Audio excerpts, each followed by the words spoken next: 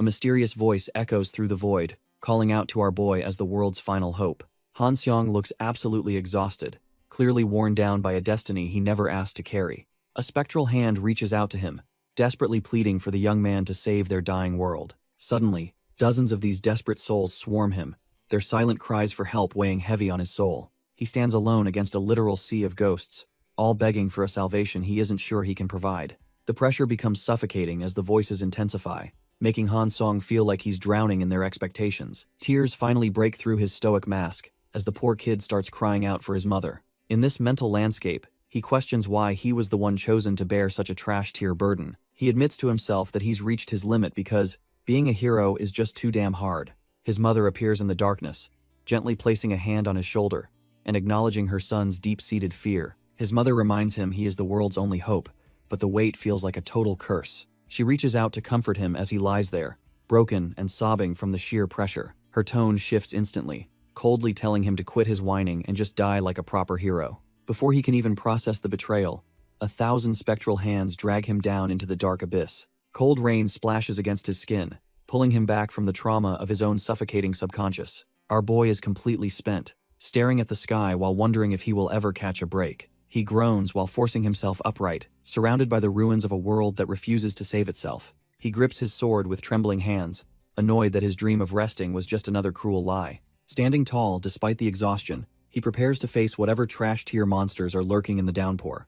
A pack of hulking beastmen closes in, their eyes glowing with a primitive hunger for hero blood. Han Seong sighs, realizing these monsters won't even let him catch his breath for a second. He looks down at the massive swarm of annoying bastards, knowing he's completely outnumbered.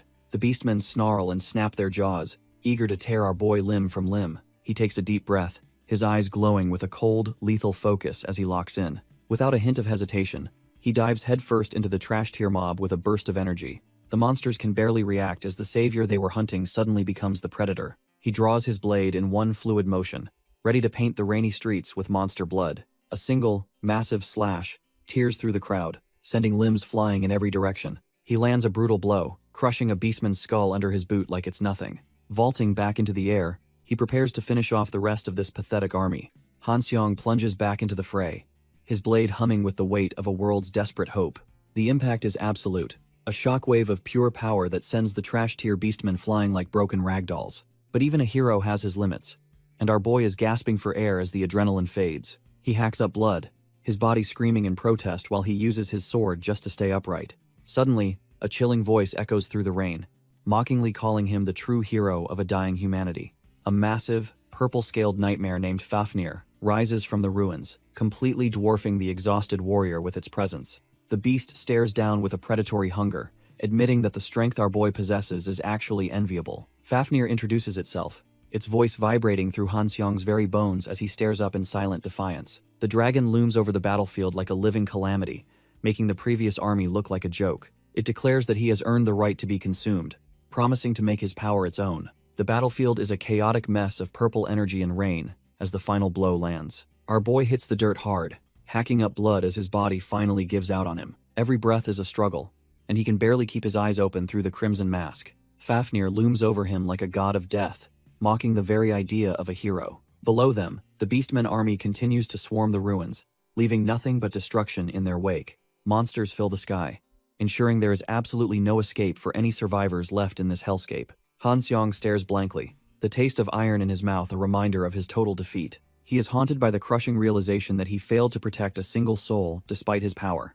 The dragon laughs at his misery, preparing a strike to end the pathetic life of this so-called savior. As the massive fist descends, our boy accepts his fate, feeling like nothing more than a failure. A distant voice echoes through the void, calling out a name he hasn't heard in a lifetime. Our boy's eyes flutter open, but the hellish battlefield he remembers has been replaced by blinding light. He blinks in disbelief, struggling to process the fact that he is still drawing breath. A bunch of classmates look down on him, asking why he suddenly collapsed like a total weakling. He is utterly dumbfounded, unable to reconcile these peaceful faces with the carnage of his final moments. Bolting upright, he scares the daylights out of his friends who think he is acting like a ghost. The weight of the situation settles in, as he realizes he isn't in the afterlife at all. He stares at his unscarred hands, finding them free of the blood and grime of 1,000 battles. Looking toward the horizon, he sees a clear sky that hasn't been choked by draconic smoke for years. While his friend watches him nervously, our boy realizes he has been given a second chance at life. Kim Soo-hyun is still in a daze, while this trash-tier bully gets right in his face. The bullies just laugh, thinking he is some weakling who has finally lost his mind. One of them grabs his collar, telling him to shut up and prepare for a beating. Our boy is still struggling to believe these guys are actually standing in front of him alive. The bully loses his patience and swings a heavy fist, aiming to crush him into the dirt. Suddenly, Kim Soo-hyun reacts on pure instinct, catching the punch with a grip like cold steel. Before the loudmouth can even process the situation, our boy prepares a devastating counterstrike. He delivers a clean, brutal punch that connects perfectly with the bully's jaw. The attacker is sent flying back, his ego shattered as he tumbles across the pavement. The rest of the student group stands there, completely dumbfounded by the sudden display of power. Kim Soo-hyun stares at his hand in shock, trying to apologize for the accidental display of brutal strength. The trash-tier bully clutches his face, but the sudden wail of police sirens forces an early retreat. As the punks scramble away, they bark threats about tomorrow, leaving our boy standing there completely dumbfounded. He starts questioning his sanity because everyone is calling him a name that definitely isn't his. The adrenaline fades, and the pain kicks in, forcing him to the ground in this confusing new reality. While struggling to stand, he notices a discarded phone lying among the debris of the construction site. He picks up the device, hoping it might provide some answers to this bizarre identity crisis. Our boy scoffs at the ancient tech, wondering why anyone would carry a phone this old. His breath hitches as he stares at the screen, finally noticing something that chills him to the bone. He realizes with horror that the reflection staring back isn't his face, but the face of a stranger. Back in 2042, the world basically went to hell when dungeons started popping up everywhere. These trash-tier monsters crawled out of the gates, turning every city into a literal graveyard. It was a total massacre as the Beastmen army tore through humanity's peace without a shred of mercy. But then, some humans suddenly gained insane powers, becoming the only ones capable of fighting back. Our boy was one of these legendary awakened, standing as a beacon of hope against the darkness. Even after everyone else bit the dust, he kept swinging his blade as the world's last survivor. He was the strongest awakened to ever live, yet he ended up alone in a dead world. Cut to the present, and a grumpy detective is grilling him about his identity in a police station. Kim Soo-hyun stammers out his name, feeling completely out of place in this weak, unscarred body. The officer keeps pressing for his age, leaving him struggling to remember his own basic birth details. Our boy looks around the station, feeling the cold sweat of a man who clearly doesn't belong here. He spots a calendar on the wall, and his heart nearly stops seeing. The year is 2022. If his memory is right, he should be in 2042, making this a 20-year jump into the past. Since he's stuck in this youthful body, he decides to play along and claim he's 19 for now. Detective Park isn't buying the act, finding it suspicious that this kid only remembers his name and age. Soo-hyun ignores the nagging and wonders if this is just some cruel, draconic illusion cast by Fafnir. He vividly remembers the hellish battlefield where he died, a world reduced to nothing but ash and rain. But as he clenches his fist, the sharp sting of reality proves this isn't some trash-tier dream. It finally sinks in that he's actually regressed, leaving him dumbfounded by this impossible second chance at life. Still, he stares at the memory of Han Song and wonders how he'll ever reclaim his former power. Detective Park is fed up and tells him his mother will be there to collect him shortly. He warns our boy to avoid construction sites, mentioning that something suspicious has been lurking around them. Just then, a woman bursts in, her voice trembling as she calls out for her son. She's absolutely frantic, grabbing his face and demanding to know why he's even at a police station. With tears in her eyes, she asks if he's all right, clearly terrified for his well-being. Soo-hyun stands there frozen, realizing he's now face-to-face with the mother of this body's original owner. As they leave, the orange glow of the sunset blankets a city that feels both familiar and foreign. She's suspicious about him forgetting their home address, but he plays it off as simple moving stress.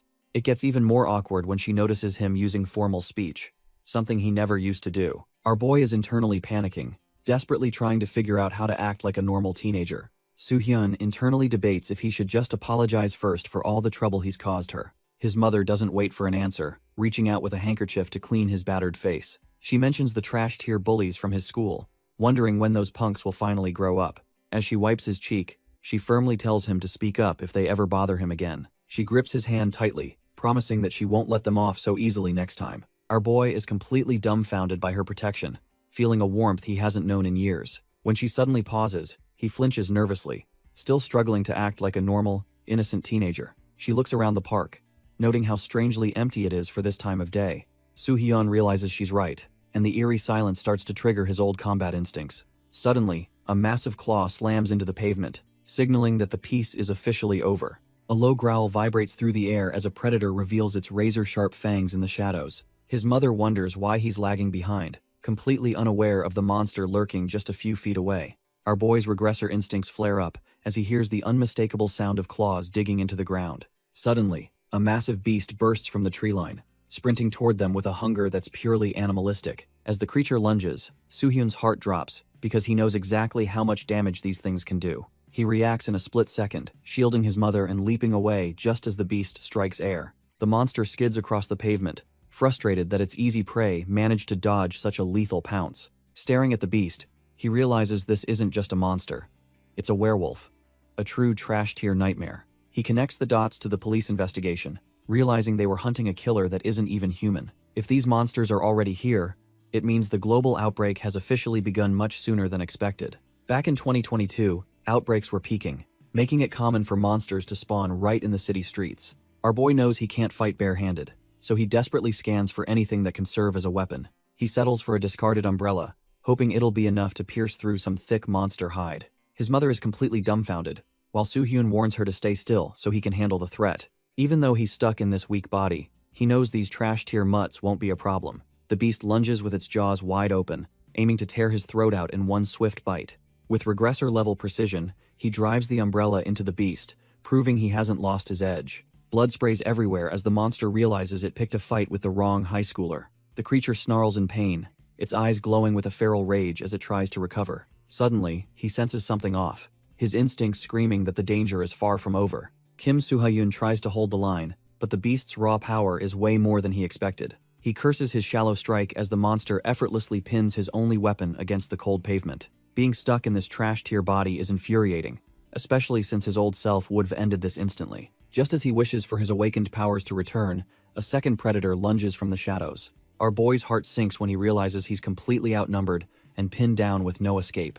Suddenly, his mother throws herself into the fray, desperately tackling the beast to keep it away from him. He stares in utter disbelief, his mind racing as he watches her put everything on the line. Panic sets in as he screams for her, watching the chaotic struggle unfold right before his eyes. The monster brutally tosses her aside, leaving her crashing into the ground while he watches helplessly. Hez left completely dumbfounded, wondering why she'd risk her life for someone like him. Our boy desperately fends off the beast, but his trash-tier body can barely keep up with the onslaught. He rushes to his mother's side, screaming her name as the monsters circle like vultures. Holding her trembling form, he frantically asks why she'd risk everything for a failure like him. She weakly reassures him that she's fine, though her fading strength tells a much darker story. With her last bit of energy, she begs him to survive, leaving him completely dumbfounded and broken. The light leaves her eyes as she goes limp, sending a cold shiver straight through his soul. He stares at the ground in silence, the weight of his failure crushing what's left of his heart. As the beasts close in for the kill,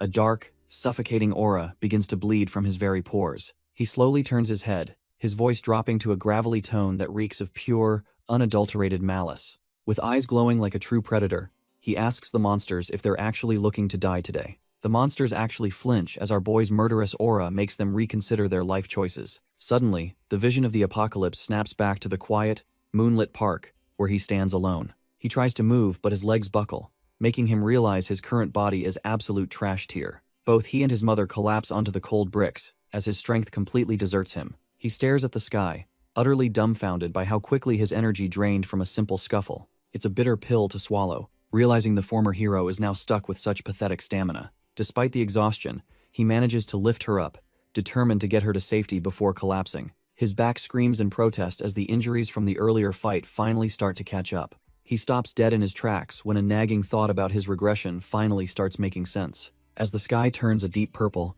he realizes the peaceful life he wanted is already slipping away. He finally reaches the apartment, the quiet building, a stark contrast to the chaos he just escaped. His mother collapses onto the sofa, letting out a sigh of relief for finally making it back home. Our boy is gasping for air, thanking his lucky stars he found an address inside the wallet. He watches her toss and turn, his heart heavy as he realizes how close they came to disaster. She mumbles his name in her sleep, trying to reassure him that everything is going to be fine.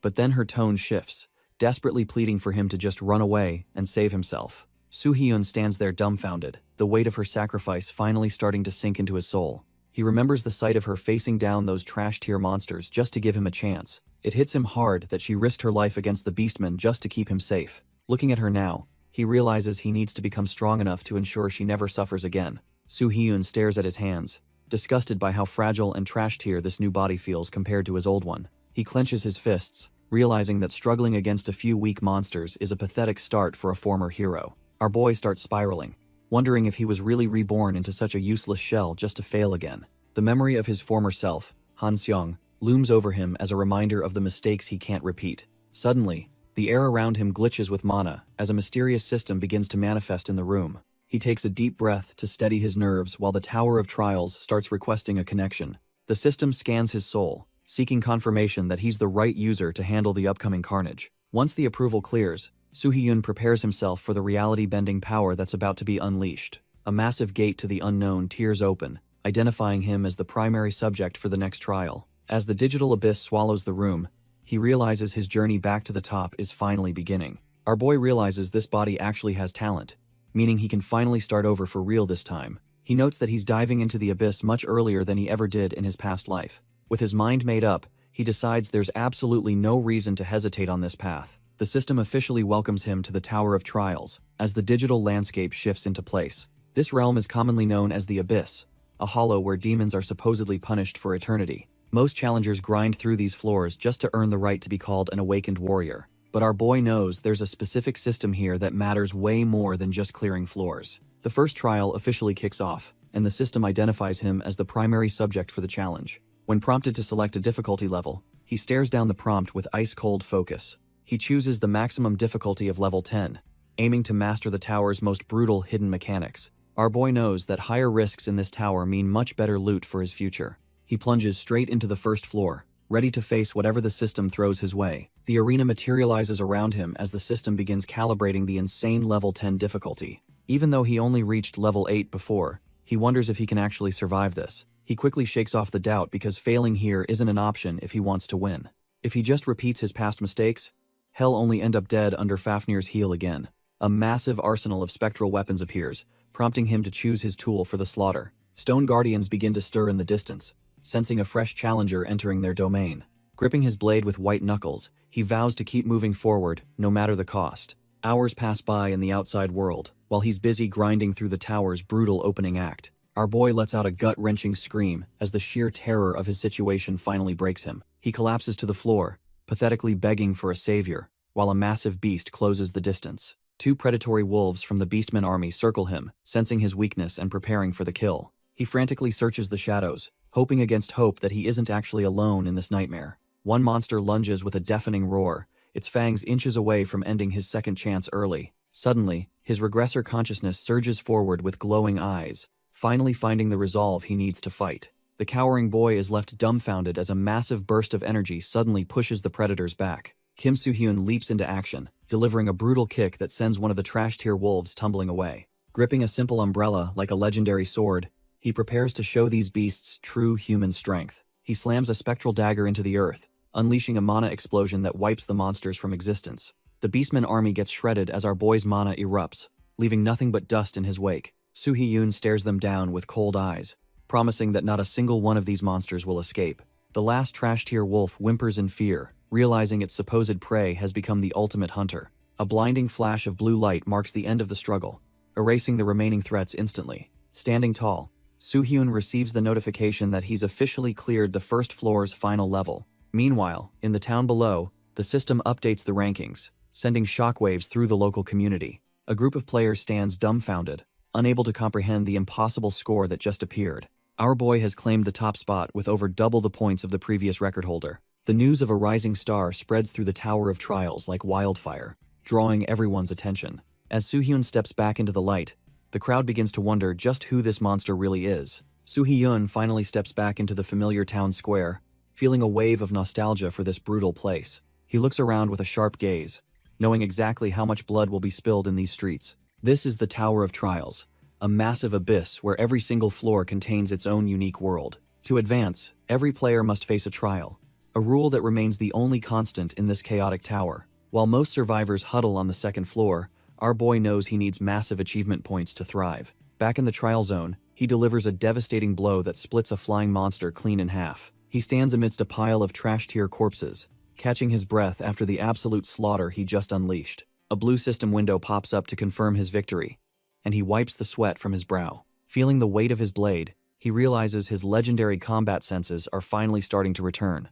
As the rewards pour in, the system calculates his impossible score and officially ranks him as number 1. Our boy notes his stats are climbing way faster than they ever did in his previous life. With over 2,000 points banked, he figures he is finally ready to tackle the next floor. He arrives at the hub, deciding it is time to go all out on a much-needed shopping spree. He stops in front of a familiar shop, already knowing exactly what he needs to survive. The bell chimes as he steps inside, his regressor knowledge leading him straight to the best gear. A beautiful dark elf greets him with a smile that is clearly designed to empty a player's pockets. She leans in, instantly pegging him as a fresh face who just climbed up from the lower trials. This is Veli, a merchant who loves giving recommendations that usually cost more than they are worth. He is not falling for her charms and immediately demands the leap skill to boost his mobility. When he asks for the rare transformation skill next, even the crafty merchant looks a bit caught off guard. Veli lists the steep prices, clearly testing if our boy is just another broke dreamer. He just smirks, knowing his secret stash of points is more than enough to cover the bill.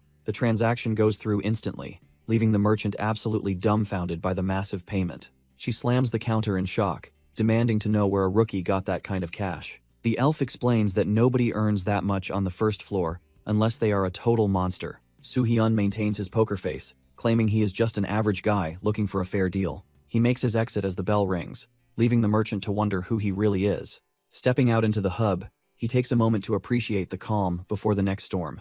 Our boy checks his dimensional pocket, confirming the inventory system is working exactly as he remembered. While sitting on a bench, he audits his new gear and rations to ensure nothing was forgotten. Our boy uses appraisal on his new skill books to see if they are worth the heavy investment. He notes that every skill requires specific mana levels and grows stronger through constant proficiency training. Transformation stands out as a rare growth-type skill, the only one available in the tower's basic store. Along with skills, he pulls out a mana catalyst, an item just as vital for his early progression. This diluted catalyst might be low-grade, but it effectively amplifies his mana load based on his current stats. Most rookies ignore the basic reward shop, but Soo-hyun knows exactly which cheap items are actually hidden gems. He realizes that focusing only on climbing the next floor causes most players to miss these essential treasures. Sitting on a bench, he prepares to down the foul-tasting liquid to give his magical abilities a boost. He feels a sense of relief knowing his past life's memories are giving him such a massive head start. Just as he prepares to drink, a shadow looms over him, and a stranger interrupts his quiet moment. A stranger with a massive blade suddenly approaches our boy, catching him completely off guard. Soo-hyun is dumbfounded because he didn't sense the guy's presence until he was right there. The red-haired swordsman quickly apologizes, realizing he might have come on a bit too strong. Looking closer, Soo-hyun's eyes widen as he realizes exactly who is standing before him. This is Choi Hakjun, a man known as an absolute genius among the awakened in the abyss. However, in the original timeline, he became the primary culprit behind a horrific guild massacre. Back then, he was a cold-blooded monster with a murderous aura that could freeze anyone's blood. Seeing him now, he looks like a totally different person, acting friendly and even a little awkward. Hakjun wonders if he has something on his face since Soo-hyun is staring so intensely at him. Soo-hyun shakes off the shock, noting the lack of bloodlust, and asks what the genius wants. Hakjun admits he has been tailing our boy since the shop, impressed by his sharp eye for gear. Soo-hyun clenches his fist in frustration, realizing he let a future monster follow him without even noticing. The red-haired genius leans in with a smirk, preparing to drop a request that catches Soo-hyun off guard. Feeling the weight of the situation, Soo-hyun gulps as he tries to predict this psychopath's next move. Suddenly, the murderous aura vanishes as Hakjun begs to join his party like an overexcited golden retriever.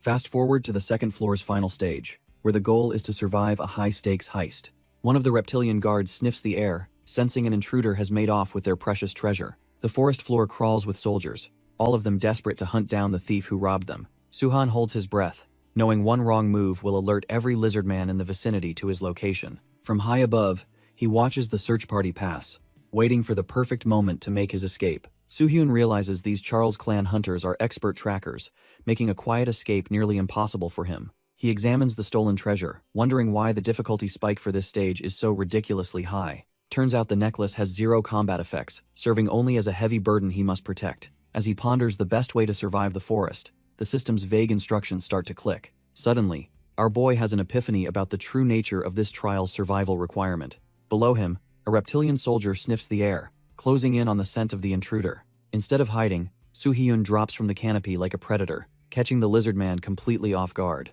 He draws his blade with lethal intent, deciding that the best defense is a total offensive. With one swift motion, he cleaves through the hunter, proving he isn't some trash-tier prey to be hunted. He realizes that surviving this forest doesn't mean running away, it means being the last one standing. He stands surrounded, realizing the only way through is to wipe out every single monster in this forest. One lizard man lunges with a spear, but our boy is already moving before the strike even lands. He carves through the first attacker, the system rewarding his lethality with a flood of achievement points. He becomes a whirlwind of steel, leaping between targets until the clearing is painted in reptilian blood. Catching his breath, he admits that while a party might be safer, it would only slow him down. He recalls a time when Choi Hakjun complained about how hard it was to find reliable teammates. Back then, he questioned why the guy was so fixated on a mid-tier challenge like level 8. Hakjun just gave him a knowing look, hiding the dark potential that would eventually consume him. Now, Soo-hyun knows that level 8 is trash tier, compared to the absolute peak he needs to reach. With his resolve hardened, he dives back into the fray to continue his one-man massacre. A massive beast looms over our boy, but he doesn't even flinch at the sight of the monster. Soo-hyun smirks because the floor boss finally showed its face to give him a real challenge. He launches himself into the air, closing the distance before the creature can even react to his speed. Gripping his blade, he vows to drag this so-called apex predator straight to the bottom of the food chain. With one clean strike, he shreds the boss into pieces, proving his regressor skills are on another level. The system rewards his lethality with a unique necklace capable of healing even the most fatal wounds. Resting by the fire, he realizes hunting these trash-tier mobs was the best decision he's made yet. Looking at his status, he notes his stats are climbing way faster than they ever did before. His transformation skill is the secret sauce, allowing him to dissect and understand every enemy habit perfectly. He absorbs the boss's berserker ability, knowing this power-up will be a literal lifesaver during future emergencies. Our boy catches his breath, realizing even trash-tier hunts provide massive benefits for his growth. Suddenly, he senses something off, snapping out of his victory high to stay on guard. Turns out his fatigue is hitting critical levels, but he can't help smiling at his progress. He finally heads back to the place he calls home as the sun begins to set. Stepping inside, he stops dead in his tracks, completely dumbfounded by the sight before him.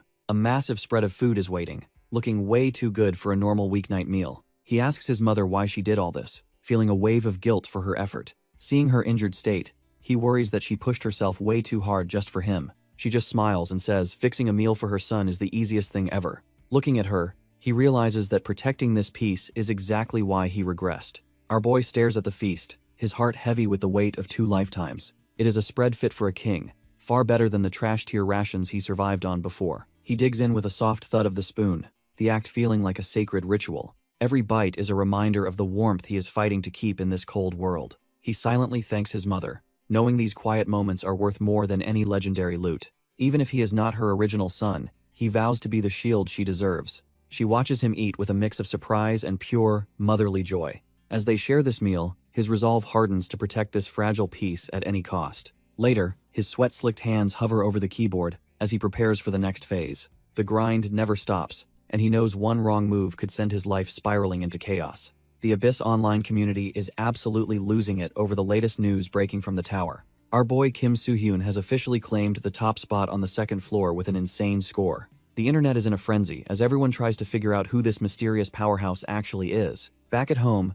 Soo-hyun is sweating bullets as he watches the digital chaos he just unleashed online. He realizes his plan for a quiet climb is trash tier, now that he is the center of attention. Meanwhile, over at the Ares Guild headquarters in Gangnam, the big players are finally taking notice. Choi Hakjun stares at his phone, wondering if this top ranker is someone he should actually care about. The guild leader notes the timing of the awakening and asks if Hakjun knows anything about the guy. Hakjun just gives a sly look, clearly hiding his true thoughts behind that smug and silent expression. He plays it cool, claiming he has never met the guy since the tower is such a massive place. Hakjun plays it cool as the guild leader drops a heavy hand on his shoulder to talk shop. The leader probes about his progress on the 3rd floor, but Hakjun is tackling the brutal level 8. When the leader mentions the sudden rise of Kim Soo-hyun, our boy Hakjun keeps his poker face tight. Since finding a squad for such a high level is impossible, Hakjun plans to just solo the thing. The guild leader just smirks, clearly satisfied with the cold-blooded monster's drive to reach the top. He tells Hakjun to focus solely on the climb, while he handles the task of finding teammates. Just as the conversation seems over, the leader stops in his tracks to deliver one final, chilling reminder. His expression turns dark as he asks if Hakjun truly understands the stakes of their little arrangement. Walking away, Hakjun curses the man's name, while being tasked to somehow recruit the mysterious Soo-hyun. Left alone with his thoughts, Hak-jun wonders what kind of monster this Soo-hyun guy actually is. Kim Soo-hyun crosses paths with Choi Hak-jun, who immediately senses something off about this seemingly ordinary guy. Hak-jun finds it hard to believe this could be the monster his boss is so obsessed with finding. He realizes that even if it is him, getting caught up in questions won't help his own climb. Turning away from the city lights, Hak-jun resolves to focus solely on his own strength and future progress. As the months blur together, Soo-hyun clears floor after floor while maintaining his facade as a diligent student. His mother warmly tells him to go rest in the countryside since he has worked hard for exams. After perfectly clearing the 9th floor, our boy finally steps out of the house to begin his journey. It has been a full year since his regression, and the weakling he once was is long gone. A train screams past the station as he prepares to leave the city behind for his next trial. Watching the tracks, Soo-hyun admits to himself that this path is taking much longer than he first anticipated. Walking away, our boy is just glad he managed to clear the 9th floor despite those pesky final exams. The 10th floor is next, and since it'll take time, he's using a fake vacation to leave home. In this tower, every 10th floor is a massive wall, where the difficulty spikes like crazy for every challenger. Most players take the easy way out by lowering the difficulty, but that just makes future floors even harder. He clenches his fist, knowing he can't afford to take any shortcuts if he wants to survive the end. If he doesn't get stronger right now, he knows the tragedies of his past life will just repeat themselves. He remembers the Anyang outbreak, the first major incident where humanity realized just how screwed they actually were. Then came the New Year's massacre in Gyeonggi-do, a nightmare of blood and monsters he's desperate to erase. Squinting against the sun, he steels his resolve to rewrite the horrific script of the coming apocalypse. Looking out over the city, he vows that this time, he'll definitely be strong enough to protect it all. Our boy finally reaches the massive entrance to the 10th floor, ready to face the next big hurdle. He spots a scruffy old man lounging by the gate, who seems to be waiting for a traveler. This isn't just some trash-tier beggar, he's actually the gatekeeper, and he's looking for a little handout.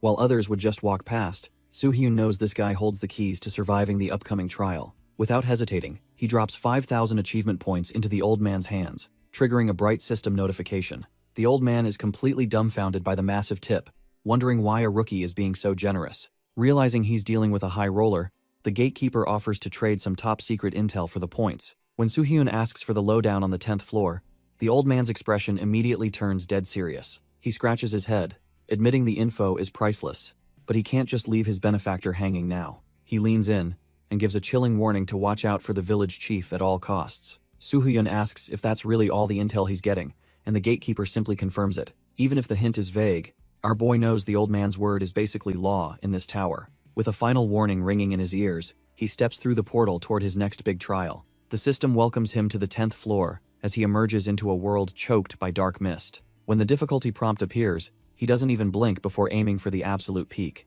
He locks in level 10, his eyes glowing as he prepares to break this stage wide open.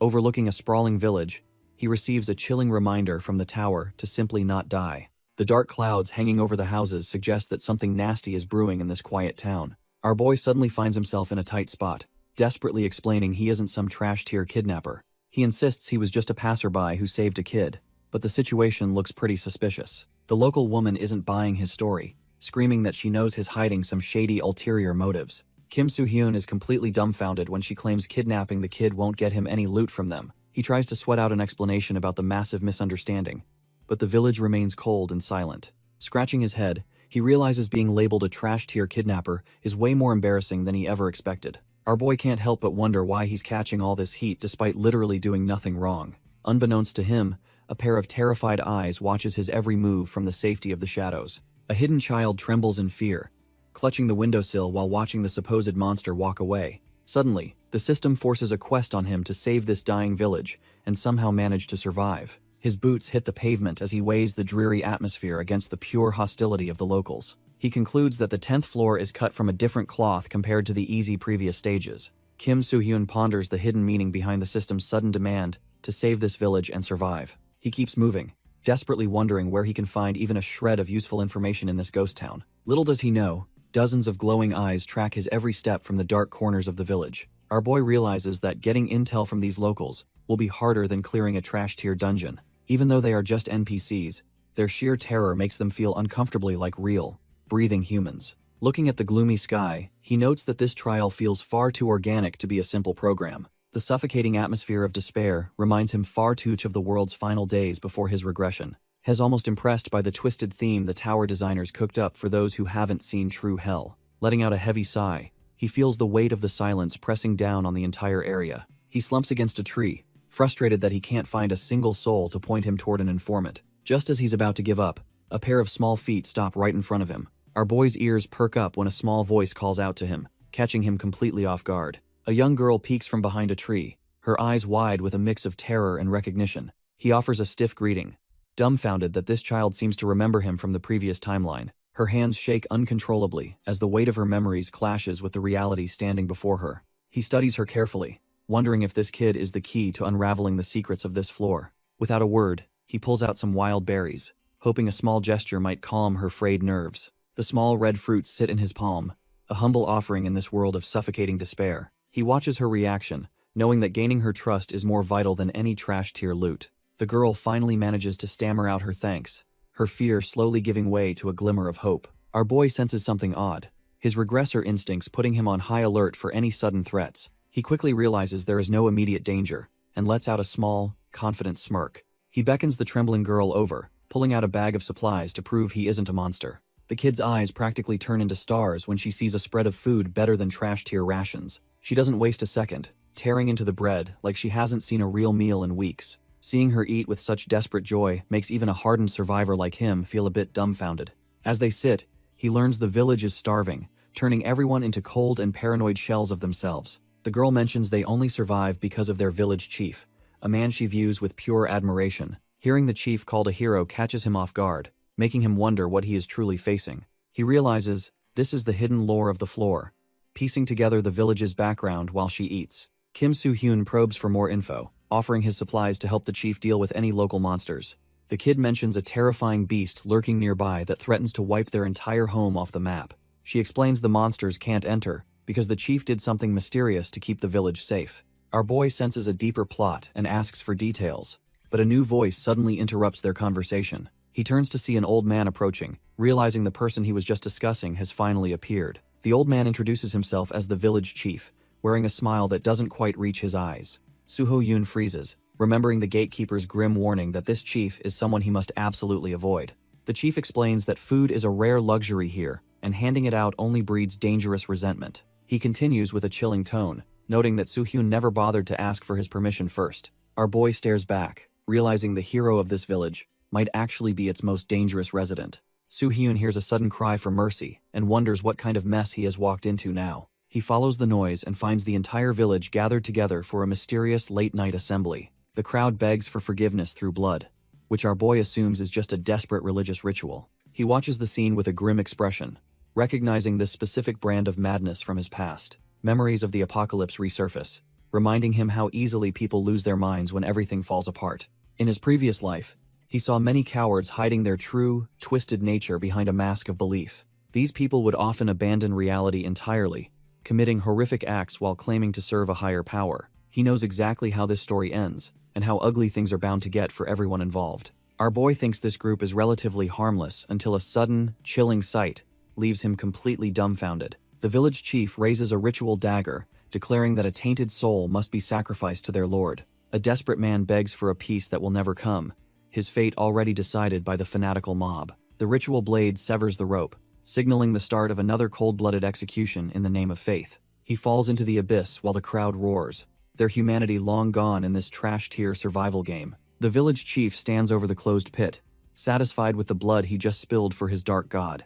Our boy watches in silence, realizing that people are the same everywhere, vile, selfish, and utterly beyond saving. As Kim Soo-hyun walks away, the villagers gossip about the victim's family, proving they value tradition over life. They truly believe these sacrifices are the only thing keeping them safe from the horrors outside their walls. The cowards breathe a sigh of relief for now, glad it wasn't their turn to face the darkness. Their eyes burn with a sinister light as they realize there is still one outsider left in their midst. In the quiet of his office, the village chief begins planning the next ceremony to keep his power intact. The village chief asks his subordinate for an update, wondering if the outsider has done anything suspicious yet. Since the boy is just a stranger, the chief decides he is the perfect sacrifice for their ritual. They plan to use a hypnotic drug to dull his senses before throwing him to the beast underground. As the sky grows heavy, the chief justifies his cruelty, claiming small sacrifices keep the entire village safe. With a sinister glint in his eyes, he asks if saving his people isn't worth one measly life. Years ago,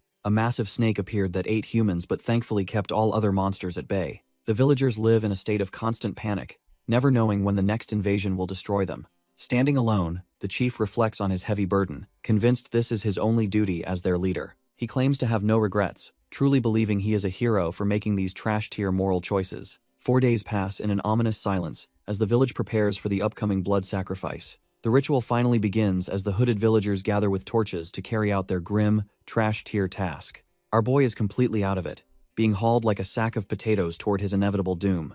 They reach the sacrificial pit, prepared to toss a living human into the dark abyss waiting below. Kim Soo-hyun hits the wooden floor hard, still trapped in a drug-induced slumber, while his captors watch. The villagers offer a hollow apology to the outsider, hoping his death buys them a few more days. The village chief justifies the betrayal, convinced that sacrificing one life is the only way to save everyone. Suddenly, the floor gives way and he plummets into the dark, leaving the flickering torchlight far behind. Deep in the shadows, a massive, scaly terror stirs, sensing that its long-awaited meal has finally arrived. This beast has been nesting here for years, guarding its brood while the terrified villagers feed its hunger. The great serpent opens its maw with a terrifying hiss, bearing venomous fangs to swallow him whole. The village chief walks back toward the pit, expecting to find nothing but bones and lingering regret. He notes that a full day has passed since they tossed our boy into that literal death trap. He figures the beast has already finished its meal and plans to lure it further north next. Suddenly, his footsteps come to a grinding halt as he senses something is very wrong in the darkness. His face pales and he stands there completely dumbfounded by the impossible sight waiting for him. Emerging from the shadows, Kim Soo-hyun looks completely unfazed, as if he just took a light nap. Our boy stands over the decapitated serpent and casually asks the mayor why he is visiting. The chief starts sweating bullets, unable to comprehend how a trash-tier outsider could survive this nightmare. His hands tremble as he stares at the dead calamity, wondering if this kid is even human. Kim Soo-hyun just gives him a cold look, clearly done playing games with these backstabbing villagers. Kim Soo-hyun calls him out, noting the chief seems pretty upset that the monster actually died. The village chief fumbles for words, his face twisting in a mix of pure terror and disbelief. He grits his teeth, clearly struggling to maintain his composure, while his secrets start to unravel. Desperate, the old man claims his betrayal was for the village, using the snake as a shield. Our boy isn't buying it, and asks if he was really protecting the people, or just himself. The chief freezes up, his silence speaking volumes as the weight of the accusation hits him hard.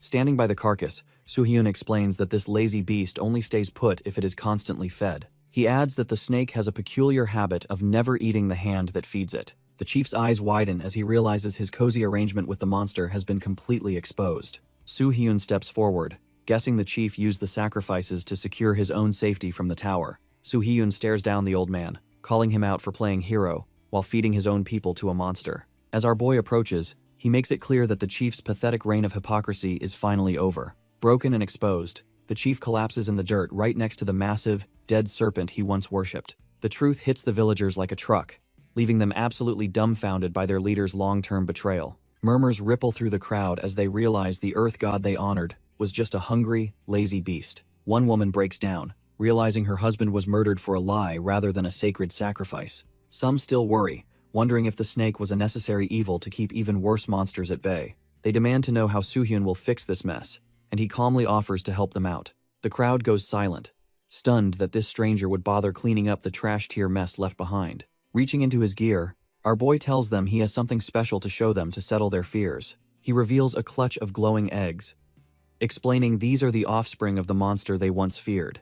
The villagers stand there completely dumbfounded, unable to process that their nightmare has left behind a legacy. Our boy explains that these snakes won't harm their feeders, making them the perfect biological defense system. He reassures the terrified crowd that the era of human sacrifice is officially over for their village. Instead of blood, they'll feed the hatchlings other monsters, turning their former predators into loyal guardians. While he offers to handle the initial hunting, he makes it clear his help won't last forever. Since he's just an outsider passing through, the villagers eventually need to man up and take charge. One man snaps back, arguing that simple farmers with trash-tier tools can't possibly hunt dangerous monsters. Soo-hyun just stares back, asking if they actually care about protecting the place they call home. He reminds them that if they won't fight for their own lives, nobody else is going to. Soo-hyun gives them a brutal ultimatum, telling them to either fight or keep sacrificing their own people. The villagers stand there completely dumbfounded, paralyzed by the harsh reality of their own cowardice. Our boy realizes they lack any will to protect themselves, choosing instead to stay shackled by dependency. He reflects on how weak heroes like the chief are born solely from the selfish wills of others. Looking at their hollow faces, he regrets having any hope for people who have already given up. Just as he decides to find another way to clear the stage, a sudden shout rings out. He is genuinely surprised that someone actually has the guts to speak up in this hopeless place. A woman and a young boy step out from the crowd, finally breaking the cycle of silence. Soo-hyun recognizes the kid from earlier, seeing a flicker of something different in his eyes. Though he is clearly terrified, the boy insists on helping, proving that not everyone here is trash tier. The kid looks up at our boy, declaring his dream to become strong enough to protect his people. Soo-hyun stares back, dumbfounded that such a tiny spark of courage could exist in this trash tier village.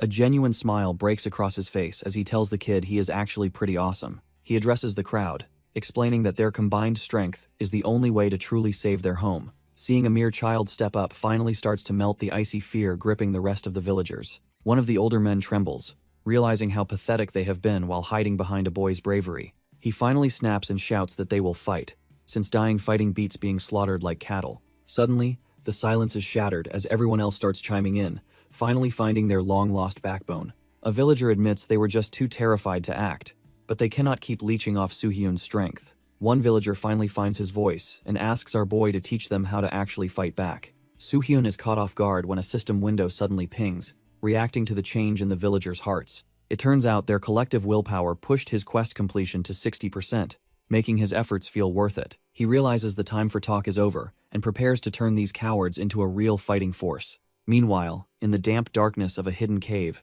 something far more sinister is starting to wake up. The village chief seethes with hatred, calling Soo-hyun an arrogant bastard for disrespecting his absolute rule and authority. He descends the stone steps toward a massive beast, desperate to reclaim control through a dark, ancient pact. A terrifying cackle fills the air as the monster begins to stir in response to its master's presence. The creature's massive eye snaps open, revealing a hunger that spells absolute disaster for the entire village. The village chief is absolutely livid, swearing that he will wipe everyone out for challenging his absolute authority. High above the village, the sounds of a chaotic struggle echo through the darkened, cloud-covered sky. It turns out the villagers have been capturing monster hatchlings to use as a twisted form of insurance. They worry that if they stop feeding these beasts in the village basement, they will be eaten alive. While they gossip, our boy is already busy facing down a massive, trash-tier centipede monster in the clearing. The beast lunges with terrifying speed, but Soo-hyun's regressor instincts keep him one step ahead of its mandibles. He grits his teeth, pouring every ounce of his mana into a strike that needs to end this quickly.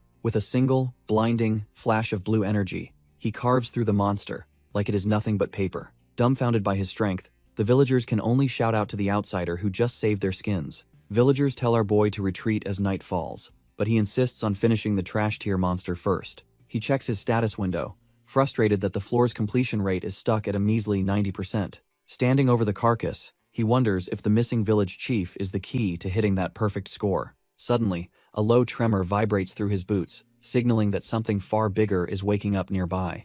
The shaking intensifies until the very earth begins to scream under the weight of an approaching presence. Our boy freezes, his regressor instincts screaming that he is no longer the biggest predator in this clearing. A blinding pillar of celestial energy tears through the atmosphere, shattering the quiet of the 10th floor. From the light emerges a majestic creature of myth, leaving Soo-hyun completely dumbfounded by its overwhelming pressure. It is the divine bird of blue fire, the only natural predator capable of hunting the legendary Great Serpent. The divine bird lets out a piercing shriek, its blue flames scorching the very air around it. Our boy finally realizes that this majestic creature is the missing piece to his 100% completion goal. Meanwhile, the trash-tier village chief creeps out of the shadows, wearing a look of pure, delusional greed. He gloats about how his sleeping poison worked perfectly, admiring the bird he thinks he has finally tamed. The old man actually believes controlling this monster will make the villagers treat him like a hero again. Suddenly, the divine bird snaps its head toward him, its glowing eyes showing absolutely zero mercy for its captor. The chief starts sweating bullets, desperately claiming he is the one who raised it from a mere chick. Ignoring his pathetic pleas, the bird unleashes a torrent of blue fire that completely swallows the treacherous old man. As he turns to ash, the chief can only wonder why his master plan went south so fast. The trash-tier chief realizes his mistake too late, as the blue flames begin to erase him from existence. Our boy is genuinely dumbfounded by the sheer destructive power radiating from the creature he needs to tame. Before he can even process the blast, The divine bird takes flight, heading straight for the defenseless village. Knowing he can't let the village burn, he kicks his regressor reflexes into high gear and starts sprinting. He pushes his body to the limit, desperate to catch up before the avian calamity reaches its destination. With a massive burst of speed, he launches himself into the air, hoping his momentum is enough. Mid-flight, he draws his blade, focused entirely on intercepting the majestic beast before it's too late. He grits his teeth, pouring every ounce of his mana into this one desperate attempt to close the gap. But gravity is a cruel mistress, and he realizes with horror that he's still just out of reach. The divine bird glares down with predatory eyes, ready to turn everything into ash. Our boy's heart sinks as he realizes the sheer speed of this trash-tier situation. A massive shockwave sends him flying backward, his defenses completely shattered by the avian's power. He tumbles through the air, blood trailing behind him as his vision begins to blur. He refuses to give up here, screaming internally that he can't let this timeline end in failure. He watches helplessly as the blue flame bird glides toward the village he promised to protect. His gear is a mess, but he desperately reaches for anything to stop his fatal descent. Gritting his teeth through the pain, he forces his broken body to move one last time. Meanwhile, the villagers look toward the horizon, wondering if their unlikely savior is still standing. The villagers are absolutely amazed that our boy has been fighting for days without a wink of sleep. He swings through the air, using every trick in his arsenal to stay in this trash-tier fight. One villager brags that he was just as fast back in his prime, though he is clearly dreaming. Soo-hyun sticks the landing on a stone pillar, his movements sharp despite the exhaustion racking his frame. Suddenly, the locals' casual chatter dies out as a massive, terrifying shadow looms over their heads. The divine bird of blue fire descends from the heavens, its predatory gaze locked onto the village. Its yellow eyes burn with a cold intensity, signaling that the real hunt is only just beginning. The villagers are completely dumbfounded, realizing their unlikely savior might not be enough to stop this calamity. Fear takes hold, as they can barely squeeze out a word, paralyzed by the avian's overwhelming presence. The villagers lose their minds and scream in terror as the blue-flamed predator closes in for the kill. Our boy isn't just watching, though, as he launches a weighted blade straight into the air. The rope finds its mark, wrapping tightly around the creature's beak to ground the flying menace. Soo-hyun knows he can't reach the bird normally, so he's forcing a connection by any means necessary. He grips the rough rope with everything he's got, ignoring the strain on his already battered body. With the bird finally snagged, he prepares to pull off a move that is pure insanity.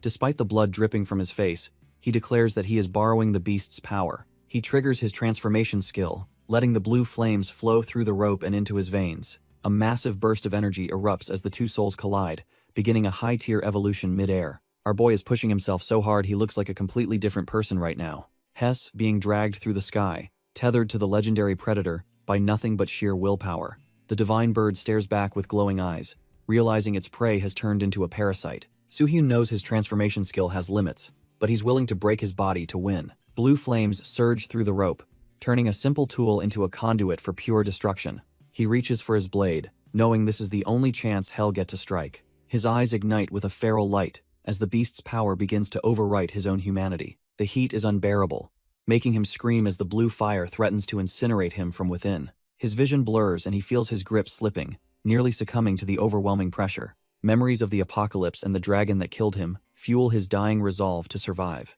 Soo-hyun looks at the pendant he once thought was trashed here, realizing it might be his only lifeline left. Our boy locks in, his gaze sharpening even as the blue flames threaten to consume his very soul. He tells himself to focus, channeling every ounce of his remaining willpower into the glowing artifact. Turns out Charles' treasure isn't useless, instantly mending his broken body for one more round of absolute hell. With his strength restored, he leaps high above the flaming avian to prepare a final, desperate gambit. He knows this is his only shot, plummeting toward the beast with his blade and resolve held high. He drives his sword home, the impact sending massive shockwaves of mana through the bird's legendary form. Screaming with every bit of his soul, he demands the creature finally stay down and just die. A massive explosion rocks the entire village, the sheer force of the collision leveling everything in its wake. When the dust settles, both the hunter and the hunted lie broken in craters, their fates completely uncertain. Our boy is barely clinging to consciousness as the world goes blurry around him. He finally lets go, his vision fading to black as exhaustion overrides his survival instincts. Suddenly, the little girl's desperate screams for her savior pierce through the silence of the aftermath. He bolts upright with a frantic cry, his body wrapped in bandages and screaming in protest. Looking around, he's dumbfounded to find himself safe in a bed instead of a monster's stomach. The kid is bawling with relief, thinking he'd been roasted alive by that legendary blue flame. Outside, the village is quiet, but every muscle in his body feels like it's been through a meat grinder. The villagers joke about the bird being a massive feast, thanking him for solving their food crisis. He sits there stunned, wondering how he survived a literal inferno with nothing but a few bruises. They start calling him a hero, but he just chalks it up to pure, dumb luck and high-tier resilience. Kim Soo-hyun is barely awake when the little girl lunges at him, sobbing with pure, unfiltered relief. She clings to him like a lifeline, finally feeling safe after the nightmare of the Great Serpent. Suddenly, system alerts flood his vision, confirming he's cleared the floor with a perfect 100% achievement score. He realizes the villagers are finally safe from destruction, feeling a rare, quiet sense of accomplishment. Seeing his first-place ranking, he sighs, knowing his presence in the tower is about to get very noisy. Our boy takes a moment to process the weight of his new reputation while his body recovers. The room fills with grateful villagers who hail him as their savior, promising to never forget his deeds. Being called a savior feels strange to a man who's already seen the entire world end once. With his injuries stable, he leaves the warmth of the village to continue his relentless, lonely climb. He stands before the glowing gate, ready to leave this floor behind and face the next trash-tier trial. Our boy realizes his stealthy exit failed when he hears a small voice calling out to him. He awkwardly scratches his head, admitting he wanted to slip away quietly to avoid any emotional goodbyes. The little girl looks up at him with eyes full of genuine gratitude and a hint of sadness. She reaches out, offering a small, humble pouch she carefully prepared as a final parting gift. She tells him to eat the fruit she picked whenever he's hungry, cheering him on with everything. Soo-hyun is caught off guard by the simple kindness, a stark contrast to the tower's usual cruelty. Waving goodbye, she reveals her name is Melly and wishes her savior luck on his long journey. He gives a rare, genuine smile and bids her farewell before finally stepping toward the next floor. Meanwhile, back in the real world, a luxury car tears through the city streets at high speed. Inside sits Choi Hak-jun, the future mass murderer, looking like he's already bored of his current life. Hak-jun is snapped out of his boredom when a voice asks if he's actually feeling nervous. Turns out, the big boss of the Aries Guild is the one riding shotgun and checking his temperature. Jung Dong-young just laughs it off, claiming the top rookie in the game has no reason to sweat. Since he already conquered the 15th floor, the guild leader believes he's easily A-rank material by now. Our boy Hak-jun doesn't seem impressed, keeping his usual deadpan expression while staring into the distance. The leader looks satisfied, clearly proud of the monster he's currently grooming for the top spot. Suddenly, the conversation shifts as the veteran hunter brings up the topic of other promising rookies. Hak-jun is visibly shaken when he hears that Kim Soo-hyun is already on the guild's radar for ranking. Jung Dong-young follows his gut, knowing anyone who cleared the 10th floor that fast is a real threat. Hak-jun can only feel pity, knowing that catching this man's eye usually leads to a very messy end. Jung Dong-young makes it clear that if Hak-jun runs into Kim Soo-hyun, he better recruit him immediately. Our boy Hak-jun just stares back, wondering if the guild leader actually knows what he's asking for. He contemplates the idea of being Soo-hyun's support, thinking it might finally grant him some much-needed freedom. They finally arrive at the Awakened Certification Authority, the place where rookies officially prove their worth. Stepping out of the car, Hak-jun carries the weight of a future mass murderer while blending into the crowd. The guild leader reminds him that everything for his climb into the abyss will be ready very soon. He drops a heavy warning, telling Hak-jun to come straight back once the ranking exam is over. If Hak-jun even thinks about betraying the guild, Dong-young promises to make everyone he cares about suffer. Despite the blatant threat, Hak-jun masks his rage with a trash-tier fake smile to keep appearances. He casually agrees to the terms, though his mind is already miles ahead of his arrogant boss. Hak-jun sighs to himself, feeling like a total wreck as he enters the building to face his fate. He keeps his head down, trying to ignore the crushing weight of the guild's expectations on his shoulders. Meanwhile, our boy Soo-hyun checks his phone, relieved that he actually managed to make it here on time. It's been ages since he last took a rank exam, and the nostalgia is hitting him surprisingly hard. He looks up at the massive facility, knowing this is the first real step toward changing the future. The Awakened Certification Authority is basically the government-run mecca, where every rookie's potential is officially judged. Soo-hyun approaches the front desk, calmly telling the receptionist that he's here to receive a brand new rank. While most people are just hunting for a quick payday, he's only interested in the dungeon's hidden secrets. A staff member leads him into the waiting area, where the air is thick with nervous energy. Nearby, other candidates are already being scanned to see if they have the potential to become true heroes. Soo-hyun notices scouts lurking nearby, thinking they certainly have hawk eyes for spotting any new talent. The staff member tells him to wait for his turn, and our boy politely offers his thanks. Suddenly, a loud shouting match erupts, causing everyone in the waiting area to freeze in surprise. Turns out some trash-tier player is losing it because his mana level only qualified for a D rank. The guy gets physical, aggressively grabbing the terrified doctor by his collar while demanding an explanation. He blames the staff for changing the rules and claims they are intentionally sabotaging his career. Soo-hyun watches the mess, thinking that while rank affects income, this guy is acting like a total clown. The angry player loses what is left of his mind and tries to throw a heavy, uncoordinated punch. Before it connects, Choi Hak-jun suddenly intervenes and mocks the guy for relying on such pathetic, cheap tricks. Our boy is left dumbfounded, realizing he just ran into a future mass murderer way ahead of schedule. Hak-jun notices a suspicious artifact on the guy's wrist that is designed to artificially boost mana levels during testing. He mocks the trash tier player for being rich enough to buy rare gear, but too weak to actually use it. When the guy tries to act tough, Hak-jun effortlessly pins him down and calls out his blatant cheating. He suggests the man should try a fair exam next time, though it would likely end in total failure. A cold smirk plays on Hak-jun's face as he clearly enjoys the absolute humiliation of his pathetic opponent. With a terrifying glint in his eyes, he doubts the cheater could even scrape past a D rank legitimately. The disgraced player can only scream in rage, completely dumbfounded by how easily his secret was exposed. Security arrives to drag the loser out, while Hak-jun casually brushes the dust off his expensive red coat. As the shouting finally fades into the distance, Hak-jun lets out a heavy, bored sigh of pure annoyance. He realizes he got a bit too carried away, blaming his current bad mood for the sudden violent outburst. Suddenly, a familiar voice calls out, making Hak-jun snap out of his irritation and look up. Turns out, it is our boy Soo-hyun, reminding Hak-jun that they actually crossed paths back on the second floor. Soo-hyun asks if he is remembered, while secretly wondering if that murderous aura he felt was just his imagination. As they stand in the quiet hall, Hak-jun asks if this is really Soo-hyun's first official rank test. Hak-jun laughs it off, mentioning that it is his own first time too, so there is no need for surprises. He points out that most people take this test way earlier, but Soo-hyun just claims he had special circumstances. Soo-hyun thinks about how he wanted to stay hidden, but he cannot let his mother suffer any longer. Hak-jun is floored that Soo-hyun reached the 15th floor without even being registered for dungeon rewards yet. His expression turns chillingly serious as he admits that he also had some very personal reasons for waiting. Sensing a dark, familiar energy from the guy, Soo-hyun realizes this bastard is definitely not your average rookie. Hak-jun is about to introduce himself when the testers call him down to start his official rank evaluation. He laughs and brags about being picked first, leaving our boy sitting there with a forced, awkward smile. Watching him go, Soo-hyun remembers that Ares is the exact guild this monster eventually slaughters in the future. The guy walks off with a carefree grin, looking like a typical rookie instead of a future mass murderer. Soo-hyun can't help but wonder what drove a talent like him to commit such a horrific, bloody atrocity. The results come in fast, and the entire room is dumbfounded when the kid is instantly ranked as B tier. Even with a high rank, Hak-jun looks bored, and Soo-hyun notices he isn't even cracking a real smile. The tension spikes when the announcer finally calls for the unaffiliated rookie, Kim Soo-hyun, to step up next. Hak-jun's eyes go wide with shock, clearly recognizing the name of the monster who dominated the lower floors. The crowd erupts in whispers, wondering if this is the legendary player who shattered every record on floor 10. Hak-jun realizes the guild leader was right and begins searching the crowd for the elusive Kim Soo-hyun.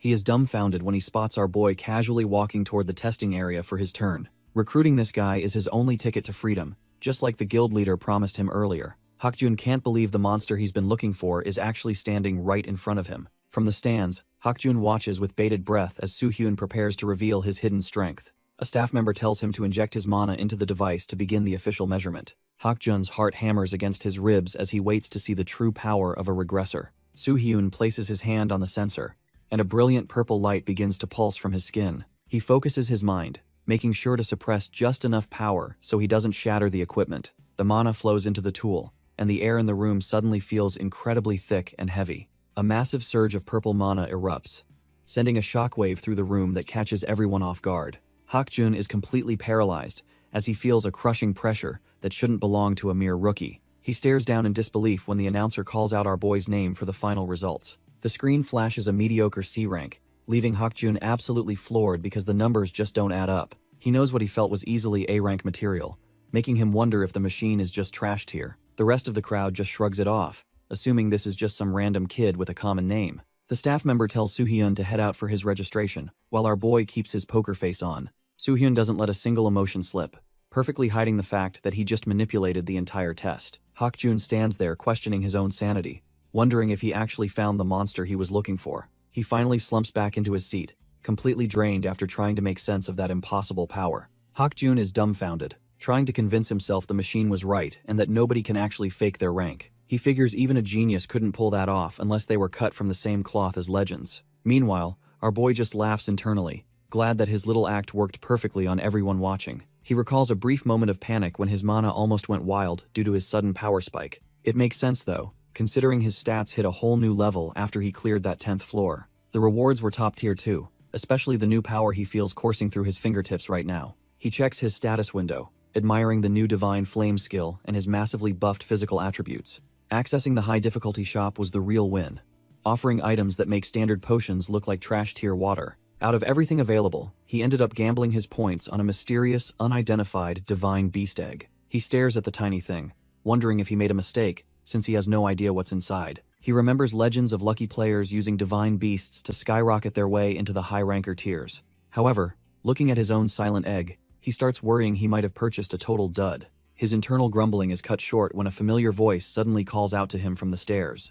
It turns out Choi Hakjun was just taking a bathroom break, and hadn't actually left the area yet. When asked about his results, our boy plays it cool and claims he only managed a C rank. The red-haired genius looks suspicious, but a sudden angry shout from across the lobby interrupts their conversation. That trash-tier cheater from earlier is back, losing his mind over how hard he worked for his rank. Soo Hyun immediately recognizes the loudmouth and wonders if the guy is actually dumb enough to seek revenge.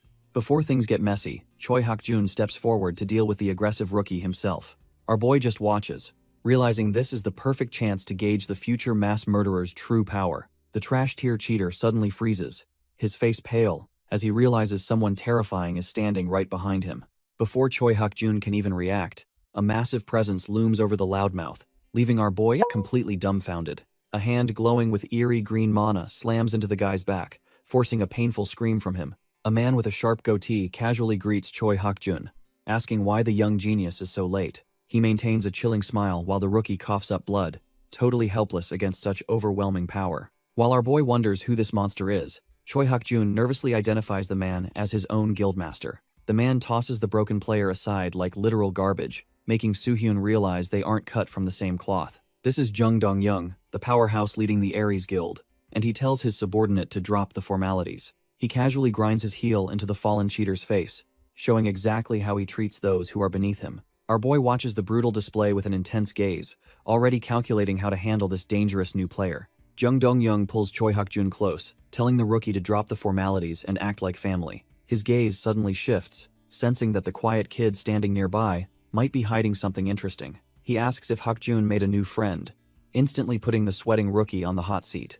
Hakjun quickly plays it off, claiming he only considered recruiting him if his rank turned out high enough. The guildmaster finds this interesting, reasoning that a genius like Hakjun wouldn't waste time on a nobody. He decides to test the waters himself, approaching our boy with a heavy, suffocating pressure. He introduces himself as the Ares leader, while Hakjun frantically signals for Soohyun to keep his mouth shut. Our boy just plays dumb, wearing a confused expression to keep his regressor identity a total secret. Hakjun is practically begging him to stay silent.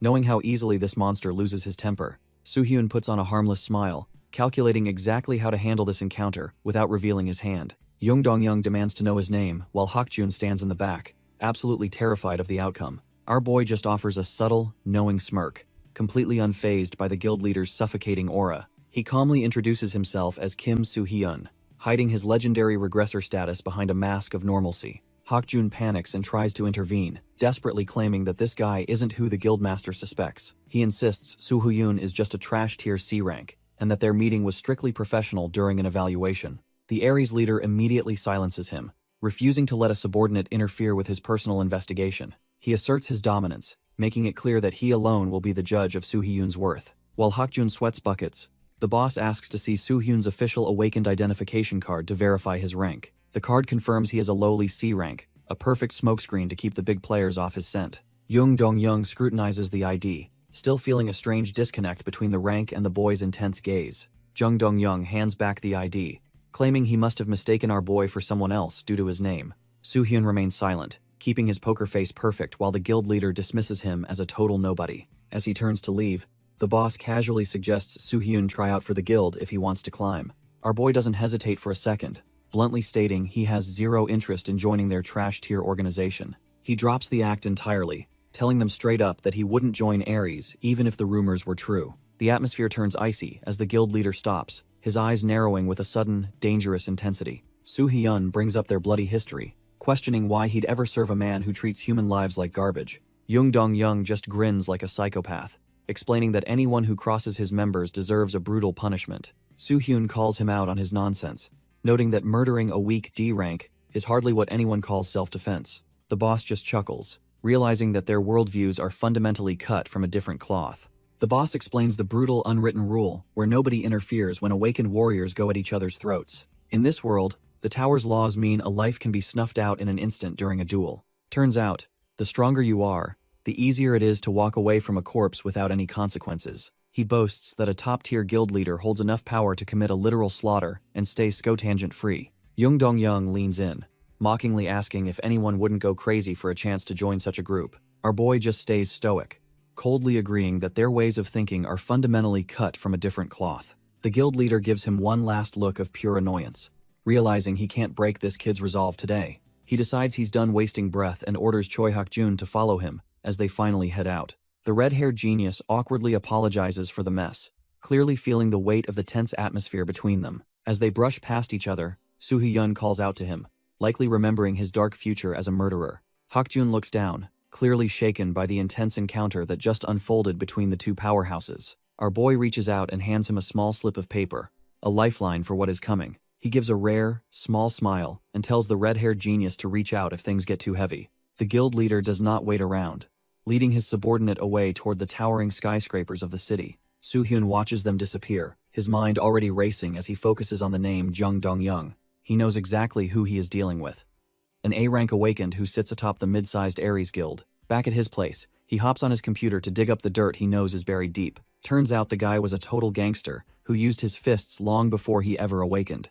The Ares Guild is basically a front for trash-tier crimes like human trafficking and smuggling illegal substances. Seeing him kill that rookie without a second thought proves the man has not changed his spots at all. Soo-hyun stares at the screen, knowing that a piece of trash like Dong-young never truly changes his ways. He suspects Hak-jun is also nursing a deep grudge, likely waiting for the right moment to strike back. Despite his digging, our boy hasn't found that one smoking gun needed to blow the whole thing open. He wonders what kind of twisted history exists between the future mass murderer and the corrupt guild leader. Leaning back, he realizes his to-do list is growing much faster than he can keep up with. Suddenly, he notices the soft fall of snow outside, a sight that triggers a heavy wave of nostalgia. In his past life, the apocalypse turned the world into a frozen wasteland, where even nature felt dead. He stares out the window, finally appreciating the quiet peace he once took for granted as the year ends. A sudden realization hits him like a freight train, making him freeze in his tracks. He bolts upright, remembering that the rank evaluation wasn't the only reason he left the tower behind.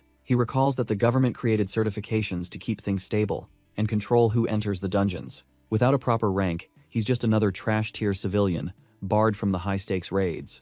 Our boy realizes he can't delay his evaluation any longer if he wants to stay ahead. He spots a recruitment post for a specific date, knowing a catastrophic incident is about to go down. He stares at the screen, his mind racing through the variables of the upcoming disaster. Suddenly, he panics, realizing his fake C rank might not even be enough to get him recruited. He worries that without any official raid history, the organizers will just overlook him entirely. Then, he remembers the business card from the corrupt guild and wonders if he can use them. A plan starts forming in his head as he weighs the risks of playing with fire. He decides to bait them, figuring a little manipulation is the only way to secure his spot. Dungeon difficulty is strictly color-coded, with violet being the absolute peak of lethality for any unlucky soul. Orange gates are usually trash tier, easily handled by a group of average C rankers without breaking a sweat. However, our boy knows this specific forest hides a secret that makes the standard ranking system totally useless. Arriving in Gwangju on New Year's Day, Soo-hyun prepares to dive into the chaos he knows is coming. He is greeted by a professional-looking man in a suit,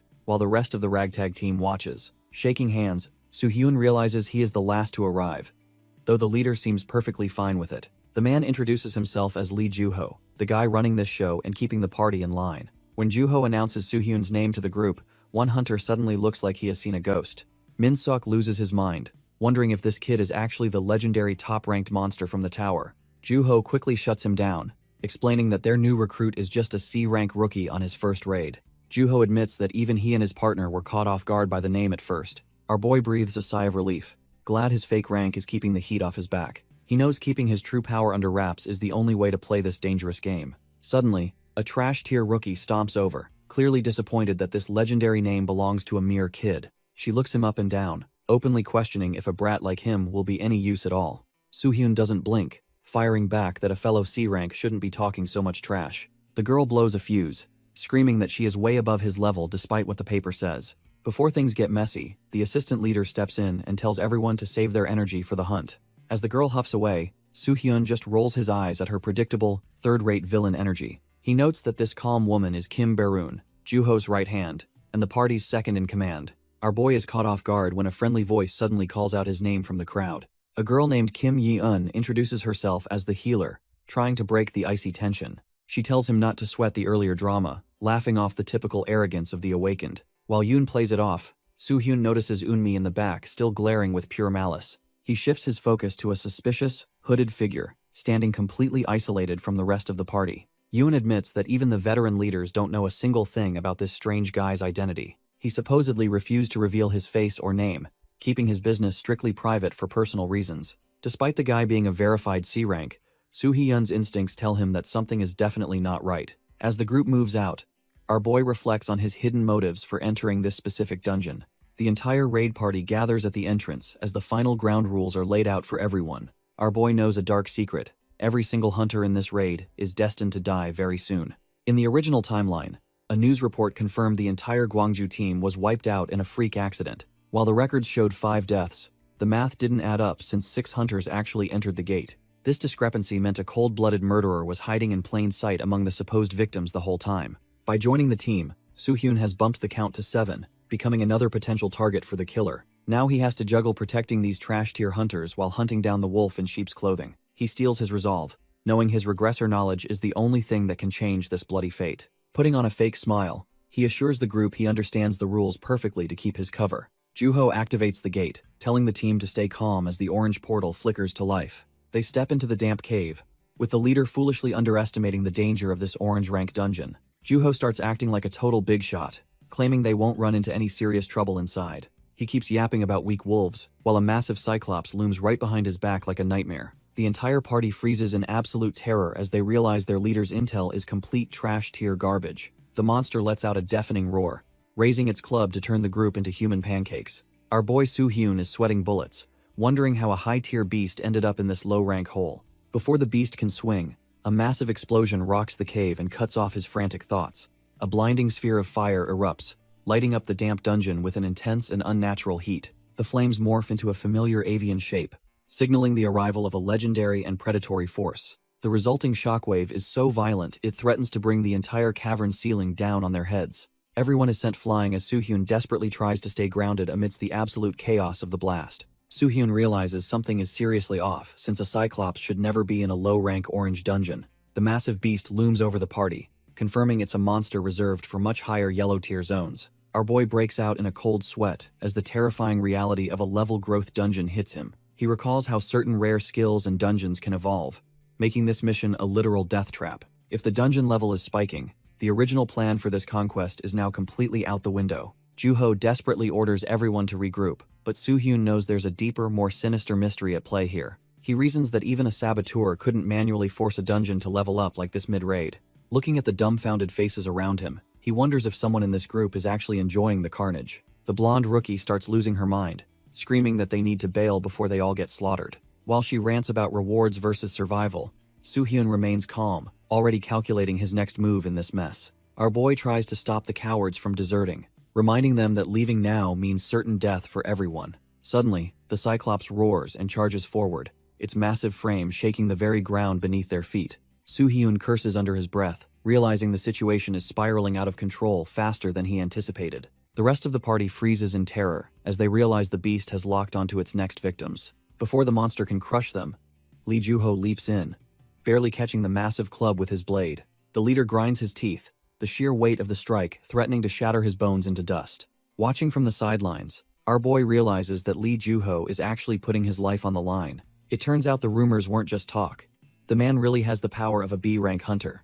However, holding back a monster of this caliber requires more than just rank. It takes pure, desperate grit. With a defiant shout, Joo-ho swings his sword, hoping to carve a path through this nightmare for his team. The party realizes this monster is way out of their league, far surpassing a standard B-rank threat. Lee Joo-ho is sent flying, his body slamming into the wall as his strength finally gives out. As the beast prepares to finish him off, the group panics, realizing their leader is about to die. Suddenly, a massive shockwave echoes through the chamber, stopping the monster's lethal strike in its tracks. Lee Juho looks up in total disbelief, wondering how the hell he is still breathing right now. He is completely dumbfounded, unable to process who could possibly have the strength to stop that blow. Turns out our boy Soo-hyun stepped in, effortlessly blocking the giant's club with a single, casual blade.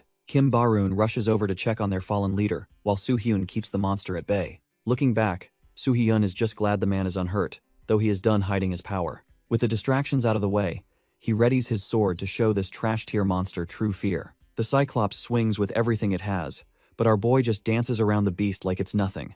The rest of the party watches in total silence as Soo-hyun lands with the grace of a pro. Min-sok and the others are completely dumbfounded, wondering how a supposed rookie can dodge such a lethal strike. Soo-hyun stares them down, asking if they plan on staying frozen in fear while the monster still breathes. Even the Cyclops is confused by the sudden shift in momentum as Soo-hyun warns them escape isn't an option. The mysterious hooded stranger steps forward to confirm the grim reality that their only way out is now blocked. Soo-hyun explains that yellow-level dungeons are a different breed where you can't leave until you find the exit.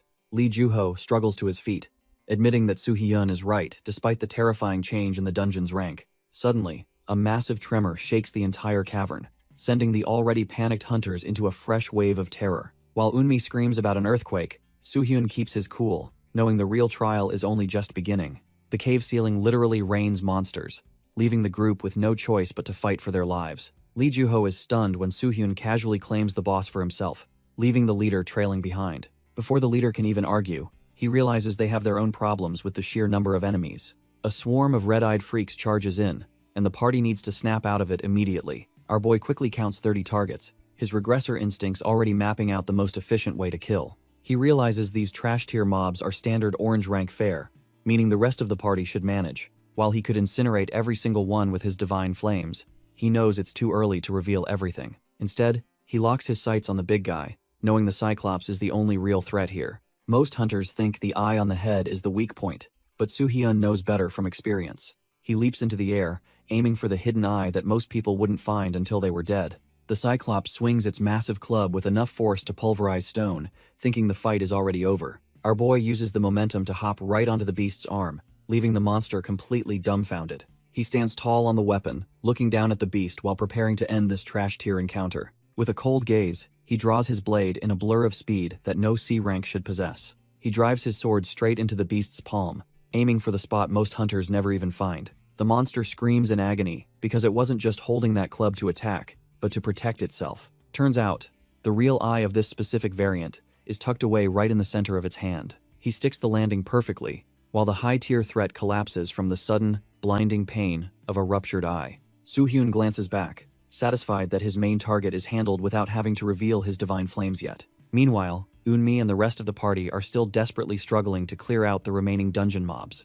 Juho and Baron finish off the last of the trash-tier mobs, thinking the coast is finally clear. But their relief turns to pure terror as they scream for Soo-hyun to watch his back. Before our boy can even react, a massive green hand snatches him right out of the air. The beast just grins, proving that a single stab wasn't enough to put this monster down for good. Soo-hyun realizes too late that he targeted the wrong limb while the creature reveals its true secret. Turns out this variant has a second eye hidden right in the palm of its other hand. His mind races as he stares death in the face, realizing his C-rank act might have backfired. The monster closes its fist with a sickening crunch, leaving the party to watch in absolute horror. Juho loses it and screams, convinced that their strongest ally just got turned into a human pancake. Min-sok and the others are completely dumbfounded, wondering if their arrogant savior actually just died. Baron and the others decide to bail, thinking the situation is completely hopeless without their carry. The monster puts everything into one final squeeze, certain it just turned our boy into a red smear. Suddenly, the creature's expression shifts to pure confusion as a strange power begins leaking from its palms. A massive pillar of energy erupts from the beast's grip, blowing its hands wide open in an instant.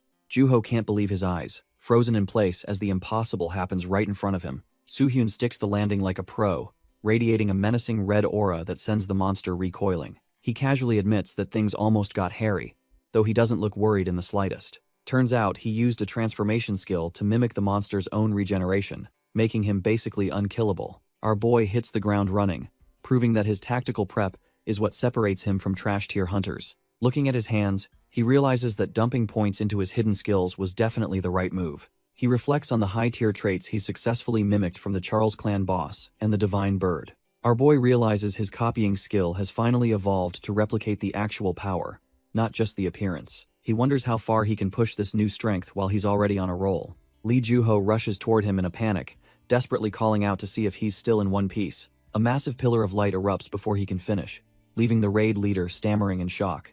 Standing amidst the settling dust, Lee Juho is left completely dumbfounded by the overwhelming aura radiating from the rookie. Without a second of hesitation, Kim Soo-hyun lunges toward the remaining trash-tier mobs to clear the path. A blinding white slash tears through the air, instantly bifurcating the first wave of monsters. The creatures barely have time to scream before realizing they've run into a total monster. Red streaks of lethality crisscross the room, shredding the entire swarm into nothing but dungeon scrap. Our boy Kim Soo-hyun continues his absolute massacre, treating these dungeon mobs like total trash-tier fodder. He doesn't let his guard down for a second, sensing that the real threat is just getting started. Suddenly, the massive Cyclops slams the ground, trying to crush anything in its path with raw, overwhelming strength. Kim Soo-hyun easily evades the strike, taunting the beast by asking where exactly it thinks it's looking. He delivers a blinding strike right to the monster's eye, while Lee Juho watches the impossible display. The raid leader is completely dumbfounded, unable to process the sheer speed and refined technique of a rookie. He can't help but wonder if these are truly the abilities of a mere C-rank hunter.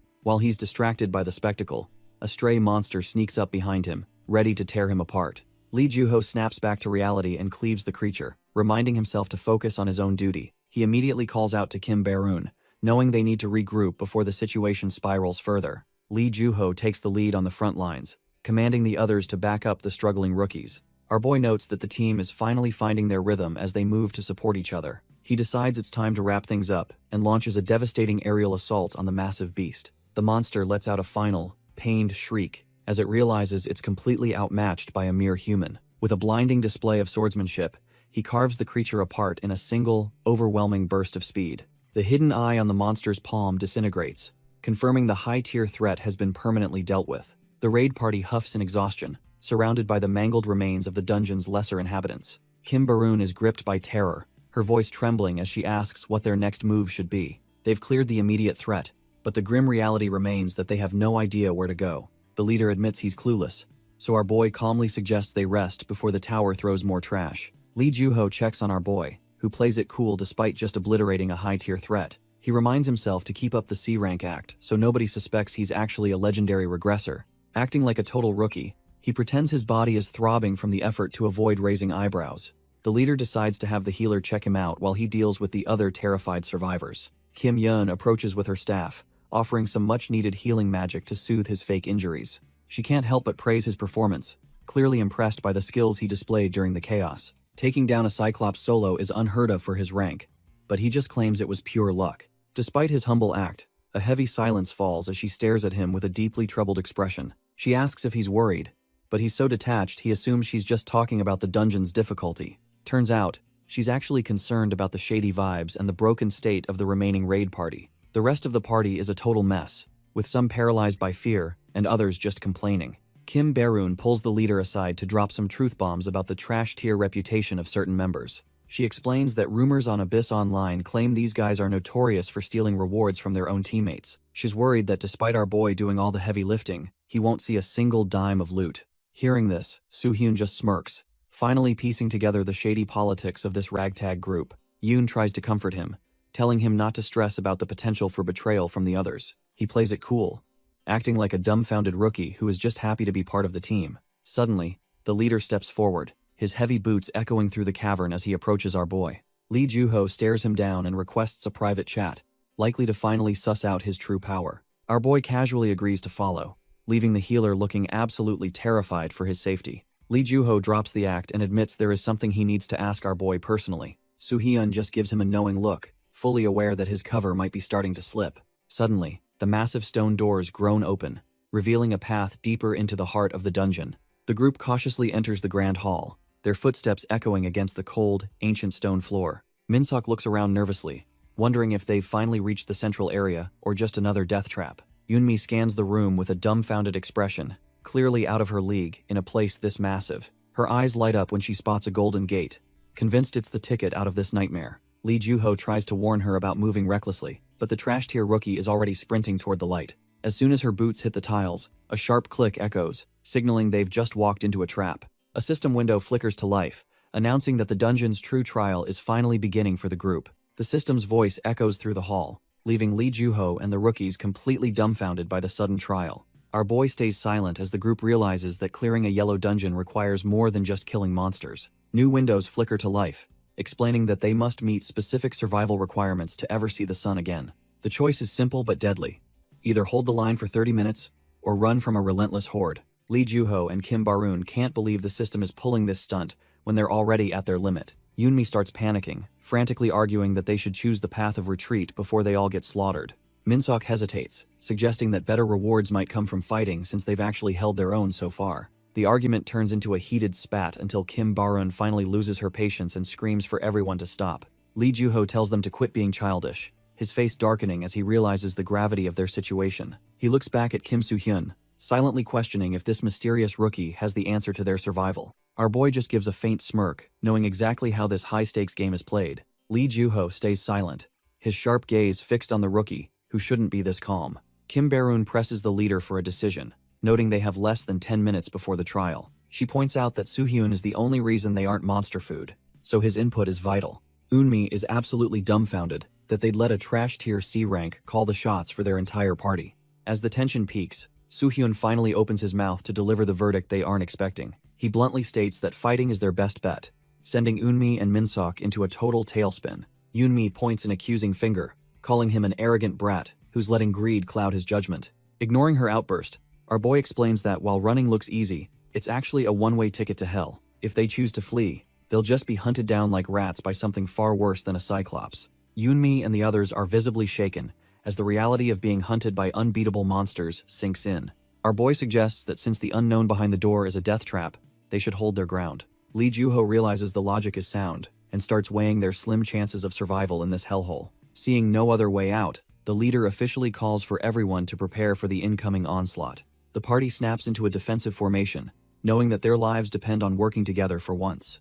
The tower confirms their choice to face the trial, leaving Eunmi trembling at the weight of their decision. With only 30 seconds on the clock, Min-seok grips his blade, his heart hammering against his ribs. Soo-hyun remains cold and focused while the system offers a hollow wish of luck to the desperate travelers. Suddenly, a blinding pillar of light erupts in the center of the hall, signaling the start of the carnage. A swarm of bloodthirsty monsters begins to manifest, ready to tear our group of rookies limb from limb. A wave of trash-tier mobs floods the hall, ranging from creepy crawlers to winged nightmares. The raid party is immediately swarmed, realizing too late that these monsters are far faster than they anticipated.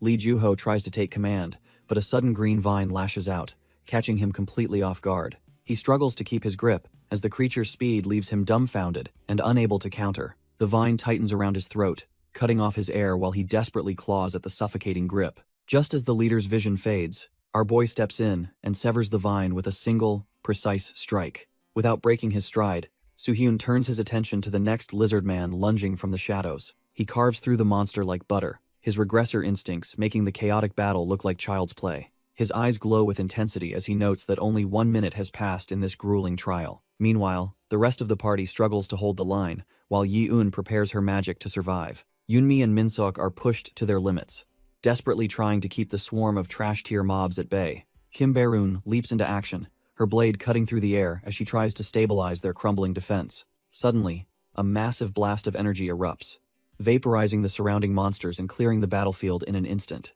Our boy kneels amidst the rubble, realizing that the preliminary warm-up is finally over and the real threat approaches. A hidden observer watches from the darkness, curious if these players will survive or finally show their true colors. A sudden, piercing scream echoes through the hall, leaving the group frozen in a state of pure, unadulterated shock. Lee Joo-ho stands there dumbfounded, unable to process the carnage, while Soo-hyun remains eerily calm behind him. Kim Yoon is visibly trembling, her spirit nearly broken as she realizes they are completely out of their league here. The heavy dungeon doors slowly creak open, revealing a gruesome scene that halts everyone's breath in their chests. The hooded stranger is left dangling like a rag doll, brutally impaled by energy spikes in a display of absolute lethality.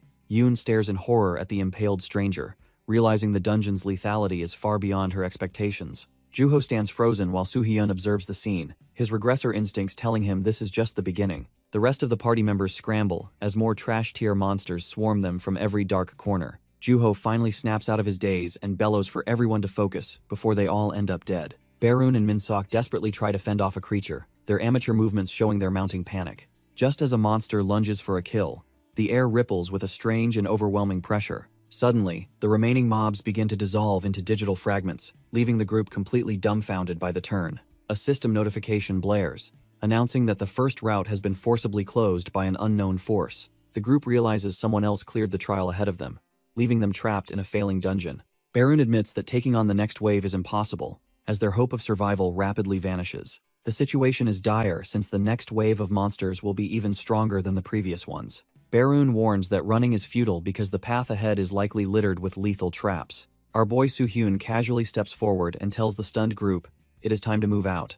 Yoonmi panics and points at the corpses, claiming that following him is basically just committing suicide. Soo-hyun explains that they clearly don't understand the system's hidden rules regarding the second clear method. He reminds them that while monsters will chase them, the system never actually mentioned avoiding any traps. With only 3 minutes left, he suggests traps might only trigger for those who abandon their route. He questions how these supposedly experienced hunters still haven't figured out how the tower's mechanics actually work. Looking them dead in the eye, he notes they're doomed anyway, so they might as well try. Juho finally finds his resolve and commands the remaining party members to follow Soo-hyun out of the dungeon. Juho gives the group an ultimatum, telling any doubters they are free to stay behind and rot. He humbles himself, admitting his failure as a leader while urging everyone to prioritize their survival. Even the trash-tier attitude of Yoonmi shifts as she realizes being alone is a one-way ticket to hell. The party scrambles for the exit, but Yoon stops to ask why our boy isn't following them. Soo-hyun stands amidst the rubble, coldly announcing his intention to remain behind in the dungeon.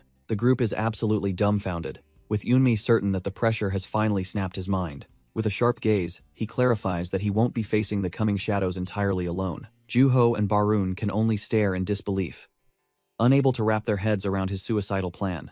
Turning the tables, Soo-hyun calls out to Yeun, signaling that she is the one who needs to stay. Yeun is left completely stunned, wondering why a monster like him would ever need a healer like her. Soo-hyun tells Yoon it is time to start, but she is terrified and demands to know why she is staying. As the heavy doors begin to creak, Yoon realizes her only ticket out is about to vanish forever. Baroon is absolutely dumbfounded, screaming about what Yoon could have possibly done to deserve being abandoned like this. Yeon desperately begs her leader to take her along, but Soo-hyun just calmly calls out to Juho. Standing at the threshold, Juho asks our boy if he still remembers the heavy promise they made earlier. With a grim look of determination, Juho confirms that he hasn't forgotten a single word of their secret deal. The massive gate slams shut with a heavy thud, sealing Yeon inside the nightmare she tried to escape. Trapped in the shadows with a monster, Yoon reaches out in vain as the last light fades away. Her legs finally give out, and she collapses to the cold floor while whispering Soo-hyun's name in terror. Trembling, she wonders why he is doing this, convinced that staying behind is nothing but a slow death sentence. Soo-hyun listens as Yoon pathetically claims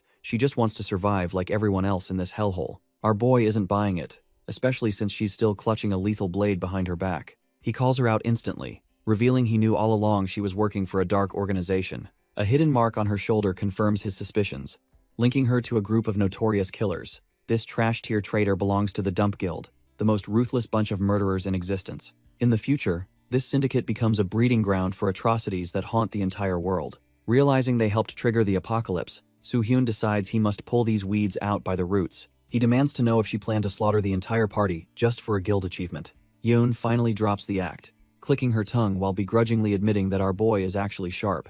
He already analyzed the others, knowing Yoonmi was too selfish and Minsok too weak to be the mole. Soo-hyun recalls how the hooded man seemed like the perfect suspect since he was hiding his identity. That mystery man became the first victim, a calculated move to keep the real traitor in the shadows. Yoon even manipulated the group's trust by leaking false stories about the party leaders to cause friction. However, our boy explains that her desperate attempts to frame others were exactly what exposed her. The traitor just laughs, finding it amusing that her trash-tier acting was seen through so easily. He reveals that he noticed her suspicious movements the very moment the Cyclops was defeated. Dropping her facade, she pulls a dagger and wonders how a supposed low-ranker could be so perceptive. She mocks him, claiming he'll be dead in seconds, while she slips away through the exit. Her healer class was a total lie, masking an assassin build equipped with a powerful sneak skill. As the second trial begins, she vanishes into the shadows, leaving Soo-hyun alone to handle the chaos. Soo-han asks if her skill can hide the scent of blood, leaving the traitor completely dumbfounded.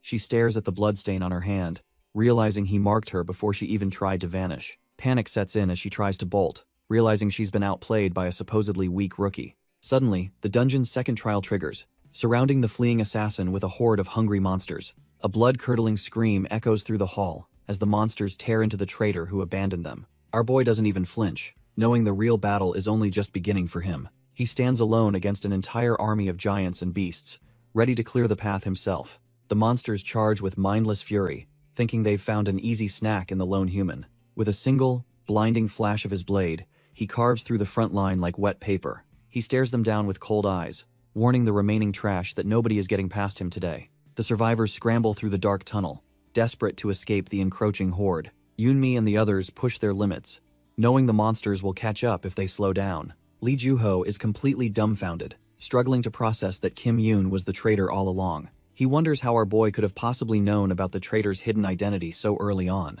He realizes Soo-hyun possessed advanced knowledge of the betrayal, making the rookie seem even more enigmatic. Once they find a moment of peace, Lee Joo-ho finally demands to know what Soo-hyun is hiding. He turns to face the mysterious rookie, his eyes filled with a mix of suspicion and curiosity. The leader bluntly asks if he is truly a trash tier C rank or something much more dangerous. Soo-hyun just plays it cool, while Joo-ho reveals he has been comparing notes with Kim Barun, recalling how he effortlessly decimated a cyclops.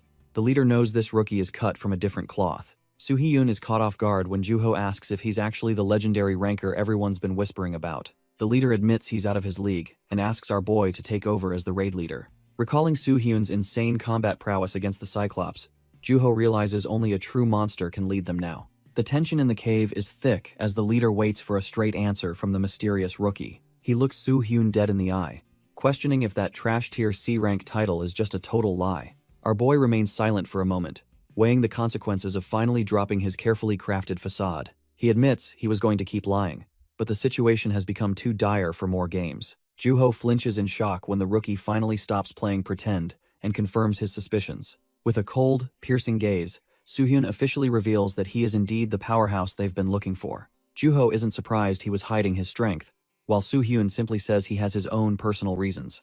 Soo-han explains he is being honest because he heard the leader is actually a trustworthy guy. Even with his insane power, our boy flat out refuses to take over the raid leader position. He notes how the veteran managed to keep the team organized and calm, even when things turned deadly. Seeing the man sacrifice himself to block a hit for the group proved he is the real deal. Soo-hyun believes these leadership qualities make the veteran far more qualified to guide the survivors than he is. Instead of leading, the regressor has a specific request that ties back to his secret agenda. The tension spikes as he prepares to reveal the dark truth lurking within their own ranks. The leader is completely dumbfounded when the rookie predicts a cold-blooded murder is about to take place. He needs the veteran to focus on evacuating everyone safely while he stays behind in the shadows. Our boy reveals his real mission isn't clearing the floor, but catching the traitorous culprit red-handed. Lee Joo-ho keeps running, but he can't stop thinking about the strongest rookie currently risking it all alone. He knows the dungeon is crawling with trash-tier mobs that could easily swarm even a powerhouse like Soo-hyun.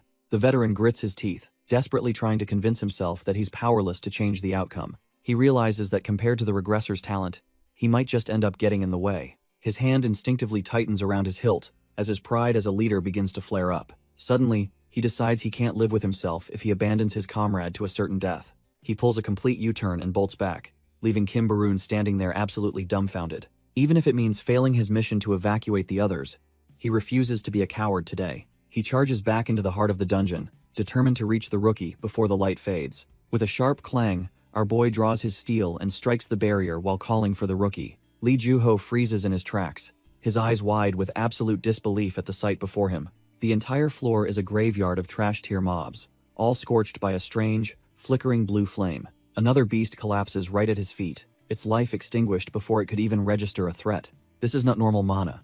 It's a divine power specifically designed to incinerate anything with dark tendencies. From the heavens, our boy descends like a god of war with a massive flaming avian at his back. The veteran hunter can only stare, realizing the rookie he tried to save is actually a monster himself. Soo-hyun lands gracefully and expresses his genuine surprise at seeing the veteran leader return to the fray.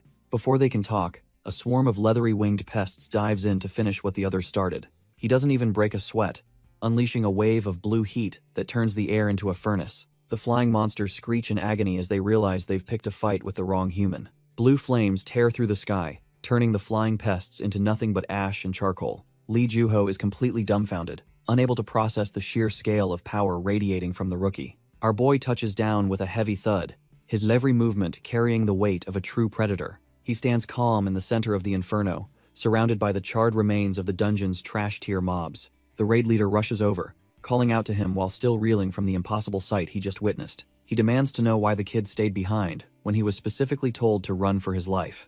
Hanging his head in shame, the veteran offers a sincere apology for underestimating the monster standing before him. He admits his conscience wouldn't let him abandon a comrade, even if it meant certain death for himself. When asked about the traitorous healer, Soo-hyun coldly notes that the monsters already took care of her mess. Lee Juho scratches his head, feeling like trash tier for being useless while the rookie did everything. Our boy tells the veteran he'll get his chance to help because the real show is starting. Suddenly, a massive orb of golden lightning erupts in the center of the hall, shaking the ground. The energy crackles with intense mana, signaling that the dungeon isn't finished with them yet. A bony, skeletal hand reaches out from the blinding light, clawing its way into their reality.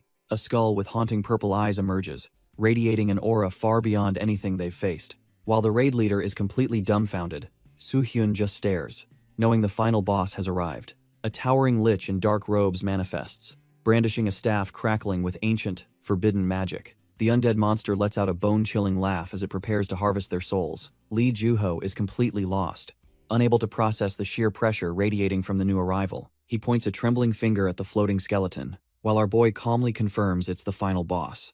The undead entity takes offense, telling them it's incredibly rude to just call him a mere skeleton monster. Seeing a pile of bones actually speak sends the raid leader into a full-blown panic. The monster ignores the screaming and demands they show some respect by using his proper title. He strikes a pose, introducing himself to the puny humans as the legendary Lich, the Dark Priest. Soo-hyun isn't impressed and shuts him down instantly, calling him nothing more than a pathetic half-baked Lich. He explains to his confused teammate that this trash-tier boss is just a failed experiment that never finished evolving. Real Liches have massive mana density, making this guy's attempt at a cool taunt look utterly foolish. Our boy keeps the insults flying, calling the boss a half-off sale failure, while Juho just watches in awe. The boss stands there dumbfounded, unable to process how a mere human could see through his fake status. He starts trembling with pure rage, cursing the bastards who dare to treat a dark priest like common trash. The monster levitates while screaming that he will rip their limbs off and turn them into monster feed. Suddenly, the ground begins to shake as the fallen corpses are infused with a sinister, flickering blue energy. Lee Juho's heart sinks when he realizes the dead monsters are getting back up to finish the job. Our boy stays cool, noting that even a half-baked Lich still possesses the annoying ability to control the dead.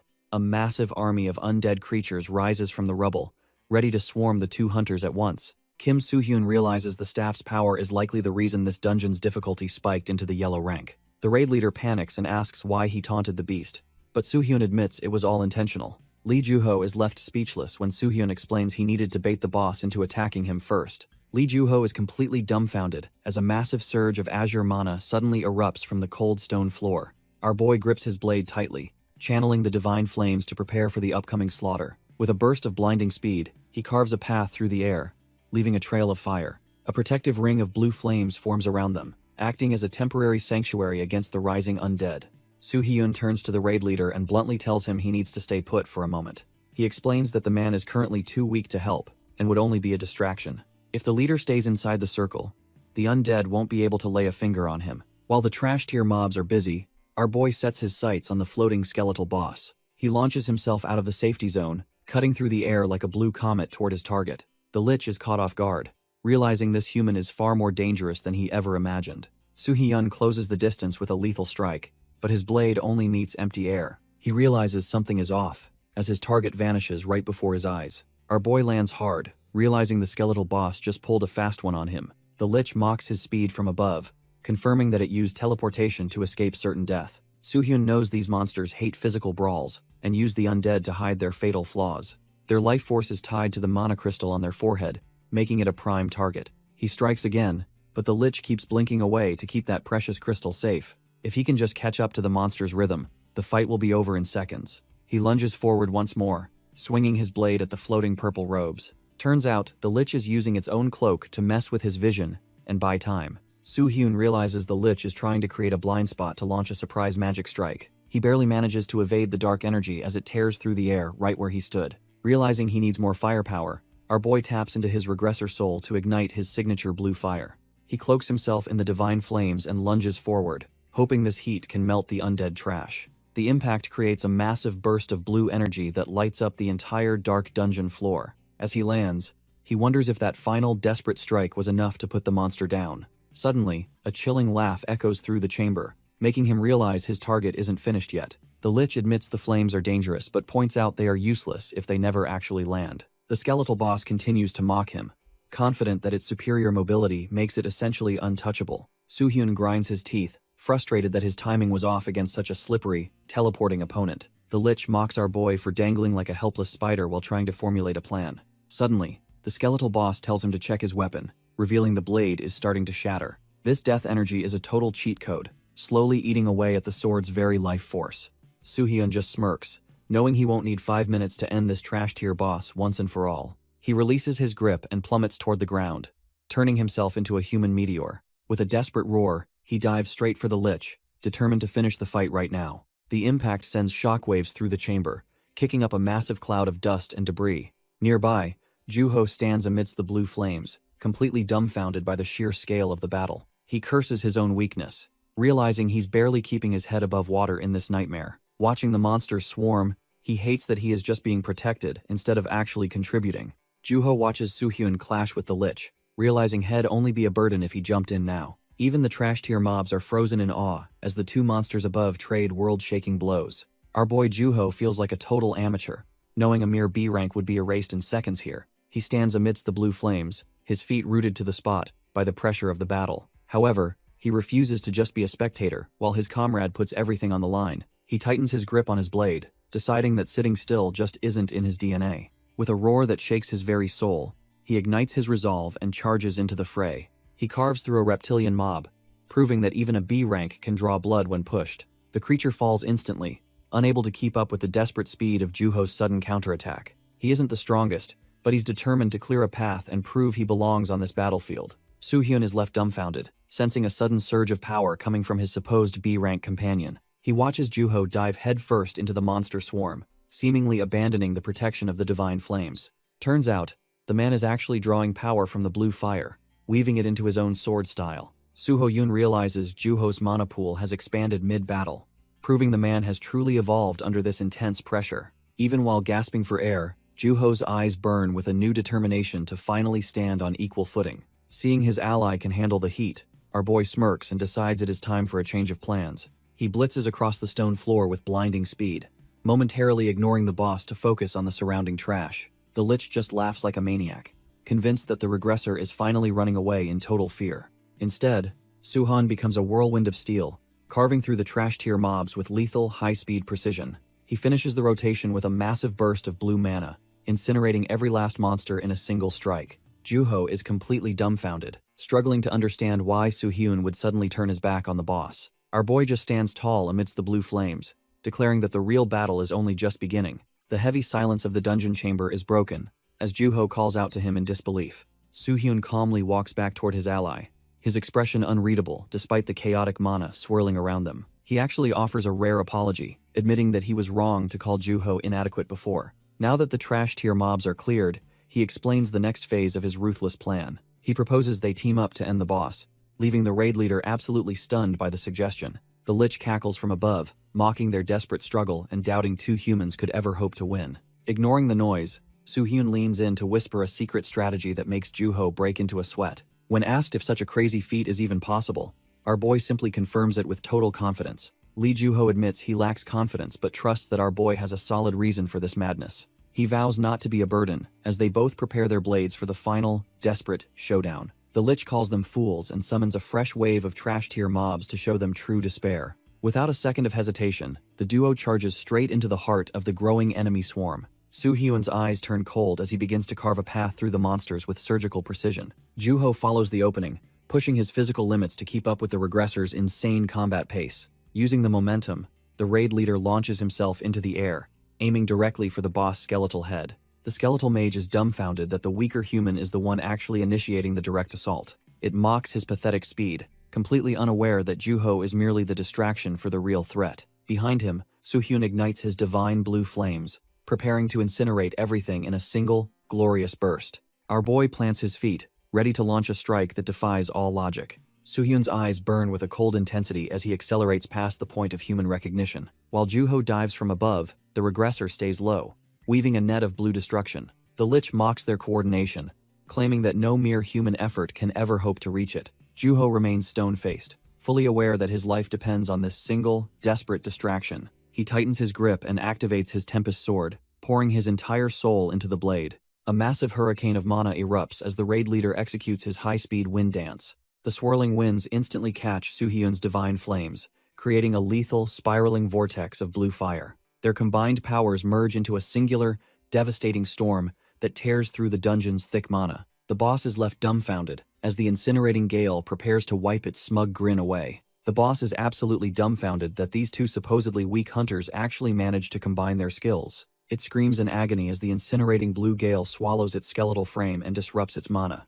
Our boy doesn't waste a second, sprinting through the smoke to close the distance before it can recover. While Joo-ho tumbles through the air, he maintains his focus to keep the undead monster's attention divided. Soo-hyun slides beneath his ally, perfectly timing his movement to stay deep within the boss's blind spot. They cross paths in a blur of steel, executing a high-speed pincer maneuver that would make veterans jealous. Joo-ho launches himself upward as the ultimate bait, forcing the monster to focus its magic on the sky. The boss snarls that it won't be fooled again, gathering a massive surge of dark, purple energy. A devastating burst of necromantic power slams into Joo-ho, nearly shattering his resolve as he takes the hit. The monster cackles, thinking the fight is over, completely unaware that Soo-hyun is already looming right behind it. Soo-hyun lunges for the kill, while Lee Joo-ho watches, hoping this strike finally ends the nightmare.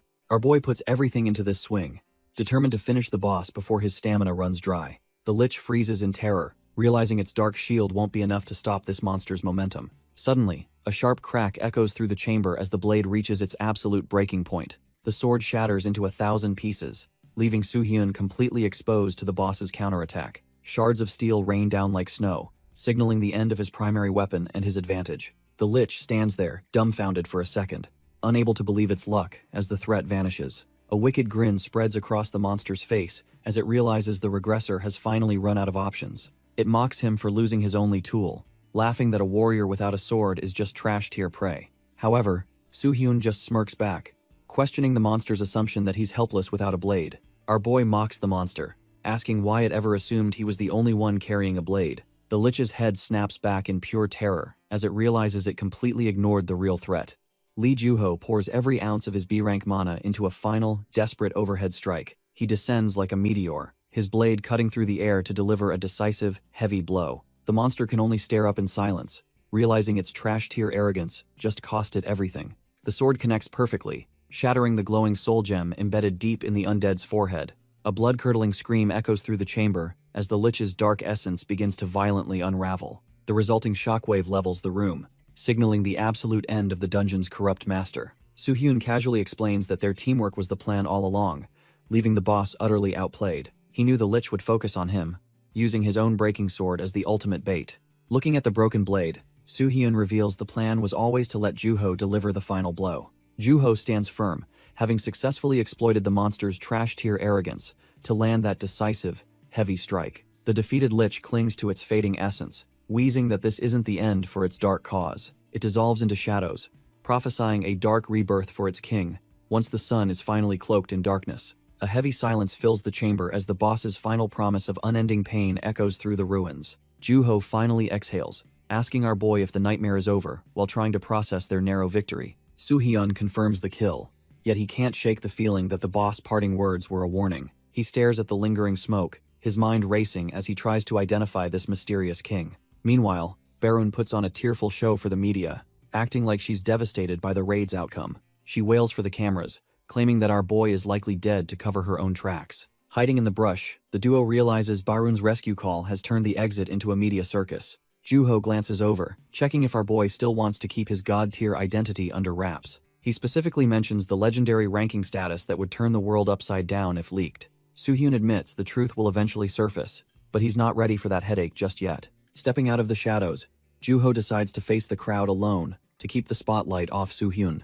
Looking at the chaotic scene, he notes he spent plenty of time fixing Baron's trash-tier mistakes. Before leaving, Juho reaches into his suit, preparing a final gesture of respect for his savior. He holds out a heavy bag, insisting that Soo-hyun takes his entire share of the dungeon rewards. Our boy is dumbfounded, realizing these ether stones are worth a literal fortune in the outside world. Even though Juho claims B-rankers struggle, Soo-hyun knows his friend is just being incredibly humble and generous. Juho tries to hand back the rewards, claiming he isn't qualified to keep such a massive haul. He remembers the terrifying lich, and knows they only survived that nightmare because of Soo-hyun's hidden strength. To Juho, the debt he owes for his life far outweighs any pile of shiny stones. He even realizes our boy could have soloed the boss and only let him help for the experience. Soo-hyun just smirks, realizing his humble act didn't stand a chance against Juho's sharp intuition. Juho insists he takes the bag and disappears while he stays behind to distract the vultures. He quickly calls up a personal contact to arrange a discreet getaway for his savior. The sun begins to set over the winding mountain roads as the plan goes into motion.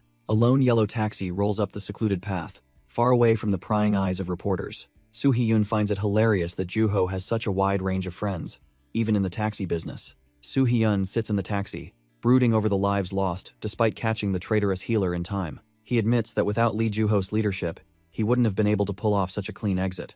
Our boy clenches his fist, feeling disgusted that his current strength is still considered trash tier for the future. He thinks back to his previous life, where surviving until the end made him arrogant about his power. The terrifying image of Fafnir serves as a grim reminder that he needs to get exponentially stronger. His plan involves more than just solo grinding. He needs to bring heavy hitters like Choi Hak-jun along. Suddenly, his fatigue hits 83, making Young-hoon joke about how fragile the youth are these days. He ignores the driver, focusing instead on the massive tasks ahead of him to truly change the timeline. Before tackling the tower, he needs to handle his mother's hospital bills and get out of these clothes. Meanwhile, Young Dong-young kicks back in his office, laughing heartily at the chaos currently trending on the news. Lee Kyung-jong is taking a break when his assistant bursts in with news of a new seller. Being the manager of the auction house, he usually expects only high-level players to grace his office. He initially scoffs, wondering why anyone would make a fuss over a trash-tier C-rank hunter. His heart nearly stops when he hears the kid is carrying over 500 grams of ether stones.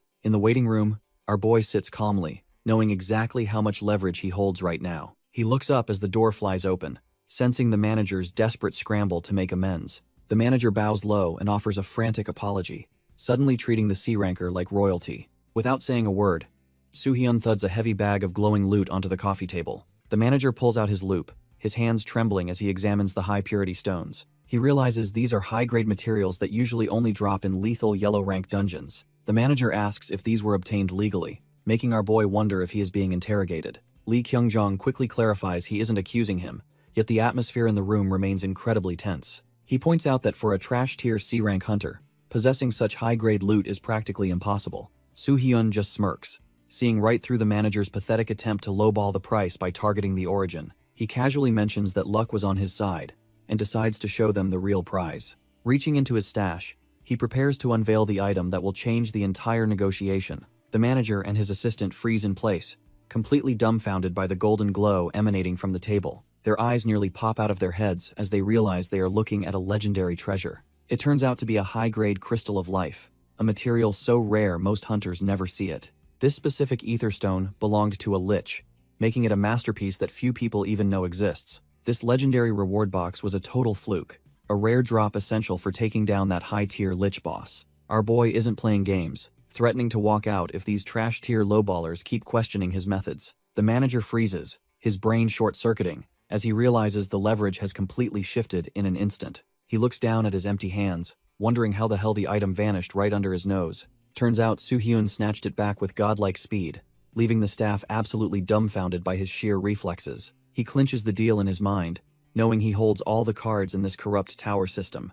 With a cold smirk, he warns them that he's only giving them one shot to name a fair price. The two of them stand there looking like they've seen a ghost, realizing they've messed with the wrong hunter. As night falls over the city, the power dynamic in the local hunter market begins to shift permanently. A massive deposit of 600 million won hits his account, finally securing the funds for his mother's treatment. Our boy checks his balance, noting that 600 million won is a decent haul for those items. He knows this cash will be trash tier once the apocalypse hits, but for now, it is his lifeline. Walking home, he realizes that financial stress won't be haunting his family for a long time. He steps inside, announcing his return while feeling relieved he no longer needs to rely on his mother. Suddenly, his mother rushes out with a ladle in hand, overjoyed to see him back so soon. She gives him a warm welcome, her face lighting up with a genuine smile he hasn't seen lately. Our boy stands there completely dumbfounded, the weight of his regression and her presence hitting him at once. He can barely process the normalcy of the moment as she continues to greet him with open arms.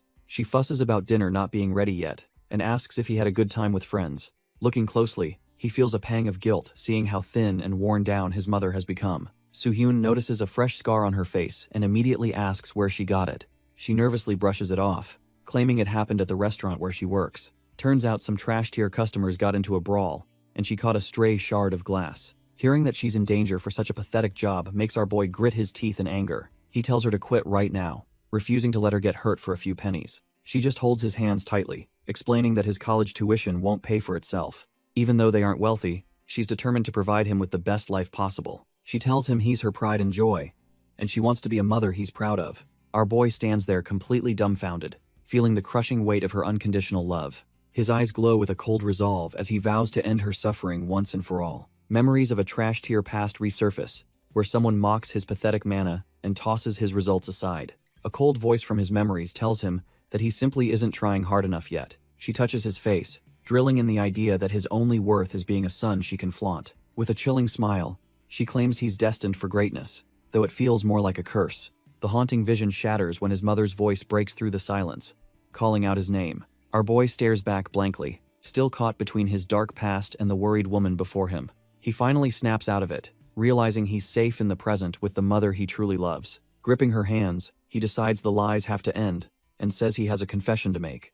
They sit down together, the steam from their tea rising as the tension in the room thickens. She looks absolutely dumbfounded when he finally drops the bombshell that he's actually an awakened. Soo-hyun explains that being an awakened is a respectable, high-paying career, choosing it over a normal college life. He looks down, apologizing for keeping such a massive secret from her for so long. His mother softly calls his name, her expression unreadable, as she processes the weight of his confession. She looks him in the eye and asks if this dangerous path is truly his own desire. Our boy is caught off guard when she asks if his heart is really in it beyond the money. Recalling the apocalyptic ruins of his past life, he firmly declares that this is exactly what he wants. Seeing his resolve, she lets out a heavy sigh and tells him that she finally understands his choice. Soo-hyun is completely dumbfounded, asking if she's really not angry about him keeping her in the dark. He admits he expected a lecture since he lied for a year about such a life-threatening job. She admits she's definitely worried, but her love for him clearly outweighs any anger she might have. She realizes that after a year of secrets, simply getting angry won't stop him from this path. Instead of forcing him to change, she just wants her son to find his own happiness and purpose. Sitting across from him, she insists he must share his burdens instead of carrying everything alone. Our boy solemnly nods, finally feeling the weight of his mother's unconditional support and trust. He thanks her with a genuine heart, watching her face soften into a warm, relieved smile. Shifting the mood, he mentions his recent earnings and suggests she finally quit her exhausting restaurant job. He slides his phone across the table to show her the results of his recent dungeon raids. She stares at the screen in total disbelief, her eyes nearly popping out at the massive balance. Her shocked scream about the 600 million won echoes through the quiet neighborhood night. She starts trembling with excitement, wondering if every hunter brings home this kind of life-changing loot. Our boy jokes about her being too happy, but she admits nobody in this world hates having extra money. She rushes off to cook a feast, nearly causing Soo-hyun to fumble his phone in her sudden, frantic energy. He smiles softly when she asks for his favorite dish, savoring a level of care he hasn't felt in years. As they share a meal, he realizes this heartwarming atmosphere is something he has been dreaming about for lifetimes. The peace is so comfortable that he almost considers giving up his crusade just to stay in this moment. But the weight of his secret hits hard, reminding him that he is technically an imposter in this home. He knows he was granted this second chance specifically to protect the simple peace of every family on Earth. He silently addresses the original owner of his body, promising to make things right for the kid's eventual return.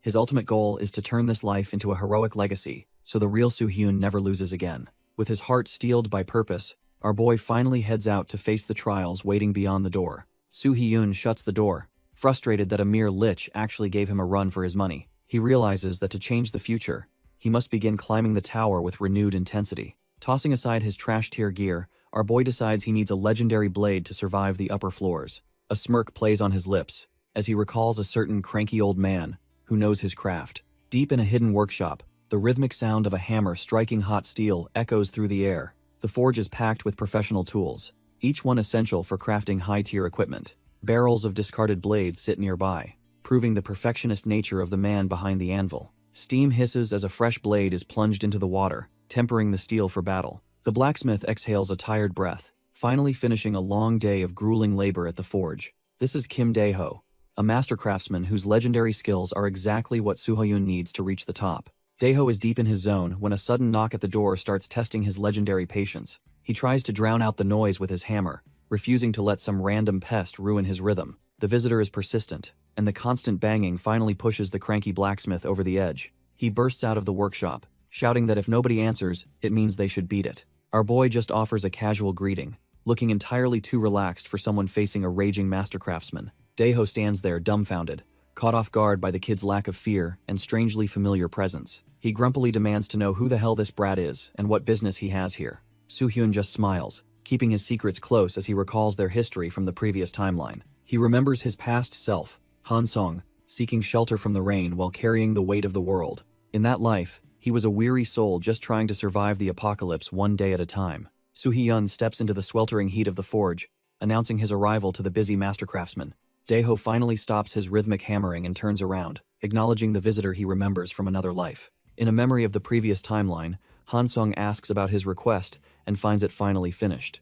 Our boy is left completely dumbfounded as he gazes upon the result of the old man's legendary labor. Resting on the anvil is a magnificent blade, a masterpiece that represents the absolute pinnacle of the smith's career. Looking back at the man who poured his soul into the steel, Han Song feels a heavy weight. He unexpectedly refuses the weapon, claiming he knows exactly what the old man sacrificed to forge such a blade. Dae-ho freezes in shock when he realizes the kid knows he used his most precious, hoarded materials. Han Seong struggles with intense guilt, feeling it is wrong to take a treasure without offering any compensation. He questions what right he has to walk away with a masterpiece built on the blacksmith's personal legacy.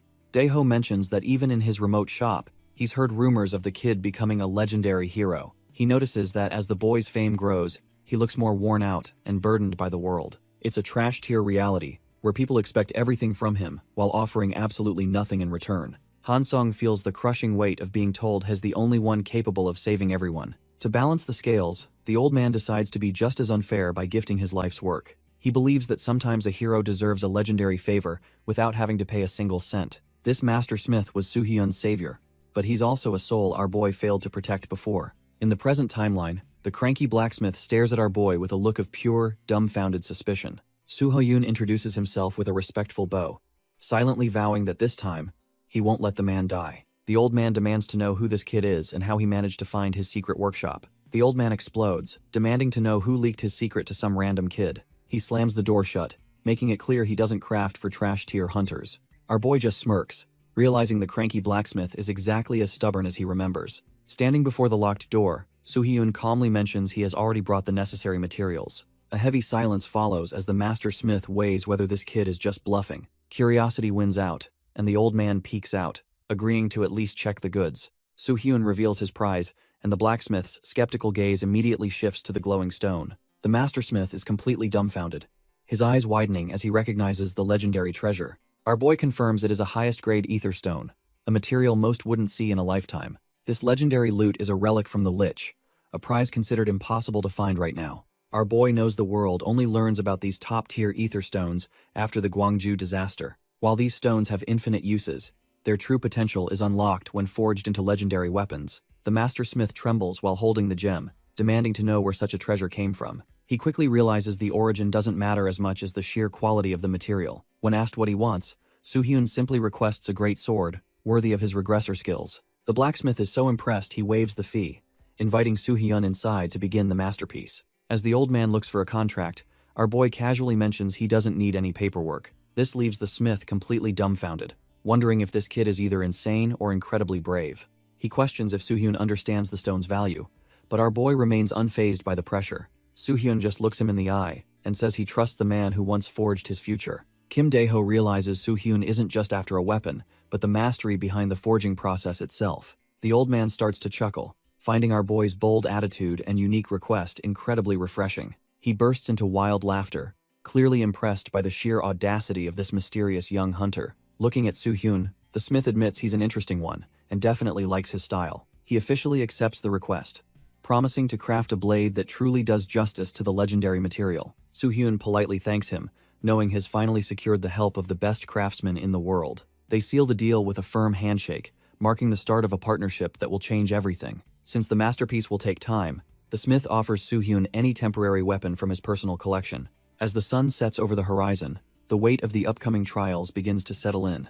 Our boy steps out into the evening air, armed with a temporary blade and ready for the next floor. Soo-hyun leaves the forge, realizing 10 months is a long wait but necessary for a true masterpiece. He examines the temporary blade, noting that even the smith's leftovers are better than any trash-tier gear. With his resolve hardened, our boy prepares his mind for the brutal grind waiting for him upstairs. He steps into the transfer zone, knowing the only way to change the future is to keep moving. The system welcomes him to the abyss, a place where most hunters lose their lives and their sanity. He passes the floor gatekeeper, who looks completely dumbfounded by the sheer pressure the young man radiates. Without breaking a sweat, he blitzes through the 11th floor trial, like it was just a simple warm-up. He makes sure to stop by home, waving a quick goodbye to his mother before departing again. She sends him off with a smile, unaware he is already dominating the 12th floor with ease. By the 13th floor, the local players can only stare at the leaderboard in total disbelief at his speed. The system announces the 14th floor trial, but for our boy, it's just another day at the office. He carves through the local mobs like they're trash tier, not even breaking his stride as he moves. Before the blood even dries, he's already being welcomed into the 15th floor for the next round. Dark caves and swarming monsters don't slow him down. He just keeps swinging until everything stops moving. The 16th floor arrives in a blur, showing just how much of a monster he's actually becoming. With a single, precise strike, he puts down a massive beast, proving his regressor knowledge is the ultimate cheat. He vanishes into the light of the next floor, leaving a trail of destruction in his wake. Half a year passes in the blink of an eye, and the world outside the tower has definitely changed. Turns out Lee Joo-ho pushed himself way too hard trying to keep up, ending up in a hospital bed. As Kim Bae-roon scolds him, Lee Joo-ho realizes he'll never catch Kim Soo-hyun if he keeps playing it safe. A phone starts buzzing on the bedside table, cutting through the heavy silence of the hospital room. Lee Joo-ho reaches for the device, wondering who would be calling him while he is still recovering. He is completely dumbfounded when he sees the name of the person flashy on the screen. It is our boy Kim Soo-hyun, sounding way too relaxed for someone who just cleared multiple floors. Standing in the city, he explains he has a few favors to ask of his former leader. First, he needs a high-end place for his mother to live to ensure her absolute safety. The second favor involves the Dump Guild, those trash-tier killers who were part of the Gwangju raid. Since Kim Yoon and her partner are dead, their guild will surely investigate their mysterious disappearance. Kim Soo-hyun wants to handle them before they become a threat, but he needs to stay hidden. Lee Joo-ho tells him to leave the investigation to him, finally feeling like he can contribute something. Lee Joo-ho is absolutely rattled as Soo-hyun predicts a massive monster outbreak hitting Anyang City this coming Christmas. Our boy confirms the grim future, knowing thousands will die if they don't prepare for this historical tragedy. Still stuck in a hospital bed, the former leader wonders how a rookie could possibly know such specific details. Soo-hyun keeps his regressor secrets close to his chest, offering his ally a chance to walk away instead. He emphasizes that this request is built on pure trust, hoping his former captain will believe his warning. Despite the absurdity, the veteran hunter decides to go all in and promises to do his absolute best. Satisfied with the answer, Soo-hyun leaves the logistics to him and prepares for the next phase. This final favor is the key to surviving the upcoming Green Dungeon disaster that once leveled the city. With less than 6 months until the apocalypse, he realizes he needs to grind harder than ever before. Once he secures his new weapon and clears the 20th floor, he'll finally be ready for the real fight. Our boy decides he needs a perfect run on the 19th floor to maximize his growth. He enters the trial and finds himself standing in a desolate desert filled with massive, decaying remains. Suddenly, his instincts scream as he senses a massive presence lurking within the sun-scorched dunes. A literal sea of trash-tier rodents erupts from the ribcage of a long-dead beast. The system confirms he's entered a nest of rats and must survive this disgusting swarm to escape. Soo-hyun grimaces at the sheer numbers, realizing that even weaklings can be lethal in such massive quantities. The vermin lunge with bloodshot eyes, hungry for the fresh meat that just walked into their home. He doesn't hold back, unleashing a massive shockwave that sends sand and rat guts flying everywhere. As the dust settles, he catches his breath. Knowing this is just the warm-up for the real challenge, he stares into the horizon, completely unfazed and ready to slaughter every last one of them. Looking at the picked clean bones, our boy realizes these vermin haven't had a decent meal in ages. He assumes that to these trash-tier pests, he probably looks like a 5-course buffet. The swarm doesn't wait for an invitation, screeching as they charge across the dunes in a frenzy. Soo-hyun doesn't hesitate. lunging forward with enough force to shatter the sun-baked ground beneath his feet. His blade becomes a blur of blue light, effortlessly carving through the first wave of hungry rodents. He dances through the swarm, turning the desert air into a meat grinder with every high-speed swing. Even as they lunge from all sides, he remains a step ahead, treating the trial like a warm-up. One rat tries to catch him off guard, but he just slices it mid-air without breaking his stride. Blue mana trails follow his movements as he systematically dismantles the entire disgusting nest. Despite the easy slaughter, he clicks his tongue in annoyance at how much time these pests are wasting. Soo-hyun realizes he let his guard down when smoke rises from his skin, suspecting the rats carry poison or acid. Our boy stands his ground as the trash-tier rodents surge forward in a never-ending tide of fur and fangs. He unleashes his holy flames, turning the desert floor into a literal furnace that incinerates everything it touches. The blue fire roars toward the sky, leaving nothing but ash where the first wave once stood. He leaps onto a protruding stone pillar to gain high ground while the flames continue to rage below. Even from up here, he notes that while these pests are weak, their sheer numbers are becoming a nuisance. Burning through his mana with constant holy flames isn't ideal since he needs to save energy for later. He stares down at the sea of red eyes, wishing he had a more efficient way to wipe them out. The persistent rats start scaling his pillar, proving that they won't stop until they get a piece of him. Realizing the pillar is no longer safe, he prepares to reposition before the swarm drags him down. Soo-hyun grumbles that these trash-tier rodents aren't even giving him a single second to catch his breath. He sends one flying with a crisp kick, refusing to let the swarm overwhelm his current position. Our boy remains completely composed even as he drops back down into the thick of the chaos. The mindless rats pile onto his previous spot, unaware that their target has already slipped away. He carves through the mob with high-speed swordsmanship, turning the pests into nothing more than experience points. Suddenly, something catches his eye as he scans the battlefield for a more permanent solution to this nuisance. He notices the floor is riddled with structural cracks, suggesting a massive hollow space hidden right beneath him. A dangerous grin forms as he coats his blade in divine flames, finally finding a way to end this. He dives headfirst toward the weak point, pouring every ounce of mana into a single, devastating, downward strike. The ground shatters under the blue heat, likely sending the entire swarm straight into a fiery pit below. Our boy dives down, knowing he just needs to eliminate the very foundation these pests stand on. He slams his blade home, igniting the weak point with a massive surge of blue flames. The desert floor erupts in a violent blast, completely swallowing the trash-tier mob in a single strike. A gaping hole remains where the sand once was, revealing the dark, hollow depths hidden below. Dust settles as the light from the surface barely reaches the bottom of this massive new pit. He lands in an ancient chamber, realizing his hunch about the hidden floor was spot on. Looking back up at the opening, he confirms this underground expanse is the real trial grounds. The walls are lined with intricate stone carvings, suggesting this place holds ancient secrets and dangers. Suddenly, he spots a lone survivor from the swarm trembling helplessly right in front of him. He finds it strange that a mindless beast would be so paralyzed with pure, unadulterated fear. Our boy watches as the lone survivor of the trash-tier swarm scurries across the cold stone floor. The terrified creature unknowingly steps onto a suspicious tile, triggering a mechanism hidden deep beneath the ancient masonry. Before the rodent can even react, the pressure plate sinks into the ground with a heavy, ominous click. Jagged spears erupt from the floor, skewering the rat instantly as Kim Soo-hyun realizes the room is a trap. The sudden kill seems to awaken the chamber, causing ancient torches to ignite with a violent burst of flame. Light floods the massive hall, revealing the true, daunting scale of this hidden trial ground he just discovered. He senses a massive presence looming in the shadows and immediately tenses up, readying himself for a real fight. His eyes widen as he realizes the pathetic rats were just the appetizers for the true master of this floor. A massive, flickering tongue tastes the air, signaling that a predator of legendary proportions has finally found its prey.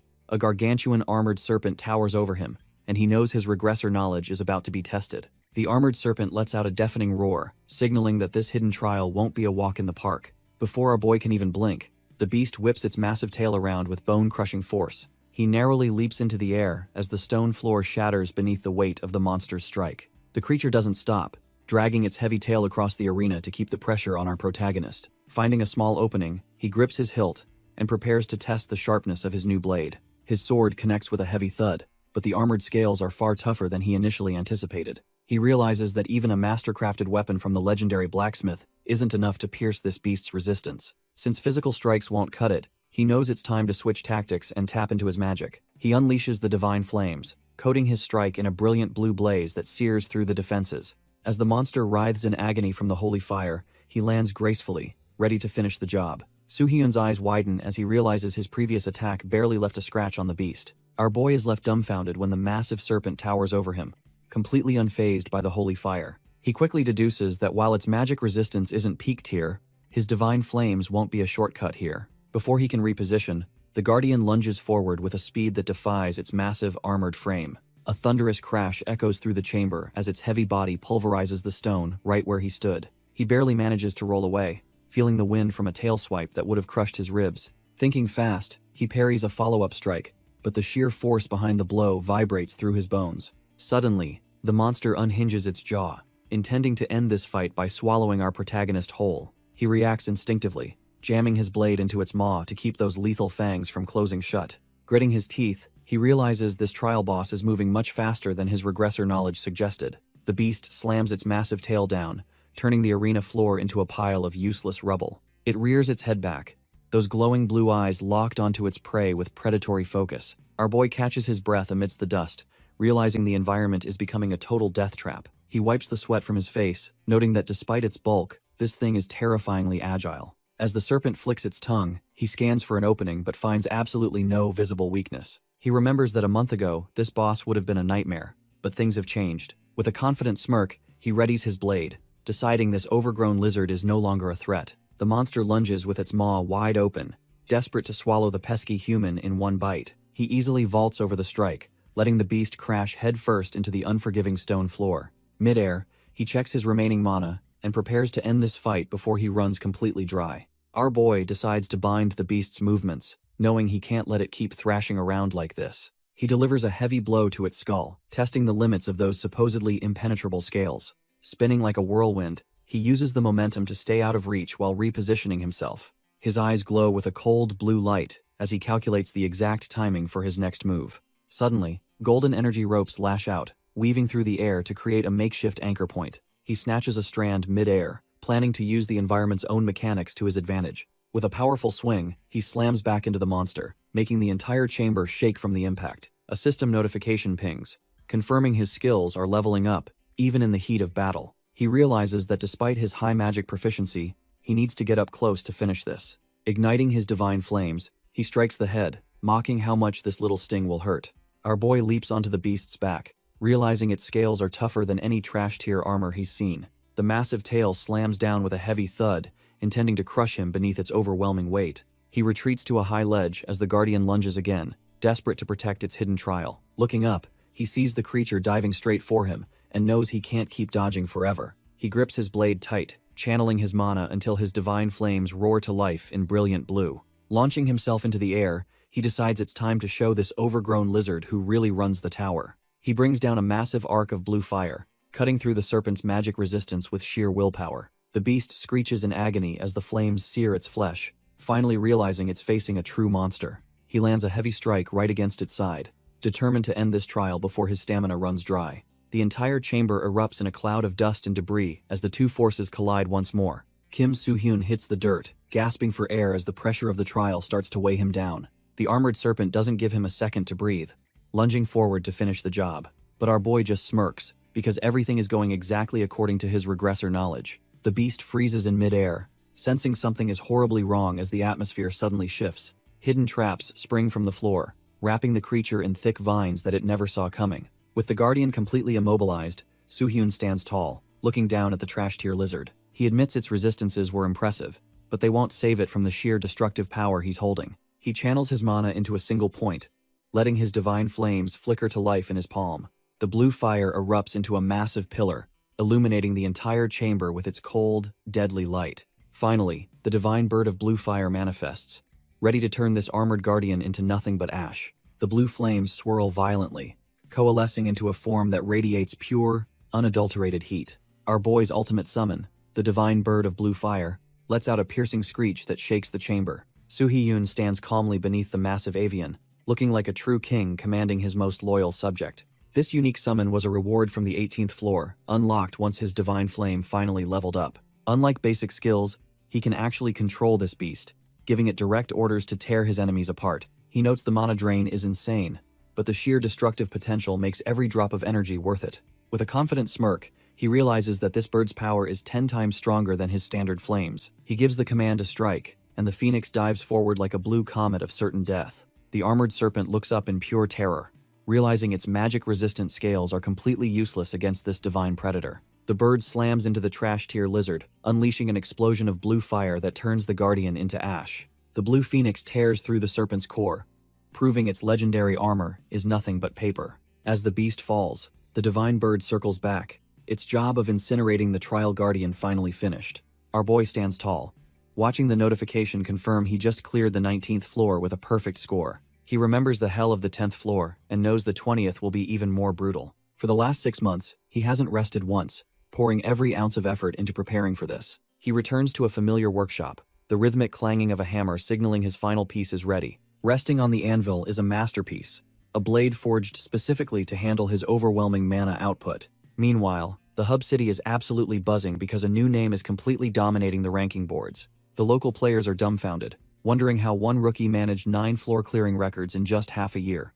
Even the top-tier guilds are getting desperate, but Soo-hyun keeps ghosting them to focus on his mission. Joo-ho sits alone, wondering if anyone truly realizes the absolute monster hiding behind Soo-hyun's casual facade. The sudden screech of tires outside breaks his focus, making him look toward the window in surprise. Our boy finally arrives, stepping onto the pavement with the quiet confidence of a seasoned hunter. Soo-hyun strolls toward the cafe, looking like a normal student despite the world-shaking power he hides. Joo-ho can't contain his excitement and rushes out the door the moment he spots the young legend. They meet by the curb, where Soo-hyun casually apologizes for keeping his old raid leader waiting. Joo-ho is practically glowing, eager to know if the high-end gift he prepared is to Soo-hyun's liking. While onlookers are dumbfounded by the luxury car, Soo-hyun admits it might be a bit too flashy. Joo-ho just laughs, remembering how shocked he was to learn a top-tier hunter was using public transport. He starts rambling about engine specs, but Soo-hyun quickly steers him inside to get down to business. The conversation shifts as they settle into their seats, ready to discuss the next phase of the plan. Lee Joo-ho leans in, asking how the preparations for the 20th floor are coming along for our boy. Kim Soo-hyun casually mentions things are on track, though he's just waiting to pick up a specific item. He expresses his gratitude for Lee Joo-ho's help securing a new house and a shop for his mother. When Kim Soo-hyun mentions he used to live in Ansan City, Lee Joo-ho's expression turns noticeably pensive. Lee Joo-ho notes the proximity to Anyang City, causing Kim Soo-hyun to freeze mid-sip as memories likely resurface. Lee Joo-ho reveals he secured a meeting with the agency director, hoping their story might earn some official support. Our boy realizes the timeline is tight, with the catastrophic outbreak looming just 2 months away. Shifting gears, Kim Soo-hyun asks for an update on the trash-tier criminals known as the Dump Guild. Lee Joo-ho admits those rats are hiding well, making it nearly impossible to track their current movements. Lee Joo-ho explains that while awakened deaths are rising, it seemingly matches the increasing dungeon difficulty. He checks his data and notes several hunters have been dropping dead right in the streets lately. Kim Soo-hyun is stunned to hear that poison was the actual culprit behind these mysterious urban deaths.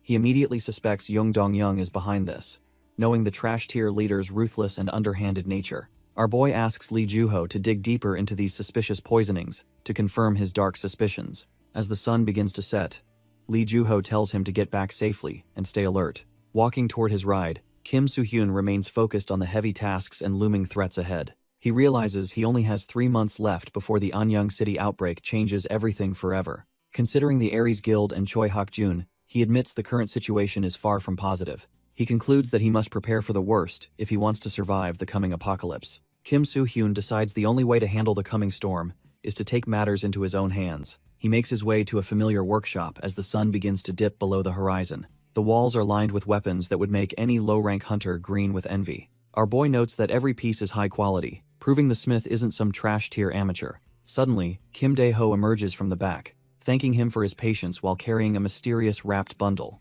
The legendary smith admits the material was a nightmare to handle, but he enjoyed the challenge nonetheless. He hands over the commission, guaranteeing its power and telling the young hunter to see for himself. As he takes hold of the hilt, Soo-hyun is completely dumbfounded by the weight and balance. He slowly unsheathes the weapon, revealing a sleek edge that looks sharp enough to cut through reality. While it looks normal compared to his old sword Balmung, the raw power he feels is absolutely insane. As he lifts the blade, Soo-hyun senses a strange pulse, realizing the weapon is actually alive. He tests the draw, finding the mechanical precision of the sheath to be absolutely top tier. Our boy gives it a practice swing, feeling the air scream as the edge slices through. He stands in awe of the balance, knowing this tool is far beyond any trash-tier equipment. The way it handles is surreal, almost as if the sword is anticipating his every move. He notices the blade reacting to his mana, instinctively knowing exactly what needs to be cut. With a faint smile, he realizes that he finally has the perfect sword for his journey. Daeho leans back and asks if he has thought of a fitting name for such a masterpiece.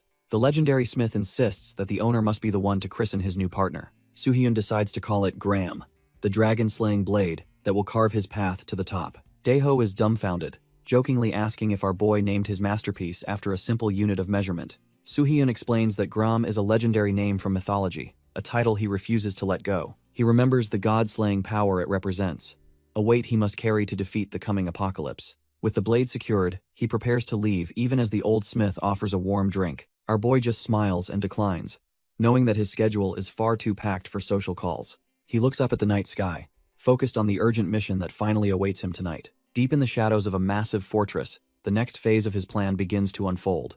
A lone soldier patrols the silent, cold halls, completely unaware that he is already being watched. As the guard moves through the corridor, a dark silhouette follows him with predatory, silent precision. Suddenly, a firm grip lands on his shoulder, leaving the poor guy frozen in pure, sudden terror.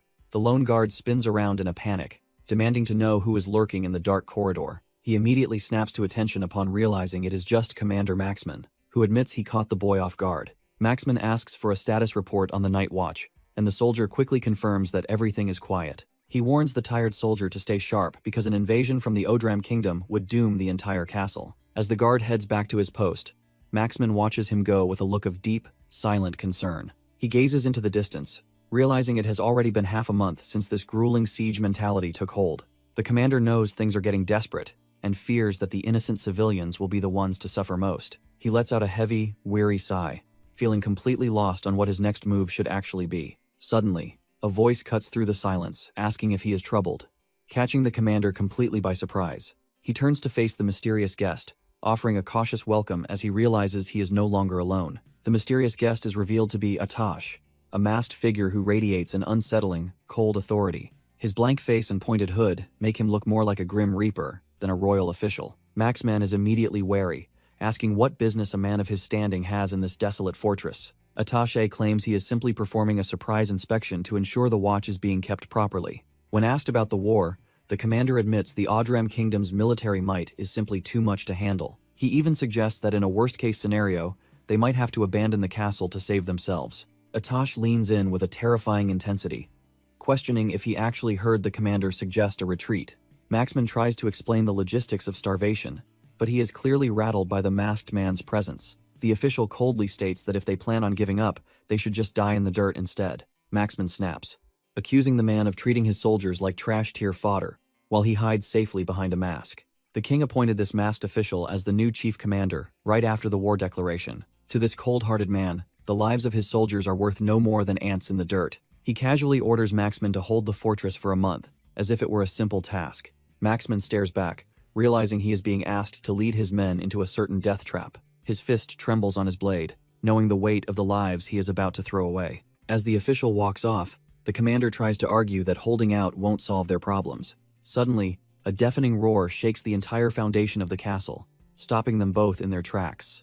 A panicked soldier rushes in to report that something has gone horribly wrong at the perimeter. Maxman is dumbfounded when he hears that the massive castle doors have been completely blown apart. Turns out, our boy Soo-hyun has arrived, standing over the rubble like a true harbinger of destruction. Soo-hyun looks back on the events that led him here, his eyes burning with a cold, focused intensity. Rewinding a few hours, we find our boy at the 20th floor gateway, ready to tackle the next trial. As he approaches the massive portal, he notices a lone figure lounging casually on the cold ground. The man looks up in surprise, wondering what kind of rookie has the guts to wander this far alone. This scruffy-looking guy is actually the floor 20 gatekeeper, and he seems amused to finally have some company. He recognizes Soo-hyun's overwhelming aura immediately, calling him a monster unlike any player he has seen in years. When the old man offers some veteran advice, Soo-hyun cuts to the chase and asks for his direct assistance. The gatekeeper just rubs his fingers together, making it clear that valuable info is never free in this tower. Soo-hyun knows these gatekeepers only get greedier as you climb, but he already has a plan to buy him. The old man nearly chokes when Soo-hyun casually offers a massive 100,000 points just to start the conversation. The gatekeeper bursts into a fit of laughter, clearly entertained by the sheer audacity of the massive point offer. He finally stands up, admitting that Soo-hyun is a total monster for dropping points most people take years to earn. Our boy stays focused, asking for the lowdown on the 10th floor and any specific dangers he should anticipate. The old man laughs it off, claiming Soo-hyun isn't the one in danger, but rather the one doing the killing. Suddenly, his tone shifts as he cryptically suggests that Soo-hyun should try to avoid unnecessary killing if possible. He adds one final, serious piece of advice, telling him to simply do what must be done in any situation. When Soo-hyun questions if that's really all he gets for his points, the greedy old man just shoves him through. Stepping through the light, Soo-hyun realizes these tower gatekeepers are all cut from the same cloth and love riddles. As he plunges into the void, he wonders what that vague warning about his future choices actually implies. The transition hits him like a truck, leaving him completely dumbfounded by the sight that greets him. As he plummets, he's stunned by the sheer scale of the world unfolding beneath his feet. He spots the ground approaching fast and realizes he needs to stick the landing or end up as paste. Reacting with insane reflexes, he snags a sturdy branch to kill his momentum before hitting the dirt. He swings through the canopy and lands like a pro, ready to face whatever this new floor throws. Something catches his eye in the distance, making him realize this isn't just another monster-filled dungeon crawl. From the cliffside, he stares down at a massive fortress that looks way too fortified for a solo player. The system chimes in, announcing that the trial for the 20th floor's 10th stage is officially going live. Turns out he has 1 month to collapse this steel-walled fortress known as Grundalum, and its thousands of guards. The system hints that these rebel soldiers aren't necessarily enemies and might actually be recruited as allies for once. Soo-hyun sighs at the long-winded explanation, knowing the real trick is uncovering the castle's secret to survive. Our boy processes the massive info dump, realizing the system's long-winded description actually holds the key. He stares at the fortress, understanding that just steamrolling through the guards won't clear this tricky trial. He recalls the gatekeeper's warning and decides that avoiding unnecessary bloodshed is the smartest play here. Staring at the massive walls, he wonders how on earth he's supposed to conquer a castle without killing. As night falls, he camps out with his maps, trying to find a loophole in this fortress's defense. He notes the guards are decent C ranks who use mana, making a head-on assault even more of a headache. Lying by the fire, he weighs the disadvantage of being outnumbered against the strict no-kill secret mission. A month seems like forever, but he knows he can't waste a single second if he wants top marks. He stares at the stars, his mind racing through every regressor trick to find the perfect infiltration route. Finally, he makes his choice and prepares to move against the steel-walled fortress under the cover of darkness. A guard catches a glimpse of a figure in the darkness and immediately goes on high alert. Our boy just strolls right up to the front gate, completely unfazed by the spears in his face. He decides there is no point in overthinking this and plans to handle the situation head-on. Putting on a fake smile, he tries to convince them he is just a simple passing traveler. The guards aren't falling for it, barking that the fortress is on lockdown and he needs to scram. He realizes the Ansan outbreak is only 2 months away, so he needs to speedrun this entire trial. Since the peaceful route failed, he prepares to move, knowing he cannot afford to waste any more time. The soldiers brace for a fight, totally unaware that they are facing a regressor leagues above them. Instead of drawing his blade, he simply launches himself into the air, soaring right over their heads. The guards and the commander are left absolutely dumbfounded as they watch him effortlessly bypass their perimeter. Our boy decides to stop playing nice and draws his blade while soaring through the air. With a cold glint in his eyes, Kim Soo-hyun focuses his mana for a single, devastating blow. He slams his power into the fortress entrance, sending a massive shockwave through the heavy stone. The rebel soldiers can only watch in terror as their supposedly impenetrable defenses start crumbling like paper. A thunderous boom echoes across the battlefield as the gate is completely obliterated by his strike. He lands softly among the smoking ruins, his modern sneakers looking completely out of place in the wreckage. Emerging from the dust, he stands before the terrified guards who realize they are hopelessly outmatched. He stares them down with chilling indifference, already calculating the most efficient way to finish this trial. The guards panic and shout for everyone to stop the intruder, but their efforts are utterly meaningless. Kim Soo-hyun simply smirks, noting that his control over his abilities grows clearer with every strike he makes. Our boy realizes Gram is a legendary blade that resonates with his mana to perfectly control its lethal sharpness. The rebel soldiers charge in like a bunch of trash-tier mobs, desperately trying to surround the powerful intruder. Kim Soo-hyun doesn't even blink, his cold blue eyes already tracking every pathetic movement the guards make. He unleashes a blinding blue shockwave, sending the front line flying like ragdolls in a single, effortless motion. Moving faster than their eyes can follow, he tears through their formation while leaving a trail of destruction. He knows this sword can slice through anything, but he is currently testing a much more refined technique. The guards are dumbfounded when they check their fallen allies, finding no blood despite the massive impact. Turns out, his mastery allows him to strike with overwhelming force without actually drawing a single drop of blood. Seeing their ground forces fail, The commanders on the wall order the archers to rain hell on him. A volley of arrows whistles through the air, but our boy is already planning his next explosive move. Arrows rain down, but our boy doesn't even flinch as he prepares to show them true speed. He focuses his mana, his cold eyes locked on the projectiles as he readies a countermaneuver. With a series of lightning-fast slashes, he turns the deadly volley into nothing more than useless toothpicks. The archers are left dumbfounded, realizing their ranged support didn't even slow him down for a second. He sets his sights on the wall, deciding it's time to take the fight directly to the leadership. In a single explosive leap, he clears the massive distance and lands right in the middle of the enemy. He delivers a precise strike to Commander Maxman, opting for a non-lethal blow that still packs insane power. The sheer force of the impact sends shockwaves through the stone, scattering the surrounding guards like leaves. He stands calmly amidst the chaos, hoping the commander survived that strike since he still needs information. Our boy pauses as he hears a frantic commotion echoing from the other side of the stone walkway. The rebel soldiers are in a total frenzy, clearly losing their cool as they scramble to regroup. Commander Maxman screams for his men to retreat and let him handle the monster standing before them. Soo-hyun realizes he just found the big fish and figures that capturing the commander is his best bet. Despite his orders, the loyal guards choose to drag their leader away to keep him from being slaughtered. He decides he's done playing around and prepares to end this farce with one final, decisive move. With a sharp burst of speed, he kicks off the ground and launches himself like a missile. He dives toward the retreating group, looking like a literal god of death descending from the sky. The panicked soldiers desperately fire their harpoons, hoping to snag him before he reaches their precious commander. Our boy gets snagged mid-air by a harpoon, but he isn't even breaking a sweat. The rope cinches tight around his ankle, threatening to yank him out of the sky. The rebel soldiers think they've finally caught their prey, pulling with everything they've got. Little do they know, Soo-hyun is just using their own momentum to close the gap faster. He slams into the first guard he sees, turning their desperate trap into his personal slingshot. With a brutal kick, he sends another trash-tier soldier flying, while keeping his eyes on the prize. The guards panic and scream for everyone to hold their fire as the chaos turns inward. Commander Maxman looks back, completely dumbfounded that his elite defense is crumbling this easily. Before anyone can react, our boy lands right in front of the commander, ending the chase. Soo-hyun slices through the capture ropes mid-air, realizing he's finally reached the man in charge. He dives straight for the commander, knowing this is the fastest way to end the fortress breach. Their blades collide with a heavy thud, and Maxman instantly feels the overwhelming weight of Soo-hyun's power. A massive burst of mana erupts from the impact, shaking the very foundation of the stone walls. The shockwave sends the surrounding trash-tier soldiers flying like ragdolls as they scream in terror. Thick clouds of dust and debris kick up, momentarily masking the aftermath of that brutal exchange. As the smoke clears, our boy stands tall, having cleared the area of everyone but the commander. Maxman brushes off his subordinates' concerns, realizing he's the only one left who can stand a chance. He orders his men to focus on the external invasion, while he prepares to face this monster alone. Soo-hyun realizes Maxman isn't just some random grunt, but a leader acting on his own sharp intuition. Our boy is actually impressed, noting that Maxman's tactical judgment and A-rank power are the real deal. Maxman stands firm, telling his worried men to stop acting like cowards despite the overwhelming odds. The soldiers aren't just following orders.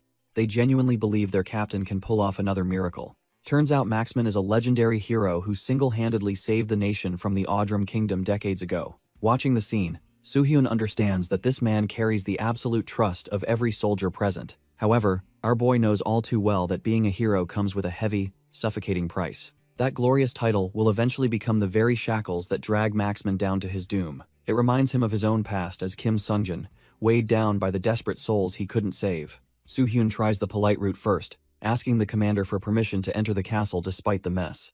Maxman isn't having it, calling the request ridiculous since our boy just smashed through their front door. Realizing words won't work, Soo-hyun decides it's time to stop playing nice and draws his blade. He lunges forward with blinding speed, knowing he has to commit one more crime to reach his goal. Our boy isn't looking for a massacre. He just needs a way to seize control without pointless bloodshed.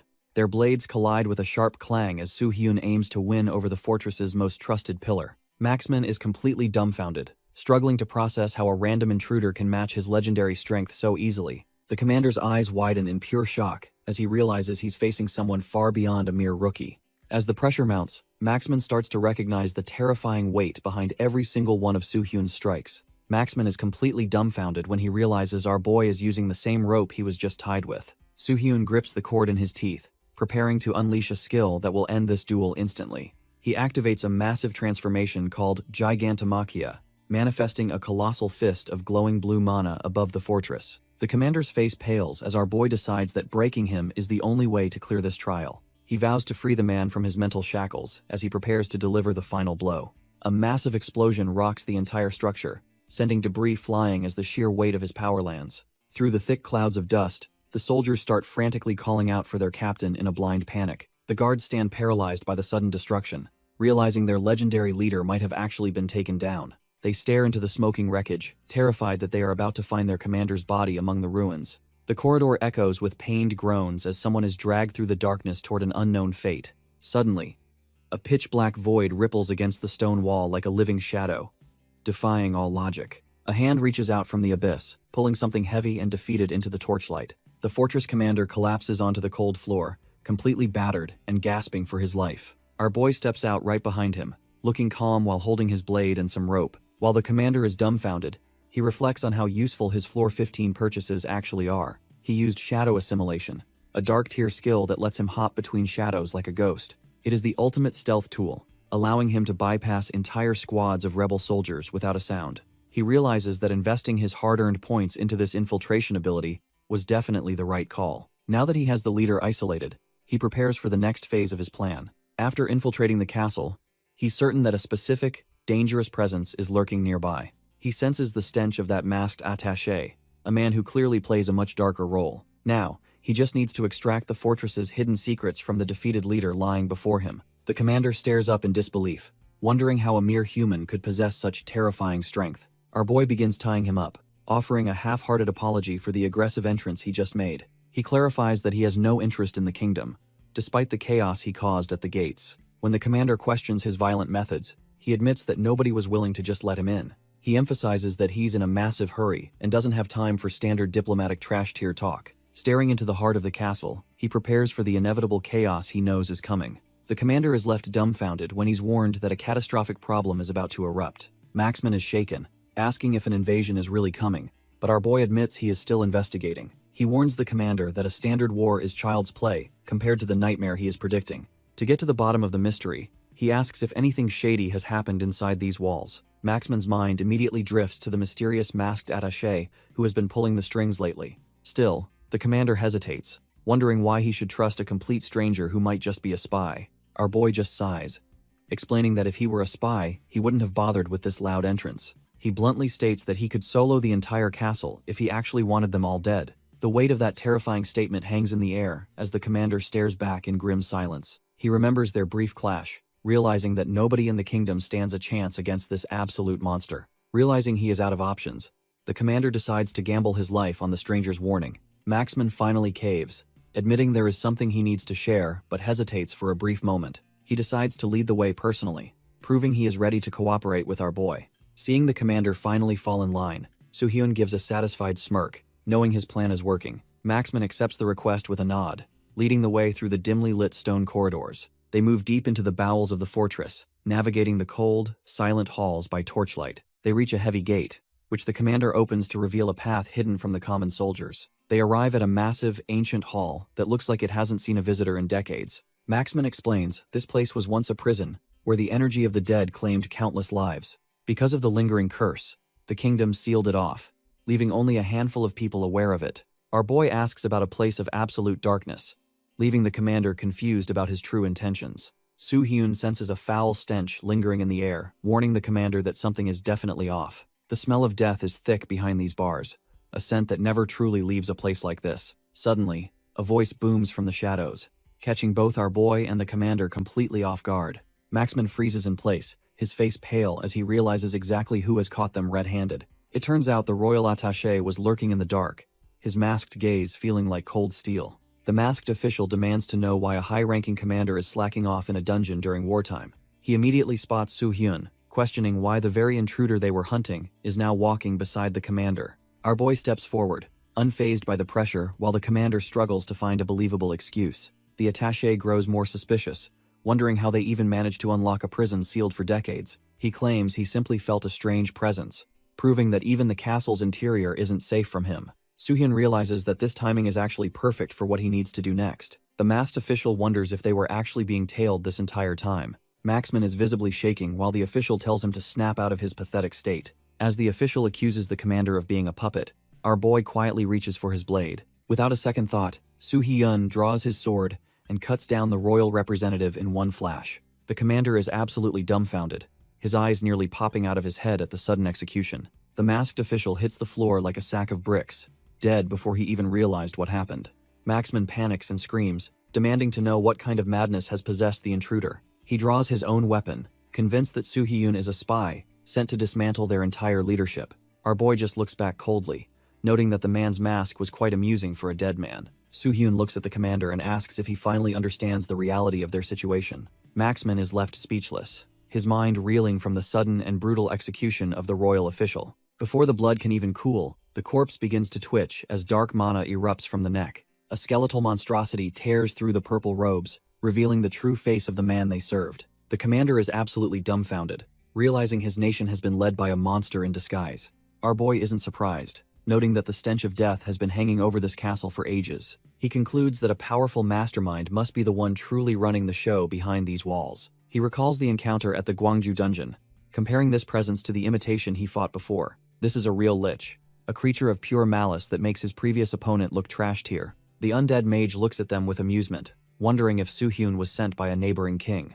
Our boy plays it cool, giving a vague answer about his origins to keep the monster guessing. He draws his blade, hinting that his world is far beyond anything this skeletal freak can comprehend. The lich doesn't care about talk anymore, declaring that his original plan for the kingdom has just changed. Dark mana begins to coil around the undead mage's finger as he prepares a lethal strike. Maxman stands frozen in terror, but Soo Hee-yun is already calculating the trajectory of the incoming death magic. The lich decides that leaving witnesses is too risky, and resolves to wipe them both off the map. He unleashes a torrent of concentrated dark energy, aiming to turn the entire hall into a graveyard. The sheer pressure of the mana cracks the floor as the purple tide rushes toward the two warriors. Instead of retreating, Soo Hee-yun charges straight into the chaos, shocking the commander with his suicidal bravery. His blade connects with a sharp metallic ring, cutting through the darkness with pure, refined strength. Soo Hee-yun cleaves through the lich's dark tide, proving his refined strength is no joke against high-level magic. Both the commander and the undead mage are left dumbfounded as the boy stands his ground effortlessly.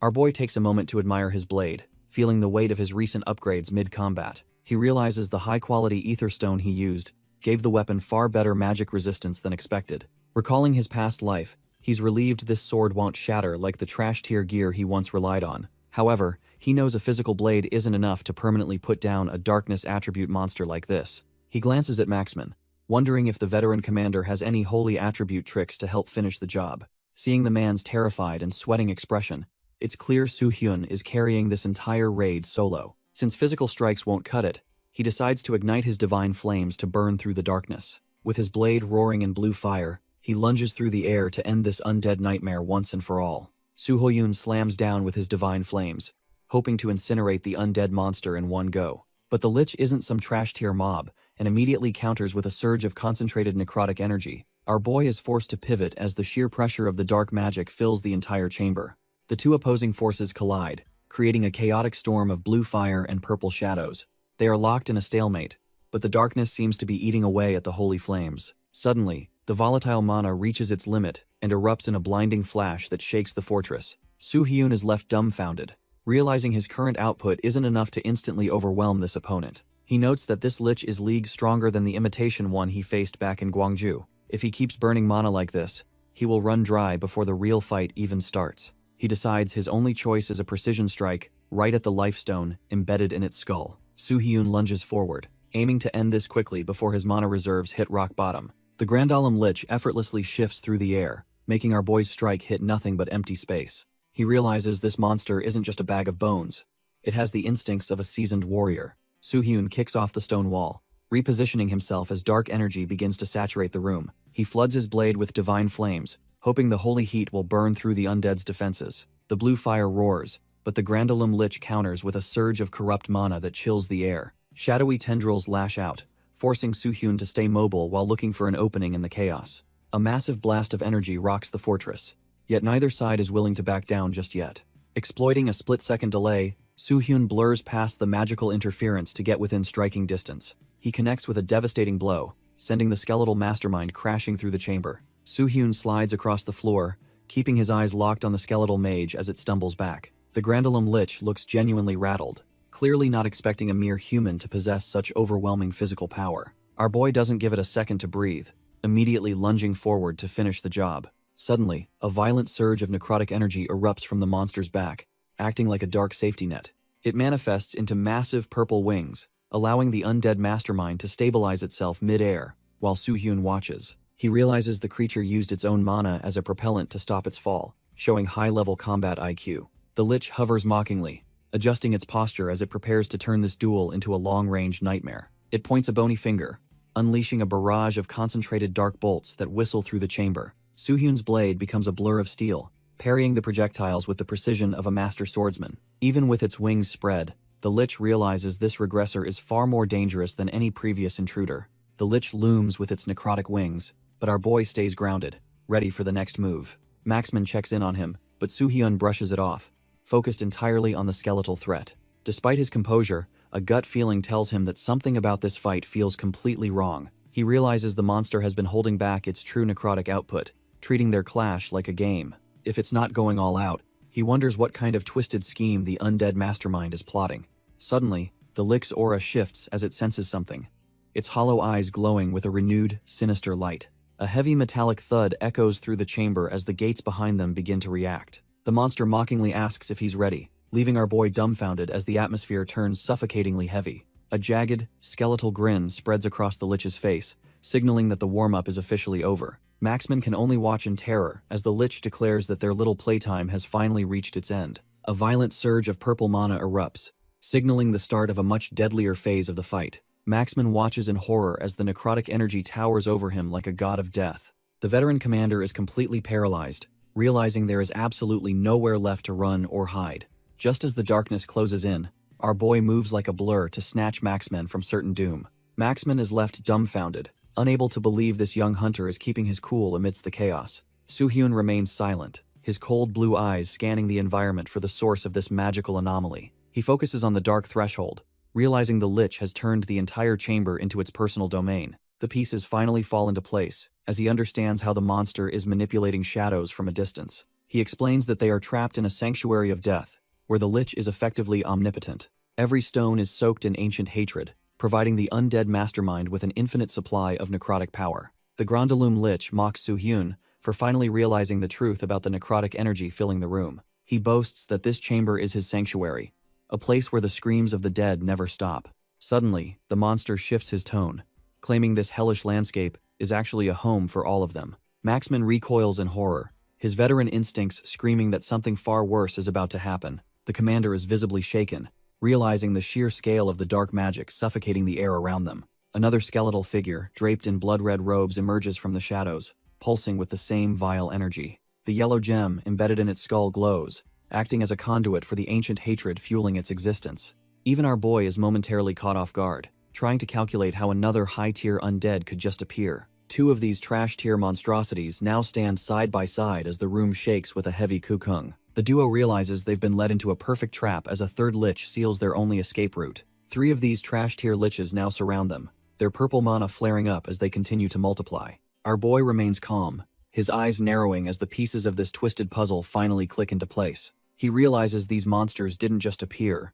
They've been hiding as the king's assistants within this enclosed fortress. With three high-tier undead present, the situation is far more dire than a simple infiltration mission. The Liches bicker amongst themselves, one mocking the other for failing to kill the intruders on the stairs. Maxman watches them in total confusion, unable to grasp what kind of dark plan these monsters are discussing. Soo-hyun turns to the veteran and asks if he's ever heard of the legendary King of the Dead. He explains that the Lich King can be summoned, but the cost is something truly horrific. The commander is completely dumbfounded when he realizes the ritual requires a massive human sacrifice. If they can't abandon the castle, the Lich confirms they're all destined to die together as ritual fuel. The kingdom's soldiers were never meant to be defenders.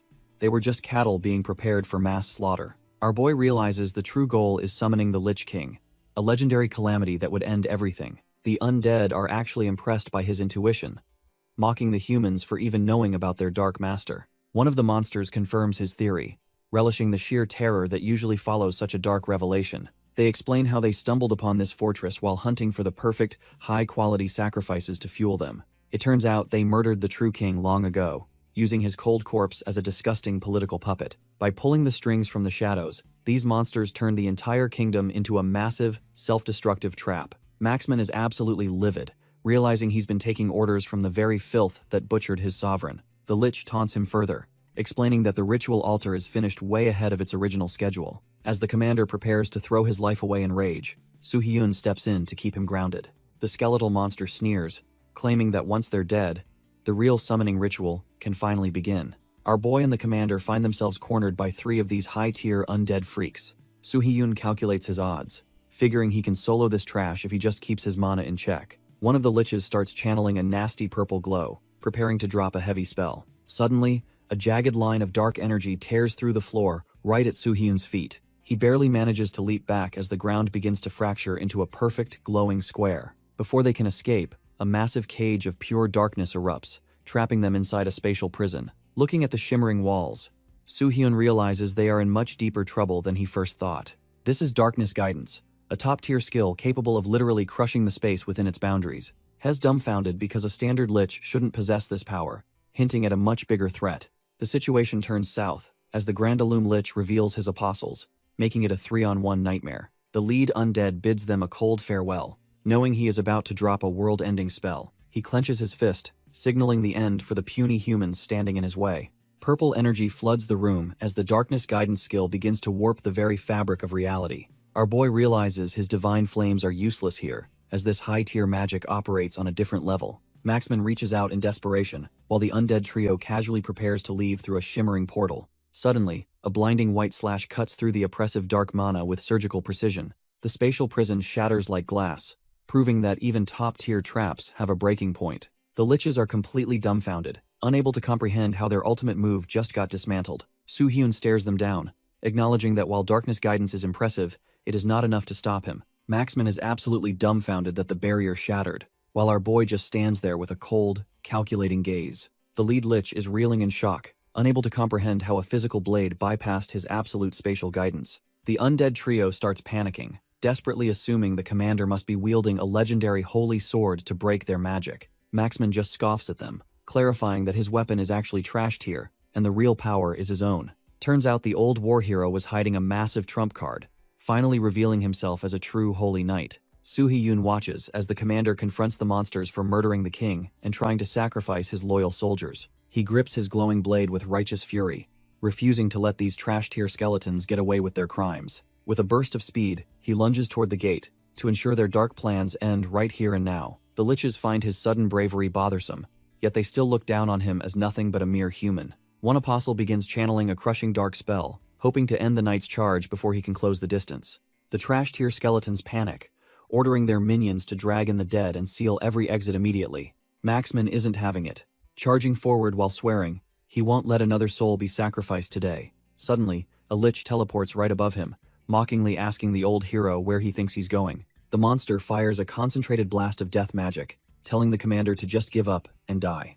Maxman finds himself pinned down by the overwhelming pressure, realizing his holy power might not be enough. That's when our boy steps in, whispering the command for his divine flames to finally consume the darkness. Soo-hyun leaps into the fray and summons his legendary phoenix, leaving the commander completely dumbfounded by the sight. The massive bird of blue fire screeches, radiating a heat that makes the undead's magic feel like child's play. It slams into the dark spell with a violent explosion, proving that these skeletons are out of their league. The divine flames tear through the corruption, completely erasing the lich's attack in a brilliant flash of blue. The divine bird of blue fire dives toward the trash-tier skeletons, its heat turning the dungeon into an oven. One of the apostles panics, realizing his dark magic is utterly useless against a literal divine predator. The bird doesn't give them a chance to breathe, closing in for the kill as the lich screams in terror. Our boy watches as his summon completely erases the undead, leaving nothing but scorched earth behind. Maxman is left dumbfounded, staring at this mysterious stranger and wondering where such monstrous power even came from. Soo-hyun acknowledges the commander's grief over the murdered king and the horrific betrayal of his own soldiers. The old hero is at his breaking point, asking what a soldier is supposed to do when everything is lost. Soo-hyun just stares him down with those cold eyes, unbothered by the heavy emotional weight of the situation. He reminds the veteran that despite the chaos, the responsibility of leading this battle still rests on his shoulders. As he reaches out, it's clear Soo-hyun isn't here to take over, but to provide the spark they need. Our boy extends a hand, asking the broken commander if he's finally ready to let him take the lead.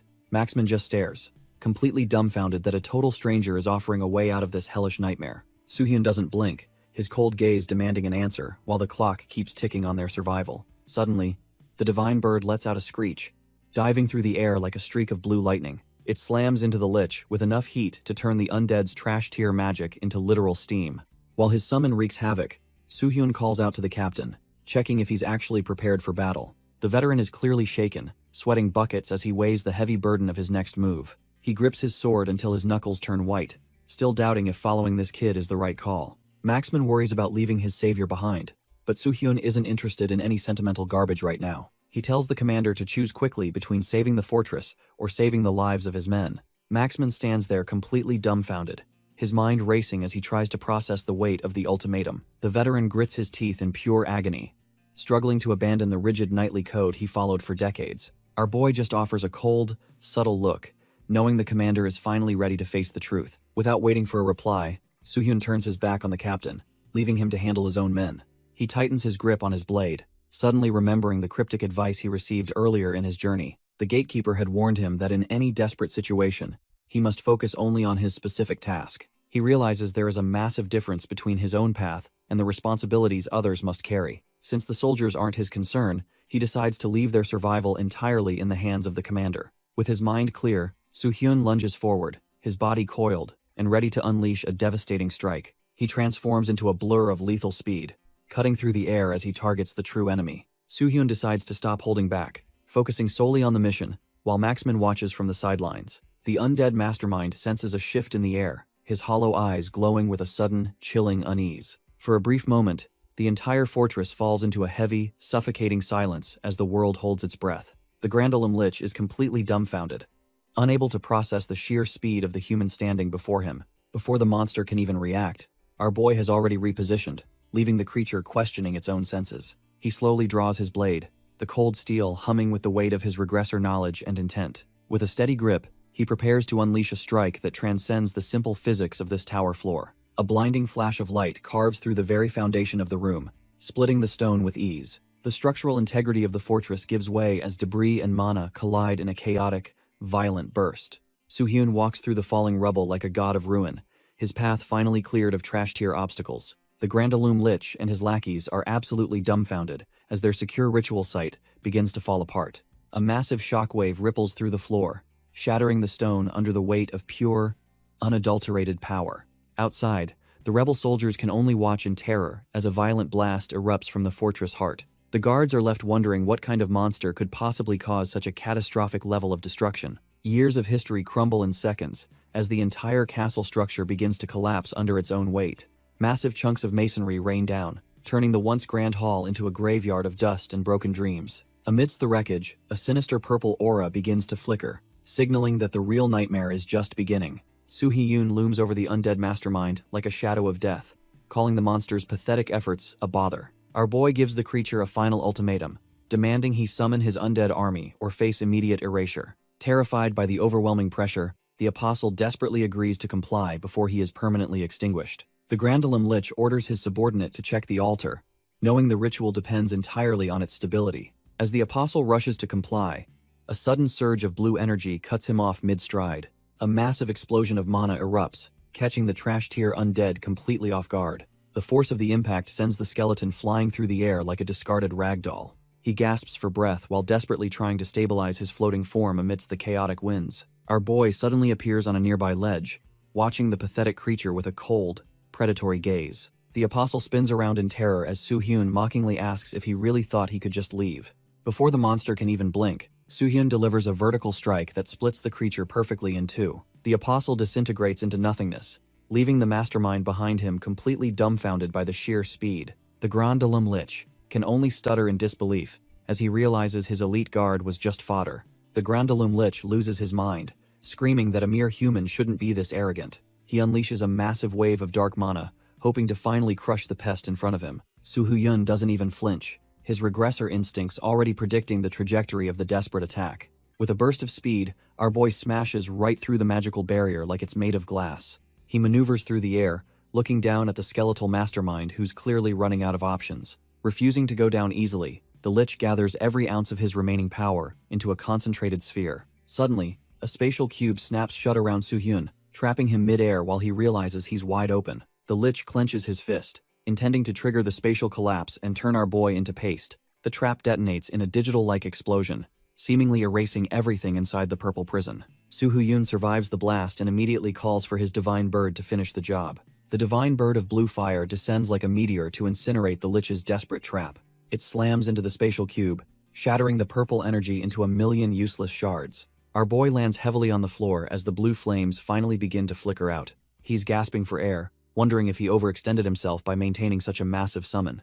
The Lich just sneers, telling him that any further resistance is completely pointless at this stage. Floating arrogantly, the skeletal trash-tier boss offers a painless death since the bird drained all his mana. Instead of panicking, Soo-hyun just gives a chilling smirk and admits the monster is actually right. He dismisses the remaining flames, acknowledging that the divine beast is indeed a massive mana hog. Suddenly, he draws his blade, asking the monster who exactly said he needed mana to be lethal. The Lich stands there absolutely dumbfounded, realizing he just made a fatal mistake by underestimating a regressor. Maxman calls out to stop him, but our boy just keeps walking toward the final showdown. The commander desperately asks if there is anything else he can provide before the real fight starts. Soo-hyun just gives a confident smirk and tells the old hero that he has everything he needs. He admits he already owes the commander plenty, leaving the veteran warrior completely stunned by his composure.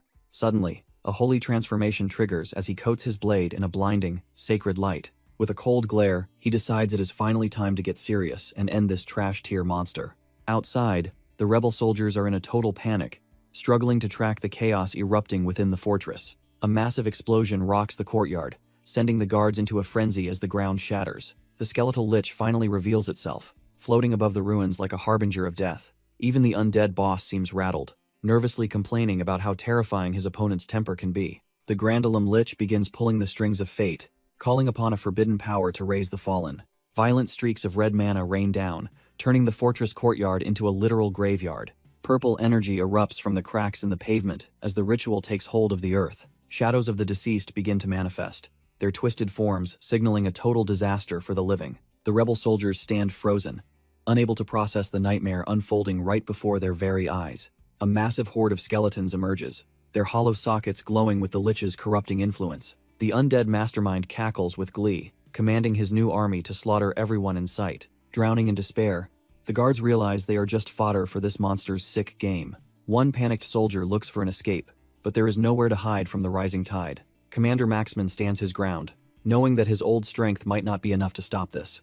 Maxman is relieved his subordinate is safe, noting that his quick evacuation orders have prevented any casualties. The soldier remains tense, asking if the repairs on the castle doors are enough to hold back the tide. Outside, the undead horde begins swarming the walls, forcing the defenders to prioritize blocking every possible entrance. Maxman decides to hunt the mastermind himself, telling his men to focus on keeping the remaining troops together. His soldiers aren't having it, insisting they'll provide cover while questioning how to handle the rising dead. They refuse to let their commander face the nightmare alone, showing a loyalty that even surprises the old hero.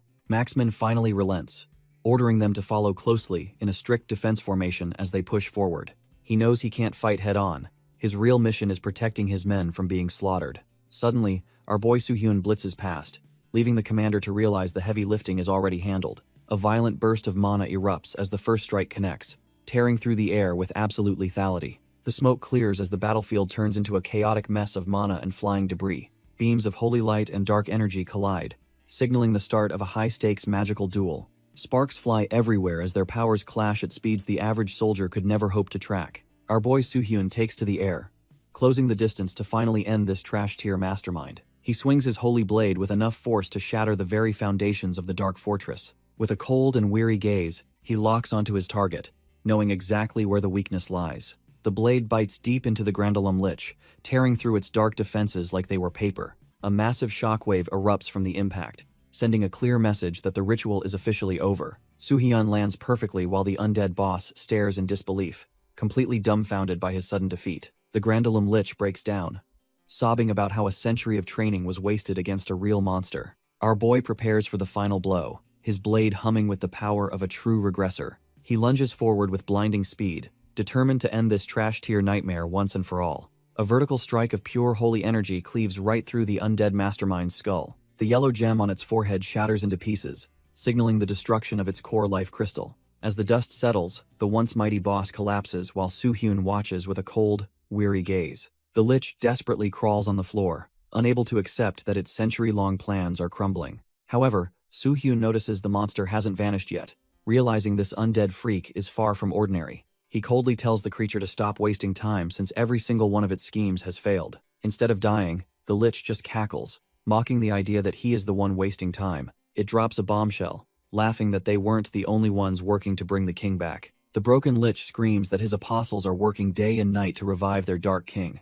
Our boy just sighs, completely unimpressed by the villain's cliché threats of world-ending darkness. He levels his sword, reminding the undead freak that he already called this a total waste of time. Soo-hyun coldly promises that the Lich King will meet his end by his blade no matter what. The monster can only stare back in silence as it realizes its end has finally come. With a swift thrust, he ends the monster's suffering by piercing its skull with holy energy. The Lich finally disintegrates into ash, leaving Soo-hyun alone in the cold, quiet fortress. He stares into the void, knowing his claim about killing their master wasn't just a bluff. In the previous timeline, the Lich King was a nightmare that brought reality to its knees. Having already slain that monster as Kim Sungin, he realizes these liches are all cut from the same cloth. Seeing the vision of the Lich King, he worries the monster's revival is happening way faster than before. Our boy decides to focus on the present, knowing there is still one more trash-tier Lich to handle. Meanwhile, Maxman is busy holding the line, swinging his blade with everything he has got. He carves through the undead fodder, but the sheer number of enemies makes him wonder if he will survive. One of the apostles just laughs at his struggle, leaving the commander fuming with rage. Maxman realizes he is at a total disadvantage because he cannot keep up with the monster's aerial movements. The undead freak is not even trying to kill him. It just wants to keep the soldiers distracted. It plans to stall until its master arrives, but suddenly feels a terrifying chill down its spine. Maxman and his men stand there dumbfounded as the atmosphere shifts and the enemy stops attacking. The apostle realizes its companion has been erased, leaving it completely shaken as it faces the end. The apostle is losing its mind, unable to process how its boss was just deleted from existence.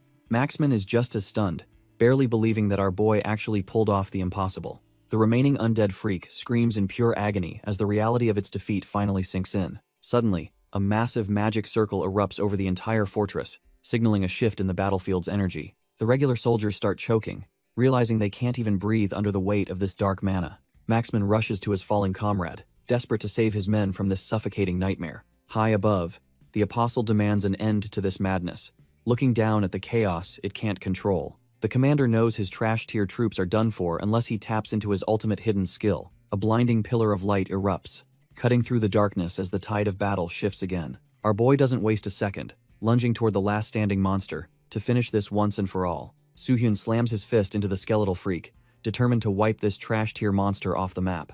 Our boy doesn't even flinch, his cold gaze already calculating the next move to ensure total victory. He follows up with a strike so powerful it sends the apostle reeling back into the fortress walls. The monster finally shatters in a massive explosion, leaving Maxman completely dumbfounded by the sheer display of strength. When the commander asks if the deed is done, Soo-hyun simply confirms the kill with a weary expression.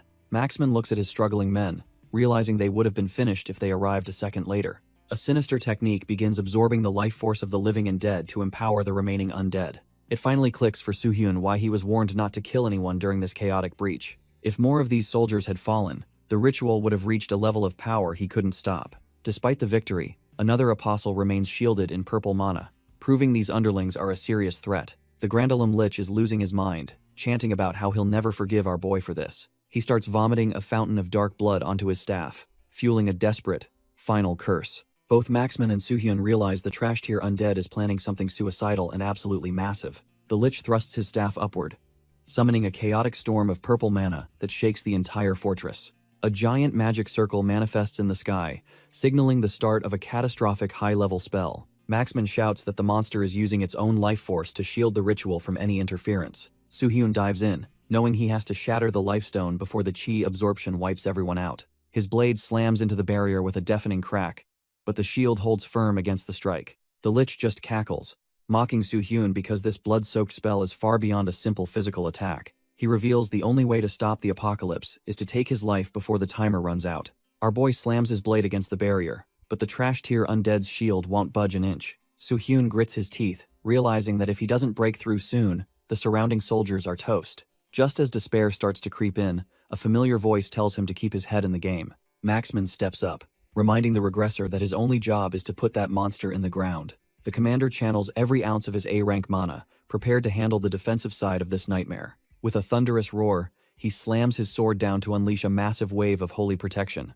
A brilliant blue dome erupts from the fortress, acting as a literal umbrella against the Lich's dark ritual. The barrier expands across the entire battlefield, shielding thousands of lives from the impending mana explosion. The soldiers look up in total shock, dumbfounded by the sudden change in the chaotic atmosphere above them. They realize the soul-crushing pressure has vanished, leaving them wondering who just pulled off such a miracle. Soo Hee-yoon watches in awe as a massive sanctuary barrier begins to envelop the entire chaotic battlefield.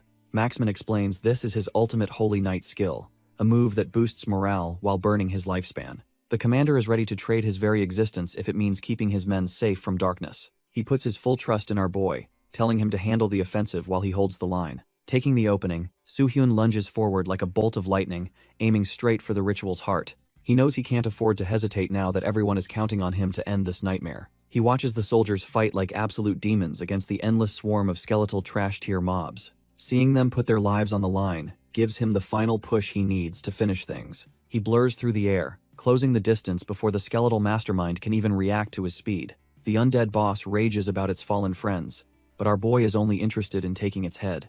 The Lich screams about how weak humans are, but Soo-hyun just focuses on finding a lethal opening. Their weapons collide with a violent spark, the monster desperately trying to keep our boy at bay. Soo-hyun mocks the creature, noting how even a trash-tier undead seems to care about its fallen comrades. He grabs the staff with a burning grip, reminding the Lich of the thousands of lives it extinguished. Looking into those hollow eyes, he tells the monster that every single victim was someone's precious family. Blue flames erupt as they clash, the holy energy beginning to overwhelm the Lich's dark mana. As the flames lick its bones, Soo-hyun asks if it finally understands the agony of losing everything. He prepares his final move, telling the creature to carry that despair back to the pits of hell. With one clean, vertical strike, our boy splits the skeletal mastermind right down the middle. The core gem shatters into a million pieces, ending the nightmare and silencing the Lich forever. The Grandaloom Lich is absolutely dumbfounded, unable to process how its dark existence is being snuffed out so easily.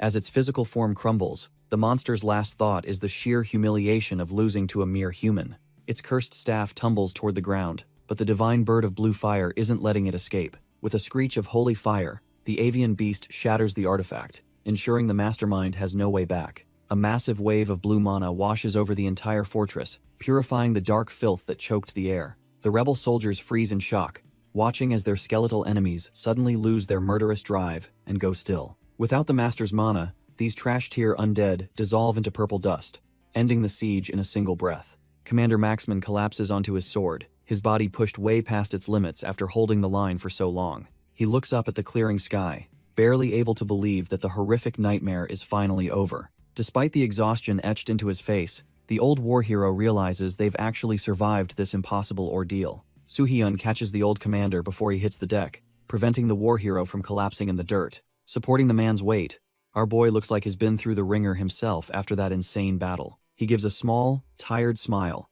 and tells the commander he did a hell of a job today.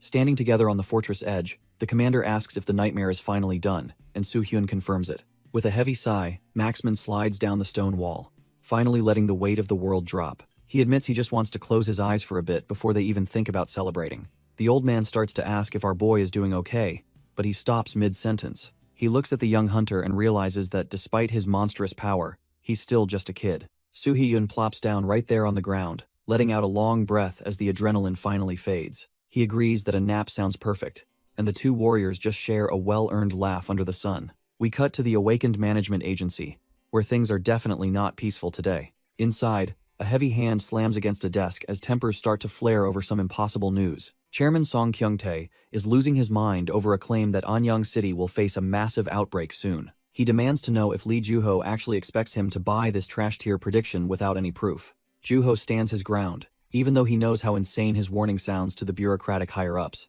The chairman rants about how predicting dungeons is impossible, pacing around his office like a cornered animal. He claims common sense says outbreaks take months to form, but Joo-ho knows the old rules no longer apply. Our boy's contact argues that they can't gamble with the lives of 600,000 people just for protocol. Kyung-tae snaps back that his own career is on the line if they cause a nationwide panic for nothing.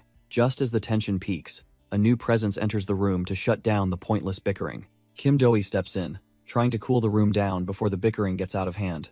The A-ranker tells the chairman that despite the lack of precedent, Juho's warning actually carries weight. Juho knows he is walking a tightrope, but the lives at stake are worth the risk. Do-hee is not easily convinced though, demanding to know exactly who handed over this top-secret intel. Our boy keeps it cool, claiming his source is a name they have definitely heard of before. The room goes dead silent when he reveals the message actually comes from Kim Soo-hyun himself. They recognize the name immediately as the mysterious super rookie who is currently tearing through the rankings. The chairman is dumbfounded, struggling to believe a mere C-rank hunter could predict a national disaster. He takes a moment to process the weight of that name, his skepticism finally starting to waver. But just as Juho thinks he has won, the old man doubles down and refuses to budge. The chairman remains skeptical, arguing there is zero data to verify the source or trust this mysterious intel. He warns Juho that evacuating an entire city for a false alarm would be a political suicide mission. As the man in charge, he refuses to gamble his career on a rookie's hunch without concrete proof. He gets right in Juho's face, coldly stating that natural disasters happen and casualties aren't his responsibility. Juho is absolutely livid, realizing this trash-tier leader is willing to let people die just to save face. Even with Do-hee watching, the chairman doubles down, insisting that the final decision and the consequences are his. He gives a chilling smile and tells them to just act like this conversation never even took place. Meanwhile, our boy Soo-hyun is busy raking in rewards after absolutely crushing the trial on the 20th floor. He catches his breath, thinking about how insane it was to face 3 apostolic liches at once. Looking over his new stats, he realizes his growth is finally reaching a level that commands real respect. Our boy checks his stats and realizes he has finally reached the S-rank standard he was originally aiming for. Suddenly, a flood of system notifications overwhelms him, mentioning hidden assists from legendary heroes he didn't even notice. He stares in disbelief at the list of kingdoms that apparently provided support while he was busy fighting. It turns out the trial actually allowed for recruiting allies, a mechanic he completely overlooked during his solo rampage. Soo-hyun sighs, wondering if his habit of doing everything alone made him miss out on some major benefits. Looking down from the wall, he watches the soldiers tirelessly hauling supplies to repair the battered fortress courtyard. Maxman is already back in the zone, directing his men to move quickly and secure the perimeter. A small smile plays on the regressor's face as he admits he wasn't entirely alone in this fight. The commander emphasizes that fixing the outer walls is the top priority since the war is far from over. Maxman catches his eye and warns him that things are only going to get busier from here on out. Maxman finally tracks down our boy, relieved he didn't just vanish without getting his battle wounds treated. The commander wants to give him a public shout-out, but Soo-hyun admits he actually ran away to avoid it. Our boy confesses that all those compliments and high expectations from others just feel like a heavy burden. He scratches his head, clearly uncomfortable with being put on a pedestal after everything he's been through. Maxman looks away, mentioning how people have called him a war hero ever since the last big conflict. He admits that while the title sounds cool, it eventually started weighing him down like a ton of bricks. Soo-hyun stays quiet, realizing that even legendary figures struggle with the same mental pressure he feels every day. Looking at the commander, he sees a reflection of the same crushing responsibility he carried as Kim Sungjin. Maxman brings up Soo-hyun's own words, reminding him of the perspective that helped shift his mindset. He smiles, saying his only job is protecting his men, and that his mind finally feels a lot lighter. Our boy realizes that his perspective actually reached the old soldier and shifted his heavy mindset. Maxman notes that life's answers are usually closer than they think, and Soo-hyun can't help but agree. Even with a dead king and a broken country, the commander decides to start rebuilding right here. When Soo-hyun announces his departure, the veteran is dumbfounded that he is taking off so soon. He simply tells the commander that his work here is done and leaves the cleanup to him. Maxman watches him go, finally seeing the young man for the absolute powerhouse he really is. He acknowledges that while Soo-hyun hates the pressure of expectations, he cannot ignore the objective truth. With a sharp salute, he declares that to every soldier here, Soo-hyun is the only true hero. Our boy just offers a small wave, heading back toward his own world as the sun sets. Suddenly, the system rewards his selflessness with a legendary achievement and the broken new skill, Hero Immortal. Kim Baroon is grinding through her workout when a persistent ringtone starts echoing through the gym. Lee Juho stops his set, wondering who on earth would be blowing up his phone this late at night. His eyes go wide as he realizes exactly who is on the other end of the line. Without a word, he bolts for the door, leaving Kim Baroon completely dumbfounded by his sudden departure. He answers with a grin, telling our boy that he has been waiting for this call for ages. However, his excitement turns to pure panic when he hears that Soo-hyun is currently at the hospital. Inside the clinic, the staff is losing their minds because Soo-hyun refuses to stay put for proper treatment. Our boy just strolls out with his arm in a sling, looking like he has seen much worse. He grumbles about the staff being too fussy, knowing his awakened body will knit itself back together eventually. Suddenly, Lee Juho skids onto the scene, looking absolutely frantic as he checks if his powerhouse is okay. Lee Juho is still fussing over that creaking arm, but our boy just shrugs it off like nothing happened. The broker is absolutely floored that Soo-hyun cleared 20 floors in a day and begs for some pro tips. Soo-hyun admits he is just playing it by ear, making Juho wonder if that recklessness caused his injuries. Realizing his powerhouse is just built different, Juho finally gets down to business regarding the request they discussed. He regretfully reports that the persuasion attempt failed, and Soo-hyun's secret identity has officially been leaked. Our boy isn't even surprised, knowing that trash-tier director was his incompetent boss in his previous life. Juho pivots, mentioning he managed to snag some intel on one of the director's inner circle, Kim Do. He warns that a green dungeon is opening in Anyang, and Soo-hyun realizes the inevitable disaster is arriving. He remembers how everyone was diverted elsewhere in the past, leaving the city defenseless against the monster swarm. It all traces back to Song Kyung-tae, a man more interested in dodging blame than saving lives.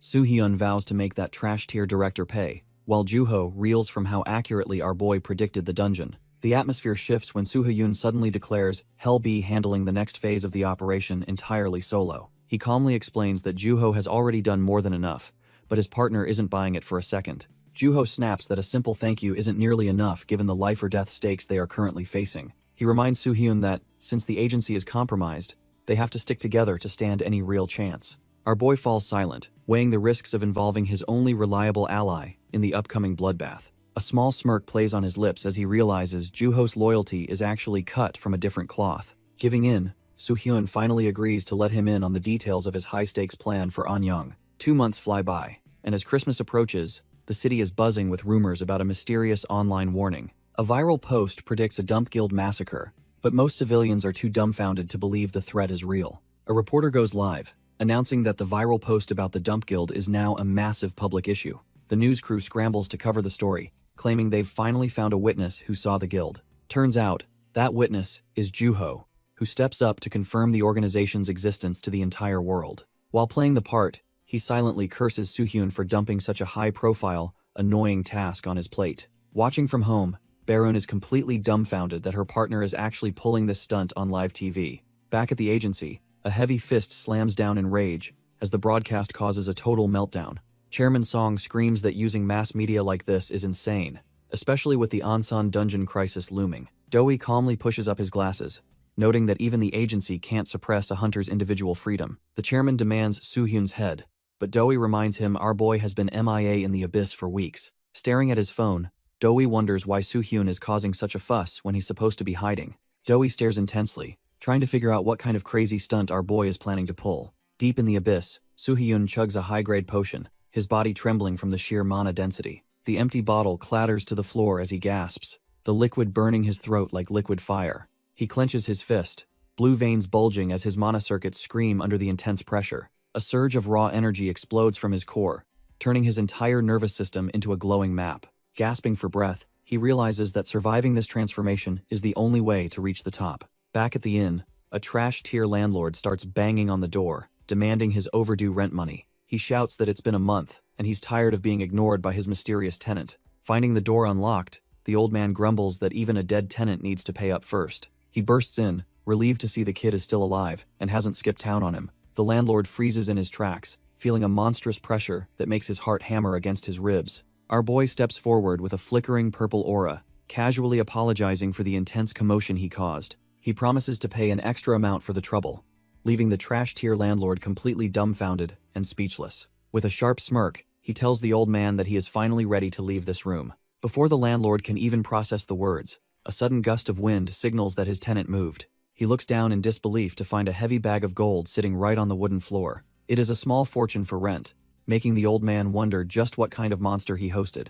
Turns out, he spent the last month consuming a top-tier magic catalyst to force a brutal mana evolution. Even the floor gatekeeper was shaken when our boy dropped 2 million achievement points on a single item. Despite the agonizing pain and the foul taste, the massive power surge was exactly what he needed. Our boy leaps into the sky, feeling his body finally peak after that brutal and agonizing mana evolution. He smirks with confidence, knowing that tomorrow's definitive battle will finally put his regressor knowledge to the test. As he descends toward the city, He prepares to unleash the overwhelming power he spent a month refining. Meanwhile, back in the modern city, the gears of the major guilds are starting to turn toward chaos. A sharp-looking assistant informs his master that it is finally time for their scheduled move to begin. Jung Dong-young throws on his jacket and tells his genius rookie that it is time to head out. Choi Hak-jun sits silently on the sofa, seemingly focused on his phone while ignoring the world around him. He gives a cold, short response, hiding the murderous intent that once made him a legendary mass killer. News of a terror attack involving the notorious Dump Guild begins to circulate through the high-end guild offices.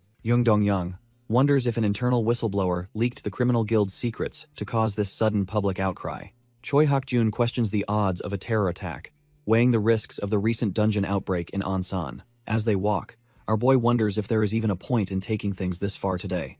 Jung Dong-young is clearly agitated, focusing all his spite on the mysterious bastard who leaked the guild's secrets. He explains that he spent time investigating who would dare spread knowledge that only a few elites possessed. Hak-jun is left dumbfounded when he hears the name Kim Soo-hyun, realizing the rookie is behind the chaos. Dong-young is determined to find out why this brat is so desperate to drag the Dump Guild down. Their high-end ride screeches to a halt as the Ares Guild prepares to move out and take control. Hak-jun watches his boss carefully, sensing the growing tension as they prepare to confront the unknown.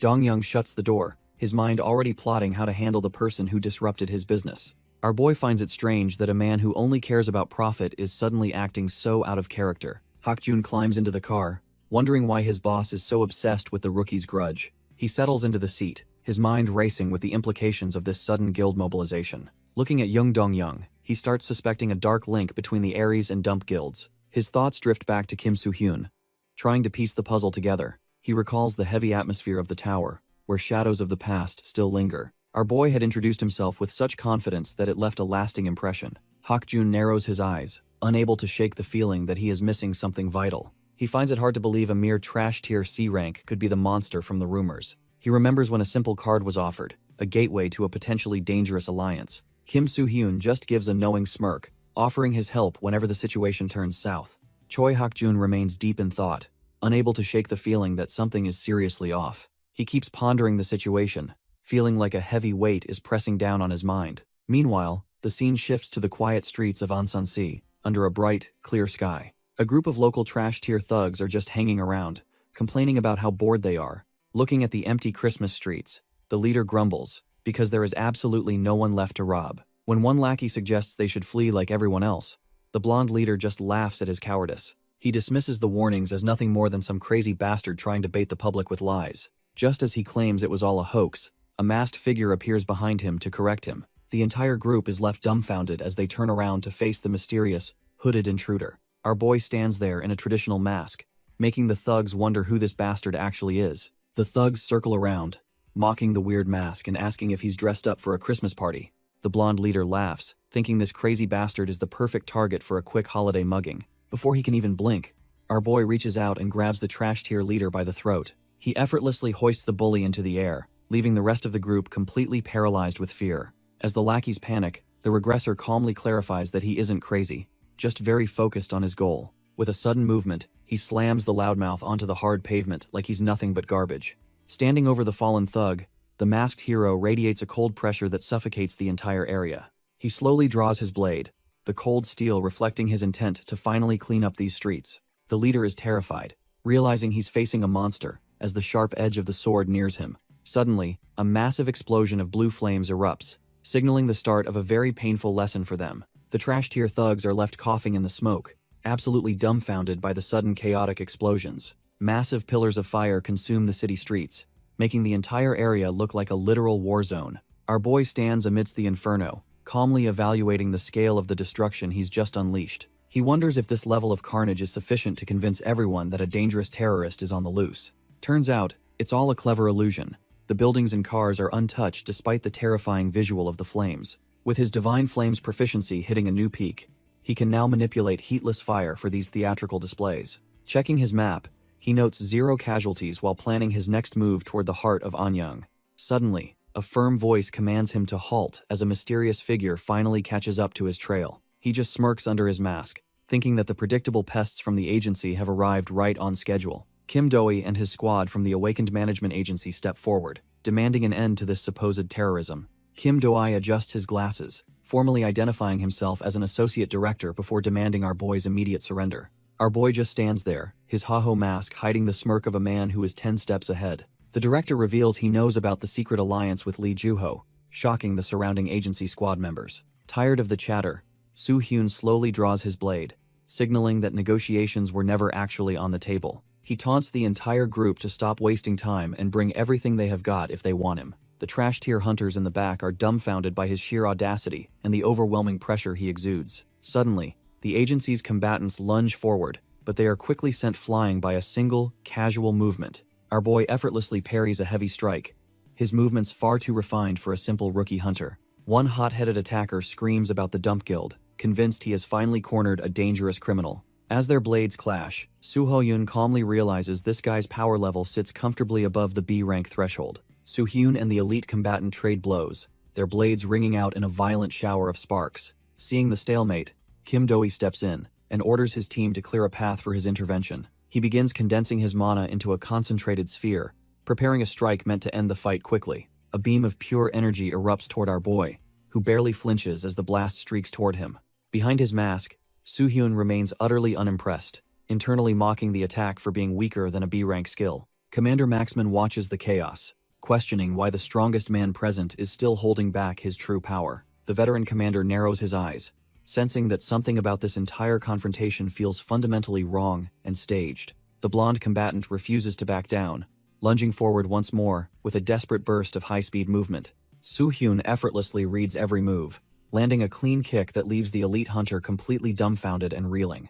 A massive impact shatters the pavement between them, forcing both sides to momentarily retreat and reassess the situation. Soo-hyun leaps back, thanking the fodder for the distraction while he prepares his next big move. He realizes these B-rank hunters are just trash tier and won't be enough to stop the coming disaster. Kim Do-hee watches the chaos with a cold gaze, his sharp mind already piecing the truth together.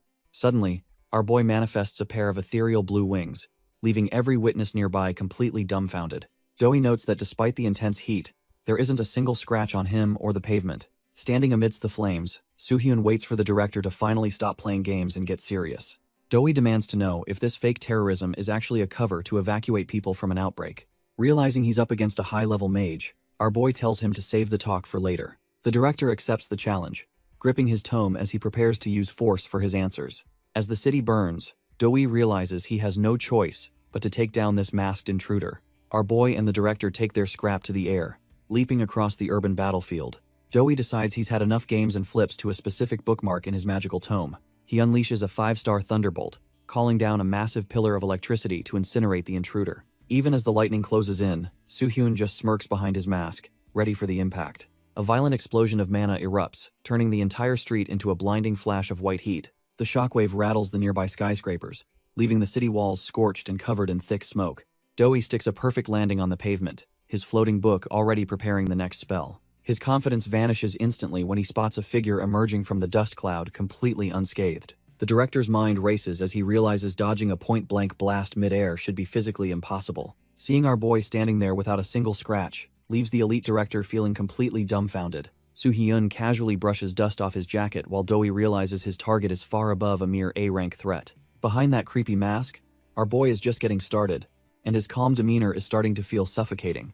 Do-hee stands there frozen, wondering how any hunter could possibly survive a direct hit from his ultimate lightning spell. Soo-hyun flares his blue mana, mockingly telling the director that they aren't even playing in the same league. The elite director narrows his eyes, his pride taking a massive hit as he calculates his next move. As Soo-hyun lunges forward to end this, Do-hee's internal monologue shifts from pure shock to a murderous resolve. Hakjun rushes over to check on his superior, but Do-hee brushes him off, his focus entirely on the monster. He asks the rookie to buy him some time, leaving the red-haired genius feeling completely dumbfounded and hesitant. Adjusting his glasses, Do-hee decides to swallow his pride and call the agency for some serious tactical backup. He plans to summon every available awakened hero, realizing that soloing this masked freak is a total suicide mission. The standoff intensifies as Soo-hyun looms like a literal god of war amidst the swirling embers. Do-hee is completely dumbfounded, realizing the masked freak hasn't even tapped into his real power yet. He wonders why someone this brokenly powerful would wait until now to reveal such a terrifying identity. One thing is certain for the director: he's dealing with a monster that defies every known ranking. Soo-hyun just scoffs, thinking these people haven't even seen a fraction of what he's truly capable of. Doi's sweat turns to ice as he calculates that this masked man must be S rank or higher. He signals his team to hold their ground, knowing any reckless move means an instant one-way ticket. Pulling out his magic tome, Doi orders everyone to focus purely on defense until the heavy hitters arrive. Our boy notices the quick shift in tactics and respects the director for actually having a functioning brain. He reveals to himself that there are two specific reasons for this grand performance and his hidden face. Soo-hyun's first goal is simple. He needs to gauge the actual combat level of today's top-tier hunters. His second move is baiting that old snake, Song Kyung-tae, into sending every spare body he has. If he causes enough of a scene to hit the national news, the agency won't have any choice. Our boy just needs to stall for 2 hours until the real nightmare outbreak finally begins.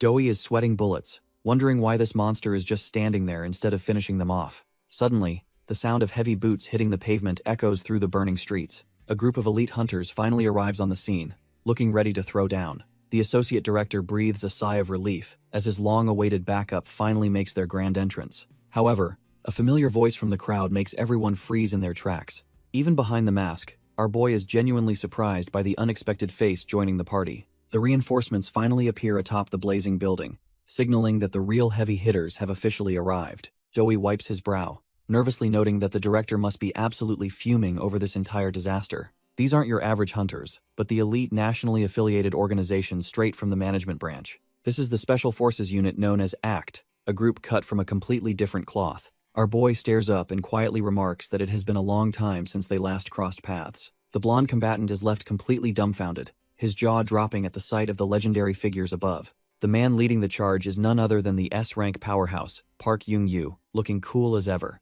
The excited hunter immediately begs for a spot in the unit, but Doi tells him to stay focused. Soo-hyun remembers him vividly as one of the strongest S-ranks from his previous life as Kim Seung-jin. As he watches the veteran, our boy begins to reflect on the deep personal connection they once shared. Park Young-yu assesses the battlefield, hearing reports that the masked intruder is supposedly just a lowly C rank. However, the sheer pressure radiating from the man suggests his true power is S rank, or even beyond.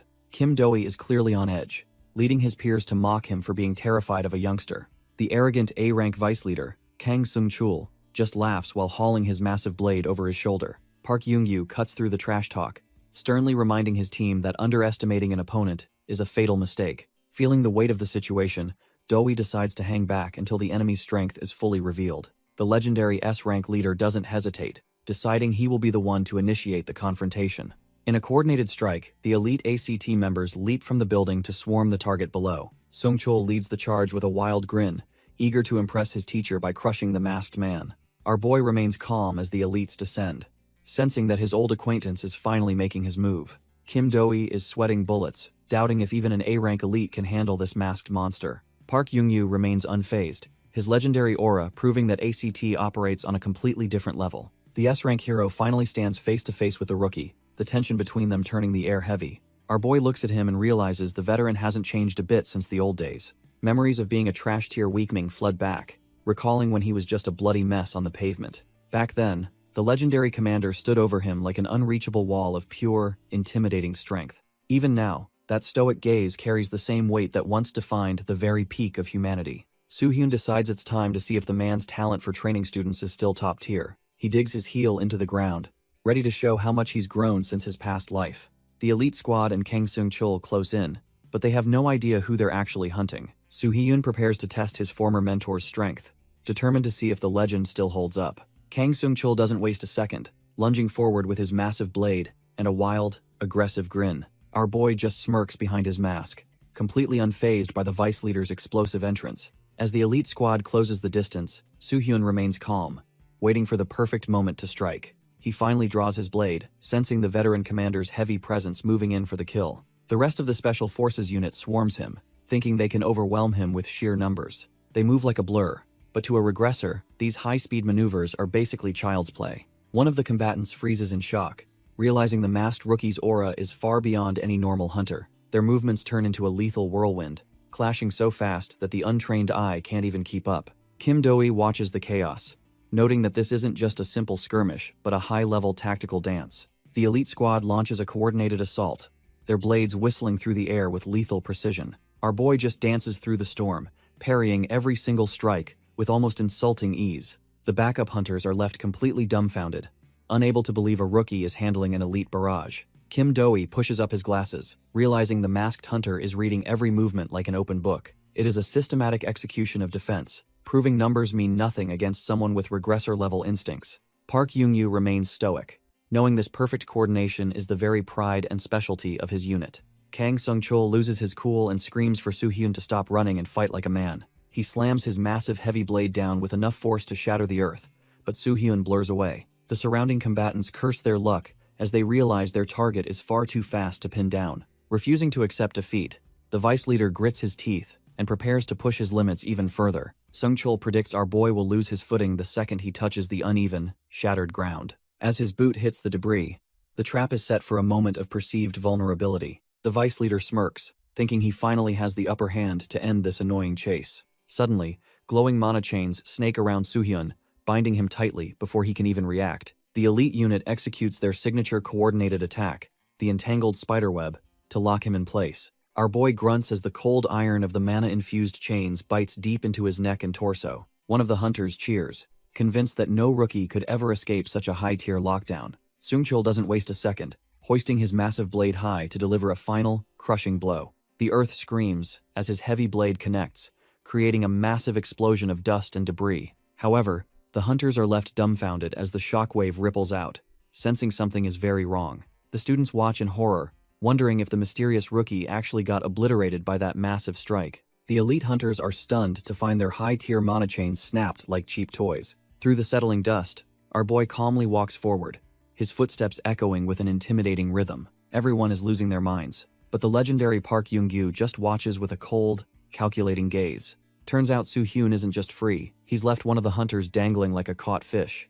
Sung-chul screams in pure rage, realizing the pincer maneuver was a total bust from the very start. His subordinates can only stare in silence, wondering how a mere rookie could outplay their specialized tactics. The vice leader recalls the exact moment he swung his blade, a realization dawning in his eyes. Instead of crushing his target, his massive heavy blade was used to slice through the reinforced mana chains. Our boy perfectly timed his movements, using the enemy's own momentum to shatter his restraints and turn the tables. The subordinate is utterly humiliated, realizing our boy used their own specialized chains to tie him up like trash. Kim Do-hee is completely dumbfounded, struggling to comprehend how a rookie could move that fast under intense pressure. Park Young-yu remains deathly silent, his cold gaze piercing through the chaos as he evaluates the masked threat. Soo-hyun checks a scratch on his mask, bored because he spent his past life mastering these exact tactics. Realizing his men are outmatched, the legendary commander finally decides to draw his own blade for a fight. He steps forward, admitting that he should have been the one to handle this monster from the beginning.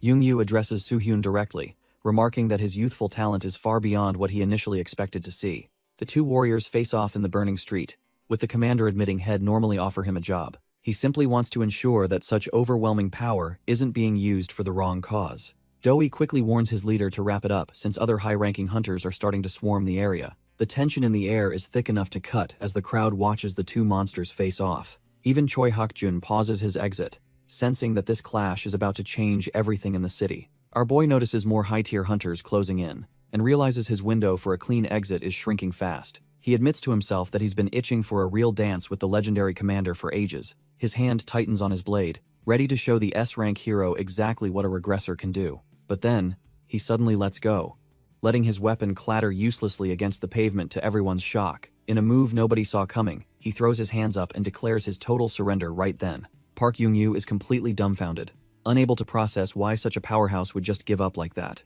The elite ACT members are just as stunned, their brains short-circuiting at the sight of the masked threat quitting. Behind that mask, our boy just smirks, knowing he successfully baited the biggest fish in the pond. The legendary commander can't believe his ears, wondering if this masked freak is actually serious about quitting. The elite hunters stand frozen as our boy keeps his hands high, looking completely non-threatening amidst the flames. Park Young-yu narrows his eyes, trying to sniff out the trap he knows must be hidden behind this surrender. Checking his watch, our boy notes the time is exactly 6 and says fighting now is just a waste. He cryptically hints that the real nightmare is only just beginning for everyone standing in this burning city. Suddenly, a massive tremor rips through the pavement, making it clear that his surrender wasn't an act of cowardice. Kim Do-hee and the surrounding agents struggle to keep their balance as the world starts shaking like an earthquake. The associate director realizes with a sinking heart that this isn't just a natural disaster hitting the area. High above the ruins, a green dungeon gate tears open, signaling a catastrophic outbreak that nobody was prepared for. Kang Seung-chul and the rest of the squad watch in horror, finally realizing why our boy just stopped fighting. The green dungeon gate tears open with a violent crack, signaling a disaster that is way ahead of schedule. Kang Seung-chul stands there completely dumbfounded, realizing that the situation has spiraled far beyond their petty skirmish. As the sky fractures further, the sheer speed of the dungeon generation makes it clear this outbreak is unpredictable. Panicked bystanders watch as our boy calmly walks through the chaos, seemingly the only one who expected this nightmare. Suddenly, he ignites into a pillar of intense heat, drawing in every stray spark from the surrounding wreckage. Kim Do-hee watches in disbelief, finally connecting the dots that this overwhelming fire belongs solely to the masked rookie. Clenching his fist, our boy prepares to make a desperate plea to the agents who just tried capturing him. He finally sheds his mask and stands before the elite squad, his body wreathed in powerful blue flames. With a cold but determined gaze, he asks them to set aside their grudges and fight alongside him. Drawing his blade, he stares down the massive portal, ready to protect the city from the impending monster swarm. Kim Do-hee watches in silence as the pieces of the puzzle finally click into place within his mind. He realizes with a cold sweat that the overwhelming monster before him was Kim Soo-hyun all along. Our boy stands firm, his blade ready as he prepares to face the unprecedented disaster looming above. The sky screams as a green rift tears open, signaling a catastrophe the world is not prepared for. Usually, these outbreaks take time, but this one is breaking every rule by manifesting during the dungeon's birth. Looking up, our boy knows this is just the beginning of the countless tragedies he must prevent. He turns to Kim Do-hee, asking exactly how many reinforcements the agency can provide for this fight. With a faint smirk, he thanks the director for finally seeing reason and choosing to cooperate. Kim Do-hee admits that the chaos our boy caused actually helped them mobilize their forces much faster. Nearby hunters watch in total confusion, wondering how these two seem to have predicted the entire disaster. The local hunters can't believe their eyes as they point toward the terrifying phenomenon unfolding above them. Sharp claws tear through the fabric of reality, signaling that the nightmare has officially arrived in the city. A monstrous beast lunges out from the green light, letting out a screech that chills everyone to the bone. Panic spreads instantly as the realization hits that the city is about to become a literal war zone. Kim Do-hee stands frozen, the reflection in his lens confirming that their worst fears have come to life. The massive rift shatters the sky above the city, turning a normal day into a literal living hell. Vicious flying monsters pour out of the gate, swarming the urban landscape like a plague of death. A hulking brute crashes into the streets, immediately putting the low-rank hunters on the defensive. Min-seok starts trembling uncontrollably, his courage failing the moment he sees the carnage on the ground. His allies desperately yell for him to move, realizing that standing still is just a death sentence.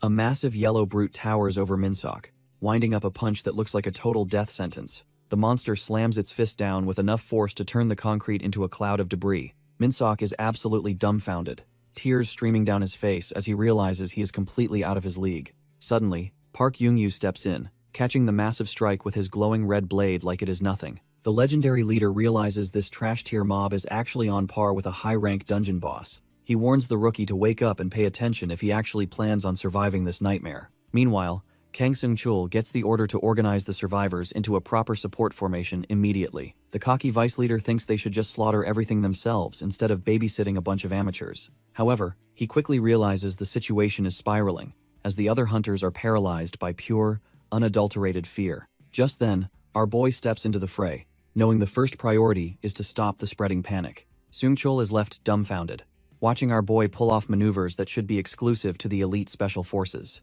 Soo-hyun doesn't have time for chatter, simply telling the vice leader to focus on his own survival for once. He launches himself into the sky, leaving the stunned hunter behind to deal with the massive aerial swarm. Seung-chul can only seethe in silence, realizing this rookie has the same annoying presence as his own master. Our boy becomes a blur of blue light, tearing through the trash-tier flyers like they were made of paper. He knows he has to clear the path quickly before the real disaster manages to fully manifest itself. After sticking the landing, he calculates that the legendary leader is more than enough to handle the remaining trash. He looks up at the cracking sky, relieved that the support team is finally doing their part below. His pensive aura intensifies as he realizes the main event is about to make a grand entrance. The massive purple nightmare known as the half-dragon Aigulus finally descends, signaling the start of the real fight.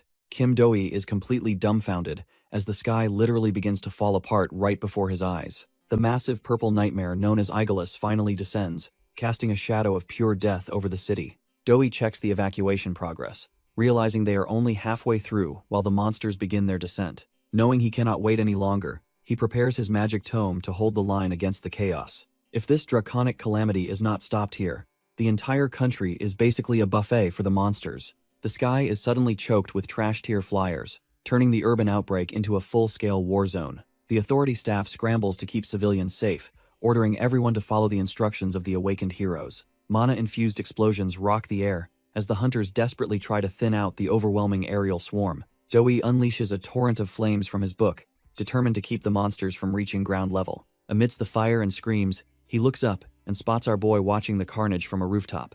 Soo-hyun watches from above, knowing he's the only hope left despite the overwhelming odds against them. Doi stares in disbelief, doubting if a single person can actually stop a dragon and this entire swarm. Suddenly, a massive shadow looms over the director, threatening to end his mission before it even begins. He freezes in terror as the monster prepares to strike, realizing he's completely cornered and out of options. Park Young-yu crashes down and executes the beast instantly, mocking the director for his lack of focus.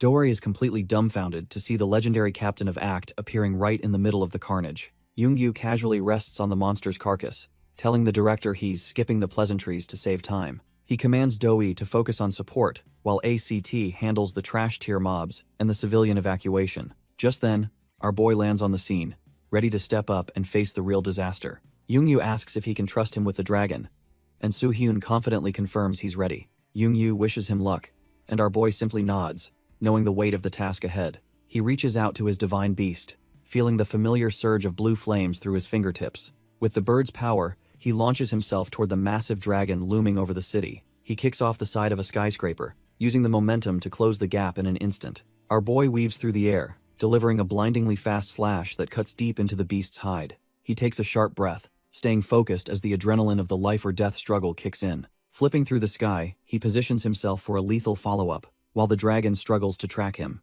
The purple calamity lets out a deafening roar, realizing this human isn't just another easy snack. Their powers collide in a massive burst of light, shaking the very foundations of the surrounding buildings. Gritting his teeth, Soo-hyun puts every ounce of his mana into a strike meant to end this nightmare. Soo-hyun's blade grinds against the dragon's scales, but the beast's defense is far higher than he anticipated. Our boy grits his teeth, pouring more mana into his grip to keep the weapon from shattering. He carves a bloody path down the massive leg, finally drawing first blood in this high-stakes aerial duel. Realizing he needs more firepower to win, he calls out for his divine beast to join the fray. The blue phoenix descends, clashing with the purple calamity, as the city streets become a literal war zone. Soo-hyun sticks the landing on the asphalt, his sword wreathed in blue flames for the next round. He wipes away sweat, acknowledging that this monster is far tougher than any trash-tier mob has faced. The dragon snarls in fury, confirming his suspicion that this fight won't end with just a few scratches. He realizes that dragging the true mastermind out of hiding will require an even more desperate gamble. Without wasting a second, he launches himself back into the chaos with a thunderous burst of speed. Aigulus takes a direct hit to the face, his draconic pride shattered as the explosion rocks his massive skull. The purple calamity tries to retreat, but a mass of dark energy pursues him through the smoke-filled sky. He stares down the encroaching shadows, realizing that this human isn't just another bug to be squashed. Our boy summons the divine bird of blue fire, standing tall as his legendary partner prepares to incinerate everything. The dragon shrieks in agony when the blue flames sear his scales, proving that divine heat beats draconic hide. Soo-hyun hitches a ride on his beast's massive talons, looking for the perfect opening to end this nightmare. The two titans collide mid-air, creating a shockwave that levels the surrounding buildings into mere piles of dust. Debris rains down on the desolate streets as the sheer power of their clash tears the environment apart. He sticks a rough landing in the center of a crater, his blue flames flickering with intense killing intent. Soo-hyun admits the beast is tough for a second encounter, but he's confident this timeline ends much differently. Our boy remembers how the Anyang outbreak was a total disaster in his previous life. Over 15,000 people died back then, and this purple dragon was responsible for most of it. The city was turned into a literal hellscape as buildings crumbled under the weight of draconic fire. Because the dungeon phenomenon was so unexpected, the government didn't have enough hunters to save everyone. In that timeline, he arrived completely drained, leaving him absolutely powerless to stop the slaughter. Now, the beast roars with the same arrogance, but the situation has changed completely this time around. As the dragon maneuvers through the smoke, it thinks it still holds the upper hand. He grips the hilt of Graham, acknowledging that while the dragon's flames are strong, his blade is stronger. With a single focused thought, he dives into the chaos, ready to cut through anything. He swings with everything he's got, determined to rewrite history and put this monster down. Our boy knows the dragon is wide open after it finishes spitting its trash-tier flames.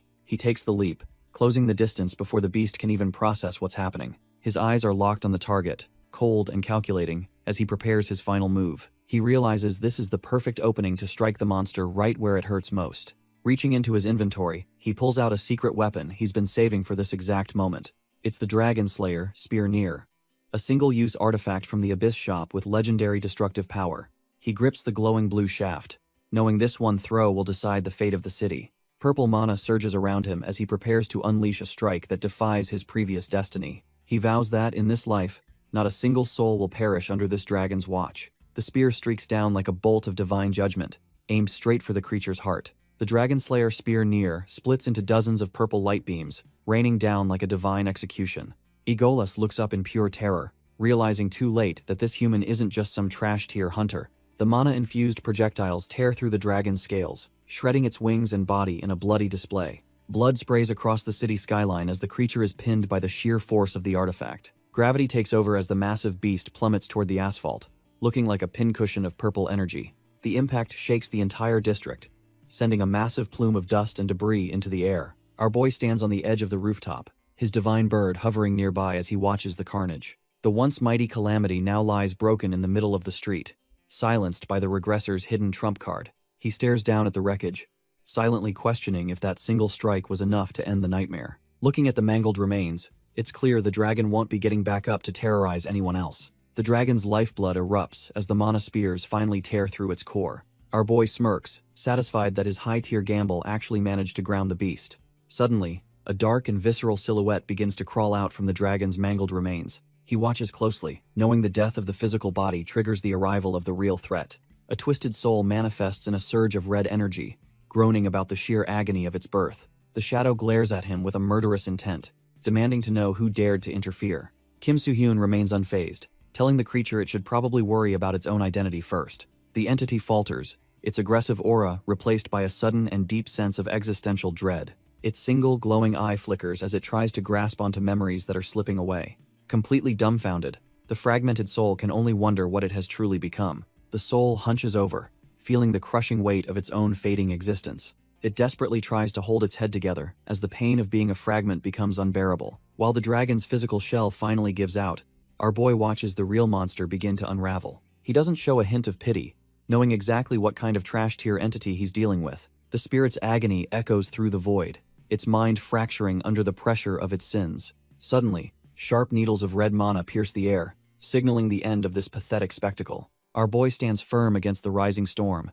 ready to erase every trace of this draconic nightmare. The soul lets out one final, glitchy scream, as its very essence starts to dissolve into nothingness. Walking through the chaotic energy, he uses his blue flames to shield himself from the spiritual backlash. Nearby, the associate director and the legendary commander are left dumbfounded by the sheer scale of the destruction. Kim Soo-hyun takes the full brunt of the mana needles, his body finally screaming for him to stop. The half-dragon collapses under its own weight, its physical form completely failing as it plummets towards the city. It slams into the earth with a deafening thud, sending a massive shockwave through the surrounding streets. Dust and smoke billow out from the impact site, masking the carnage left in the monster's wake. Our boy lies motionless among the ruins, his grip on his blade finally loosening as consciousness fades away. The dragon's dark silhouette looms over him like a reaper, refusing to let its killer survive the fall. Kim Do-hee and Lee Joo-ho rush onto the scene, desperately calling out for any sign of their friend. Joo-ho's blood runs cold when he realizes the beast is standing right over the spot where Soo-hyun landed. He watches in absolute terror as the monster opens its jagged maw, ready to swallow the hero whole. A gruesome crunch echoes through the silence, and the dragon's silhouette is suddenly drenched in fresh, red blood. Joo-ho stands frozen, his eyes wide with horror as fresh blood spatters across the wreckage. He can barely find his voice, his breath hitching as he tries to call out for his fallen friend. Finally, he screams the hero's name into the chaos, certain that his comrade has just been crushed. Inside the dragon's maw, a system alert triggers, activating the hero undying skill while the beast watches in confusion. The half-dragon's desperate attack backfires, inadvertently triggering a massive surge of health and physical power for our boy. A bloody grin spreads across Soo-hyun's face as he feels the raw strength of his new trait take hold. He jams his arms against the massive fangs, physically prying the beast's jaws apart with sheer, unadulterated force. With his eyes glowing a cold blue, he mocks the monster for giving him such a perfect power-up. Deep within the spiritual realm, the dragon's true soul awakens, completely dumbfounded by the sudden shift in reality. It stares at the human, holding its physical body open, wondering what kind of monster it actually tried to eat. Eagleas stares at the tiny human, wondering if this puny creature is actually some kind of demonic dragon. Deep within the spiritual realm, the dragon's soul is completely baffled by the strange energy it feels. Soo-hyun remains focused while falling, certain that the beast in front of him is his true target.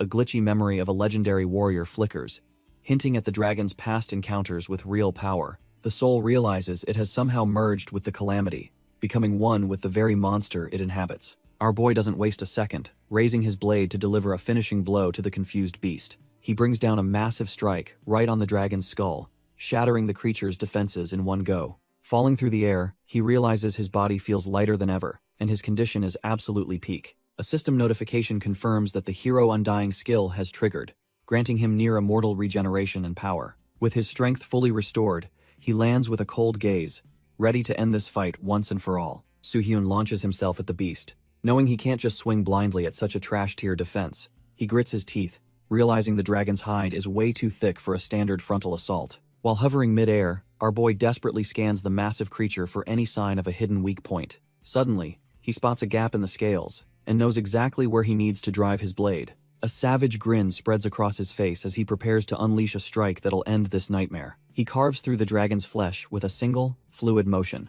proving his regressor strength is the real deal. As the monster roars in agony, Soo-hyun asks if it's finally time for the beast to wake up. Deep within the calamity, the glitchy soul of the former warrior begins to stir from its long slumber. The entity is dumbfounded, hearing its old title being called out by a human it was meant to kill. Haunting visions of the people who once believed in him flicker through his mind, fueling the internal chaos. Memories of being the kingdom's last hope against the dragon, Eagleas begin to flood the entity's fractured mind.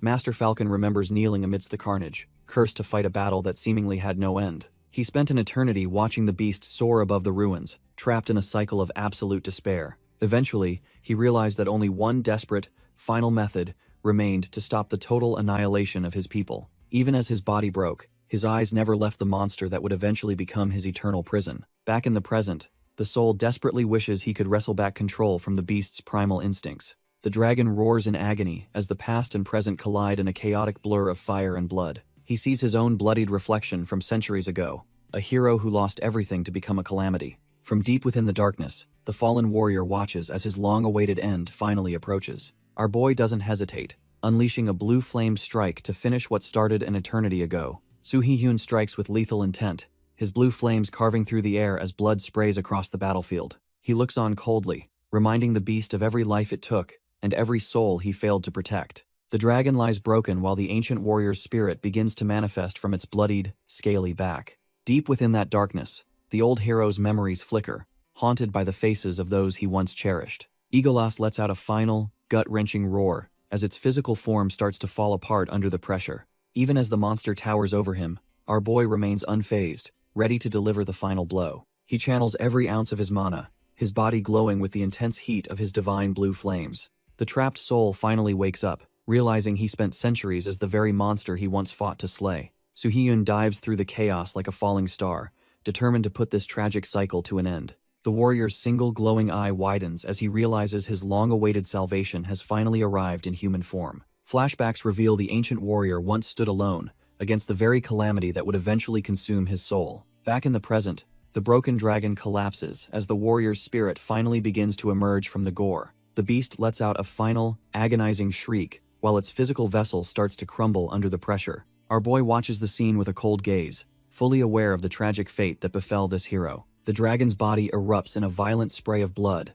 as the spiritual seal finally shatters for good. The ancient warrior's spirit tears itself open, exposing the core of his centuries-long suffering to the world. He forces his own essence apart, desperate to escape the nightmare of being the monster he once hated. The spirit recognizes Soo-hyun as a hero from another world, and begs him to grant a merciful death. Our boy tightens his grip on his blade, letting the divine blue flames roar to life for one last strike. With a massive explosion of mana, the dragon and the trapped soul are finally erased from existence. The dragon hangs in the air like a cursed omen over the terrified city. Our boy isn't letting up, pushing his bloodied body past the limit with his blue flames. He unleashes a massive pillar of mana that pierces the heavens and the beast itself. The dragon is caught right in the center of the blast, its wings finally failing. As the light intensifies, the monster's physical form begins to lose its grip on reality. Within the chaos, the tortured soul of the ancient hero finally stands exposed and vulnerable. The blue energy tears through the spirit, finally granting him the merciful release he prayed for.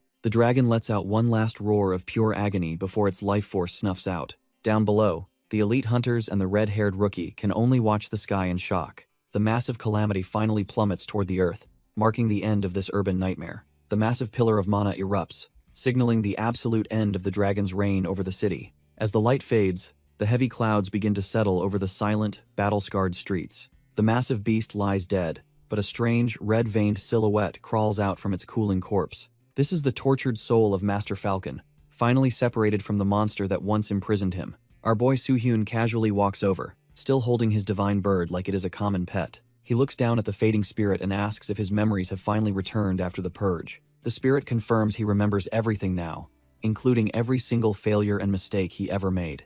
He recounts how he once tried to seal the dragon in another dimension to save his nation, but the battle lasted so long that they eventually fused, turning him into the very monster he hated. Despite his best efforts to kill the beast from within, he only ended up failing time and again. A single tear falls as the fallen hero finally feels the crushing weight of his long-forgotten sins. Master Falcon laments the innocent lives he took while his soul was trapped inside that draconic beast. Our boy Soo-hyun bluntly tells him that too much time has passed to keep drowning in regret. He argues that the nation only survived because the master chose to become a sacrificial living prison. When the spirit asks if he's being comforted, Soo-hyun admits he's pretty trashed here at being nice. The master realizes that despite the agony, he would still make that same choice to save everyone. Soo-hyun watches him fade, his own expression hardening as he thinks about the difficult choices ahead. He remembers the previous timeline when swarms of flying monsters turned the sky into a living nightmare. His blue eyes flare with mana as the memories of the coming apocalypse begin to resurface. He recalls the overwhelming power of the Lich King who once brought the entire world to its knees. The spirit thanks our boy for ending his eternal torment and offers a final gift for the journey ahead. He presents the legendary Tessaram Empire armor, the very gear he wore to face the dragon centuries ago. Soo-hyun accepts the glowing essence, officially obtaining the sacred pauldron once belonging to the legendary Master Falcon. As he begins to fade, the master expresses his final gratitude for the end of his long, agonizing battle. His spiritual form starts to crumble into light, finally breaking free from the dragon's cursed influence. With a peaceful expression, the ancient hero realizes he can finally close his eyes and find eternal rest. Our boy bows his head in silence, showing genuine respect for a warrior who sacrificed everything for humanity. He bids the hero of Tessaram a peaceful sleep as the last remnants of the spirit vanish into light. The heavy atmosphere finally lifts, leaving behind only the cold winter air and the silence of the aftermath. Soo-hyun lets out a long, weary breath, knowing he's just barely survived another step toward preventing the apocalypse. Someone calls out to our boy, snapping him back to reality amidst the snowy city ruins. Two suits from the agency come charging in, looking like they have seen a total nightmare. One staffer frantically checks for injuries, but Soo-hyun calmly assures them he is still in one piece. He casually mentions the beast was actually a threat, leaving the poor guy absolutely dumbfounded by his nonchalance. Kim Do-hee approaches from the shadows, feeling genuinely relieved that the casualty count did not skyrocket today. The associate director knows his boss will not be happy, yet he cannot ignore the miracle he is witnessing. In a rare show of humility, the high-ranking official bows low to thank our boy for his service. Our boy just gives a small, tired smile, finally feeling the weight of the long day lift. He tells them to skip the apologies, because seeing everyone safe is more than enough reward for him. The agency veterans can only stare in silence, stunned by the selflessness of such a powerful rookie hunter. Our boy is running on absolute fumes, his body finally giving out after such a high-intensity battle. He tries to speak, but his consciousness slips away, causing him to collapse right there in the street. A nearby staffer screams in a panic, terrified that their savior might have actually sustained a fatal injury. Relief washes over the scene when they realize he is just fast asleep, completely drained from his efforts. Kim Do-hee watches him, internally noting that this rookie is about to be the center of a massive storm. The director adjusts his glasses and smirks, finding it ironic how peacefully the catalyst of chaos can sleep. While the world starts to burn with questions, our boy is busy catching up on some much-needed rest. Every news outlet in the country begins broadcasting the details of the Anyang outbreak and the guild terrorism. The media officially names him as the hero who saved the city, making his name known in every household. As a quiet mourning settles over the city, the weight of his actions begins to reshape the future. Soo-hyun remains dead to the world in a sterile hospital room while the morning sun finally creeps in. After pushing his limits to the absolute brink, his body finally demanded a long overdue and deep reset. Eventually, our boy starts to stir, his eyes fluttering open as the heavy fog in his mind clears. He suddenly bolts upright in a cold sweat, gasping as the memories of the brutal battle rush back. Confused, he looks at the IV in his hand and realizes he worked himself way too hard again. When he checks his phone, he's dumbfounded to find out he's been sleeping for 3 straight days. His eyes then drift to a mysterious folded note sitting right next to a fresh basket of fruit. He reaches out and picks up the paper, wondering which of his allies bothered to leave a message. Turns out Lee Juho stopped by and decided to act as his shield against the annoying media circus. Realizing his broker handled the fallout without being asked, a small, appreciative smile finally crosses his face. The note mentions how he saved a lot of people, and really deserves some well-earned rest.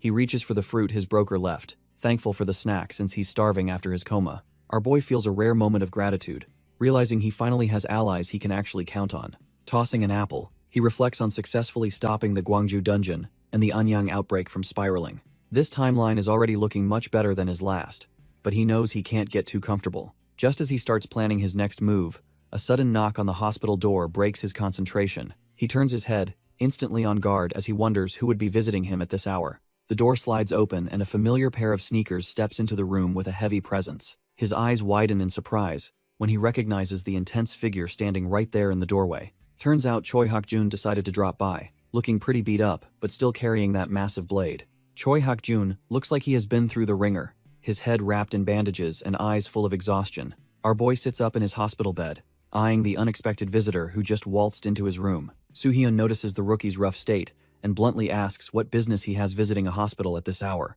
Hak-jun brushes off the concern about his injuries, clearly having something much more important on his mind. He leans heavily against the wall, his body reaching its limit after the chaos of the recent outbreak. Standing tall despite the pain, he drops a bombshell by asking how Soo-hyun feels about joining his guild. A faint, weary smile crosses his face, as if he has finally found someone worth recruiting to his side. Soo-hyun is completely dumbfounded, never expecting a recruitment pitch from a guy who was just a rival. Meanwhile, at the towering Ares Guild headquarters, the atmosphere is far less friendly and much more corporate. Young Dong-young wears a trash-tier grin as he prepares to share some sinister news with his gathered subordinates. Young Dong-young gathers his subordinates to emphasize how crucial the upcoming advancement test is for the guild's future. The trash-tier members focus on the fat stacks of support funds they will receive upon reaching large guild status. However, the mood shifts instantly when the boss promises to personally execute anyone who dares to mess up. As the meeting breaks up, the guild leader singles out Hak-jun, signaling that their conversation is not over. Our boy Hak-jun stays behind while the others scurry off, sensing the heavy tension filling the room. Dong-young looks down on him with cold eyes, suggesting that it is finally time for a private chat. Without warning, he delivers a brutal strike that sends the exhausted rookie crashing across the floor in pain. While Hak-jun struggles to breathe, the boss calmly adjusts his sleeves and begins a lecture on loyalty. He claims that personality flaws like being mean or sly do not bother him in the slightest, but his expression turns murderous as he warns that he will never forgive anyone who dares to betray him. Dong-young grabs Hak-jun by the hair, demanding to know why the rookie tried to play him for a fool. Our boy desperately gasps that he never lied, but the boss isn't buying any of his trash-tier excuses. Hak-jun keeps insisting he was clueless, even as blood drips from his face onto the cold floor. Dong-young just laughs with a cold, haha, reminding him they took the rank determination exam together in the abyss. The guards stand frozen as the boss asks how it's possible to miss a monster like Soo-hyun. Dong-young gives Hak-jun one final ultimatum to deliver the regressor, so they can pass the upcoming advancement test. Hak-jun desperately wonders how he's supposed to bring such a monster in when they've barely even spoken. He realizes he has no way to contact him, and certainly lacks the power to force a confrontation. He knows better than anyone that Soo-hyun is cut from a different cloth and won't be moved easily. Dong-young flickers his lighter with a soft chick, completely indifferent to the impossible task he just handed his subordinate. Dong-young sighs, wondering why a genius like Hak-jun is acting so pathetic after a little beating. He walks over the fallen rookie, showing absolutely zero respect for the talent he's currently crushing. Crouching down, the boss makes it clear that he doesn't care how it happens, just that it happens. A twisted grin spreads across his face as he prepares to play his most disgusting card yet. He brings up Yoon-sun, subtly hinting that she might be the next one to suffer for his failures. Hak-jun's eyes widen in pure terror, realizing his loved ones are now directly in this monster's crosshairs. With one final puff, Dong-young demands that our boy Soo-hyun be delivered before the next advancement test. Later, a gentle hand dabs at the gashes on his forehead, but the physical pain is nothing.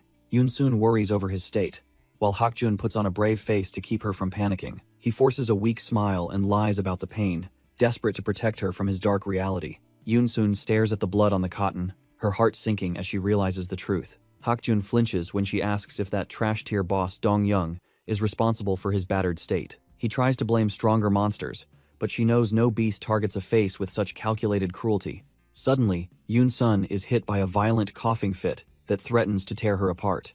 Hakjun panics instantly, desperately screaming for her medicine while he holds her trembling frame. He fumbles with a small blue vial, his hands shaking as he begs her to take it quickly. As she drinks the liquid, Hakjun can only watch in silence, his heart breaking for his loved one. Our boy looks down, the weight of his helplessness crushing him as he contemplates his dark reality. He remembers how Dong-young mocked her incurable disease, dangling the only effective painkiller like a leash. The boss made it clear that Hakjun's total obedience is the only thing keeping Yoon-sun's agony at bay. Dong-young reminds the broken warrior that their deal is the only thing keeping his precious girl alive. Hakjun lies in his own blood, forced to swallow his pride for the sake of a blue vial. He knows Yoon-sun is far from fine, her fragile state a constant reminder of his own weakness. Our boy promises that as long as she is suffering, he will never find a moment of peace. He holds her close, the weight of the world pressing down on their small, desperate sanctuary. For her sake, he is willing to become a monster or a servant to the highest bidder. Later, Hakjun puts on a manic mask of confidence, though his bandages tell a much grittier story. He approaches our protagonist in the hospital, trying to sell him on joining the Ares Guild ranks. The pitch is desperate, as he claims their guild can protect him from any unwanted attention. However, Soo-hyun isn't buying the act, pointing out how staged and unnatural this entire encounter feels. Soo-hyun cuts through the fluff, demanding Hakjun stop the recruitment pitch and explain the real situation. Our boy stares him down, sensing the thick layer of secrets hidden behind Hakjun's nervous sweat. He recalls their previous encounter, where Hakjun played the role of a helpful senior offering a lifeline.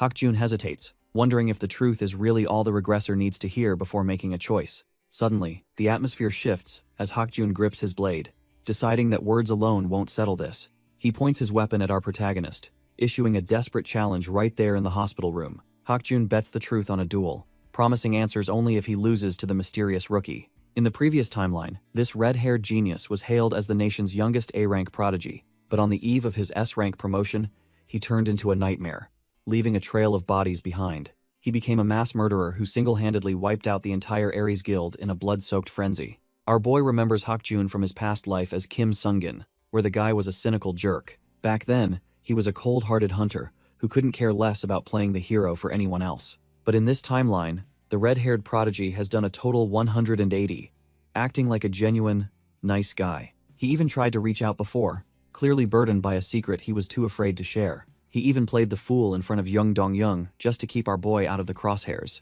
During the Anyang chaos, he didn't run, choosing to risk his neck to save civilians from the dragon. So why is he suddenly swinging his blade with such murderous intent in a cramped hospital room? The floor shatters as our boy narrowly dodges the strike, realizing this isn't just a simple sparring match. Hakjun lunges forward with desperate eyes, taking the silence as a green light to settle things with steel. Soo-hyun realizes something is dead wrong, as forcing an injured man to fight isn't Hakjun's usual style. A brief memory of Hakjun smiling makes his current murderous intent feel like a sick joke to our boy. Soo-hyun resolves to uncover the truth behind this betrayal, even if he has to beat it out of him. Downstairs, the staff is completely dumbfounded, as the ceiling begins to groan under the weight of the combat. A nurse panics and shouts about a potential earthquake, unaware that two monsters are leveling the floor above. Hakjun brings his massive blade down with enough force to shatter the very foundation of the building. Our boy narrowly rolls away as the heavy steel carves a jagged trench through the hospital floor. He plants his foot firmly against the wall, using the leverage to launch himself into a desperate counter. Mid-air, Soo-hyun connects a heavy strike against the blade, trying to disrupt the red-haired prodigy's lethal flow. Before his opponent can reset, Soo-hyun's heel finds its mark, slamming into Hakjun's guard with a dull thud. He realizes he needs to end this quietly, before the entire hospital is reduced to a pile of rubble. Soo-hyun frantically searches the room, realizing he can't win this scrap without his legendary blade, Graham. His eyes narrow as he scans the chaos, knowing one wrong move means a one-way trip to the morgue. Finally, he spots the black steel resting on the floor, just a few desperate meters away. Suddenly, Hakjun drops from the ceiling like a demon, bringing his heavy blade down for a finishing blow. Our boy grits his teeth and grabs the nearest thing available, which happens to be a hospital bedsheet. With a sharp snap, he flings the fabric upward, using the simple cloth to create a momentary smokescreen. The red-haired prodigy is completely caught off guard, his vision obscured by the white linen mid-swing. Taking advantage of the distraction, Soo Hee-yoon slides across the tile, his hand reaching for his weapon. The sword sits waiting, the only thing capable of stopping a monster cut from the same cloth. Hakjun's expression softens with a hint of regret, silently apologizing for the violence he is forced to unleash. Hakjun decides to play dirty, knowing he can't let the regressor reach his weapon. Even with his talent, the red-haired prodigy admits he's outclassed if this becomes a fair fight. He unleashes a devastating vertical strike that tears through the hospital floor like wet paper. Our boy barely manages to scramble away, dumbfounded by the sheer destructive force behind the blow. The shockwave shatters the building's exterior, sending glass and concrete raining down onto the streets. Soo Hee-yoon is blasted out into the open air, surrounded by a chaotic whirlwind of debris and kitchenware. He braces himself mid-fall, realizing that Hakjun's raw pressure is far beyond any normal A-rank hunter. Among the flying rubble, a stray kitchen knife spins past his head in the clear blue sky. With a hunter's reflex, he snatches the blade from the air, finally gaining a makeshift edge. Noticing the people below, he decides to lure this monster to the rooftops to avoid civilian casualties. Soo Hee-yoon calls upon his divine flames, a power that once incinerated high-tier calamities with ease. His divine beast manifests as a massive blue phoenix, soaring above the hospital to provide cover. Hakjun watches from the wreckage, his eyes cold and fixed on the reggressor's every move. Despite his bandages, the rookie mass murderer radiates an aura of pure, unadulterated violence. Our boy touches down on a nearby rooftop, his summon circling overhead like a guardian spirit. He knows he could win barehanded if healthy, but his current state is far from peak performance. The Anyang outbreak left deep scars that haven't healed, making every movement a painful struggle. Suddenly, Hakjun drops from the sky, swinging his heavy blade with enough force to crush a tank. The killer thinks the weapon is trash tier, but Soo Hee-yoon just gives him a confident, knowing smirk. Though the knife lacks magic resonance, it somehow holds its own against the massive heavy sword. Hakjun swings with lethal intent, but our boy somehow parries the massive blade with a simple kitchen knife. He knows his body is trashed, so he relies on his perfect magic control to reinforce the blade. Sliding through the opening, Soo Hee-yoon channels purple mana into his makeshift weapon for a decisive counterattack. The strike connects, drawing blood, and leaving the rookie mass murderer completely dumbfounded by the sudden reversal. Hakjun grits his teeth in pure rage, unable to accept that a hospital patient is outclassing him. He lets out a frustrated roar, cursing his inability to land a clean hit on the regressor. Desperate to end this, he grips his heavy sword and prepares a high-tier sword-slash technique. Soo Hee-yoon watches with those weary blue eyes, calculating the trajectory of the incoming disaster. Hakjun unleashes his full moon blast, a massive wave of energy designed to erase everything in its path. The rooftop explodes in a violent burst of power as the killer pours everything into one final strike. Yoon-soon is the only reason Hakjun keeps pushing, representing the one light in his dark, trash-tier world. They grew up side by side, sharing a bond that started long before the towers ever appeared on Earth. She was his closest confidant, always there to pick him up whenever life tried to beat him down. Eventually, that friendship blossomed into something deeper, making Yoon-sun the center of his entire universe. While he struggled to find his path, she worked the family flower shop and supported him without hesitation. Her constant encouragement was the fuel he needed to keep going, even when he felt utterly worthless. When he finally awakened as a hunter, he thought he had finally found a way to give her everything. He was genuinely happy for once, believing his new powers would secure a peaceful future for them both. But as our boy soon learned, the life of an awakened is rarely cut from a cloth of gold. Reality came crashing down like a dead leaf underfoot, signaling the beginning of a nightmare he could not escape. Hakjun returns to the flower shop, but the heavy silence hanging in the air feels completely wrong. He bursts through the door, his heart hammering against his ribs as he screams for Yoon-sun. His world shatters when he sees her collapsed on the floor, coughing up dark, metallic-smelling blood. Rushing to her side, he desperately demands to know what happened and who could have done this. She can barely whisper his name through the crimson staining her lips, her strength fading fast. Our boy is paralyzed by a mix of pure terror and a soul-crushing sense of helplessness. Suddenly, a chillingly calm voice cuts through his panic, making the hair on his neck stand up. A man in a sharp suit strolls in, casually commenting on the mess like a bored customer. Yoon Dong-young looks down with a predatory grin, clearly enjoying the absolute despair he has orchestrated. Hakjun freezes as he senses the man's overwhelming mana, realizing he is facing a high-tier awakened. Dong-young casually walks over, noting that the girl is suffering from a lethal poison he knows all too well. He looms over the desperate couple, mockingly asking the young warrior if he is looking for a savior. This trash-tier villain wears a sickening grin, offering his help as if he did not cause this misery. Watching this unfold, our boy finally understands the tragic reason behind his rival's fall from grace. It turns out Hakjun was just a pawn, forced to serve a monster to keep his girlfriend alive. With a hollow look, Hakjun admits that the villain was the only one capable of providing the medicine. He reaches for his heavy blade with trembling hands, his spirit crushed by the weight of his choice. Suddenly, a memory of their first meeting flashes back, reminding him of the help Soo-hyun once offered him. Despite everything, he confesses that he truly wanted to believe our boy's words back then. Abandoning his pride, he begs Soo-hyun to save them both from the nightmare of Dong-young's absolute control. Hakjun admits that accepting help now would mean he'd never be able to trust his own strength again. Our boy watches him closely, sensing that his rival is finally ready to break his chains. He believes that continuing to depend on others will only lead to the same tragic cycle repeating. Realizing he has no other choice, Hakjun turns his back on the only person who offered him salvation. He offers a small, weary smile and thanks Soo-hyun for everything before heading off to finish the job. Meanwhile, Detective Park breaks a sweat while reading a classified document that reveals a much larger conspiracy. His informant swears the intel is solid, emphasizing that their lives depend on keeping these secrets buried. Park heads out as the old man yells at him to stay away from the coming storm. His phone rings, and he is surprised to find Soo-hyun on the other end, checking in after the chaos. Soo-hyun assures the detective that he is fine despite the hospital attack, keeping his cool as always. Our boy isn't just checking in.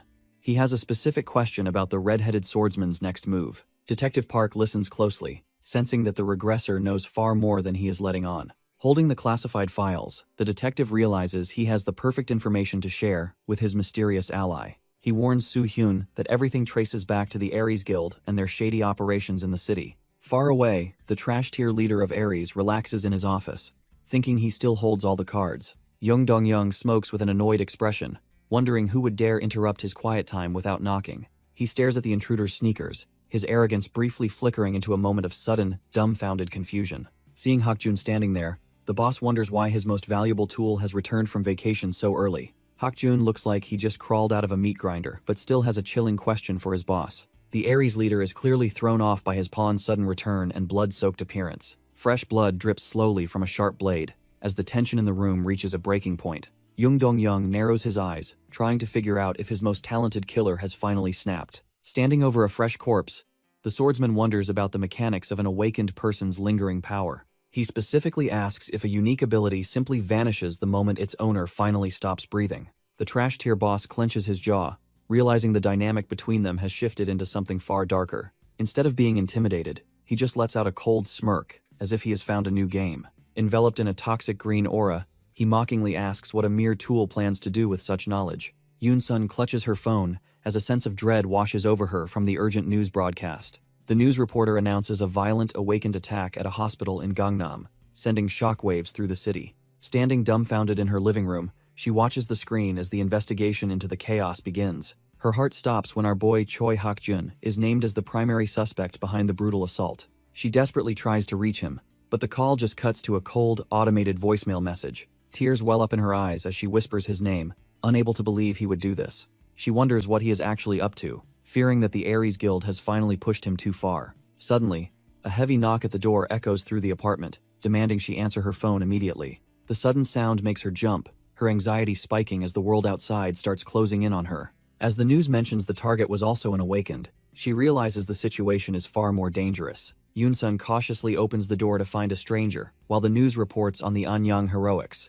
The man offers a polite greeting, his calm demeanor contrasting with the chaotic reports on the television. Our boy Kim Soo-hyun introduces himself with a friendly smile, hoping to put the terrified woman at ease. Yoon-sun stares at him in silence, her mind racing as she tries to process why a hero is here. They sit down for coffee as Soo-hyun thanks her for the hospitality despite his sudden, unannounced visit. She admits she knows him because Choi Hakjun used to talk about him all the time in the past. Gripping her mug tightly, she recalls how her boyfriend always had someone he truly looked up to. She insists that despite the news reports, the man she loves would never actually try to kill someone. Soo-hyun listens intently, realizing he finally has enough pieces to solve the puzzle behind the recent hospital attack. Yoon-sun is dumbfounded when he reveals the Ares Guild leader is using her medicine to blackmail her boyfriend.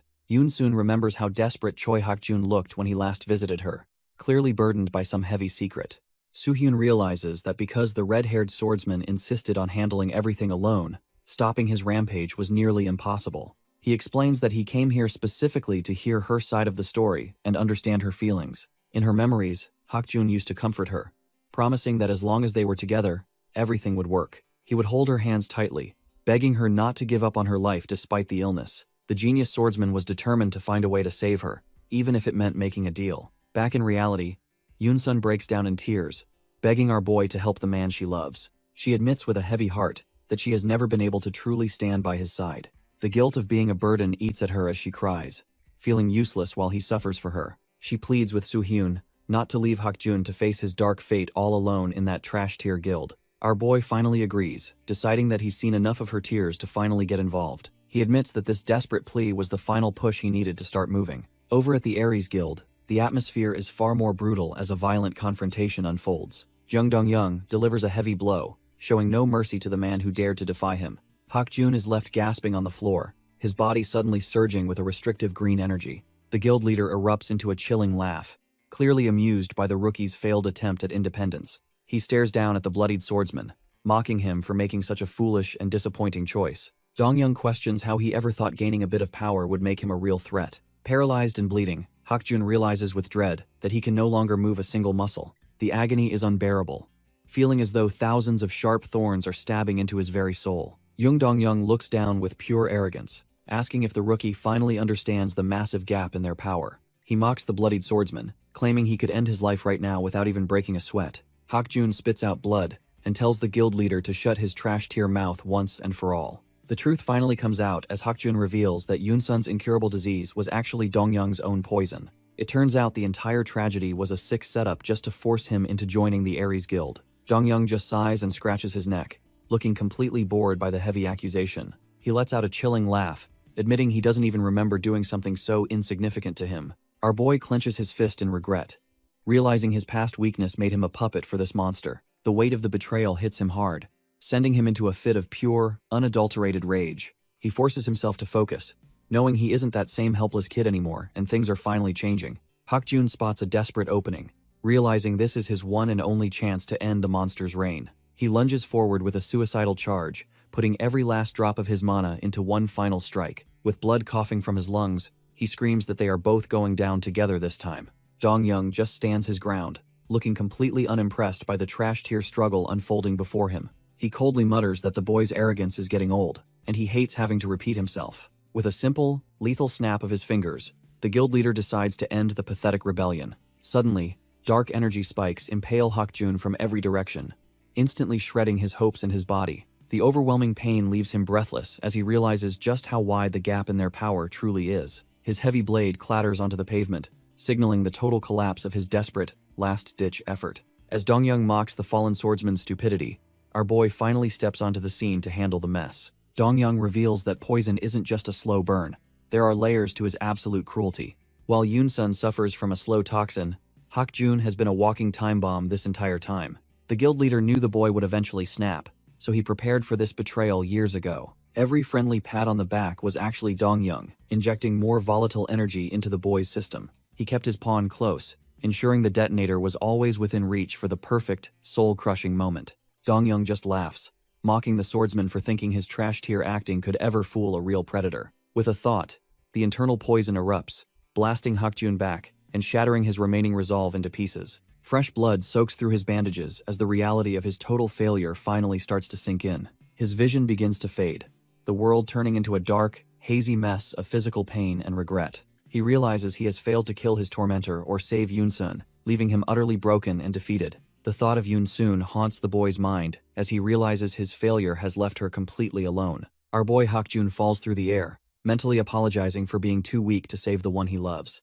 In his final moments of consciousness, he starts to see the ugly truth behind his own desperate actions. He crashes into the floor, admitting to himself that he was just trying to escape this hellish reality. Dong-young just sighs at the mess, clearly annoyed that his plaything broke so easily before the fun started. Suddenly, a new set of sneakers enters the room, as the guild leader wonders why everyone is crashing his party. Soo-hyun stands in the room, noting that it really did look like the swordsman was all out of luck. The guild leader is completely dumbfounded, not expecting the super rookie to show up in the middle of this. Standing over the bloodied mess of his former rival, Soo-hyun casually mentions that they have definitely met before. He lets out a chilling smirk, ready to show this trash-tier guild leader what a real predator looks like. Our boy drops a massive bombshell by announcing he actually wants to join the guild. He slides over a formal application, making his unexpected move look completely official. Dong-young admits this is a total shock since the rookie usually avoids guild politics.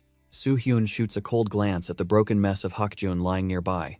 The guild leader leans in, dying to know what finally convinced such a talent to flip.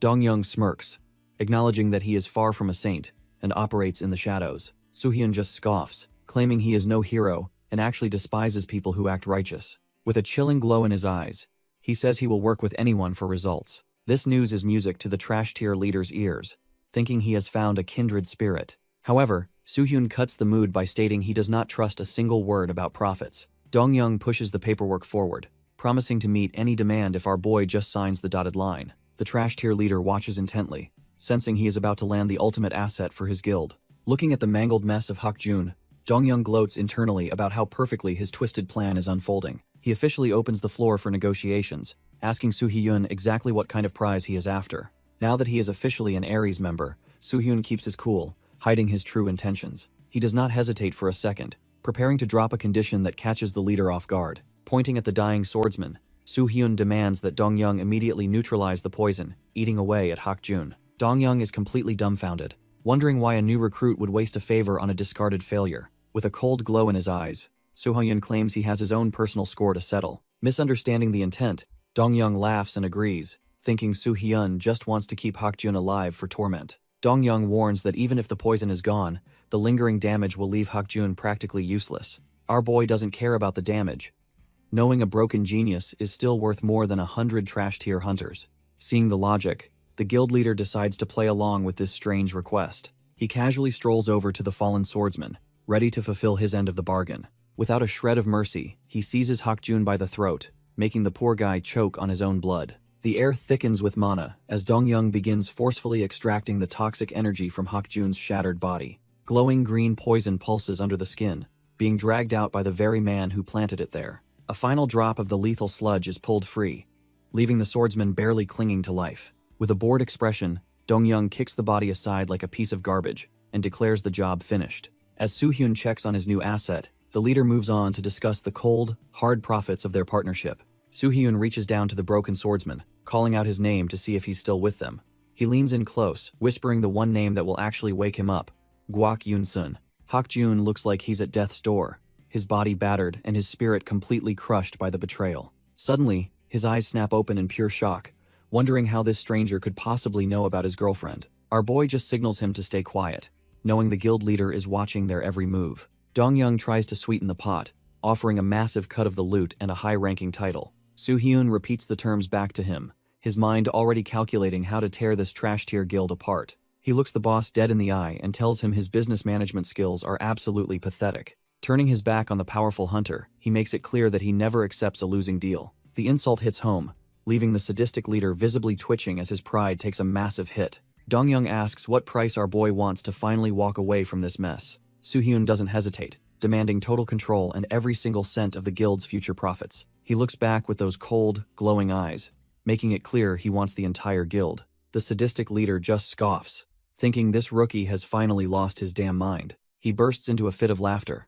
amused that a mere kid thinks he can play boss. His amusement turns to pure rage, as he warns the brat not to mess with his authority. Soo-hyun reminds him how he built this trash-tier empire by stepping on the weak and desperate. Since strength is the only law here, our boy plans to take everything using those same methods. Dong-young just grins, claiming he didn't extort anyone but simply used them like the tools they are. He compares himself to a predator, believing the weak only exist to be devoured by the strong. Dong-young continues his rant, claiming society itself turned people into tools meant for his personal use. He believes weakness is a crime, and that in this awakened world, the winner takes everything. Our boy just stands there with his arms crossed, surprisingly agreeing with that twisted, trash-tier logic. But with a cold smile, he points out that the guild leader missed one crucial, fatal detail. Suddenly, fresh blood spatters across the floor as the atmosphere in the room shifts in an instant. It turns out even the weak will bite back when they have something left to protect. Before the tyrant can even react, a blade pierces through his arrogance and his chest.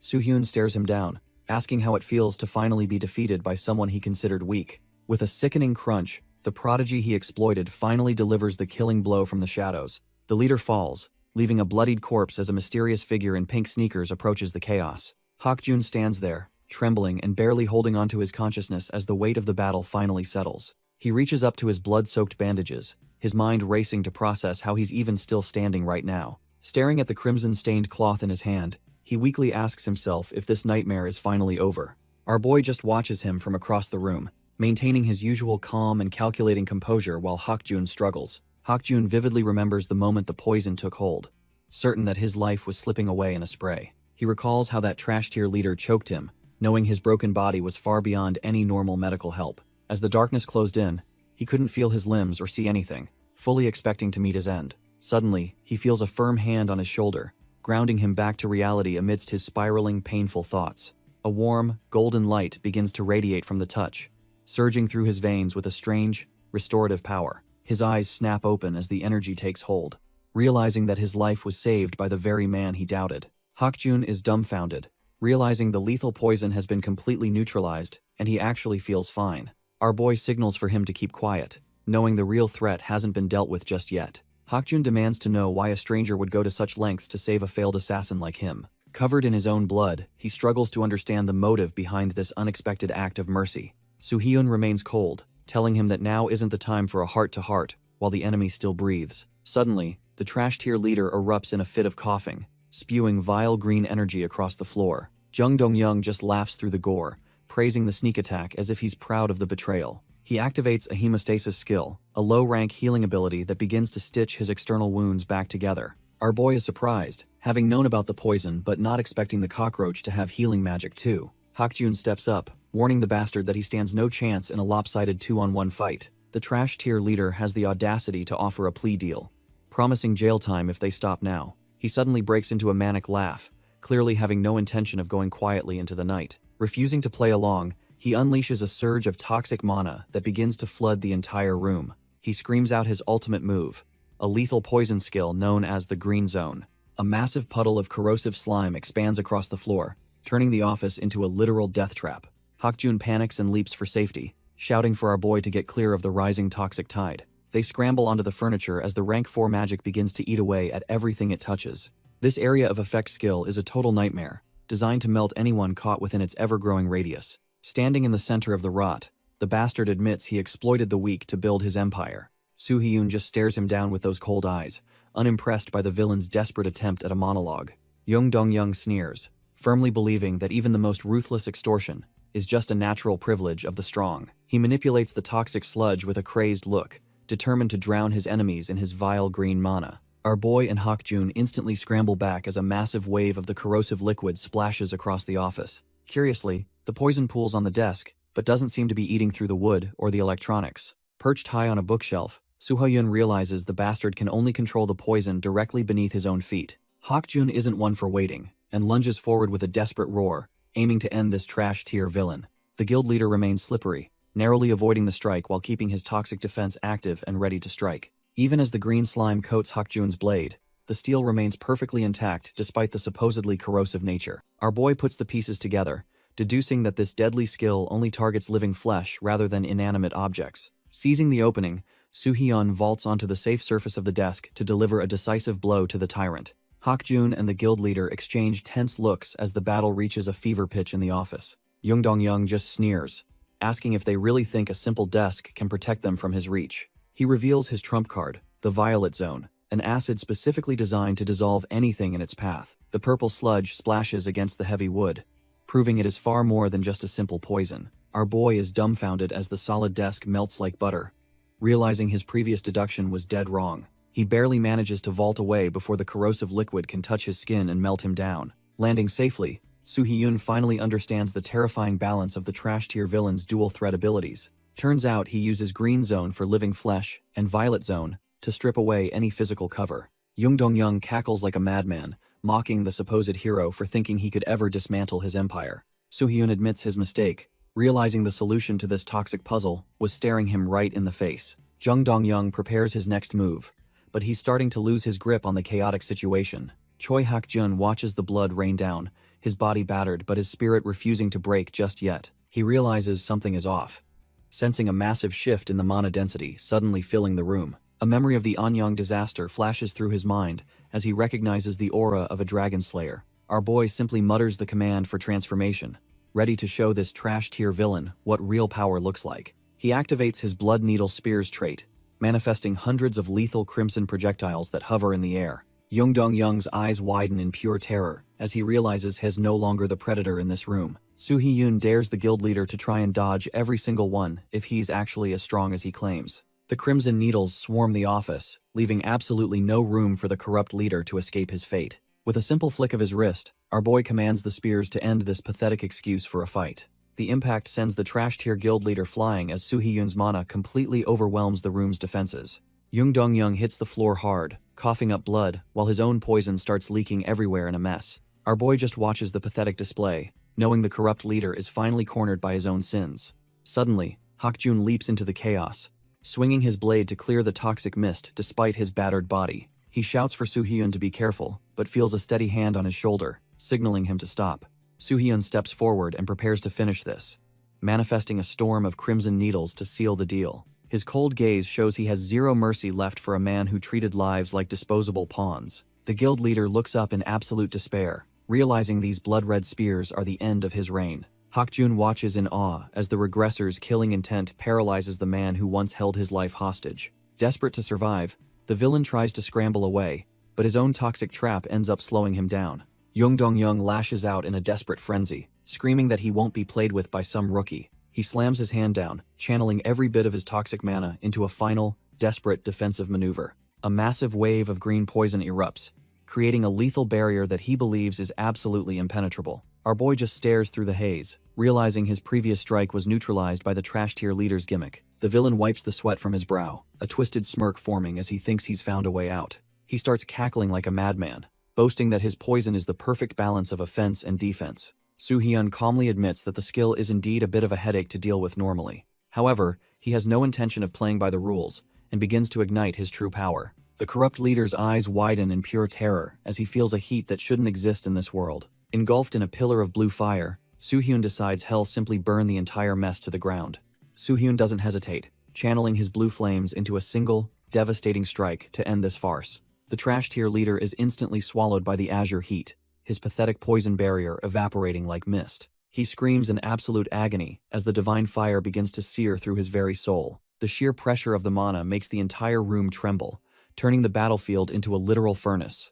A massive explosion rocks the building, signaling the end of the corrupt guild leader's reign of terror. When the smoke clears, Dong-young is barely standing, his body broken and pinned against the shattered wall. He coughs up a mouthful of blood, realizing too late that he picked a fight with a monster. The toxic green mist that once filled the room begins to settle into a useless puddle on the floor. Without the mana to sustain it, the lethal poison starts to recede and lose its potency entirely.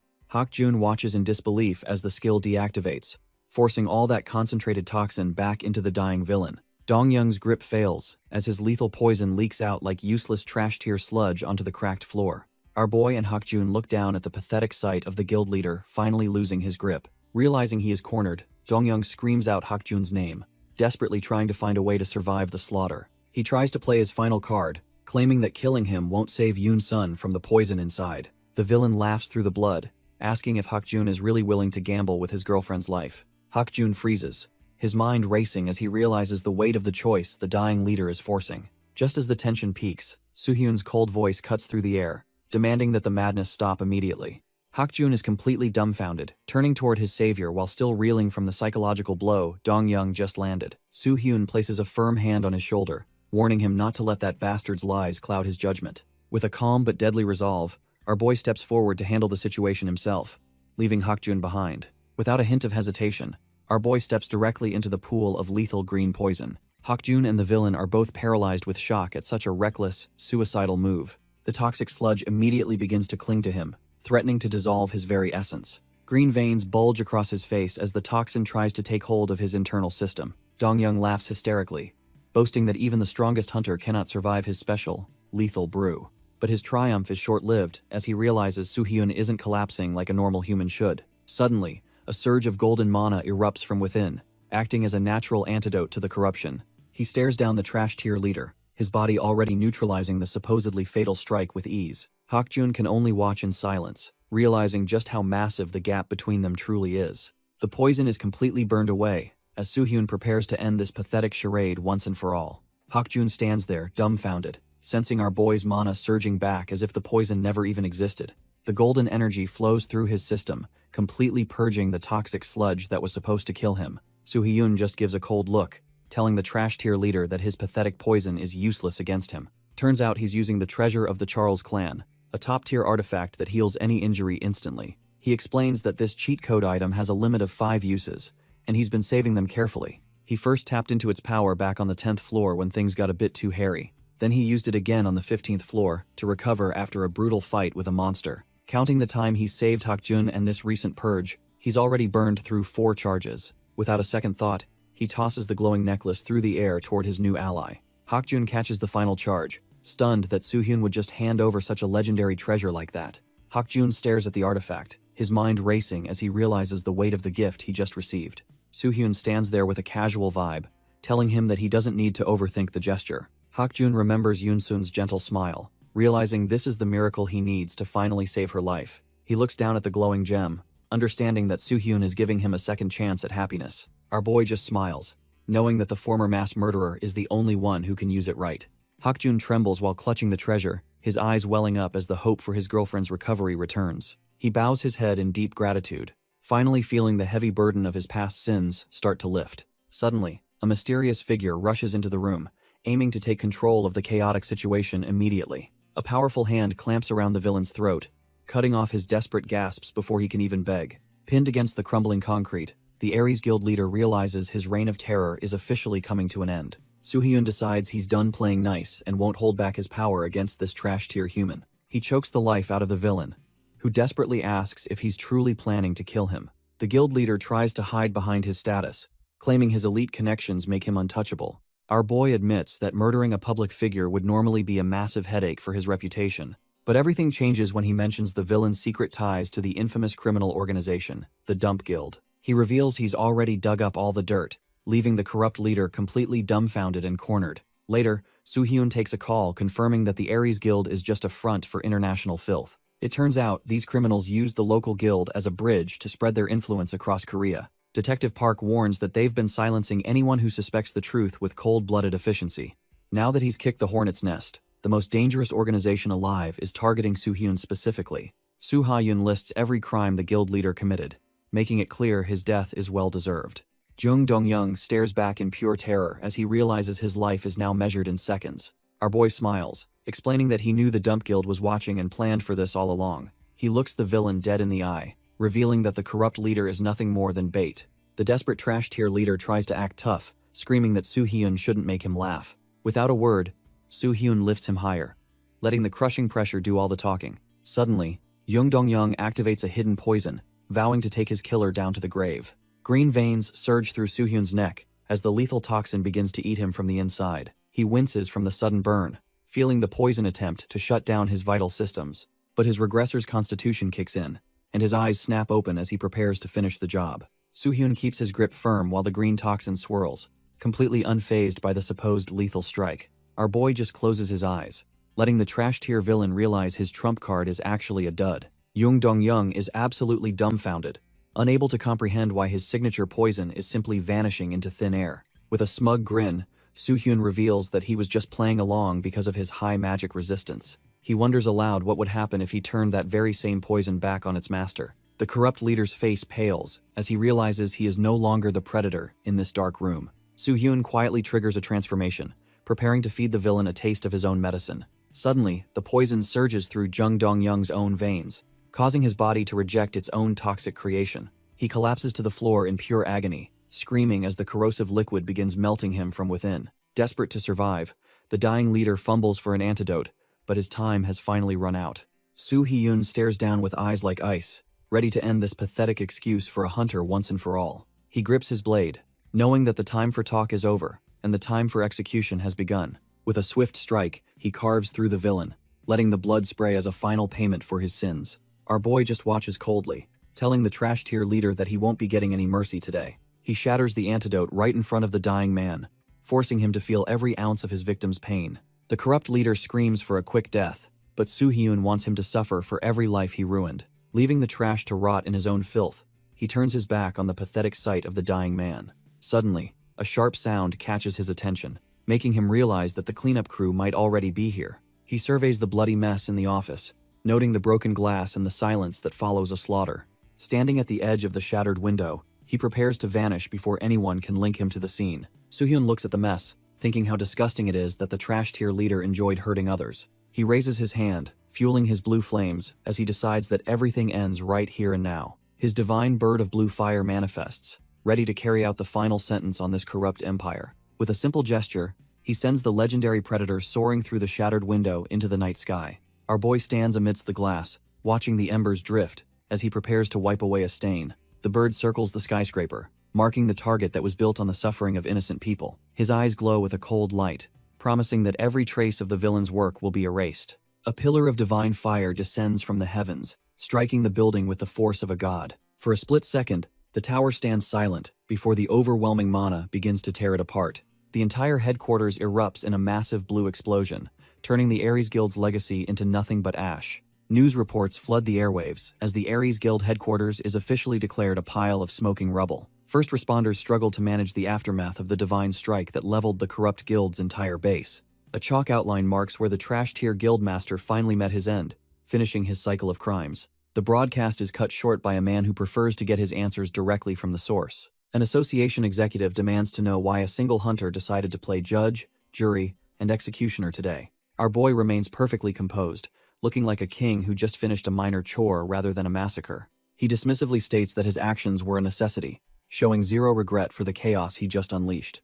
The official loses his cool, screaming that destroying a city landmark is nothing short of a full-scale terrorist act. Soo-hyun counters by highlighting the association's cowardice for letting the guild's filth slide for so many years. His eyes glow with cold authority as he asks if he didn't just do their dirty work for them. The assistant is sweating buckets, clearly realizing that being in the same room as Soo-hyun is a death wish. The executive tries to regain control, claiming our boy has crossed a line that no hunter should ever touch. He demands hard evidence linking the fallen guild to the international criminal organization known as DUMP, even if they were trash-tier criminals.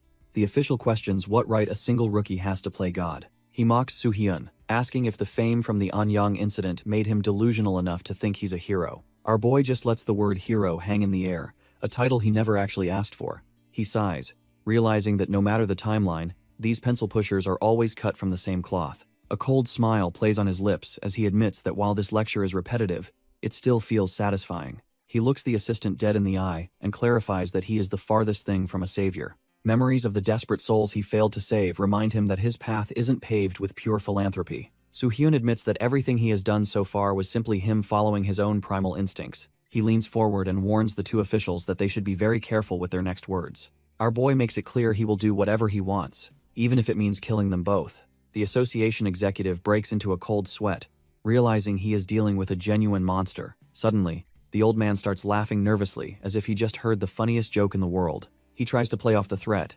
claiming the title of hero is actually a massive compliment. However, he quickly pivots, offering to make the entire Ares incident disappear if Soo-hyun accepts one condition. Soo-hyun narrows his eyes, already anticipating the kind of trash-tier deal these pencil pushers usually offer. He correctly guesses they want him under their thumb as a contracted hunter, leaving the executive completely dumbfounded. Without a second thought, he declines the offer and walks out, leaving the desperate official shouting after him. The association executive screams that our boy is a criminal, trying to regain some semblance of control. Soo-hyun just stares at his phone, completely unfazed by the threat of being blacklisted by the awakened community. When the executive asks what he's doing, Soo-hyun brings up the safety of the hundreds of thousands of civilians. The official freezes as he realizes Soo-hyun has dirt that could bury his entire career in an instant. Our boy plays back a recording of their past conversation, reminding the old man of his pathetic negligence. The recording captures the executive's trash-tier attitude, proving he didn't care if innocent people died during the outbreak. Terrified of a massive scandal,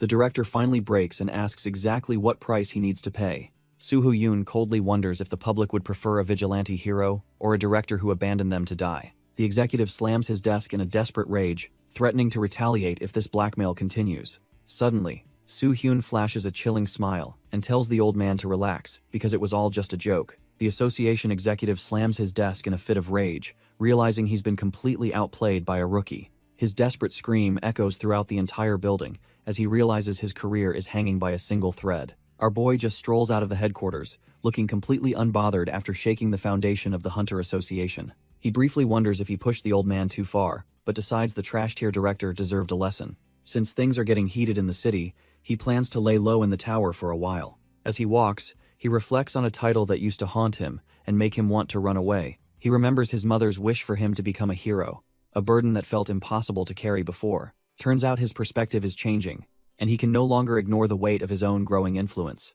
He recalls how little Melly looked at him with pure joy, calling him a savior after he cleared the serpent. Even the weary villagers offered their thanks, making him realize that his path as a hero has already begun. He reflects on the image of a true warrior, realizing that being a hero is about more than power. Even a hardened killer like Hakjun is left dumbfounded, struggling to accept the mercy has been shown. Clenching his fist, Hakjun finally sheds his past and offers a sincere thanks for this second chance. The memory of his mother's smile warms his heart as she thanks him for being her protector. He realizes that if the world needs a hero, he might as well be the one to step up. Our boy accepts the burden, deciding that he'll become the very hero his mother always wanted.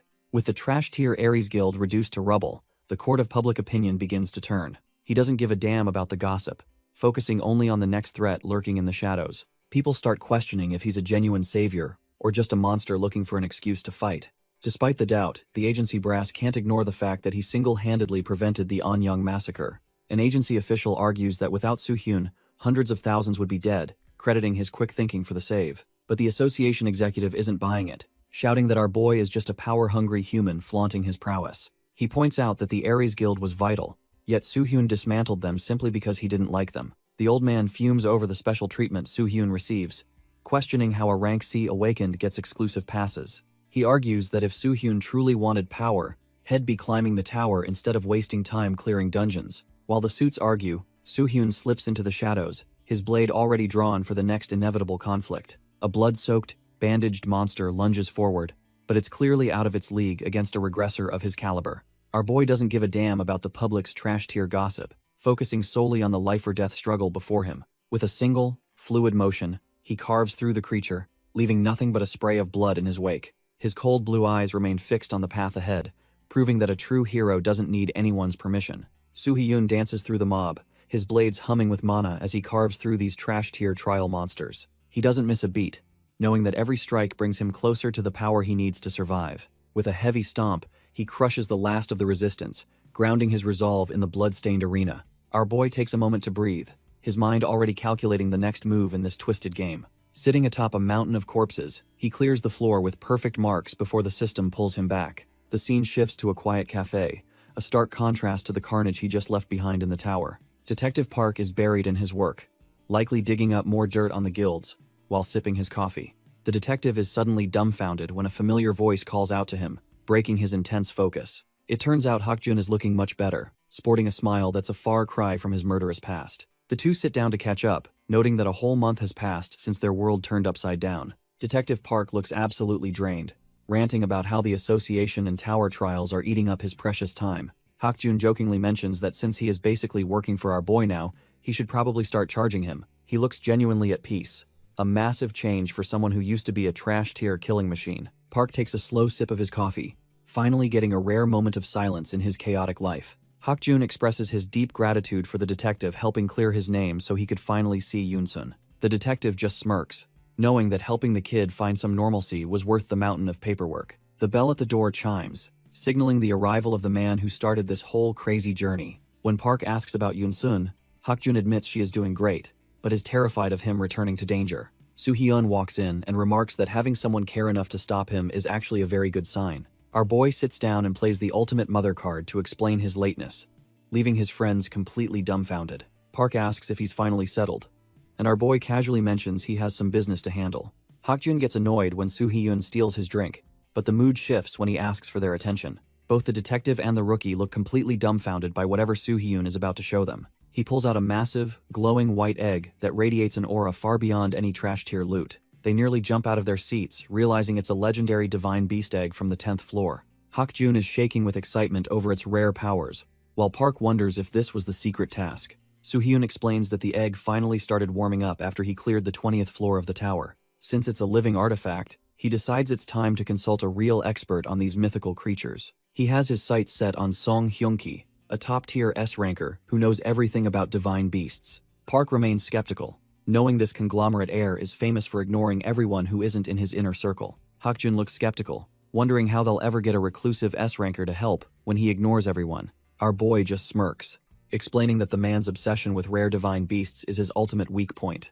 He logs into the Abyss Online Network, the exclusive digital hub where the world's top hunters gather. Soo-hyun sends a direct, provocative message to the elite heir, claiming he has a legendary divine beast egg. He tells his companion to stay calm, because a true enthusiast will eventually come crawling to them. Somewhere in a luxury estate, a high-end tablet glows with the notification of Soo-hyun's bold claim. Song Hyun-ki stares at the screen in silence, his cold eyes narrowing as he processes the message. His massive guardian dragon stirs behind him, sensing its master's sudden interest in this mysterious new lead. The S-ranker sits motionless in his private lounge, already weighing the possibility of this being a genuine find. A servant knocks to deliver a routine report, but Hyun-ki is already consumed by thoughts of the egg.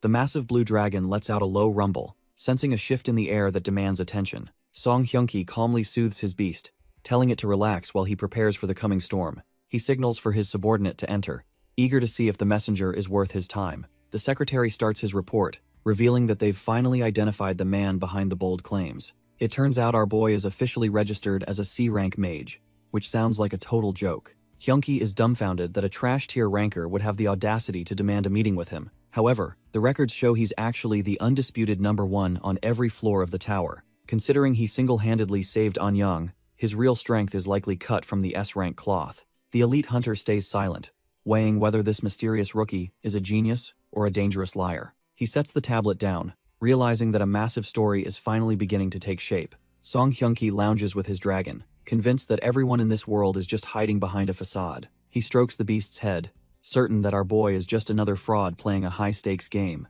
His secretary adjusts his glasses, admitting he initially agreed until he heard the latest rumors from the association. The elite hunter is visibly stunned when he hears about the rookie's impending S-rank advancement procedure. Meanwhile, Soo-hyun leads his crew toward the association, finally ready to step out from the shadows. Our boy is casually carrying a massive white egg, looking like he's about to drop a total bombshell. A swarm of reporters is already waiting outside, proving that the secret re-evaluation is anything but private. Park and Hak-jun are stunned by the crowd, realizing their low-key entrance is officially a total bust. Hak-jun is dumbfounded, asking if he really plans on walking into the association holding that mysterious egg. Soo-hyun just smirks, knowing this artifact is exactly what will make Hyun-ki come looking for him. The media swarm spots Soo-hyun immediately, shouting his name like they've just found a massive gold mine. Reporters bombard our boy with questions, desperate to know why a rookie is suddenly getting an S-rank evaluation. Hak-jun tries to shove through the crowd, telling the trash-tier reporters to back off and let them pass. The atmosphere shifts when a reporter points at the mysterious egg, demanding to know what he's actually holding. Another man looks completely dumbfounded, wondering if this is the legendary egg mentioned in the latest hunter rumors. Soo-hyun doesn't even flinch, calmly confirming that their wild guesses about the object are actually spot on. He holds it up high, revealing to the stunned crowd that he's carrying a literal divine beast egg. Blinding camera flashes erupt as the media realizes they've just stumbled onto the biggest story of the year. Our boy just smirks, telling the crowd he's looking for experts who actually know how to handle it. As they leave the chaos behind, Park finally understands that this public spectacle was Soo-hyun's plan all along. Soo-hyun figures the divine beast egg was the perfect bait to lure out his next high-tier target. Suddenly, a sharp cry from the crowd catches his attention, breaking his train of thought.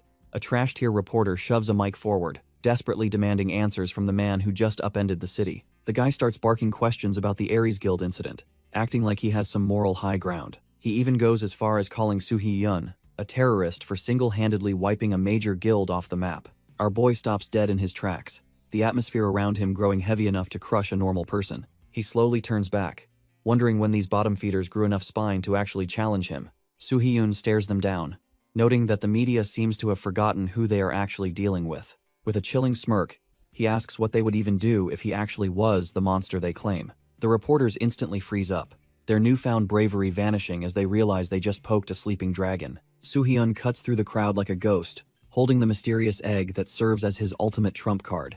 Choi Hak-jun remarks on the chaos, but our boy admits he couldn't care less about his public image right now. He checks the item's progress, confident that this bait will finally lure the big fish out of their holes. They arrive at the testing grounds where the authority staff is already waiting to begin the high-stakes evaluation. The lead evaluator greets him, noting that he has the right to bring an audience for his official certification. He asks who Soo-hyun wants to bring along, as the surrounding guild scouts practically beg for a front-row seat. Our boy shuts them down instantly, telling the evaluator to send everyone except his two trusted allies back home. The crowd is left dumbfounded, realizing their dreams of scouting the top rookie just went up in smoke. Watching from the sidelines, a scarred man reports back that Soo-hyun isn't interested in playing nice with any guilds. It turns out Kim Sok-jin of the Reaper Guild is personally tailing him, clearly planning something for the future. The evaluator starts laying out the heavy responsibilities and terms that come with reaching the S-rank peak. High above, Choi Hak-jun listens as they discuss the massive stipends and the mandatory dungeon rotations required.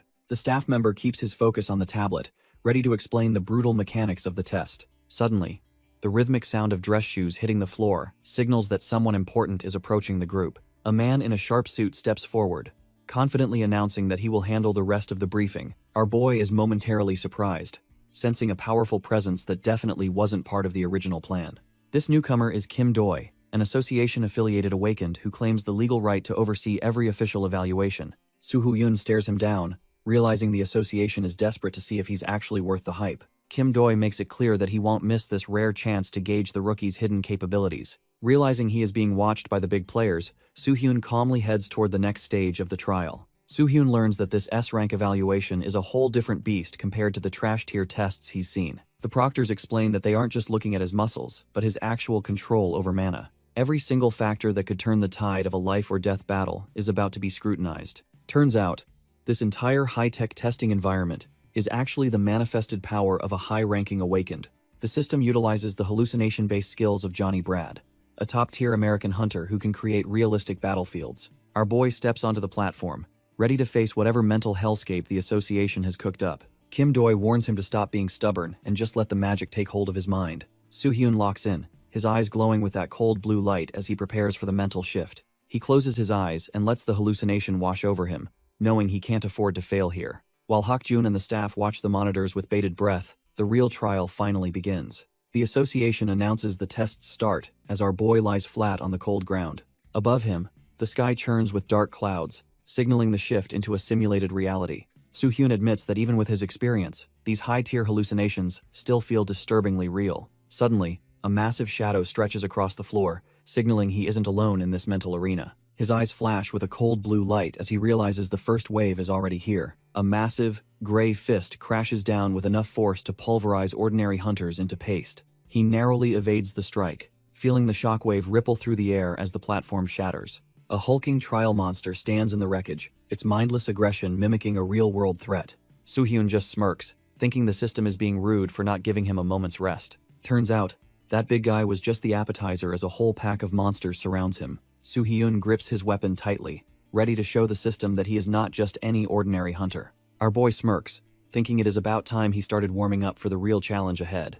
A massive explosion of energy erupts, testing his efficiency at wiping out entire waves of trash-tier mobs. He dives headfirst into the slaughter, knowing the examiners are watching his every move for survival instincts. With a sharp swing, he demonstrates the raw physical strength required to dominate a high-rank dungeon. Blue slashes carve through the air as he maintains his mental fortitude under the weight of the swarm. One monster realizes too late that it is standing in the path of a literal human calamity. He crushes the beast with ease, proving his decision-making and stamina are far beyond the S-rank standard. Even with blood splattered everywhere, his cold gaze remains fixed on the next target with perfect composure. Standing amidst the carnage, he shows the world that his boldness is what truly defines a top-tier regressor. The system warns him not to get drunk on power or fall for these simulated illusions. Our boy steps through the fresh gore, his focus remaining sharper than any blade he carries. He stands over hundreds of trash-tier mobs, reflecting on the weak heroes who died before him. Suddenly, a massive tremor shakes the ground as a high-tier threat finally decides to make an entrance. Facing the giant serpent, he knows surviving the future means crushing every obstacle in the present. He tightens his grip on his weapon, ready to unleash the raw power of a true regressor. With a cold gaze, he prepares to prove to the world that he is the ultimate hero. Back in the control room, the staff watches the screens in total silence, mesmerized by the slaughter. The first test concludes in record time, leaving the examiners absolutely dumbfounded by his efficiency. Even Choi Hak-jun is left shaking his head, realizing his boss is truly cut from a different cloth. Kim Doi just chuckles to himself, clearly amused by the absolute monster he is witnessing on the monitors. He observes that the clear times are already rivaling the top-tier S ranks currently in the association system. Even though survival tests are designed to break most rookies, this guy is proving he is built different. It is rare to see a candidate who looks like they are actually enjoying a life-or-death evaluation. Meanwhile, Soo-hyun stands amidst the digital ruins, looking up at the artificial sky with total indifference. The simulation shifts as the environment grows darker, preparing to escalate the difficulty for our boy. He shuts his eyes for a split second, mentally preparing for the next inevitable wave of carnage. His eyes snap open with a sharp blue glow the moment the system chime echoes through the air. He sighs about not getting a break, but his steady grip on his weapon says he is ready. A massive surge of blood-red energy manifests, signaling that a much nastier trial monster is finally spawning. Soo-hyun locks in, his gaze sharpening as he senses the simulation preparing the next stage of his evaluation. The environment swarms with shadowy figures as the system initiates the second trial for our boy. This round is all about magic control, forcing him to face an army of regenerating trash-tier soldiers. He doesn't waste time, immediately incinerating the first wave with a burst of his signature blue flames. Despite the flashy kill, he remains calm, watching the dark energy swirl as the monsters refuse to stay down. The trial monsters stare back with glowing eyes, proving they are far more persistent than the previous batch. Soo-hyun realizes these things will just keep coming back, unless he can pinpoint and destroy their hidden cores. He gathers his mana, knowing that precision and output rate are the only things that matter right now. To clear this with a perfect score, he needs to balance his stamina and focus for one decisive strike. With a sudden burst of speed, he launches forward to end this tedious test once and for all. Our boy doesn't flinch as the first trash-tier soldier lunges, his blue flames already licking the air. The monster swings with desperate speed, but it's clear these mindless puppets are completely outclassed. Soo-hyun focuses his mana, his eyes glowing with the cold intensity of a man who's seen the end. He becomes a blur of azure light, tearing through the ranks before they can even register his presence. Finally, he snatches the pulsating dark core, the very heart of the simulation's regenerative power. With a single, effortless squeeze, he shatters the orb, ending the cycle of endless respawns. He stands amidst the fading embers, deciding that he's finished playing around with these low-level distractions. Back in the observation room, the staff stares at the record-breaking clear time in absolute silence. His former bullies can only sweat, wondering how they were ever stupid enough to challenge him. They realize that Soo-hyun has evolved into something far beyond their pathetic, trash-tier comprehension. The management staff can't help but feel a chill, realizing the higher-ups are definitely going to be rattled. They aren't just here to watch a show. They're trying to gauge if this monster is a threat. Kim Doi suspects the director sent observers specifically to sniff out any potential weakness our boy might have. The staff is dumbfounded because, while 15 minutes is a top-tier clear time, Soo-hyun finished in mere seconds. One researcher practically loses his mind, realizing Soo-hyun just absolutely demolished the previous legendary record. The lead evaluator stands there completely frozen, unable to process the sheer absurdity of the data before him. Looking at the screen, he realizes Soo-hyun might not just be a local hero, but a world-class calamity. Suddenly, the feed glitches out into a static mess, cutting off their view of the god-tier performance. The evaluator stares at the blank screen in total shock, his reflection showing the sudden loss of signal. They scramble to fix the equipment, but the connection is completely fried, as the simulation buckles under Soo-hyun's power. The observers are completely lost, wondering what kind of monster they've actually let into the testing chamber. Purple sparks of mana flicker around our boy, as the simulation starts to lose its grip on reality. One staffer is dumbfounded, sensing a pressure that shouldn't even exist in a mere training exercise. Trapped in the pod, Soo-hyun becomes the center of a glitchy storm that threatens to tear the facility apart. He braces himself, realizing the system is pulling a nightmare from his deepest memories to stop him. A massive shadow hand descends from the sky, obliterating the landscape with a single crushing blow. Soo-hyun grits his teeth and demands to know why the system is suddenly playing so dirty with him. Before him stands the draconic calamity, Fafnir, a purple titan of death that once ended the entire world. Even facing a god-tier threat, he just scoffs and tells the simulation it's taking the joke too far. The beast lets out a world-shaking roar, signaling that this test has turned into a fight for survival. Our boy barely dodges the strike, feeling the raw power of a calamity he knows all too well. He realizes something is fundamentally wrong with this simulation as the pressure continues to mount. Back in the control room, the staff loses their cool and demands the tech department fix this immediately. They desperately try to reach Johnny Brad, but the connection to the US institution is taking too long. Kim Doi grits his teeth, sensing that the situation has spiraled far beyond their administrative control. He notes that, despite the system's failsafes, Soo-hyun's consciousness remains trapped deep within the nightmare. It becomes clear that an external force or a glitch is actively blocking him from waking up. Surrounded by his signature blue flames, Soo-hyun prepares to fight back against the overwhelming draconic energy. Fafnir lunges forward with a world-ending strike, determined to crush the regressor once and for all. Crashing into the dirt, he wonders why this test is deviating so wildly from his previous timeline. Soo-hyun stares up at the purple beast, wondering where this trash-tier monster even crawled out from. The creature doesn't wait for an answer, and slams its massive fist down with bone-crushing force. Our boy narrowly evades the strike, realizing the simulation has turned into a genuine deathmatch. He ignites his blade with blue flames, deciding that this nightmare picked the wrong person to mess with. With a burst of speed, he carves through the monster's arm, letting his mana burn through its defenses.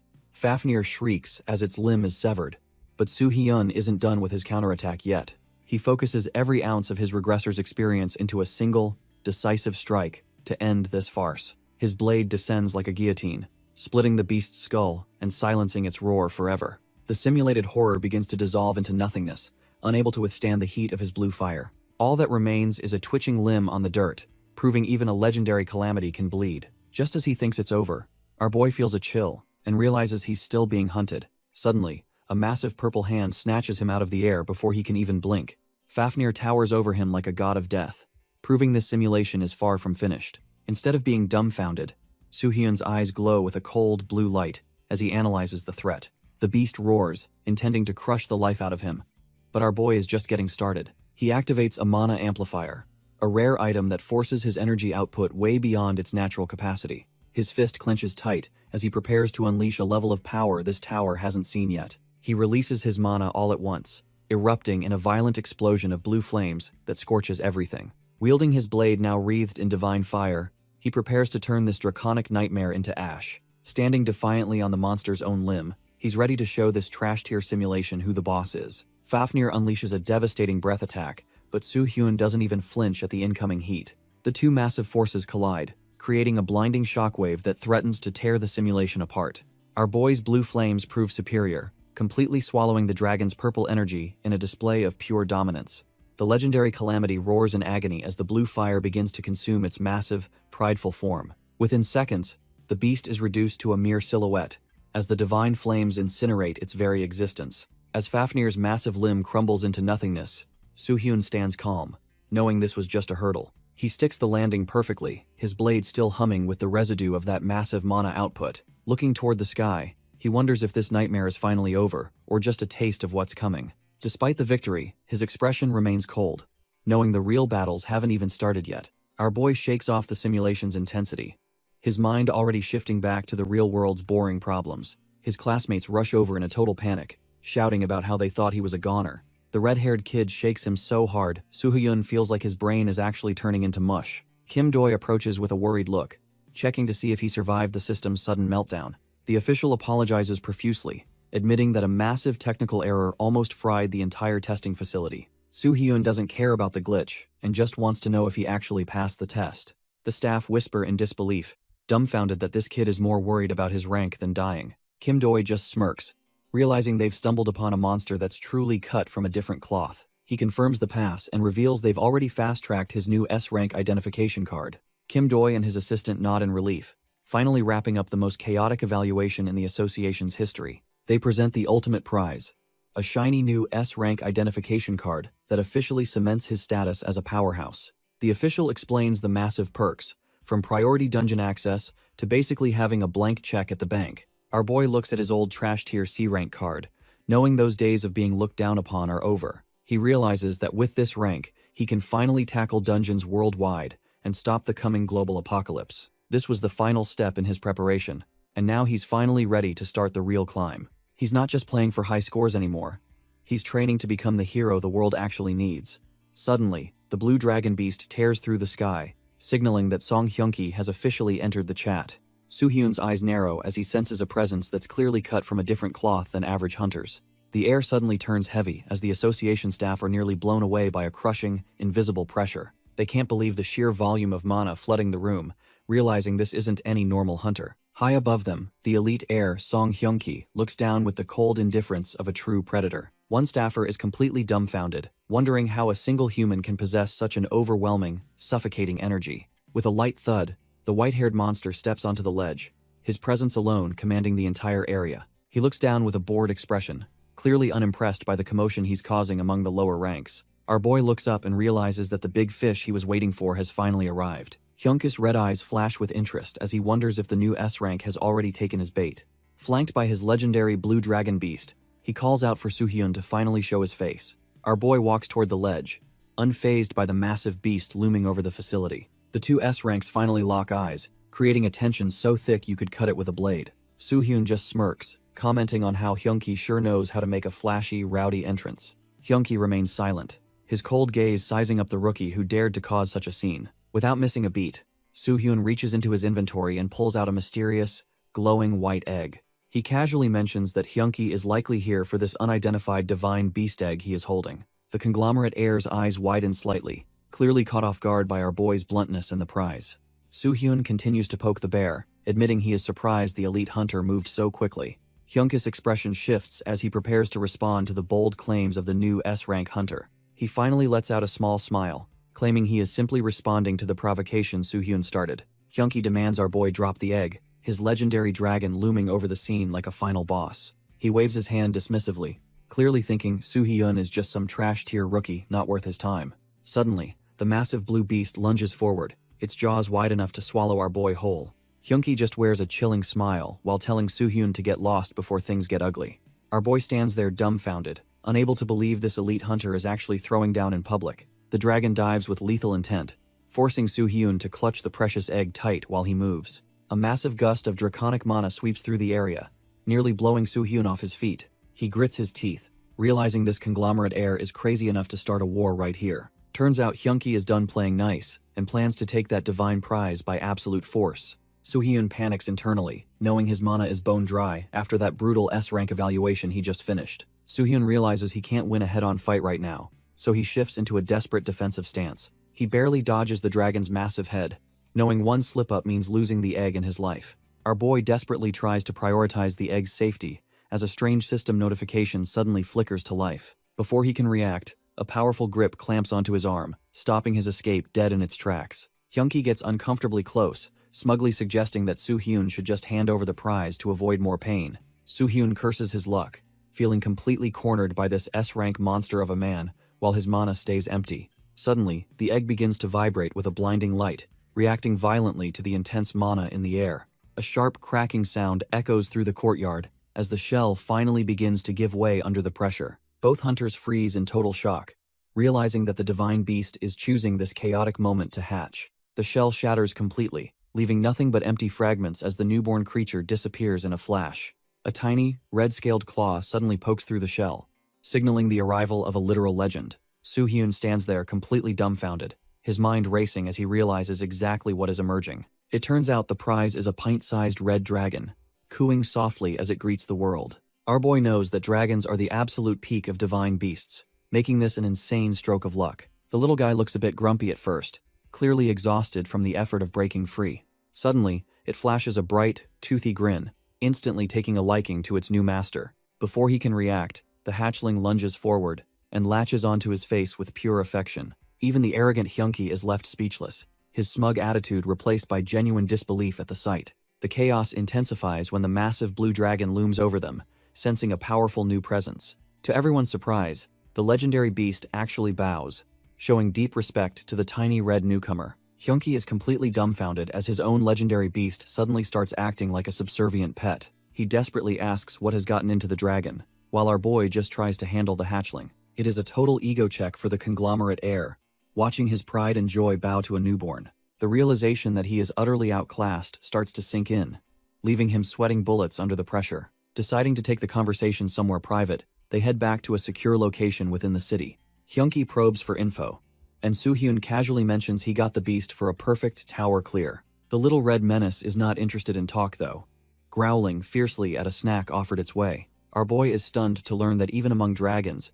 there is a hierarchy he never knew existed. With a savage chomp, the hatchling proves its dominance by devouring the treat in a single go. Seeing the bond is unbreakable, Hyunki finally backs off and admits he is no longer interested in stealing it. Hyunki cradles the little red menace while dropping a heavy question about how long dragons actually live. Our boy admits he is clueless, so Hyunki explains they hit adulthood fast, but live for a millennium. Turns out divine beasts are pure souls that choose their master's hearts before they even leave the shell. Hyunki reveals his true mission is hoarding eggs to keep them from being used as mere trash-tier tools. He is dead serious about making sure these powerful creatures never fall down a dark, demonic path. Soo-hyun listens as the heir explains that their ultimate happiness and safety are his only real priorities. Seeing a different side to the guy, our boy can't help but feel a bit of respect. The conversation shifts to the massive blue dragon nearby, with Soo-hyun wondering just how old the beast is. Hyunki pets his loyal companion, Young, revealing the giant is actually just a 5-year-old child in dragon years.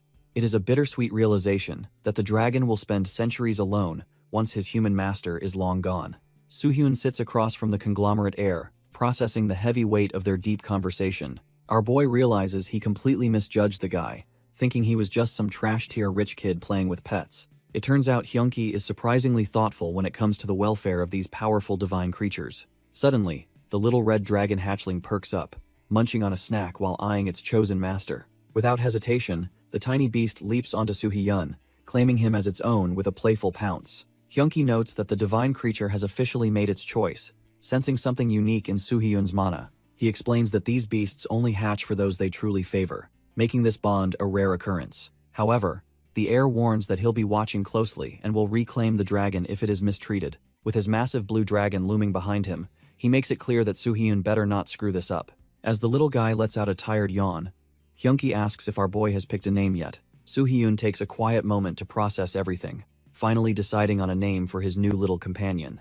He settles on naming the hatchling Mir, officially welcoming the tiny beast into his increasingly chaotic life. As night falls over the city, our boy heads out, feeling the weight of his new draconic responsibility. While walking, he reflects on Hyunki, realizing the elite heir is actually much nicer than he first assumed. It is a relief, especially since Hyunki was such an unpredictable and dangerous wildcard in his past life. He even recalls Hyunki's playful yet firm insistence on visiting just to check in on how Mir is doing. Looking down at his jacket, he realizes the little dragon is already completely zonked out and comfortable. Mir is sleeping like a total log, clearly unbothered by the fact that he is a legendary divine creature. A rare, genuine smile crosses Soo-hyun's face as he enjoys this brief, quiet moment of peace. He wonders what Mir truly is, unaware that Seokjin is already tracking his every move from the shadows. Seokjin keeps a sharp eye on our boy from the rooftops, ensuring the target doesn't slip away. He checks in with his superiors, asking if he should keep following now that the target has the beast. A cold, female voice on the other end demands he report every single move the regressor makes. Sitting in her luxury office, this mysterious superior muses that their grand script is still far from completion. Seokjin acknowledges the order with a grim nod as his earpiece clicks to signal the end of the call. He stands up to continue the pursuit, unaware that he isn't the only one hunting tonight. Nearby, a masked assassin adjusts a glowing blue artifact, its light pulsing with a dangerous, magical intent. Suddenly, the assassin strikes with a silent swoosh,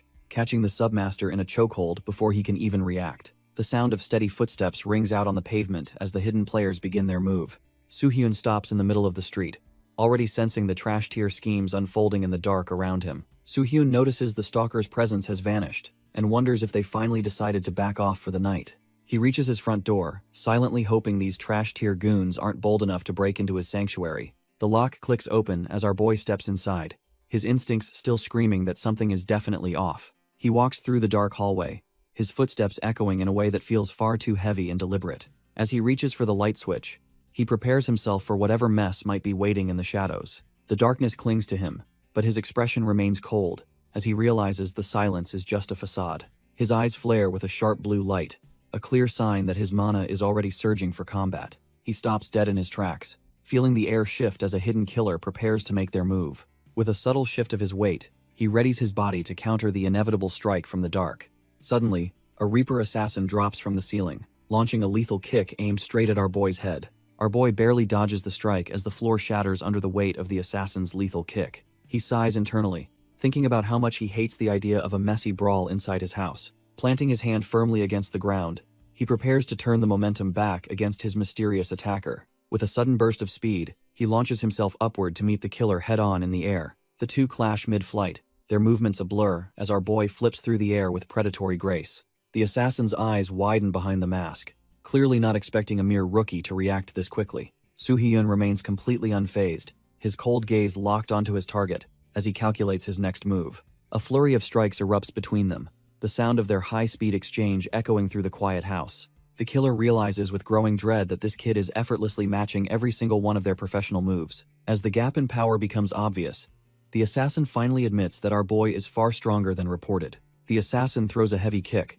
but our boy shuts it down instantly with a perfectly timed block. Soo-hyun warns the intruder that while trespassing is one thing, touching the little dragon is a death sentence. He grips the killer's leg with crushing force, his priority remaining the safety of the hatchling in his jacket. With a sharp grunt, He delivers a brutal counterstrike that sends the masked hunter reeling backward. The assassin skids across the living room floor, quickly repositioning himself as he realizes he is totally outclassed. Our boy notes his mana has recovered, but he refuses to leave Mir's side until he knows the target. The killer adjusts his tactical gloves, his movements becoming more calculated as the pressure of the fight mounts. He beckons Soo-hyun to come at him, trying to maintain his composure despite the obvious gap in power. Suddenly, Soo-hyun's eyes narrow as he notices a strange pattern in the way his opponent is attacking him. He realizes the assassin is strictly using hand-to-hand combat to ensure the dragon hatchling isn't harmed during the scuffle. Our boy smirks, realizing this guy is just looking for a high-stakes test of strength. He checks on Mir, glad the hatchling is still tucked away, while the house gets trashed. Soo-hyun finds it weird that someone would risk their life trespassing just to measure their power. The tension snaps as they collide, the force of their mana shaking the very foundations. They exchange a rapid-fire sequence of strikes, neither one willing to give an inch of ground. The assassin's eyes glow with a predatory light, showing he is fully committed to this dangerous dance. Soo-hyun barely blocks a heavy strike, feeling the raw speed and weight of a professional killer. He winces as the pressure increases, realizing he cannot afford to hold back any longer. Finding a small opening, he winds up for a strike meant to end this nonsense once and for all. His fist slams into the killer's chest, delivering a brutal reminder of who actually runs this house. The impact sends the assassin reeling, his armor barely absorbing the shock of that heavy blow. He quickly recovers, skidding across the floor and planting a hand to keep from falling over completely. Our boy doesn't let up, digging his heels in to maintain his momentum for the next exchange. Their eyes lock for a split second, both realizing they're dealing with someone way above trash tier. Red flashes of lethal energy fill the air as they trade a flurry of high-speed strikes. The dust begins to settle, leaving a thick silence, where the sound of clashing steel once rang out. The masked killer is gasping for air, his stamina clearly flagging after that intense burst of movement. Soo-hyun isn't doing much better, sweat dripping down his face as he tries to regulate his breathing. Suddenly, the assassin lets out a dry laugh, seemingly amused by how difficult this job has become. He reaches up to discard his disguise, finally deciding to address the young hunter with some respect. Our boy is caught off guard, as the mysterious assassin finally reveals her true face. He stands there dumbfounded, trying to process why a high-tier killer is suddenly acting so casual. Turns out, she is actually Park Ji-yeon, the master of the Reaper Guild, and she wants him to join. She stares him down with a confident smirk, waiting to see if he will take the bait. Soo-hyun hesitates, wondering if this is some kind of trap or just a very aggressive recruitment tactic. He calls her out for attacking him first, but she just brushes it off since he survived anyway. The tension breaks into petty bickering as they realize they are not actually that far apart in age. Our boy locks in, realizing a guildmaster would not show up personally just to gauge his combat power. He remembers her from his past life as a legendary hero who was supposed to lead all of humanity. Tragically, she was cut down by the Dump Guild before she could ever reach her full potential. Soo-hyun realizes that Park Ji-yeon and her Reaper Guild are actually sworn enemies of the trash-tier Dump Guild. She watches him closely, her gaze sharp as she evaluates the potential of the regressor standing before her. Our boy questions why she'd seek him out, especially since he briefly used the Dump Guild's name. Park Ji-yeon remains silent for a moment, her expression unreadable, as she weighs her next move carefully. Suddenly, she starts questioning her own motives out loud, leaving Soo-hyun completely dumbfounded by her strange behavior. The atmosphere turns awkward as they both realize how bizarre this recruitment attempt has actually become. Soo-hyun thinks she's even weirder than the rumors suggested, and bluntly tells her to leave if she's done. When he flatly refuses to join any guild, Park Ji-yeon just sighs, looking genuinely disappointed by his stubbornness. However, he hesitates, feeling like sending a legendary hero away empty-handed might be a massive mistake. His eyes glow with intent as he wonders if he should test her strength to see her true worth. Park Ji-yeon asks if he is just sniffing around the Dump Guild because he is curious about them. Our boy wonders if his guess hit the mark while she finds his sharp intuition pretty interesting. Suddenly, a wave of pure bloodlust washes over him, making his skin crawl from the sheer pressure. She realizes they are cut from the same cloth and finally starts taking this conversation seriously. He notices the subtle traces left behind, realizing she has been tracking his every move like a predator. Soo-hyun looks completely done with her games, his patience wearing thinner than a trash-tier artifact. He pulls up a chair, deciding it is time to stop standing around and actually talk business. The two sit across from each other, the tension in the room thick enough to cut with a blade. He admits he used the Dump Guild's name as bait, hoping to lure those rats out into the open. Since they operate like a lizard cutting its own tail, he knew finding them normally would be impossible. Park Ji-yeon notes our boy knows the enemy well, asking if that's why he crushed the Ares Guild. Soo-hyun admits that was part of it, but his real motivations go much deeper than simple revenge. He remembers his mother, the one anchor he had to protect in this cruel, regressed timeline. A rare smile touches his face as he thinks about the person he was desperate to save. Park Ji-yeon takes a sip, acknowledging that the Ares Guild was destined to fall sooner or later. She points out that he is systematically hunting down every single Korean guild tied to the Dump Guild. She lets out a small laugh, finding his ruthless efficiency to be far beyond her initial expectations. The Reaper Guildmaster reveals her own hands aren't clean, admitting she was the one who finished them. Her eyes flare with a terrifying intensity as she declares her ultimate goal is total obliteration of the enemy. Soo-hyun feels that familiar, suffocating bloodlust again, realizing she is just as dangerous as he first thought. Our boy watches as Ji-yeon's magic flares, fueled by her uncontrollable hatred for the Dump Guild. He realizes her ability to weaponize that raw emotion is a talent far beyond normal hunters. She explains that while she's been hunting them in Korea, she's only ever caught the tail. To strike the head of the organization, she needs to know their true identities and numbers. Turns out, our boy appearing was the exact variable she needed to finally change the game. She is certain the recent guild collapses will finally force the hidden leaders to make a move. Soo-hyun just keeps his cool, realizing he successfully aligned his goals with a powerhouse. She asks if he intends to use her, suggesting he shouldn't take the transaction personally. Since the enemy of her enemy is a friend, she promises her full support for the upcoming war. Our boy accepts the deal, but prepares to ask a very specific question of his own.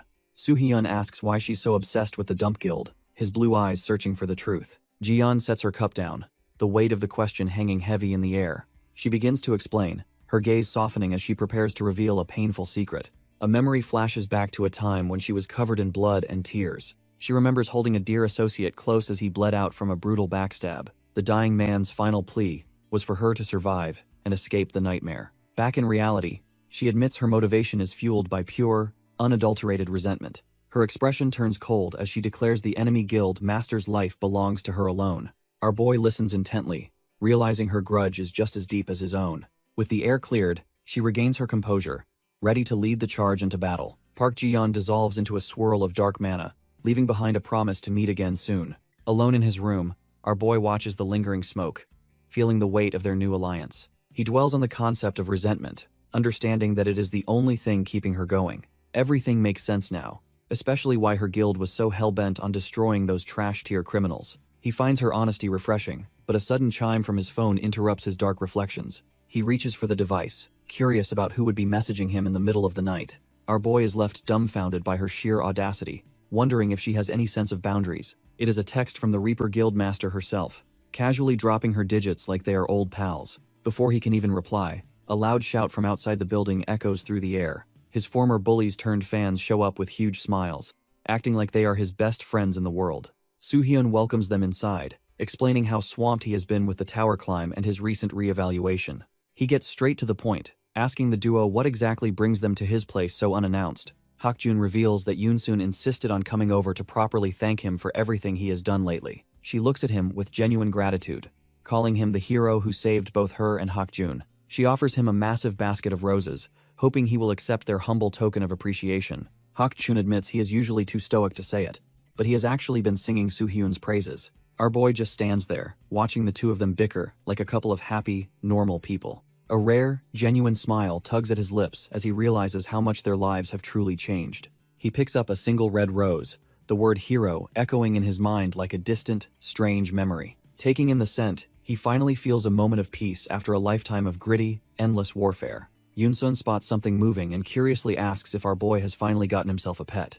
Soo-hyun awkwardly explains that while he is a dragon, calling the little guy a pet feels totally wrong. He tries to play it cool, mentioning that Mir is likely sleeping since he is still just a newborn. Suddenly, the little red dragon manifests right on top of his head, proving his master wrong immediately. Mir lets out a tiny yawn, while Hakjun eagerly asks if the creature remembers him from the egg stage. The hatchling just sits there looking grumpy, clearly not interested in the sentimental ramblings of a former assassin. Without warning, Mir takes flight, leaving Soo-hyun's head and heading straight for their surprised guest. He lets out a soft cry as he settles comfortably on Yoonsun's shoulder, shocking everyone in the room. Soo-hyun is dumbfounded, noting that the dragon never acts this friendly toward anyone besides himself. Seeing the bond, Hakjun tries to coax the little guy over, hoping he will find his shoulders cozy. Mir isn't exactly playing nice, letting out a low growl that makes Yoonsun freeze up in terror. While the hatchling acts up, our boy gets interrupted by a sudden ringtone from his phone. He looks down and is stunned to see Park Ji-yeon is the one actually calling him.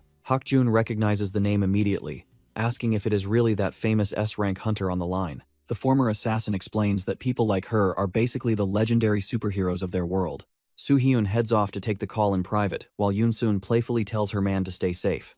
Ji-yeon cuts straight to the chase, warning him about a green dungeon about to spawn in Busan.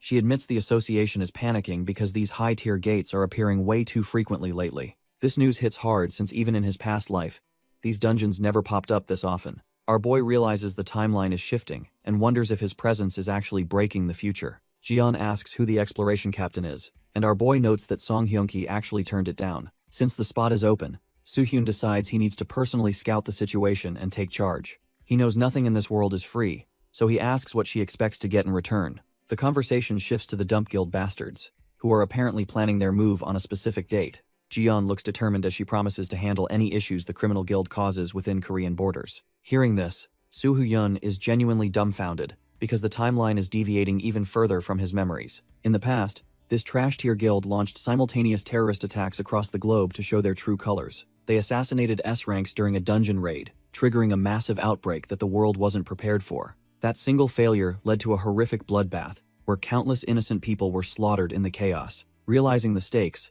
he agrees to let Ji-yeon handle the guild while he starts his own investigation. Ji-yeon listens as the voice on the phone warns her that acting recklessly will only get her killed. She hangs up without a second thought, her face already painted with the blood of her latest victims. Our girl is clearly fed up with the interference, telling them to stop nagging her about her survival. Standing over a pile of dead trash-tier thugs, she scoffs that she wouldn't die such a pathetic death. Meanwhile, the official roster for the upcoming dungeon raid is released, listing several prominent guilds for the mission. Soo-hyun looks at the list and wonders if these veteran hunters will actually follow a rookie captain's orders. His intuition is spot on because Lee Kang-hee is already throwing a fit about a newbie leading them. A nearby association official tries to keep the peace, reminding the hothead that an S-rank is still an S-rank. The guildmaster refuses to listen, demanding a famous hero like Ji-yeon or Hell pull his men out. He looks absolutely livid, convinced that the association is playing a sick joke by putting a rookie in charge. The association official just laughs, clearly amused by the chaos surrounding the new raid leader's appointment. Lee Kang-hee slams his desk in a rage, demanding to know why anyone would find this life-threatening situation funny. Wiping a tear, the official mocks the idea that tower records actually translate to real-world leadership skills. He reminds the guildmaster that Ji-yeon personally chose our boy, but the hothead just calls him a bastard. The staffer remains calm, suggesting they simply keep an eye on the rookie to see his true worth. Little do they know, seeing the regressor's blue flames in person is enough to make anyone change their attitude. Meanwhile, at Busan Gwangali Beach, a massive green gate hums with energy as the dungeon raid finally begins. Soo-hyun arrives with Mir on his shoulder, while Hakjun complains about the long trip down to the coast. The loyal swordsman offers to help manage the raid, but our boy is confident he can handle the orders. Hakjun just scratches his cheek, hinting that he didn't just come along to play the role of an assistant. Hakjun admits he can't just stand around while his juniors grow, feeling the pressure to finally get stronger. Our boy just gives a calm smile, while Mir lets out a massive, sleepy yawn on his shoulder. As they walk, Hakjun suspects the regressor is secretly mocking his sudden burst of motivation and senior pride. Looking at the crowd, the sheer scale of the 50-man raid team is actually quite impressive for a debut. However, the atmosphere is thick with doubt, as the veteran hunters whisper about the kid leading the charge. The seasoned fighters look completely unimpressed, clearly thinking our boy is just some lucky rookie with no backbone. Soo-hyun realizes that to these veterans, he's just a beginner who hasn't bled enough in real dungeon raids. Suddenly, a boisterous voice cuts through the tension as a massive figure approaches the pair with forced enthusiasm. It turns out to be Lee Kang-hee, the Papillon Guildmaster, putting on a fake smile for the cameras. Despite knowing this guy is likely trashed here, Soo-hyun politely reaches out to begin the formal introductions before the chaos. Lee Kang-hee starts patronizing our boy, suggesting he must be terrified due to his lack of real-world experience. He grabs Soo-hyun's hand while mocking the fact that he brought a tiny dragon hatchling for protection. Hakjun immediately loses his cool and tells the guildmaster to watch how he treats their leader. The trash-tier master just laughs it off, claiming it's a joke while offering his expert help. He flexes his scarred hand, reminding everyone that he's a veteran who has survived countless bloody raids. Soo-hyun just gives a chilling smirk, completely dumbfounded that this guy thinks scars make him a boss. He politely thanks him but firmly reminds the group that he expects them to follow his orders. The atmosphere turns ice cold as the veterans realize this rookie won't be easy to push around today. Lee Kang-hee's fake smile twitches, internally cursing the arrogant brat for having the audacity to talk back. Suddenly, the association staff member walks over, noticing the thick tension radiating between the two leaders. Kim Taekyun, the Red Devil Guildmaster, steps up with a fake friendly smile to shake hands with our boy. He mentions how Soo-hyun already seems acquainted with Lee Kang-hee, playing the role of a diplomatic, veteran hunter. Without missing a beat, the man turns the attention toward another heavy hitter, joining the beach raid today. Park Mo-young, leader of the Gambler Guild, offers a greeting while sized up by the regressor's sharp, analytical gaze. Our boy maintains a polite mask but internally notes that managing these ego-driven veterans will be a massive headache. He senses Taekyun's mana is completely on edge, while Mo-young is suspiciously skilled at suppressing her own energy. Even if they can hide their power levels, Soo-hyun notices something far more damning than a simple mana signature. He realizes that while Mo-young can mask her flow, she can't scrub away the pungent, unmistakable scent of blood. When she asks if something is wrong, he just plays dumb while mentally marking her as a major threat. The group finally prepares to head out, but Soo-hyun knows he is walking into a den of vipers today. Our boy tells the group there is no point wasting time on preparations for a raid like this. He immediately proves his point by effortlessly slicing through the first wave of aquatic monsters. The dungeon erupts into chaos as the hunters begin their systematic clearing of the infested zone. One of the veterans scoffs, claiming this infamous green dungeon is actually a total walk in the park. However, the atmosphere shifts when the Gambler Guild leader starts moving with terrifying, silent efficiency. Taekyun watches in silence as Mo-young executes her targets, without wasting a single drop of mana. He realizes her movements aren't just refined, they are the instincts of a seasoned, cold-blooded killer. She descends into a frenzy, stabbing a fallen beast far more than necessary to just end it. Taekyun stands there dumbfounded, seeing the mask of a professional hunter slip to reveal a monster. He finally steps in to stop her, reminding her that the creature is already dead. One of the hunters wipes away some blood, finally realizing this raid isn't the easy payday he expected. His teammate acknowledges the shift in the air, sensing that the dungeon's atmosphere has suddenly turned incredibly heavy. He looks around dumbfounded, unable to pinpoint exactly where the suffocating pressure is coming from in the cave. Our boy Soo-hyun stays low to the ground, using his regressor experience to read the dungeon's hidden flow. Little Mir starts growling aggressively, his draconic blood boiling as he detects a hidden predator lurking nearby. Soo-hyun mutters that there is definitely something here, his cold blue eyes scanning the shadows for any movement. Choi Hak-jun asks if it's a trap, but Soo-hyun is already certain that something is waiting just beyond. Choi Hak-jun tells everyone to keep their guards up, though the veteran hunters seem annoyed by his caution. One trash-tier veteran just scoffs, clearly thinking he's too good to take advice from a younger hunter. He mockingly brings up Choi Hak-jun's recent A-rank promotion, trying to assert dominance despite the obvious danger ahead. The arrogant hunter continues his trash-tier taunting, mockingly asking if they aren't glad to have him around. Soo-hyun ignores the noise, his instincts screaming that the real threat is finally making its move. Before the loudmouth can finish his sentence, the atmosphere shifts, catching the veteran completely off guard. Suddenly, a massive pillar of blue mana erupts from the earth, shaking the very foundation of the cave. Our boy immediately screams for everyone to run, realizing the hidden trap has finally been sprung. The surrounding hunters scramble in a total panic as lethal spikes of energy burst through the floor. A single droplet of concentrated mana hits the ground, causing the stone to shatter like fragile glass. The veterans are left dumbfounded, realizing their arrogance just led them straight into a lethal death trap.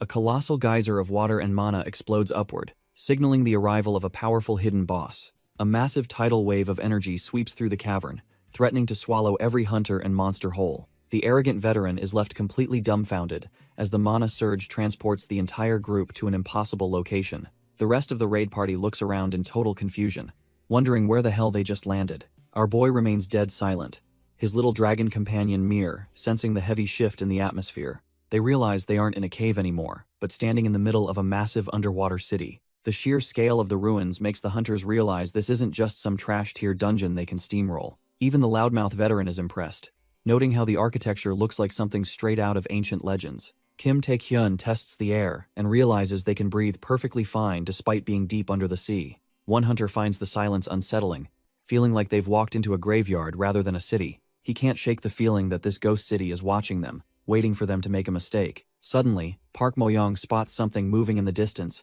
and urgently shouts for the others to look. The hunters squint into the blue abyss, spotting a massive, haunting silhouette drifting through the ancient ruins. It is a decaying ghost ship, looking like a trash-tier nightmare that has no business being here. The vessel groans as it moves, releasing a pulse of mana that vibrates through the very water. Mir senses the shift immediately, baring his teeth as he prepares to protect our boy from whatever's inside. One hunter trembles, telling Lee Kang-hee that an icy chill is suddenly washing over her entire body. Lee Kang-hee realizes the atmosphere has turned toxic and wonders if Soo-hyun has noticed the danger too. Deep within the wreckage, a single, blood-red eye snaps open, radiating pure, unadulterated malice at the group. While the veterans are dumbfounded by the sudden pressure, Soo-hyun remains the only one standing perfectly still. The command to prepare for battle rings out as the hunters desperately scramble to draw their weapons. The massive ship surges forward with a violent wake, intent on crushing the hunters into the seabed.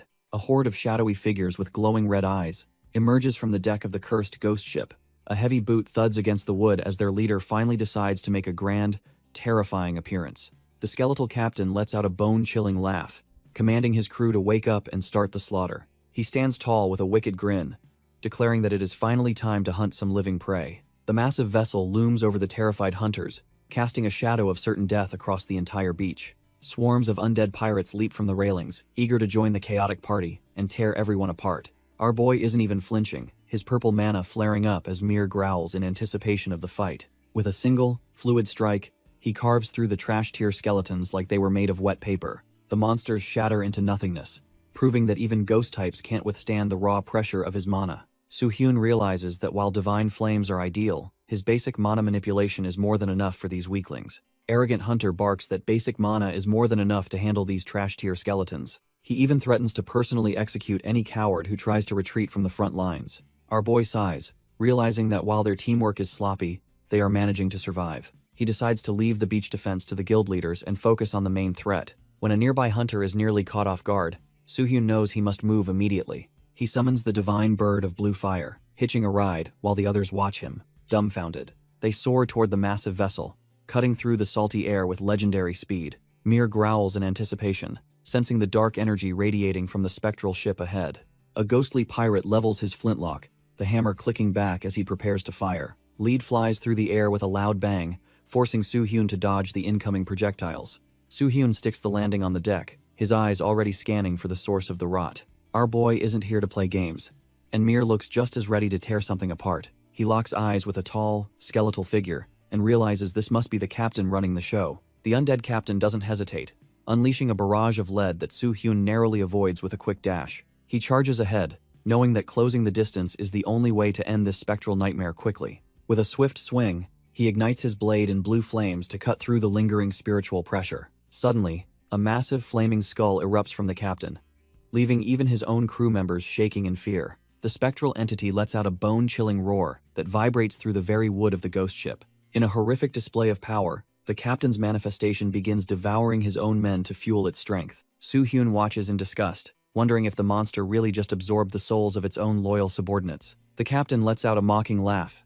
as his head erupts into a pillar of eerie blue flames. He flares up with intense spiritual pressure, looking like a true nightmare straight out of the abyss. The monster hungrily declares his intent to devour every soul present, to fuel his own twisted evolution. Our boy realizes that with so many souls nearby, this trash-tier captain could potentially regenerate indefinitely. But as he listens to the spectral wails, something about their suffering triggers a deep, familiar anger. The captain looms large while the trapped spirits desperately beg for someone to finally end their misery. A sea of translucent hands reaches out, exhausted from being used as mere batteries for a monster. Soo-hyun goes silent, his face shadowed as he decides that this cruelty has gone on long enough. Suddenly, his eyes glow with a cold blue light as he finds the captain's very existence utterly repulsive. With Mir perched on his shoulder, he prepares to dismantle the skeletal giant and free the stolen souls. The ghost captain draws his blade, ready to show this human the true weight of 1,000 souls. He unleashes a massive spectral wave, but our boy is way too fast to be caught by that.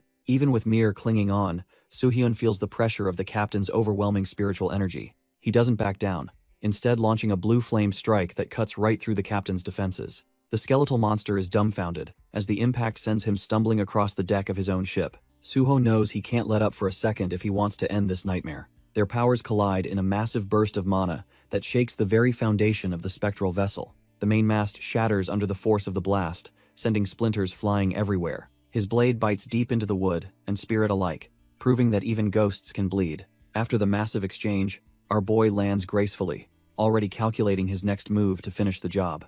Soo-hyun looks down from the rigging, wondering how he should handle this stubborn undead captain. He notes the monster isn't overwhelmingly strong, but that trash-tier recovery rate is a real headache. If the fight drags on any longer, Our boy knows he might actually find himself in a dangerous spot. Even the skeletal captain feels the pressure, realizing this isn't just some random hunter he's facing.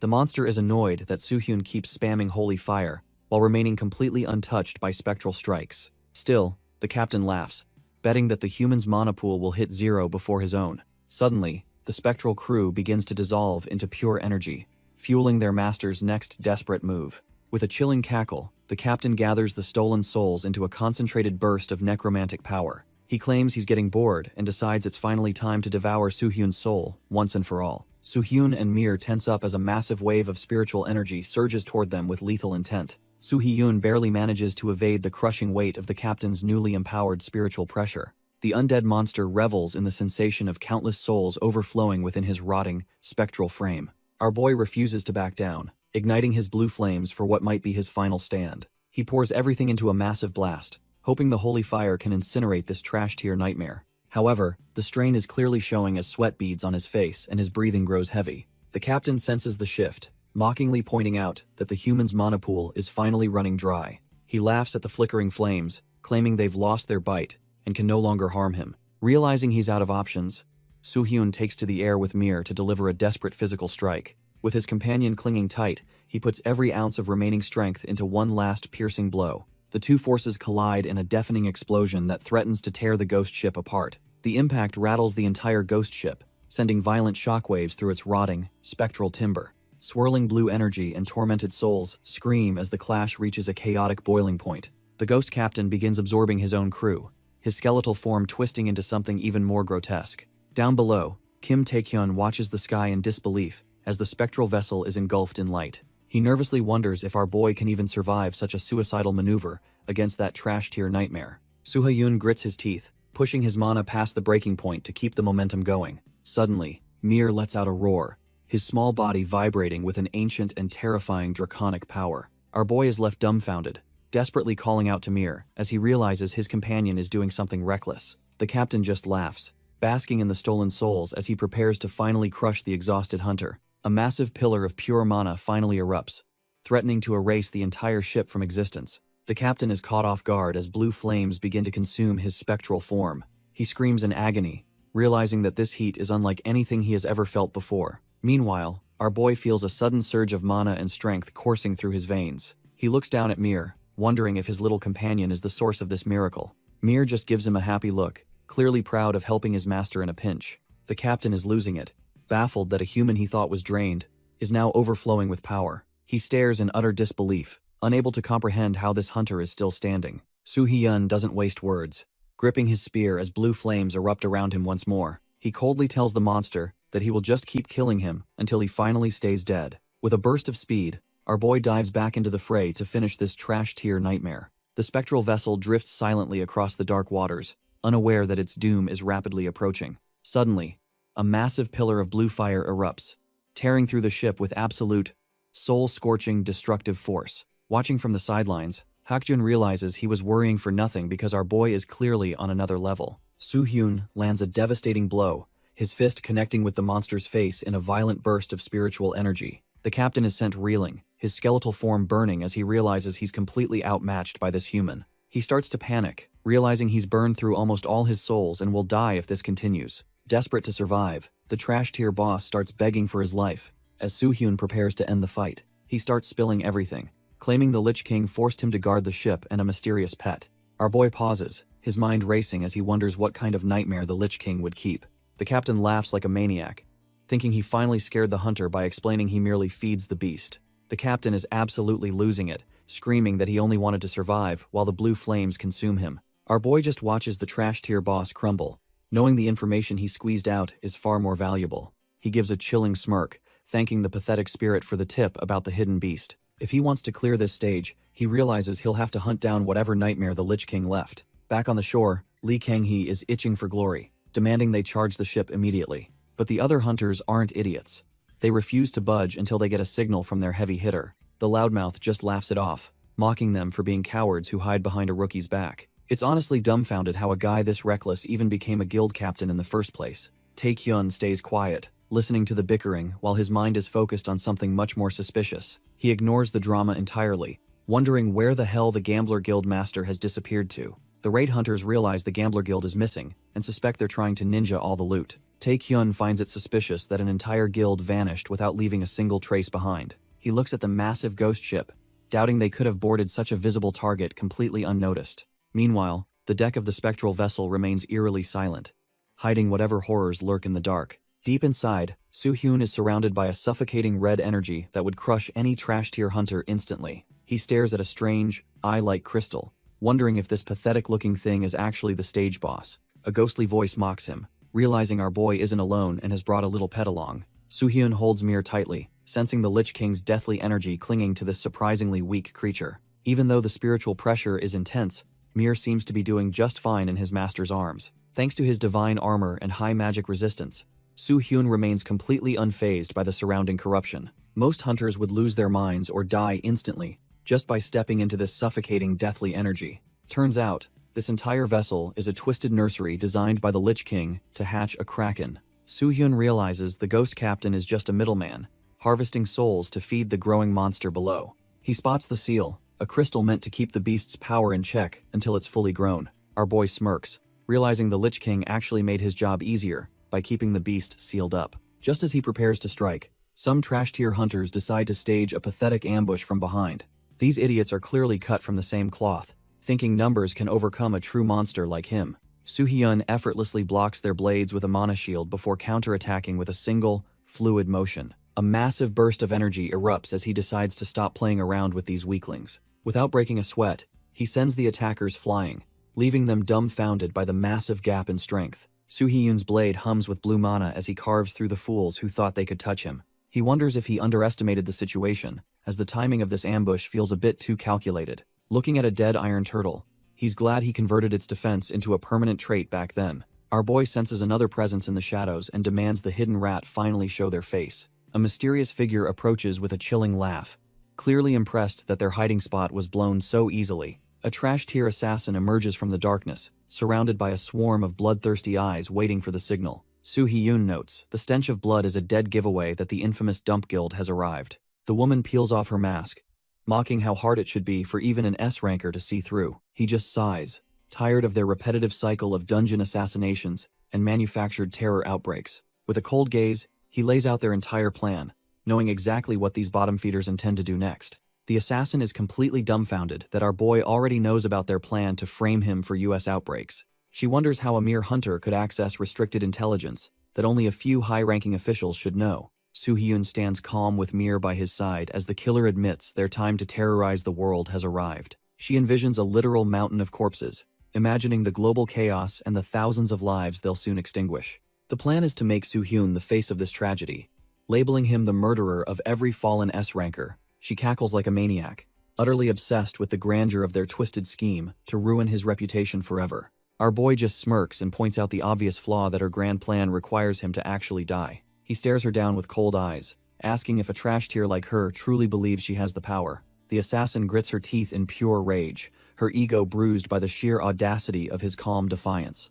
She draws her blade and tells him to keep yapping, because she's done talking and ready to start cutting. The Dump Guild lackeys charge in blindly, convinced that they can finally put an end to our boy. Soo-hyun ignites his blue flames, suspecting that the organization's high-ranking executives are already lurking nearby in Korea. He decides to leave the remaining trash-tier enemies to Jiyeon, knowing she's more than capable of handling them. A new player enters the scene, his polished shoes stepping over the threshold of the unfolding chaos. Seokjin checks in with his superiors, confirming that the advance party has already moved into the dungeon. He remains arrogant, believing that even if Soo-hyun survives the trial, he can personally finish the job later. His eyes flash with a cold, murderous intent as he prepares to coordinate the next phase of their plan. Suddenly, he stops dead in his tracks, dumbfounded by the mountain of corpses littering the warehouse floor. Jiyeon sits amidst the bloodbath, her calm demeanor proving she's cut from a completely different cloth than these mobs. She stares at the fallen men, noting that unlike these weaklings, the man standing before her looks somewhat promising.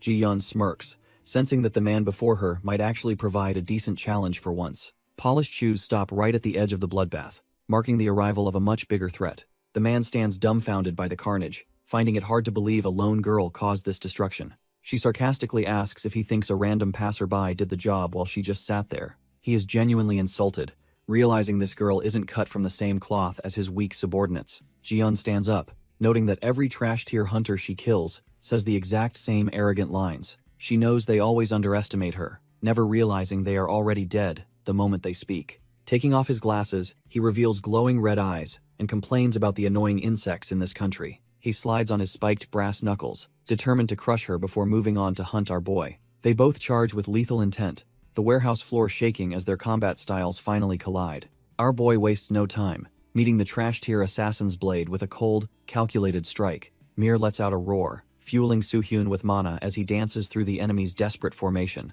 With a single fluid motion, he carves through the first attacker, proving these thugs are utterly outclassed. Two more goons charge in, thinking their numbers can compensate for their lack of actual talent. He casually deploys a mana shield, watching their weapons bounce off like they're hitting a brick wall. Turning the defense into a lethal offense, he catches them off guard with a lightning-fast counter. The lead assassin grits his teeth, realizing he is dealing with a monster instead of an easy mark. He barks orders to his squad, screaming at them to stop being idiots and avoid direct confrontation. They activate their camouflage skills, vanishing into the shadows to try a more cowardly, indirect approach. Soo-hyun just stands there, inwardly praising their judgment, since a surprise attack is their only prayer. Our boy knows he has Mir by his side, giving him a massive edge in detecting any incoming danger. However, the Lich King's overwhelming murderous chi is thick enough to mask even the slightest trace of an ambush. Realizing his own senses might be clouded, he decides his best bet is to put full trust in Mir. He asks his little companion if those trash-tier assassins are still within sniffing distance of their position.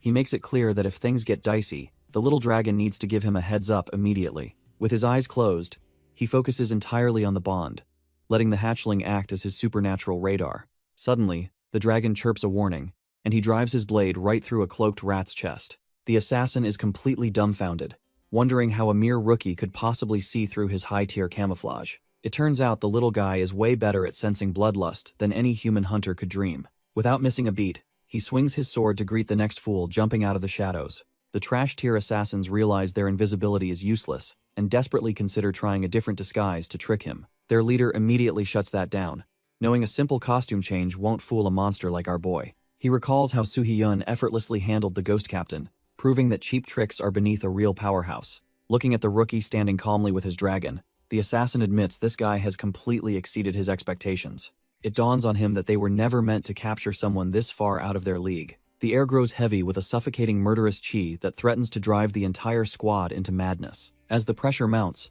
the lead assassin can barely process the sheer intensity of the bloodlust radiating nearby. A chilling laugh echoes through the shadows as the reality of their situation finally breaks his mind. He finally spots the source of the nightmare, a core of pure malice that signals their absolute doom. Our boy stands ready with Mir, sensing the trash-tier goons finally coming out of the woodwork to play. The lead assassin steps forward, mockingly asking if the rookie is done hiding behind his little surprise tricks. He orders his squad to charge, convinced that Soo-hyun is utterly useless in a direct, face-to-face brawl. Soo-hyun immediately proves him wrong, effortlessly carving through the first wave with a cold and surgical strike. As he dances through the chaos, he suddenly feels a shift in their formation that makes no sense. It hits him like a freight train that these cowards were never actually aiming for his head. The lead assassin ignores the blade at his throat and lunges toward the real prize behind him. Our boy is completely dumbfounded as he realizes he fell for the oldest bait and switch in the book. He desperately tries to pivot, but the squad is already closing in on the defenseless dragon hatchling.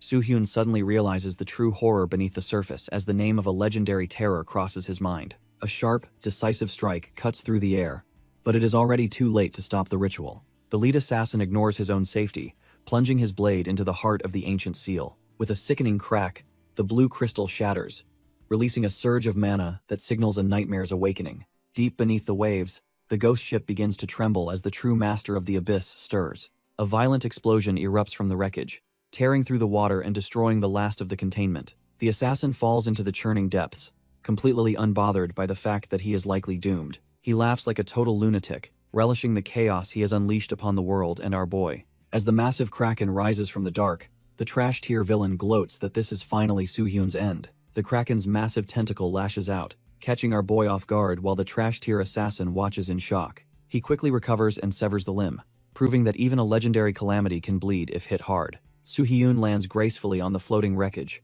his eyes fixed on the true threat rising from the depths. He leaps back into action, clutching his little dragon companion as he prepares to face the abyssal nightmare. He stares down the beast and coldly remarks that it has been a long time since they last met. Facing the enormous kraken, he realizes this fight is the only way to protect everyone on the beach. He calls out to Mir, who responds by erupting with a surge of powerful, ancient dragon mana. The energy flows into his blade, coating the steel in a lethal glow that hums with destructive potential. With a decisive swing, he aims straight for the monster's glowing eye, intending to end this chaos. Our boy goes for the kill, aiming a mana-charged strike right at the kraken's massive, glowing eye. He knows if he blinds the beast now, he can finally put an end to this trash-tier nightmare. Suddenly, he's dumbfounded as the powerful buff on his blade begins to flicker and fade away into nothing. Turns out little Mir is still just a hatchling, and his unstable powers are reaching their absolute limit. Soo-hyun realizes he burned through his mana reserves just trying to survive that massive explosion from the seal.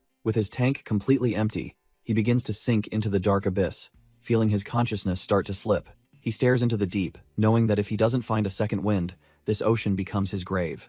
As the tentacles close in, he decides his only shot is triggering his undying skill to force a recovery. Meanwhile, Taekyun is losing his mind on the surface, frustrated that the kid is pulling such reckless stunts. Just as our boy is about to hit rock bottom, Taekyun dives in, scolding him for being such a headache. They cut through the water in a frantic rush to escape the crushing pressure of the deep. Soo-hyun looks completely dumbfounded, barely processing that his guild leader actually came down to save his sorry hide. Taekyun hauls him up, lecturing the kid about how he treats his own life like it's some trash-tier loot. He demands Soo-hyun fix that lone wolf habit of his because trying to solo everything is just plain stupid. When asked how he even got here, Taekyun explains that the Gambler Guild's disappearance forced them onto the boats. Turns out a massive explosion rocked their ship, but he couldn't just sit back while Soo-hyun was in danger. As they swim away, Taekyun reassures him that the blinded beast won't be following them anytime soon. Meanwhile, the rest of the hunters stare at the massive kraken, wondering if this nightmare can even be killed. The veteran hunters are losing their minds because the raid leader and the Gambler Guild just vanished. They suddenly sense someone approaching and turn around, hoping for some actual answers to this mess. Our boy Soo-hyun steps out of the shadows, looking like he has seen way too much for one day. He recalls the trash-tier dump guild assassin who was laughing like a maniac while triggering the disaster. These bottom feeders did not just show up to watch.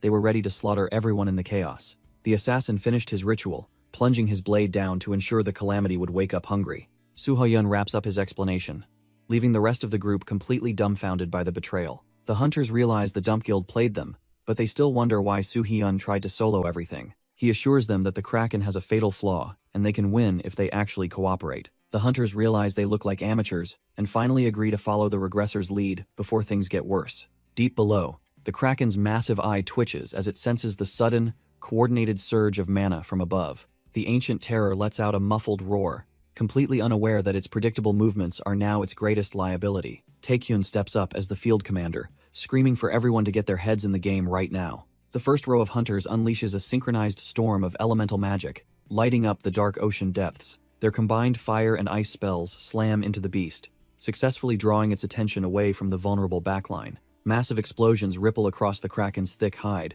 proving that even a calamity can bleed if hit hard enough. Taekyun grins as he sees the strategy working, immediately calling for the second row to prepare their follow-up. Our boy Soo-hyun calmly explains that the monster's lack of speed is the key to keeping everyone alive. The plan is simple. Keep the pressure on with long-range magic to keep the beast at bay. Taekyun realizes that while they can stall, actually putting this mountain of a monster down is impossible. Our boy Soo-hyun sits focused, desperately trying to recover his mana, while his allies buy him every second. Beams of pure energy continue to rain down, keeping the kraken's massive tentacles from reaching the shore. Seeing the strategy hold, Taekyun cheers them on, knowing they just need to last until their leader wakes up. Suddenly, a hunter spots something crazy, and shouts that someone is actually charging toward the calamity. Taekyun whips around, wondering if Soo-hyun managed to recover his strength way faster than anyone expected. Hes left dumbfounded when he realizes it isn't their ace moving out to finish the job. That arrogant hunter and his squad are rushing in, completely ignoring the plan and risking everyone's lives. The arrogant hunter leads his squad in a reckless charge, shouting for them to keep attacking the beast. The support team hesitates, worried that their magic barrage will end up hitting their own allies. Seeing the chaos, Taekyun orders a total ceasefire to prevent a disaster while they monitor the situation. This trash-tier veteran mocks our boy's talent, convinced he's the one destined to slay the calamity. His smug attitude disappears instantly when he realizes his best strike didn't even slow the monster down. He stares in disbelief at the shallow scratches, realizing the beast's hide is far tougher than he imagined. The kraken's massive red eye fixes on him, unleashing a wave of killing intent that paralyzes his soul. A deafening roar echoes across the beach as the monster opens its terrifying maw to end the intrusion. The sheer spiritual pressure is so overwhelming that the nearby hunters begin collapsing from intense nausea. Forced to his knees, the arrogant hunter finally understands that he's just a bug to this ancient terror. The Kraken's wails are absolute poison, turning this veteran's mana into a chaotic, destabilized mess inside his own body. Realizing he is way out of his league, he desperately tries to order a retreat before everyone gets slaughtered. Suddenly, a dark shadow looms over him, making the trash-tier hunter freeze in pure, unadulterated confusion. A flash of blue energy tears through the air as our boy finally decides to make his move. The sheer speed of the strike leaves the veteran dumbfounded, unable to even track the lethal movement. Soo-hyun calmly walks forward, his footsteps echoing with a heavy pressure that completely dwarfs the monster's killing intent. The hunter tries to play it cool, stammering about how quickly our boy recovered from his previous injuries. With a cold, glowing gaze, Soo-hyun asks the pathetic man if he truly has a death wish today. Terrified, the veteran tries to plead for his life, realizing too late that he messed with the wrong person. Our boy does not want to hear it and delivers a brutal reality check right to the man's smug face. A massive shockwave sends the trash-tier hunters flying as the battlefield turns into a complete disaster zone. One of the raid hunters looks on in pure horror, realizing their meager strength is absolutely useless here. Our boy tells the terrified group to head toward the main squad, while he handles the heavy lifting. Soo-hyun ignites his mana, summoning the divine bird of blue fire to incinerate everything in its path. The massive flaming avian dives straight for the Kraken calamity, clashing with the ancient terror of the deep. It aims directly for the monster's glowing red eye, hoping to blind the beast in one clean strike. Blue flames erupt across the creature's hide as the divine bird delivers a punishing blow to its massive head. Taking advantage of the distraction, Soo-hyun leaps through the air, closing the distance with lethal intent. He positions himself perfectly before the Kraken's eye, ready to end this nightmare once and for all. Even though he draws blood, our boy realizes the beast instinctively moved, causing his strike to narrowly miss. Our boy notes that his previous strike did nothing but piss the ancient beast off. He realizes that with the monster thrashing like a madman, a sneaky approach is off the table. A massive tentacle looms overhead, threatening to crush him into the seafloor with its sheer weight. Soo-hyun takes a deep breath, accepting that he has no choice but to go all out. He decides to systematically dismantle the terror by carving through its massive limbs one by one. Taehyun watches in pure shock, dumbfounded that Soo-hyun is slicing through hide they couldn't even scratch. The surrounding hunters are still reeling from the creature's spiritual wails, barely keeping their feet. Taehyun stares blankly, realizing the massive gap in power between a regular hunter and a true monster. He warns his men to stay back, knowing they would only get in the way of that slaughter. Everyone watches as Soo-hyun prepares to end the raid, his blue flames burning with absolute authority. Our boy Soo-hyun moves like a blur, making every other hunter's previous confidence look like a total joke. Standing in the surf, Juhu finally realizes his skills are trash tier compared to that overwhelming blue flame. Taehyun approaches the veteran, telling him it is finally time to face the harsh reality of their situation. He explains that Soo-hyun is cut from a different cloth, destined to become the world's strongest awakener. Taehyun warns that trying to keep up with a monster like that will only end in total despair. To those standing too close, Soo-hyun's brilliance is a blinding light that can utterly consume their spirits. He offers Juhu a place in his guild, suggesting they stick together as fellow ordinary people. Taehyun remains silent for a moment, reflecting on the terrifying gap that separates them from true greatness. He knows the truth as he watches Soo-hyun fearlessly charge back into the fray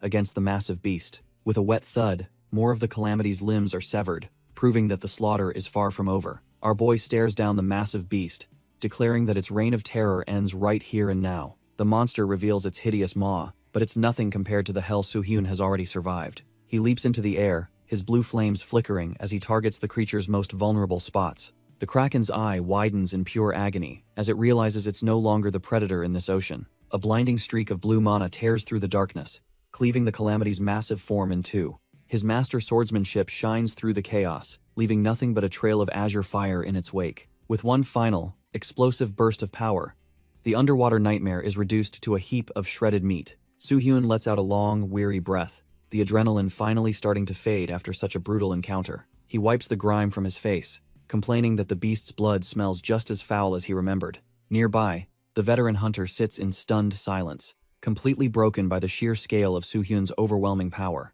Lee Kang-hee groans as he finally regains consciousness, his head still ringing from the Kraken's earlier assault. He rubs his eyes and wonders if he passed out, only to realize someone is looming over him. It's our boy Soo-hyun, looking absolutely terrifying with those glowing blue eyes and a face devoid of any mercy. Soo-hyun stares him down and asks if he has anything he wants to say to the surviving hunters. The guildmaster scrambles up in a panic, desperately asking if the massive calamity has actually been defeated. Surrounded by the silent crowd, Soo-hyun's presence is so heavy that the air itself feels like it's thickening. Realizing the threat is gone, the trash tier leader immediately shifts gears to calculate the raid's potential profits. He begins shamelessly arguing that his guild deserves the most loot since they supposedly dealt the most damage. For a guy like him, the lives lost don't matter as much as the exploits they can take home. Soo-hyun's gaze turns even colder as he asks one more time if the man truly has nothing else to say. Lee Kang-hee realizes he is in deep trouble as Soo-hyun's killing intent begins to suffocate the entire area.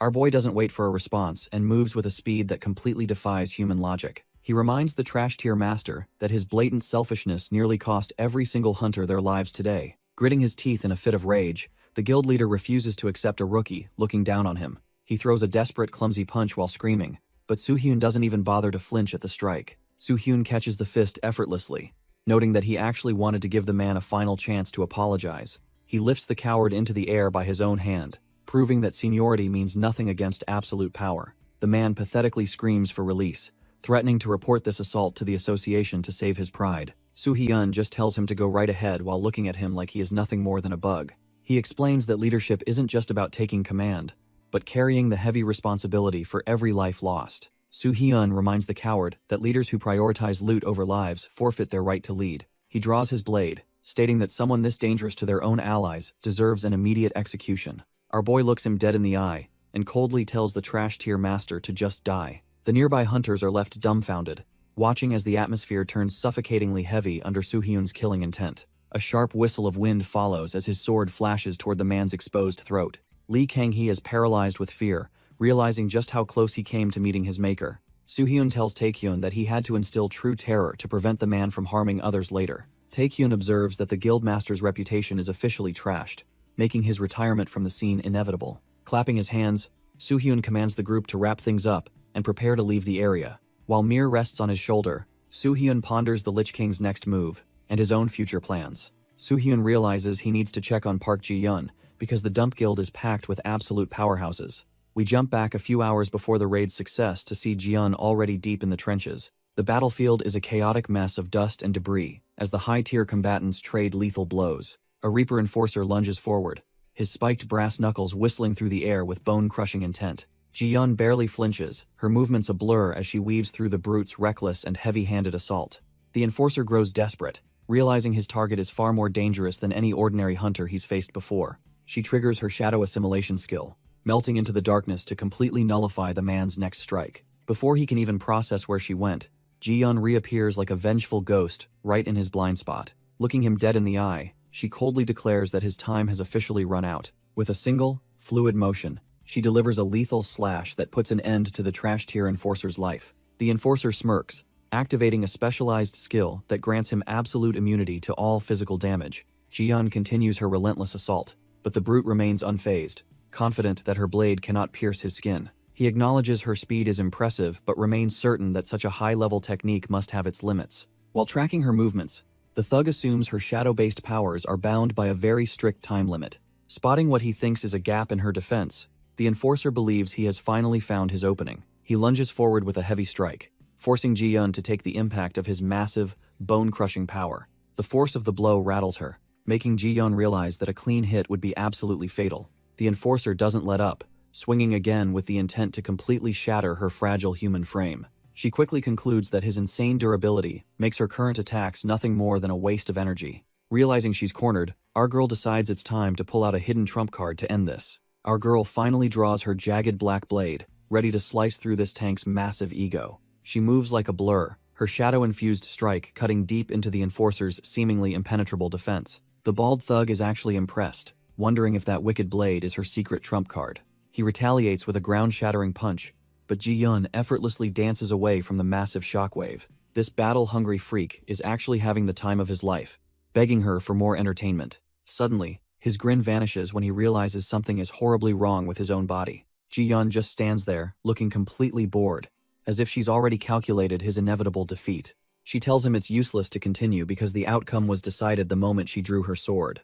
The Enforcer refuses to accept it, desperately trying to bait her back into a trash tier brawl. Our girl just gives a casual shrug, totally dumbfounded that he still thinks he has a chance. The Reaper Enforcer is absolutely livid, screaming about how she dare ignore his presence. He decides to force her hand, lunging forward with every bit of trash tier strength he has left. Even with a full power strike, our girl just leans back, making his desperate punch look like child's play. Suddenly, the big guy freezes mid-motion, his eyes wide with a sudden, gut-wrenching realization. He is completely dumbfounded as his own body refuses to obey.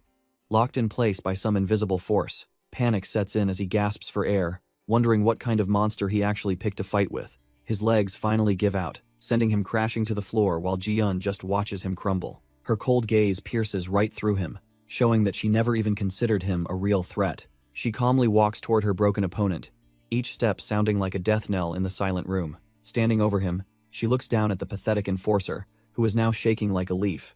Ji-yeon stares him down, mockingly asking if she hadn't already warned him about this inevitable outcome. The enforcer is left gasping for air as our girl casually lifts his chin to face his failure. She looms over him like a true reaper, coldly stating that his time has officially run out. A wave of pure agony washes over the big guy as his internal systems start to haywire. He panics, realizing his defense skills are dead, and his body is completely locked in place. Ji-yeon just smirks, asking if he's dying to know why his own mana has turned against him. She reveals her secret weapon, a jagged blade that she only pulls out for special trash tier occasions. Turns out, this nasty piece of work distorts mana, slowly suffocating the target from the inside out. The enforcer finally connects the dots, realizing he was doomed the second her blade first drew blood.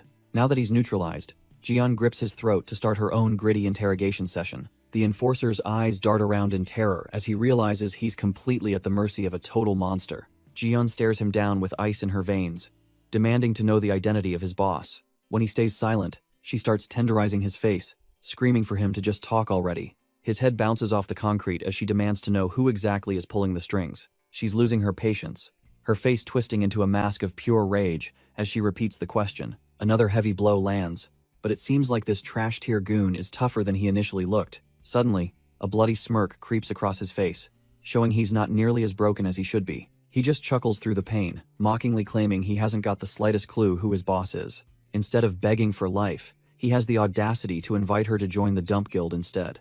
Ji-yeon isn't interested in career changes, so she raises her blade to end his miserable life right then. Ji-yeon's blade is inches from the kill when a hand suddenly clamps down on her wrist. Seokjin steps in, telling his guildmaster to cool it before she ruins their only lead. He reminds her that this trash tier enforcer is a dump guild higher up, with way too much intel. Ji-yeon glares at him, clearly not happy about being told to let her prey go so easily. Seokjin doesn't blink, knowing that killing the guy now would flush their entire mission down the drain. She stays silent for a moment, the weight of her rage battling against her tactical common sense. Finally, she lets out a long breath, forcing her bloodlust back into the shadows where it belongs. She fixes her hair and offers a half-hearted apology for getting so worked up over a nobody. They start discussing their next move, but the bloodied goon on the floor just can't stay quiet. When he starts whining about her butting in, she shuts him up with a brutal kick to the teeth. The trash tier enforcer hits the wall hard after Ji-yeon's brutal kick sends him flying across the room. Seokjin notes that Soo-hyun's intel is dead on,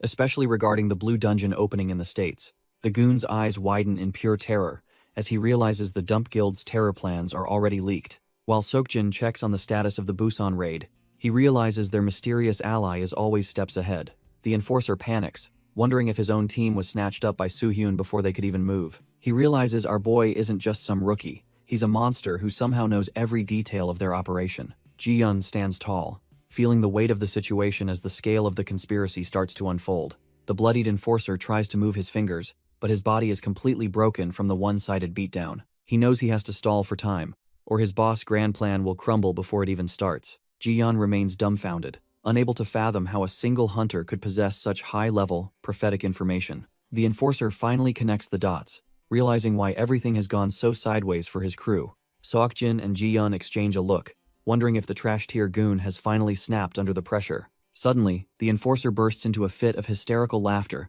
that echoes through the cold, empty warehouse. Ji-yeon watches him with a cold stare, questioning if the beatdown actually scrambled his brains for good. He catches his breath and points out the sheer irony of their secret alliance with the Dump Guild. The enforcer mocks them, noting how they're essentially working with the enemy to destroy their own kind. Seokjin is left dumbfounded, his face tightening as he realizes their top-secret plan isn't so secret anymore. He explains that only a handful of high-ranking members should even know that the script exists. The enforcer's eyes narrow as he admits that Kim Soo-hyun is the only real threat they face. He warns them that if they aren't careful, they'll all end up dancing in our boy's palm. The enforcer realizes his only play is to pit the Reaper Guild against our boy to save himself. He tries to strike a deal, claiming that Kim Soo-hyun is playing both sides like a fiddle. If they take out the biggest threat first, he promises to spill every secret about his trash-tier guild. Seok-jin is left dumbfounded by the claims, but prepares to end the interrogation right then and there. He draws his blade, refusing to trust a murderer who claims Soo-hyun is a backstabbing traitor.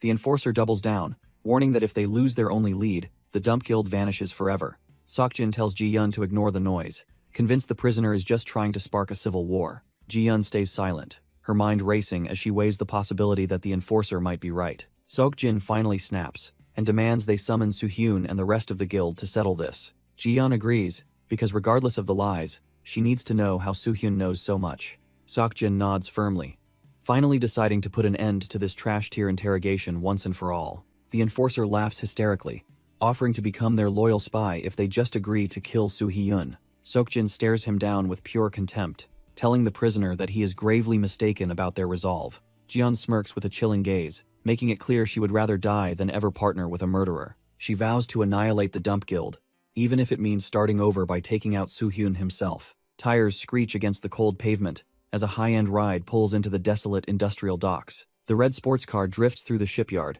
carrying the one man who holds all the answers. Our boy Soo-hyun steps out of the car, looking completely unbothered by the late-night summons to this location.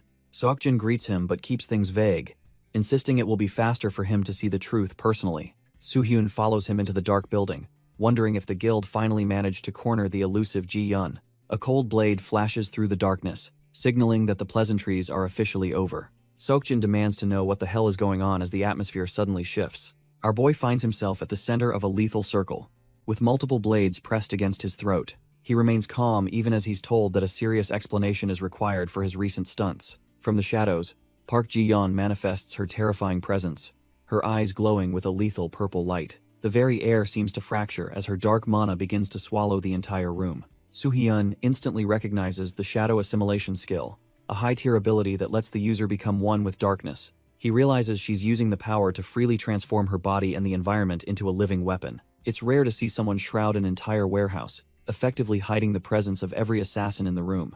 Ji-yeon admits she only brought him here because the trash-tier prisoner mentioned something that piqued her interest. The trash-tier assassin Ethan mocks our boy, claiming he was actually a secret member of the dump guild. Even with a blade at his throat, Soo-hyun calmly agrees that he isn't the type to be easily swayed. Park Ji-yeon steps through the shadows, demanding to know what his true end goal actually is. She admits a single nagging question has been eating at her since they crossed paths. Ji-yeon stares him down, wondering how a supposed rookie obtained top-secret intel that only guild elites should know. Her gaze sharpens as she prepares to verify if he's a traitor or just incredibly well-informed. She demands the source of his information, leaving no room for his usual tactical deflections. Looking at the laughing Ethan, Soo-hyun realizes this battle maniac is just trying to spark a deadly confrontation. Our boy sighs, thinking a simple answer might end this.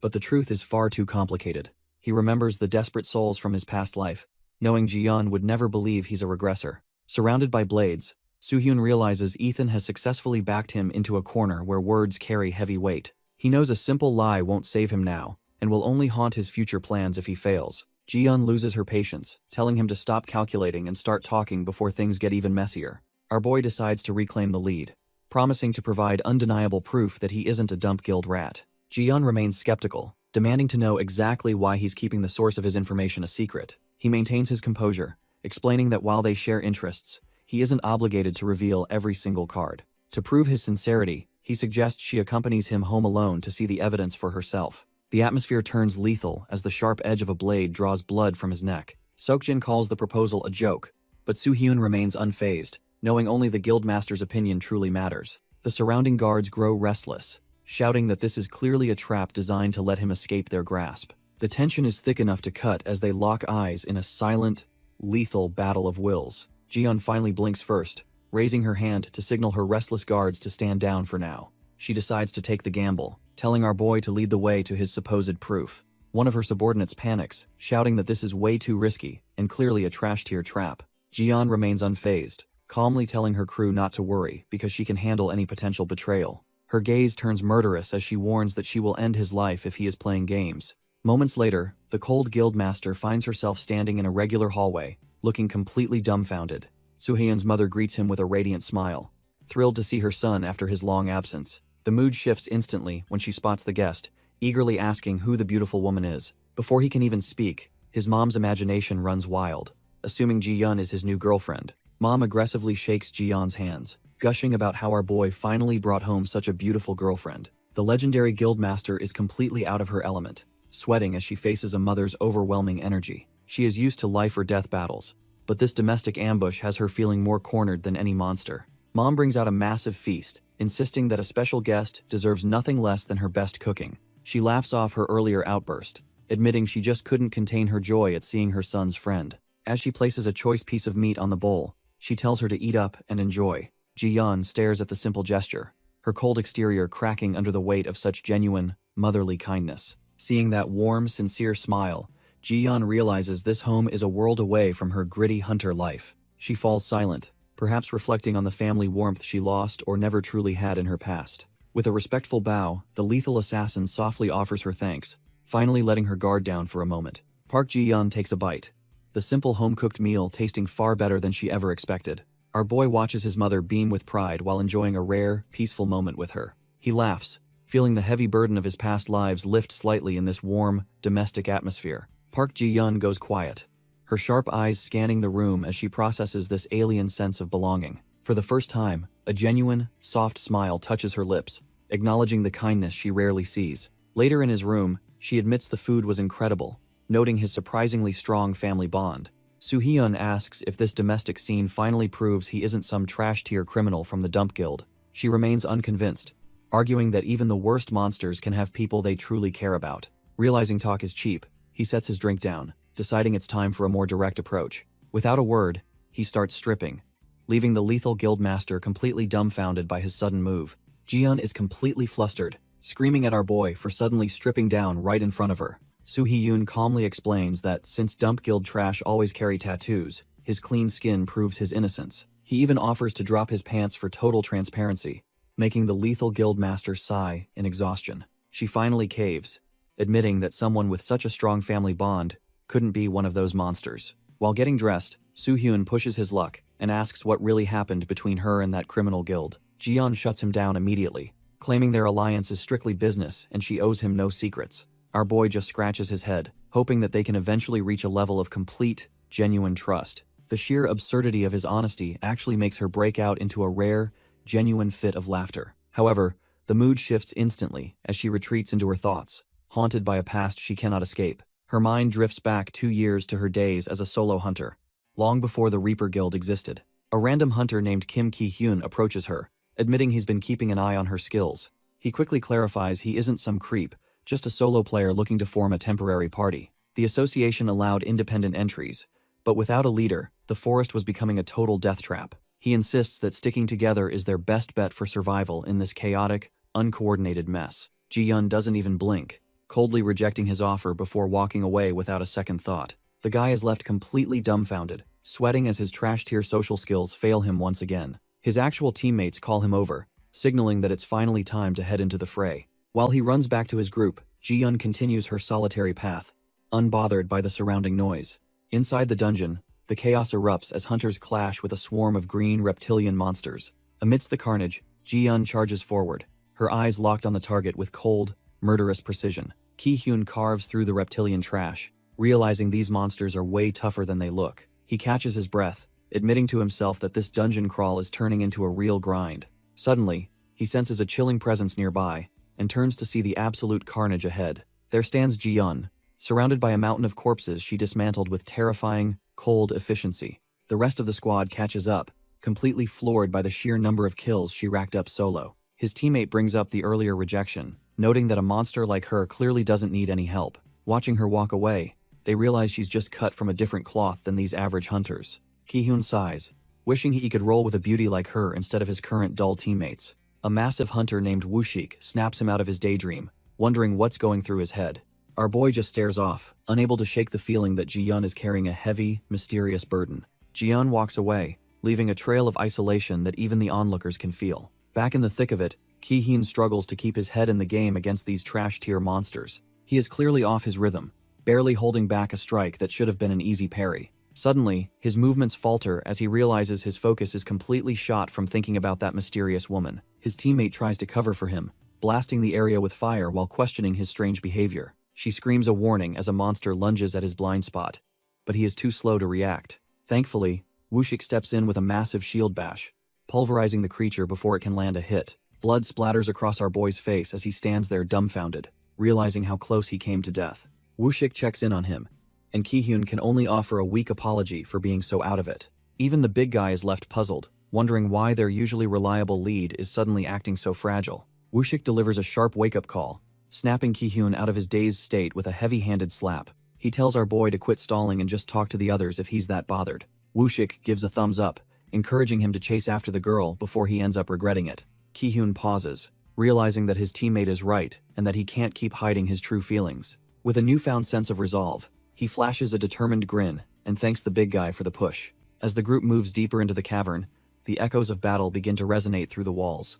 Elsewhere, Park Ji-yeon is a whirlwind of purple steel, carving through trash-tier reptilian soldiers with lethal precision. Her focus is absolute as she dances through the fray, her eyes locked onto her next scaly target. She remembers a time when survival was her only goal, back when she simply didn't want to die. But as a massive foot slams down, it's clear that her reasons for fighting have evolved since then. Park Ji-yeon stares down the hulking beast, reflecting on how she once didn't care about staying alive. The monster lunges, but she dances through the air, parrying the heavy strikes with her twin daggers. Even with her elite skills, this isn't some trash-tier fight, and the fatigue is taking its toll. She pushes her body to the limit, sliding across the dirt, while desperately searching for an opening. Our girl is completely gassed, realizing that the sheer fatigue is finally pinning her to the ground. The massive orc doesn't give her a second to breathe, closing in for a final, crushing blow. She looks up, her eyes wide as she realizes her body won't respond to her commands anymore. As she huddles on the ground, she wonders if this is where her journey finally ends. The beast looms over her like a shadow of death, raising its massive axe to finish her. Instead of panic, a strange calm washes over her as she prepares to accept the inevitable. Ji-yeon closes her eyes, fully prepared to leave this world behind, since she has no lingering attachments left. Suddenly, a strange sound catches her off guard, making her wonder if death is finally knocking at her door. She looks up, her eyes wide with confusion, as the expected killing blow never actually lands. The orc warrior looms over her, but a calm voice reminds her that soloing dungeons is a death sentence. Before the beast can strike, a massive impact sends dark blood spraying everywhere in a brutal display of power. A mysterious hunter stands before her, his presence alone shifting the entire flow of the desperate battle. Ji-yeon stares in utter shock, realizing this life-saving moment is burned into her memory forever.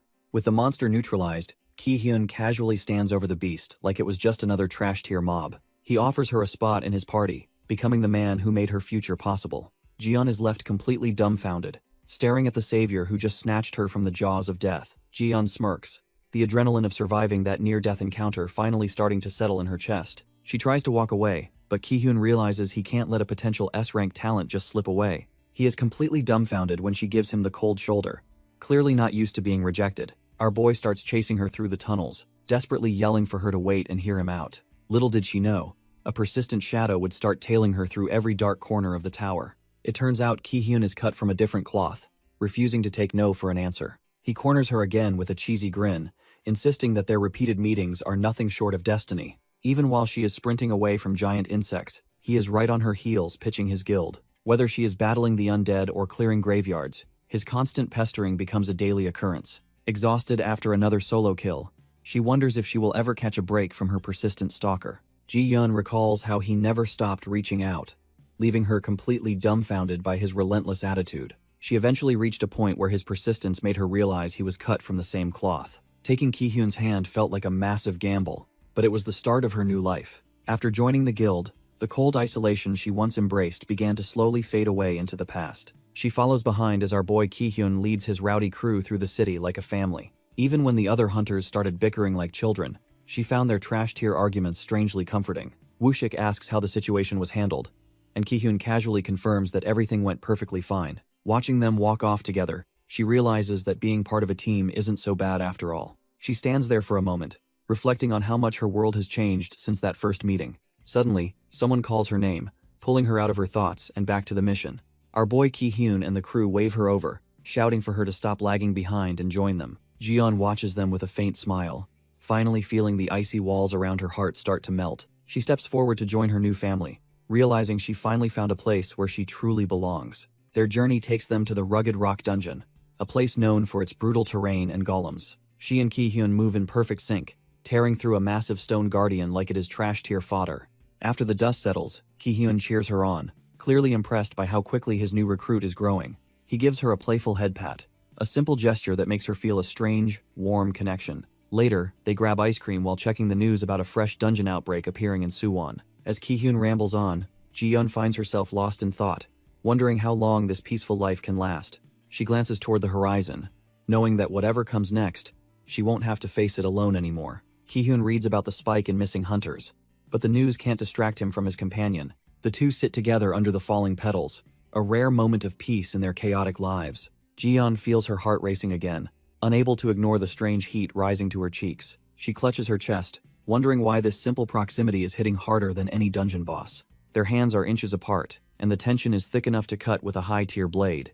It is driving her crazy, and she tries to hide her embarrassment by looking away from him. She questions why her heart won't stop pounding, while Ki-hyun notices her sudden change in mood. Our boy catches her eye, sensing that something is definitely up with his usually stoic recruit. Jiyeon avoids his gaze, feeling completely exposed by the gentle atmosphere surrounding them. Ki-hyun just gives her a soft smile, silently reassuring her that she has finally found her home. Ki-hyun gently takes her hand, suggesting they spend some quality time together after tomorrow's dungeon raid. Our boy looks her in the eye, asking if she wants to go have some fun, just the two of them. Jiyeon is completely dumbfounded, her face turning bright red as she processes this unexpected invitation. They sit together in the peaceful park, finally finding a moment of quiet before the storm. Little did they know, news of a serial killer targeting hunters would soon shatter this fragile peace forever. After the raid concludes, Ki-hyun is in high spirits, ready to finally start their long-awaited date. Jiyeon is practically radiating intensity, her mind solely focused on the romantic evening she has planned. Even as they pack up their gear, she can't stop thinking about their time alone together. Suddenly, a voice interrupts Ki-hyun's thoughts, catching him completely off guard during their departure. Woo-shik and the rest of the party look on in confusion, wondering who would dare disturb their leader. A man claiming to be from the association explains he's currently investigating the recent string of hunter murders. Ki-hyun listens as the stranger mentions they are conducting on-site investigations and asks for their cooperation.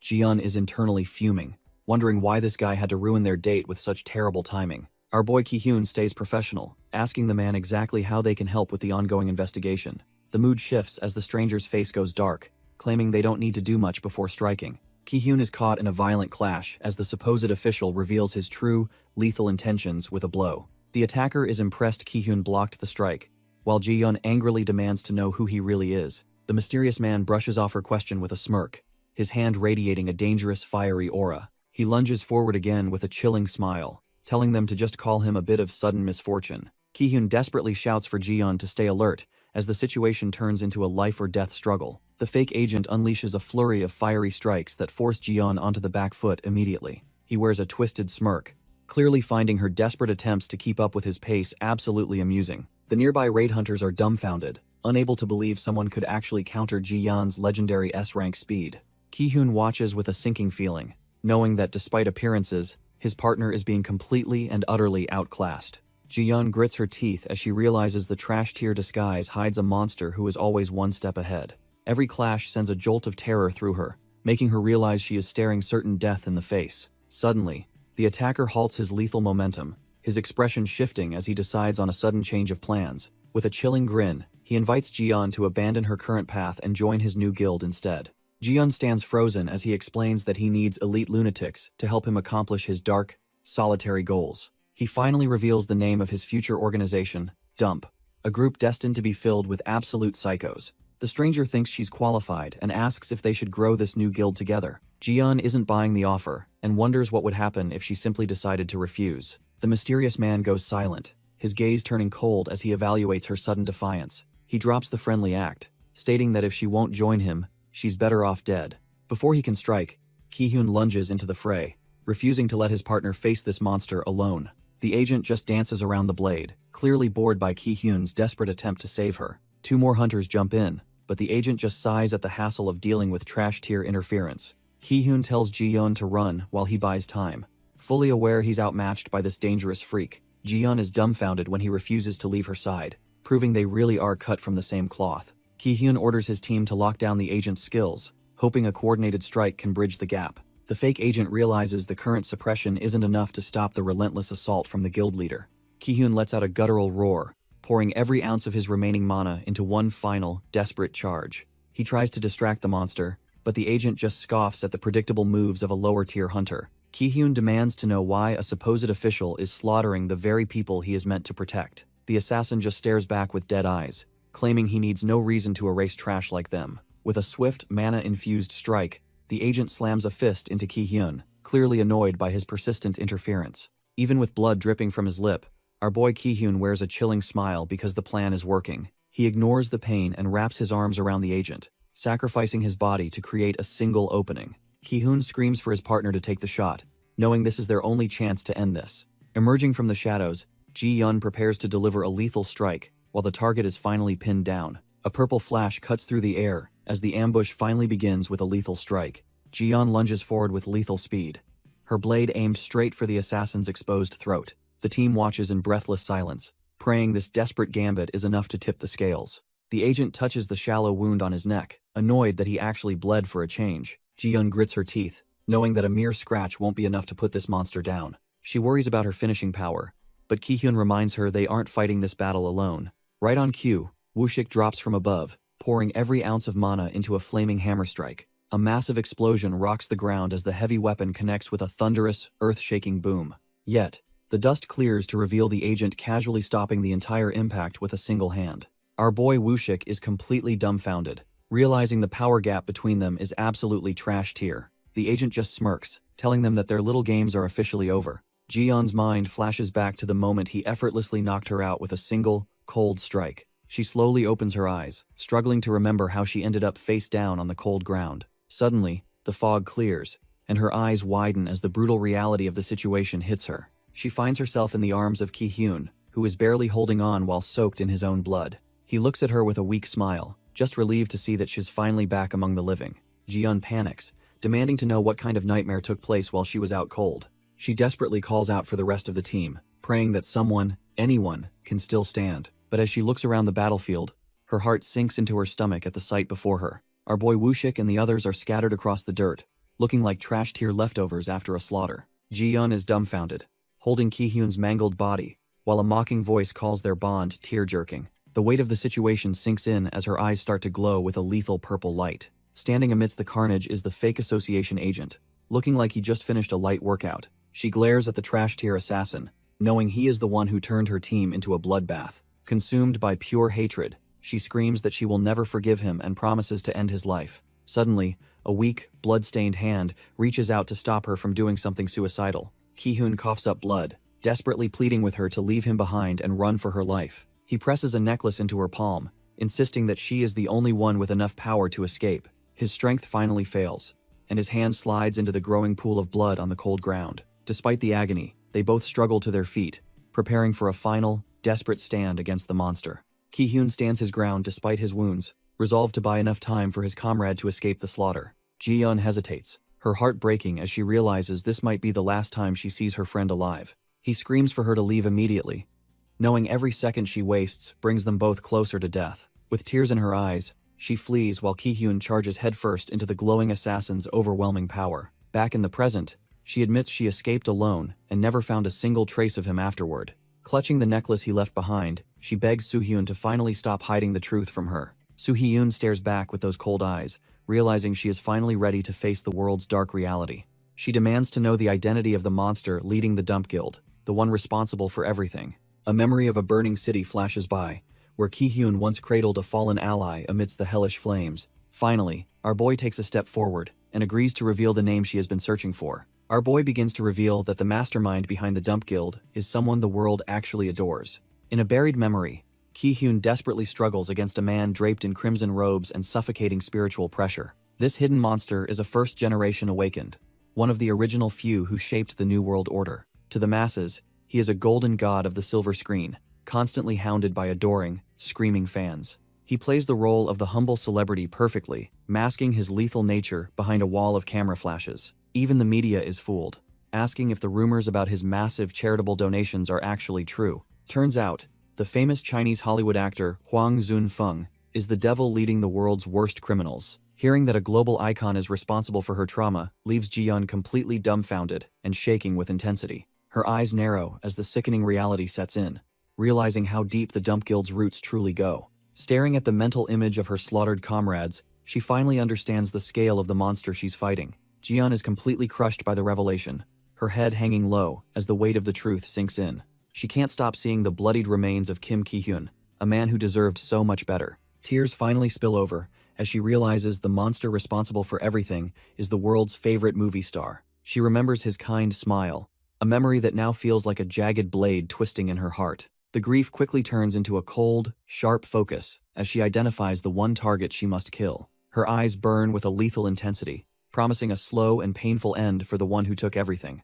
Our boy stands up, telling her that if she hasn't moved yet, she must have a damn good reason. She tries to play it cool, claiming she doesn't want her emotions to mess up the mission. Kim Soo-hyun just watches her silently, knowing exactly what kind of hell is raging inside her soul right now. Even though she talks a big game, our boy realizes she's barely holding back her murderous rage. Our boy points out that Huang Junfeng is meticulous enough to hide his awakened powers from everyone. To the world, he is just a top-tier actor playing the part of a kind and humble celebrity. But once the cameras are off, the mask slips to reveal a calculating and dangerous mastermind. That trash-tier smile is just a tool he uses to manipulate the masses while he pulls the strings. He looks down on everyone like they are annoying bugs, proving he is cut from a different cloth. Kim Soo-hyun knows that rushing in now would just make their target disappear into the tower depths. They need a perfect plan to ensure the Dump Guild is wiped off the face of the earth. He decides to handle the dungeon terror attack himself, while the others strike the enemy heart. Park Ji-yeon remains silent, her mind already picturing the moment she finally tears that actor apart. The pieces are moving, and the countdown to the movie star final performance has officially begun. The executive enters the room, immediately questioning where their missing assassin, Ethan, has disappeared to. His colleagues couldn't care less, even joking that they're glad the annoying show-off is finally out of the picture. Mac River snaps at them, fearing that if Ethan was captured, their guild secrets are now completely exposed. Chloe Lafferty remains unimpressed, dismissing our boy as a mere nobody who isn't worth their precious time. As a high-ranking executive, Chloe's arrogance is backed by her lethal status within the criminal Star Guild.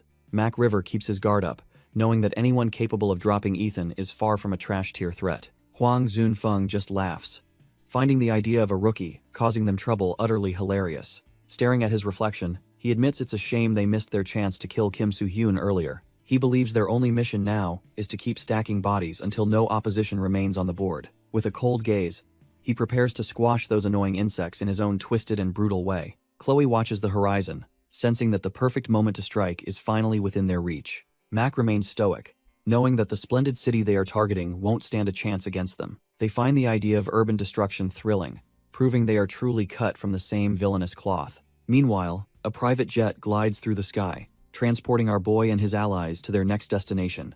Hakjun is sweating bullets, feeling completely out of his league among the high-tier powerhouses in the cabin. The awkward silence is driving him crazy, making him wish someone would just say something already. He finds Seokjin way too scary to talk to, especially with that intimidating scar and cold demeanor. Ji-yeon isn't any better, as her lethal aura makes it clear she isn't in the mood for small talk. Hakjun wonders what Soo-hyun is staring at, noticing how focused the regressor has been since they took off. Our boy is actually analyzing dungeon data, spotting a massive anomaly that didn't exist in his previous timeline.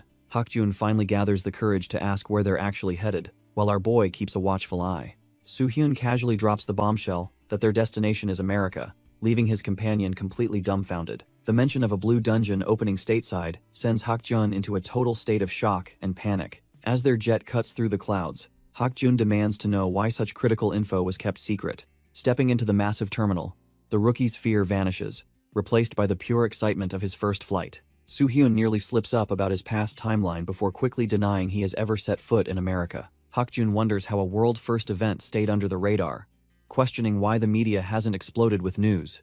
Our boy explains that the U.S. is gatekeeping the situation, though Hakjun fears a catastrophic outbreak is imminent. Despite having the most awakened on the planet, most American hunters are considered trash tier and lack real skills. They are desperate to prove they have the quality to match their quantity, using this dungeon as a stage. Hakjun is deeply unsettled, fearing that American pride will lead to innocent lives being lost in the dungeon. Our boy agrees that pride is worthless, comforting his subordinate, while Ji-yeon handles the necessary logistics. Ji-yeon steps away to make a high-stakes call, her expression hardening as she prepares to pull strings. She reaches out to a contact named Robert, knowing his influence is the key to their entry. Getting straight to the point, she mentions the Blue Dungeon to hook his interest with the potential merit. The group soon finds themselves in a private office, meeting with the medical guild's top brass face-to-face. Robert William greets them with a plastic smile, claiming to be a massive fan of the legendary S-ranker. Soo-hyun remembers Robert from the past timeline as a man dangerously obsessed with climbing the social ladder. When Ji-yeon offers to translate, Soo-hyun shocks the room by cutting in with surprisingly fluent English. He demands a spot in the Blue Dungeon raid, leaving Hakjun absolutely dumbfounded by his leader's hidden skills. Robert hesitates for a moment, weighing the massive risks of letting a foreign outsider into a top-secret dungeon. He sighs and admits that fulfilling such a bold request is nearly impossible under the current strict regulations. He reminds them that America takes pride in its own and rarely relies on foreign awakened forces. Our boy doesn't flinch, offering to hand over half of his personal raid merits as a sweet bribe. Robert nearly chokes on his tea, absolutely stunned that an S-ranker would offer up such a valuable reward. Soo-hyun just gives a cool smile, knowing this greedy guildmaster can't resist the lure of a massive payday. Robert breaks into a cold sweat as he calculates the immense political and financial power of those merits. He realizes that adding a powerhouse like Soo-hyun would turn his guild into legendary national heroes overnight. A trash-tier smirk creeps onto his face as he decides that half a share simply won't cut it. He puts on a fake professional act, pretending to worry about how the government might view the deal. Our boy drops some insider knowledge about America's S-rank shortage, leaving the greedy guildmaster completely dumbfounded. He paints a picture of the medical guild becoming national heroes if they manage to recruit him. Robert starts sweating buckets, terrified that this kid is actually reading his greedy mind like an open book. Seeing the hesitation, Kim Soo-hyun plays it cool and wonders aloud if his request was just too unreasonable. He starts to stand up, casually mentioning that he will just take his business to another guild instead. Robert panics instantly, lunging forward to stop our boy from walking out the door with his meal ticket. He quickly backtracks, claiming it was all a misunderstanding and that they will do whatever he wants. Kim Soo-hyun stops and decides to pivot, suggesting a high-stakes gamble that catches Robert off guard. He offers to fight for free if other S-rankers return, knowing full well the tower's current state, but if they do not show up, he demands every single merit and right the medical guild possesses. Robert is sweating bullets, weighing the massive risk against the potential reward of this crazy deal. He suddenly decides that Kim Soo-hyun is just a naive sucker, and gleefully accepts the high-stakes gamble. Eager to lock it in, he calls for the contract and asks Park Ji-yeon to act as mediator. Our boy looks down, struggling to hide the fact that he is leading this man straight to ruin. He literally has to cover his mouth to stop himself from laughing at Robert's misplaced confidence. Once the signatures are dry, the trap is set because Kim Soo-hyun already knows the future. Robert celebrates his supposed victory, foolishly believing that the missing S-rankers will eventually return. In reality, he is the one being played like a fiddle by a master of the timeline. Time skips forward as Kim Soo-hyun monitors the countdown for the upcoming Blue Dungeon raid. Robert begins to spiral into a panic, realizing that not a single hero has come back to save him. With 2 days left, the villains are laughing because they think our boy is walking into his own funeral. Hwang Zun-feng sips his wine, absolutely delighted that his plan to bait the hero is working perfectly. A day before the raid, Park Ji-yeon sharpens her blade, her eyes cold and ready for the coming slaughter. Kim Soo-hyun pushes Choi Hak-jun to go faster, knowing they need every bit of strength to crush their enemies. Deep inside a remote forest in Los Angeles, the silence is about to be shattered by total war. Checking his watch, a high-ranking hunter notes they arrived early, but the tension is already through the roof. Jordan Rogers, the S-rank vice guildmaster of Maximum, stands ready to oversee this high-stakes dungeon operation. He asks his men if the Korean genius has arrived yet, clearly curious about the kid's legendary reputation. Even when mocked for trusting a rookie, Jordan stays silent, relying on the instincts that kept him alive. Nearby, Chloe Lafferty and Mac River wait in the shadows, prepared to turn this raid into a total bloodbath. Jordan reminds Chloe that our boy is the only one to ever conquer the level 10 trial. He emphasizes that they can't be picky, since this dungeon requires at least 5 S-rankers to survive. Chloe smugly reveals that her star guild brought along a mercenary who is supposedly on another level. She laughs about how eager he was to help, while Mac just stands there looking completely dumbfounded. Jordan can't help but wonder if Mac is just eccentric, or if Chloe is actually blackmailing the guy. He starts questioning if this mercenary is even worth the hype, or just another trash-tier addition. Things take a sharp turn when Jordan makes the fatal mistake of calling Chloe an old auntie. Chloe snaps instantly, unleashing a freezing aura and promising to end him if he says it again. Jordan isn't backing down and ignites his flames, claiming she was the one who started this mess. The surrounding tower players panic, realizing that getting between these two S ranks is a straight-up suicide mission. Amidst the chaos, our boy casually weaves through the crowd like he has somewhere much better to be. He walks directly into the center of the elemental storm, treating the lethal fire and ice like a breeze. Chloe is seeing red, promising to systematically crush Jordan's limbs for the disrespectful comment he just made. Jordan doesn't flinch, mockingly inviting her to give it her best shot while his flames roar even higher. The disrespect pushes Chloe over the edge, her murderous intent spiking as she prepares to end the argument permanently. Mac watches the disaster unfold, worried that their entire plan will fall apart if these two actually start swinging. A sudden, heavy command echoes through the air, instantly freezing the three elites in their tracks with pure shock. Soo-hyun finally steps in with a cold purple aura, making it clear that their little tantrum ends right now. Jordan is completely dumbfounded by the sheer weight of the magic power suddenly pressing down on him. Our boy steps out and introduces himself, offering to join the fray if they really want to continue. Realizing he's outclassed, Jordan immediately drops his guard and tells Chloe they need to pack it in. Max steps in to play peacemaker, urging a fuming Chloe to just take a breath and calm down. With a frustrated click of her tongue, Chloe turns her back on the mess and starts walking away. Mac watches her go, his mind racing as he tries to process the monster that just appeared. Soo-hyun keeps his eyes on the pair, knowing exactly who these elites were in his past life. He watches the group depart, worried that the leader of the dump guild might change the script.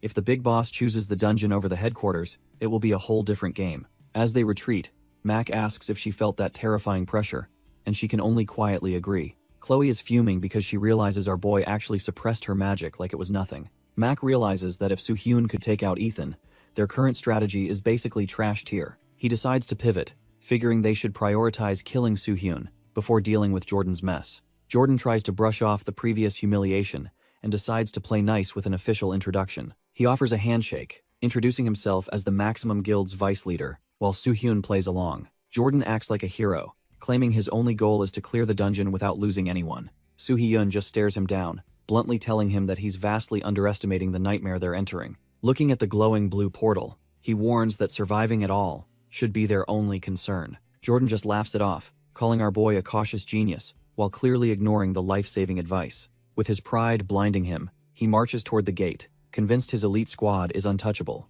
Soo-hyun watches Hakjun run over, silently noting that Jordan's massive ego is going to be their biggest liability today. Hakjun is clearly starstruck, asking if that really was the legendary Jordan Rogers who famously conquered the world's largest dungeon. He is practically buzzing with excitement, thrilled to be raiding alongside heavy hitters like Jordan and the Glacial Witch. The kid starts stretching to loosen up, feeling way too relaxed now that he thinks these elites have their backs. When Soo-hyun doesn't share the enthusiasm, Hakjun is left dumbfounded, wondering why our boy looks so damn serious right now. Soo-hyun knows a truth they can't even imagine, simply telling his ally it is time to move as they begin. Jordan stands before the swirling blue portal, completely unaware that his pride is leading him straight into a meat grinder. As the executives approach the gate, Soo-hyun realizes the Dump Guild's planned terror attack could let monsters devour everything. Visions of the previous apocalypse flash through his mind, fueling his resolve to prevent another city-level outbreak at any cost. He checks in with Hakjun one last time, making sure his loyal shadow remembers the grim instructions he gave earlier. Our boy and his loyal shadow stand before the gate, knowing dungeons always bring unexpected, lethal chaos. Soo-hyun reminds him that the real fight starts the second they step through that swirling blue mess. They dive headfirst into the portal, leaving the safety of the real world behind for this simulation. The system announces the grim rules, forcing them to find an exit or survive 10 days of hell. Deep in the jungle, Jordan starts getting twitchy and demands to know where the extra baggage went. Hakjun finds himself alone in the thick brush, looking around like a lost puppy in a death trap. Jordan looms over him, pressuring the kid to reveal where the hell Soo-hyun disappeared to so suddenly. The language barrier hits Hakjun like a truck, leaving him panicking and internally screaming for his leader's help. They both watch as Soo-hyun's presence completely vanishes, leaving them stranded and vulnerable in this green nightmare. Jordan realizes the situation is trash tier now, that two heavy hitters have already vanished into thin air. Chloe looks visibly shaken, wondering if Soo-hyun's sudden disappearance is the reason for her growing unease. Jordan doesn't have time for her nerves, sensing that the atmosphere in this jungle just turned lethal. Suddenly, a swarm of flying monsters descends from the canopy, signaling that the simulation's first trial has begun.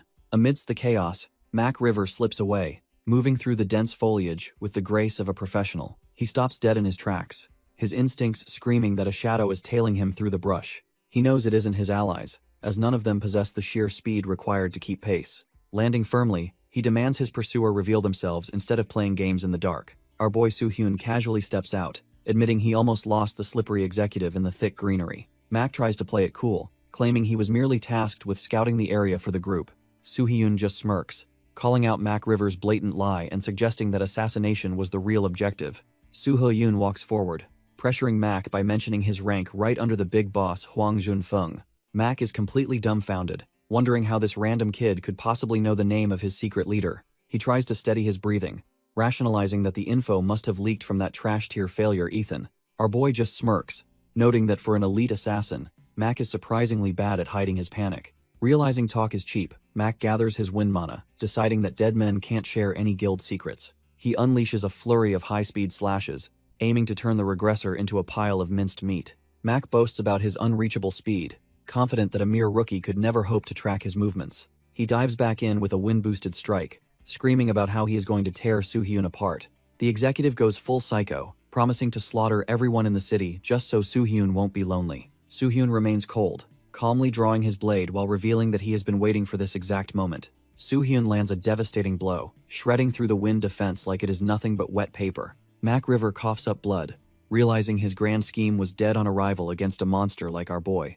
Elsewhere, the raid turns into a bloodbath as the Beastmen army catches the trash-tier hunters off guard. Chloe Lafferty freezes the front line, while Jordan Rogers incinerates the rest, showing their elite powerhouse status. Choi Hak-jun watches the carnage in awe, dumbfounded by the sheer gap in power between himself and the top tiers. While Chloe acts as the party's unbreakable shield, Jordan serves as the spear, melting everything in their path. Not wanting to be dead weight, Hak-jun grips his blade and charges, refusing to lose to these mindless beasts. Jordan catches a glimpse of the kid's movements, his interest piqued by the raw desperation in his eyes. Even bloodied and battered, Hak-jun keeps swinging, proving he might actually have the spark of a true hero. Jordan stands over the corpses, unimpressed by the dungeon's difficulty while keeping a close eye on the rookie. Chloe walks with total confidence, claiming that their current raid party is easily the strongest in history. Jordan fully agrees, convinced that no dungeon on Earth could possibly stand against a group of this scale. Suddenly, Chloe's expression shifts into a chilling smirk as she mentions forgetting to share one tiny detail. Jordan is immediately suspicious, wondering what kind of nonsense the Ice Queen is about to spout now. His heart drops when she casually reveals that this entire dungeon raid is actually destined to fail. A massive surge of mana erupts instantly, as the two S-rank powerhouses finally turn on each other. The surrounding trash-tier hunters are blown apart, screaming in agony as the shockwave shreds through the forest. Hak-jun barely manages to brace behind his massive blade, realizing he'd be dead if he were any slower. Looking through the carnage, our boy realizes with pure horror that this wasn't a monster's doing. It's a total bloodbath as Chloe's ice clashes against Jordan's flames, turning the raid into a civil war. A desperate hunter screams for the Star Guild to help move their wounded comrades before they lose anyone else. Instead of helping, the trash-tier traders just stand there watching with cold, vacant stares that scream trouble. One of them finally steps forward, giving a chilling affirmation that they will help in their own twisted way. He drives a blade straight through the man's chest, proving these snakes were never on the same side. With a twisted grin, the trader announces that their true operation is finally underway as the real bloodbath begins. The forest turns into a slaughterhouse as the supposed allies begin butchering every regular hunter in sight. Hak-jun watches the madness unfold, completely dumbfounded by the sudden and brutal betrayal happening right before his eyes. He barely has time to process the horror before the traders lunge at him from every possible direction. Our boy tightens his grip on his blade, knowing he is the next big target on their hit list. The assassins realize he is no pushover and decide to swarm him together to finish the job quickly. Hak-jun stands there sweating, wondering why the hell the Star Guild is suddenly turning on their own allies. He suddenly remembers Soo-hyun's warning that the real battle would kick off the second they stepped inside. Realizing his leader predicted this mess, he shakes off the shock and steels his resolve for the fight. Our boy draws his massive blade, knowing that survival is the only thing that matters in this slaughterhouse. Meanwhile, Jordan Rogers is struggling to breathe as a jagged shard of ice encases his entire right limb. He curses his own stupidity for letting his guard down, realizing his dominant arm is now completely useless. As Chloe approaches through the mist, he wonders if this betrayal was a calculated move from the beginning. With blood dripping from his mouth, he demands to know what she is actually after behind this stunt. Chloe just laughs like a maniac, claiming he has no idea how deep her personal grudges actually run. Her eyes turn lethal as she screams about how long she has been waiting to finally end him. Jordan struggles against the freezing pressure, while Chloe mocks his desperate attempt to defend with a single limb. He knows his body is failing after the initial ambush, making a long, drawn-out battle a total death sentence. Relying on his elemental advantage, he decides to gamble everything on one final, explosive strike to break free. The Vice Guildmaster ignites his remaining mana, charging through the frost like a living comet of pure rage. Chloe doesn't flinch, summoning a localized blizzard of jagged ice to impale the incoming fire user. Jordan roars that her trash-tier ice can't stop him, determined to incinerate every frozen shard in his path.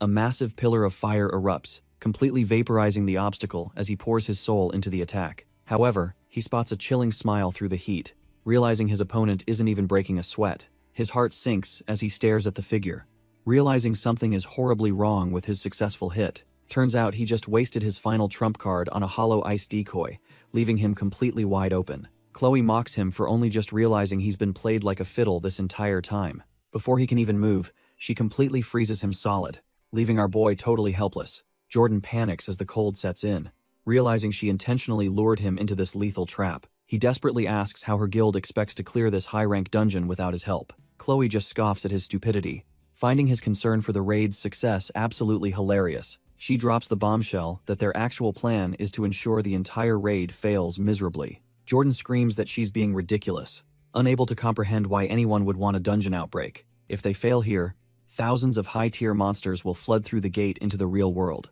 With no S-rank heroes left in the country, the resulting massacre would be completely unstoppable. The entire country would fall into total chaos as major cities burn to the ground. Jordan desperately offers her all his merits, begging her to reconsider this madness before it's too late. Chloe just claps mockingly, finding his desperate attempt to negotiate with a traitor absolutely hilarious. She reaches for her collar, preparing to show him the dark truth behind her cold-blooded betrayal. Revealing the Dump Guild tattoo on her chest, she confirms she was never on his side. She leans in close to the ice, wondering aloud how many lives will be snuffed out today. Chloe bursts into laughter, absolutely loving the look of pure terror frozen on his face. Trapped in the ice, our boy realizes he isn't dealing with a human, but a literal monster. Her eyes glow with a twisted light as she admits that seeing despair is her greatest pleasure. She promises that once America is in ruins, his expression will be even more delicious to witness. As she turns to leave, Jordan finally steals his resolve, knowing he must stop this catastrophe. Chloe leaves Jordan frozen in a block of ice,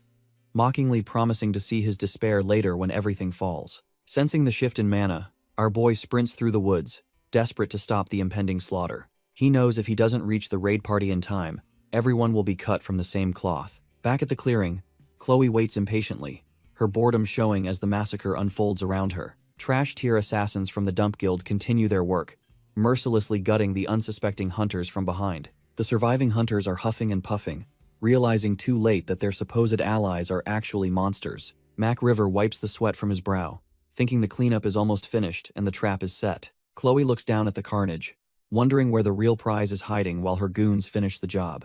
She screams for the boss to show himself, eager to see if he's as strong as the rumors say. Getting frustrated by the silence, she sighs, annoyed that their target is taking so long to arrive. Chloe follows her boss for the thrills, but his obsession with secrecy is starting to get under her skin. She worries that if the Dump Guild gets targeted, their leader will abandon her and the Star Guild instantly. When she hears footsteps, she complains that Mac River is much later than she originally expected him to be. She begrudgingly admits that Soohyun must have been a lot stronger than they initially gave him credit for. Her heart drops when a voice apologizes for being late, realizing the person standing there isn't her partner. Our boy Soohyun casually strolls into the clearing, looking like he just finished a light stroll instead of a battle. He looks over the frozen remains of his enemies, feeling a bit of regret for not arriving sooner. Chloe is completely dumbfounded, unable to wrap her head around the fact that Mac River was actually defeated. Even the executive himself is forced to acknowledge that he was totally outclassed by our boy's overwhelming skills. A violent pillar of mana surges forth as Soohyun prepares to clean up the rest of this trash-tier guild. Soohyun locks eyes with the enemy, his gaze cold and filled with a lethal intent that screams trouble. Chloe is absolutely fuming, her frustration boiling over as she realizes her perfect plan is falling apart. She screams for her subordinates to ignore everyone else and focus all their firepower on killing Soohyun first. The trash-tier assassins try to retreat, but Hakjun slams his massive blade down to block their only exit. Our boy's loyal ally stares them down, coldly asking who gave them permission to just walk away. One of the veteran assassins grinds his teeth, clearly annoyed that a mere brat is standing in their way. Chloe desperately unleashes a massive wave of ice, hoping to freeze Soohyun in his tracks before he gets closer. It doesn't work, as Soohyun's blue flames roar to life, effortlessly melting through her strongest defensive barrier. She can only watch in horror as he shatters her ice like glass, closing the distance in a heartbeat. Glancing at the chaos, Chloe wonders where her boss is and realizes she cannot win this fight alone. Chloe grits her teeth, finally admitting to herself that our boy is just way too strong to handle.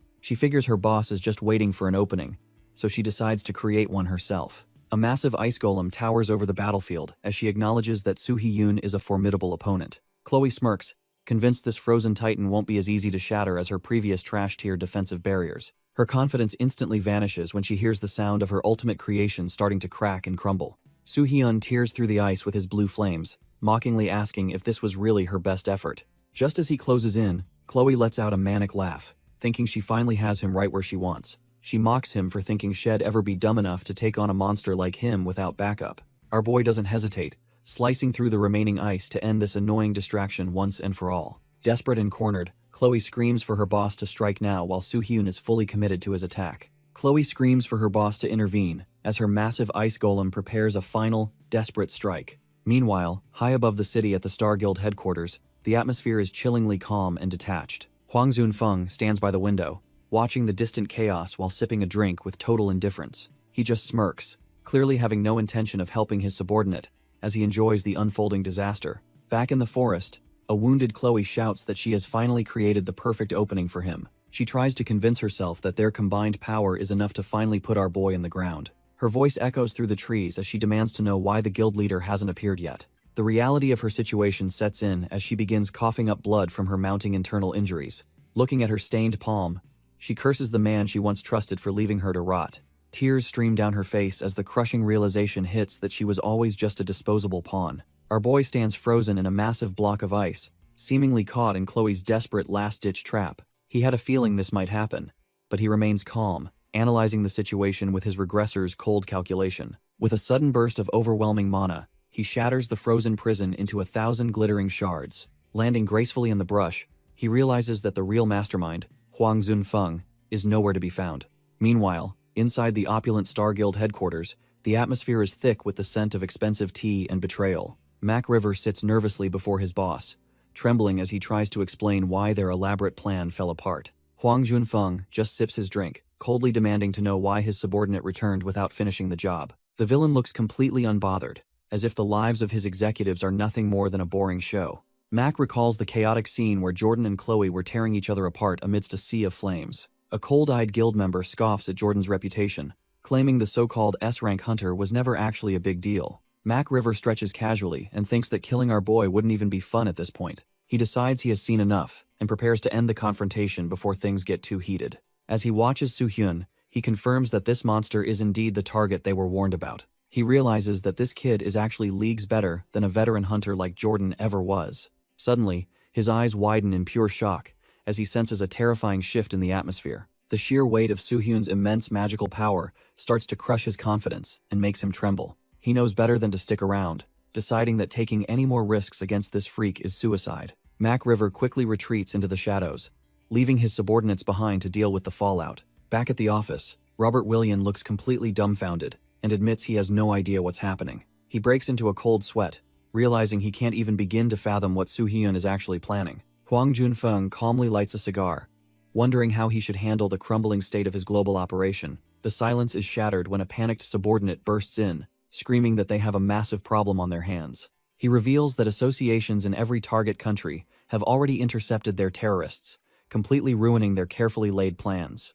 Our boy Huang Zunfeng's eyes sharpen as he realizes that their secret movements were leaked to the world. His executive is absolutely livid, demanding to know how the associations could have possibly known about their classified strikes. Instead of showing fear, the Dump Guild boss starts laughing hysterically, finding their total exposure to be quite amusing. His subordinate is completely dumbfounded, unable to understand why his leader is laughing while their entire world burns down. Turning his back on the panicking trash-tier underlings, the boss coldly announces that he has finally made his decision. The executive continues to bark questions, failing to realize that he's already crossed a line he can't come back from. Without even slowing down, Huang Junfeng ruthlessly silences the man, proving that he has no patience for loud failures. Huang Junfeng claims it hurts him to do this, but his cold eyes suggest he doesn't feel anything. The Dump Guild boss admits building this empire was fun before ruthlessly ending his executive's life for being trash tier. He simply can't risk his secret identity being leaked, knowing he would have to disappear if ever exposed. With a chilling smile, the villainous actor decides his public fame is worth more than any loyal subordinate's life.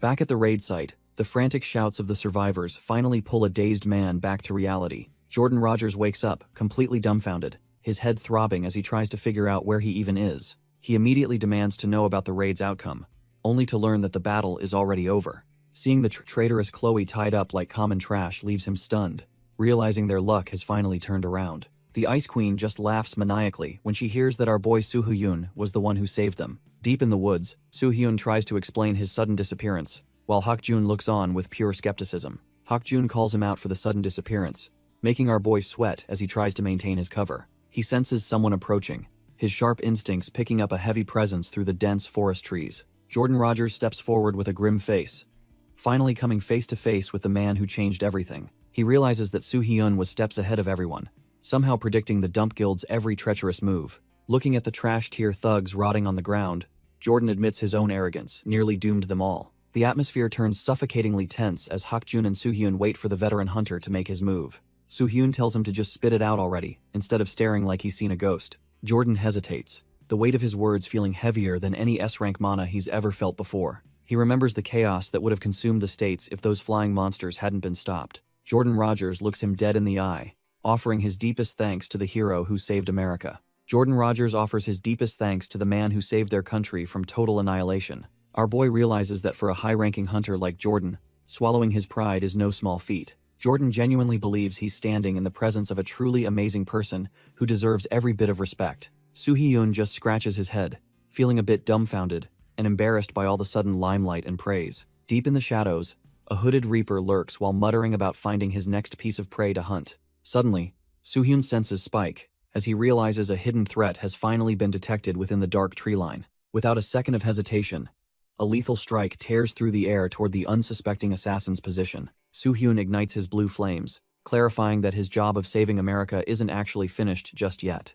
The heat intensifies as he prepares to unleash a devastating blow that will leave nothing but ashes behind. To be precise, our boy is about to show this trash-tier stalker exactly why he's the ultimate predator. The divine bird of blue fire screams across the sky, diving toward the target with absolute predatory intent. A violent explosion of blue mana follows, completely erasing the hidden threat in a single, blinding flash. Jordan Rogers stands there completely dumbfounded, finally realizing the true, monstrous gap between their respective power levels. However, the shadows begin to crawl, as dozens of glowing red eyes emerge from the dark, thick tree line. Our boy and the Vice Master find themselves surrounded by a massive swarm of bloodthirsty forest dungeon monsters. The beasts lunge with savage hunger, but these trash-tier mobs have no idea who they are actually hunting. Jordan realizes that these forest-type dungeons are designed to drown intruders in endless waves of specialized, high-speed predators. Instead of feeling pressured, our boy simply steps forward, ready to turn this entire forest into an oven. Standing back to back,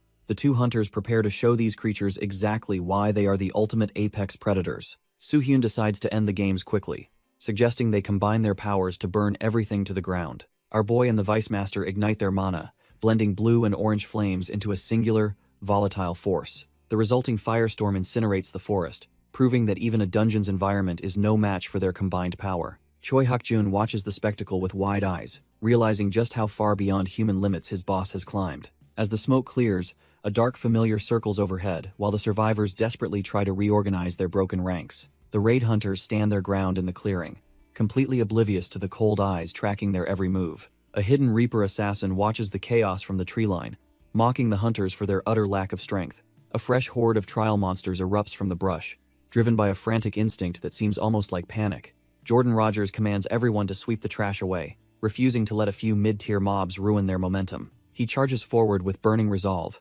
ready to personally incinerate the front line of the incoming beastly swarm.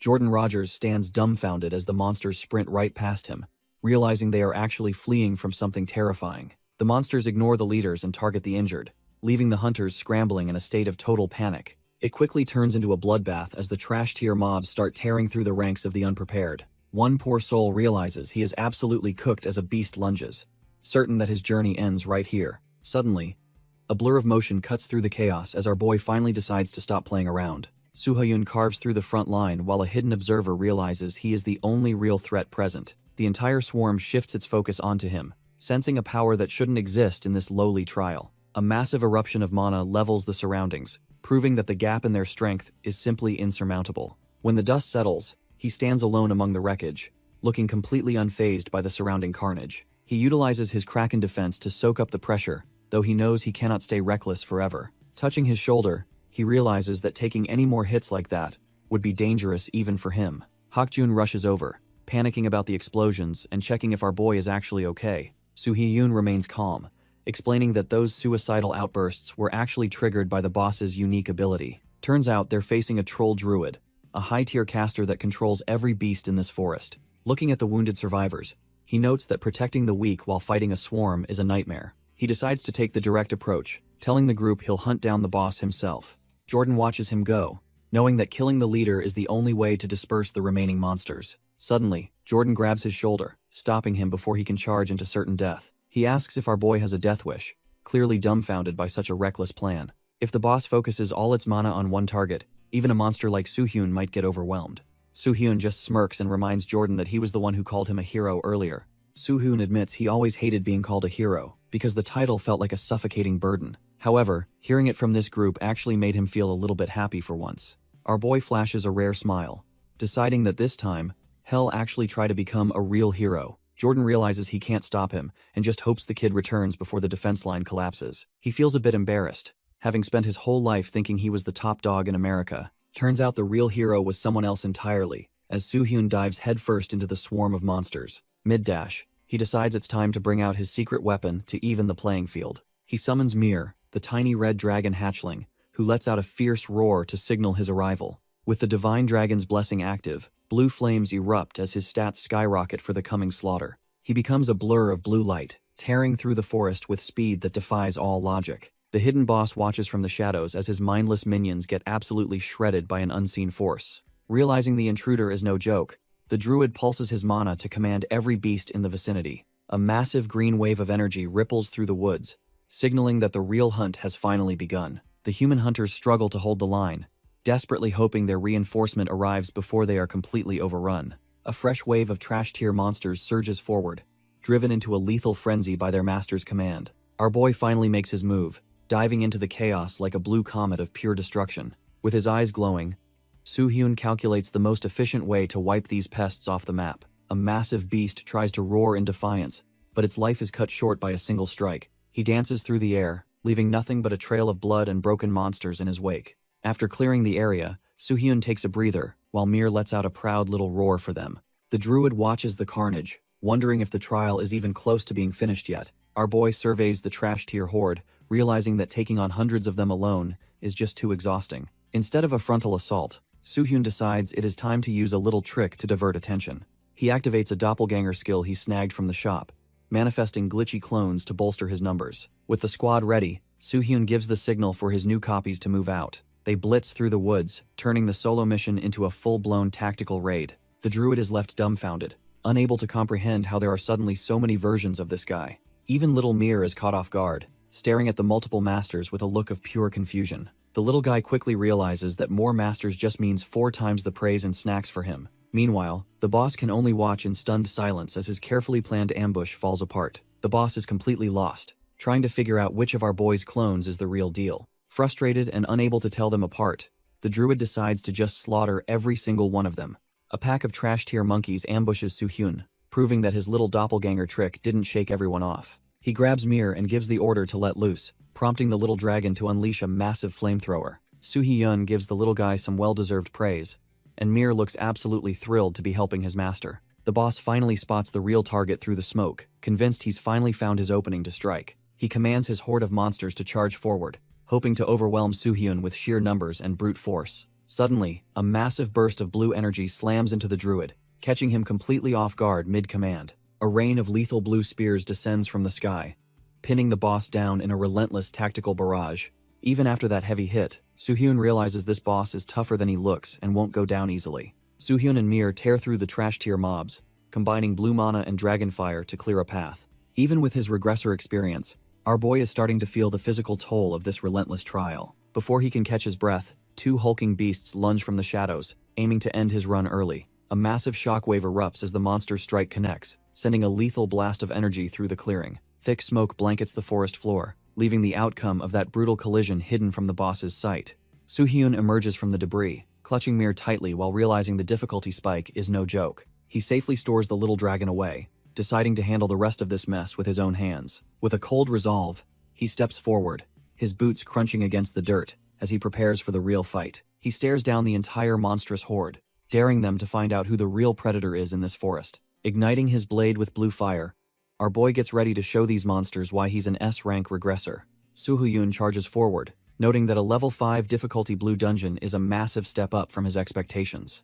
Even for a seasoned regressor, the sheer scale of this LA-based nightmare is pushing the limits of common sense. He recalls how the world's top hunters barely survived this outbreak in his past life, yet he's soloing it. Suddenly, his instincts scream a warning as something moves much faster than the trash-tier mobs he just cleared. Before he can react, a beast sinks its fangs into his shoulder, drawing blood and catching him completely off guard. Our boy grits his teeth in pure frustration, cursing his own slow reaction time as the stinging pain flares. Things go from bad to worse when the boss begins gathering a terrifying amount of green mana in its palm.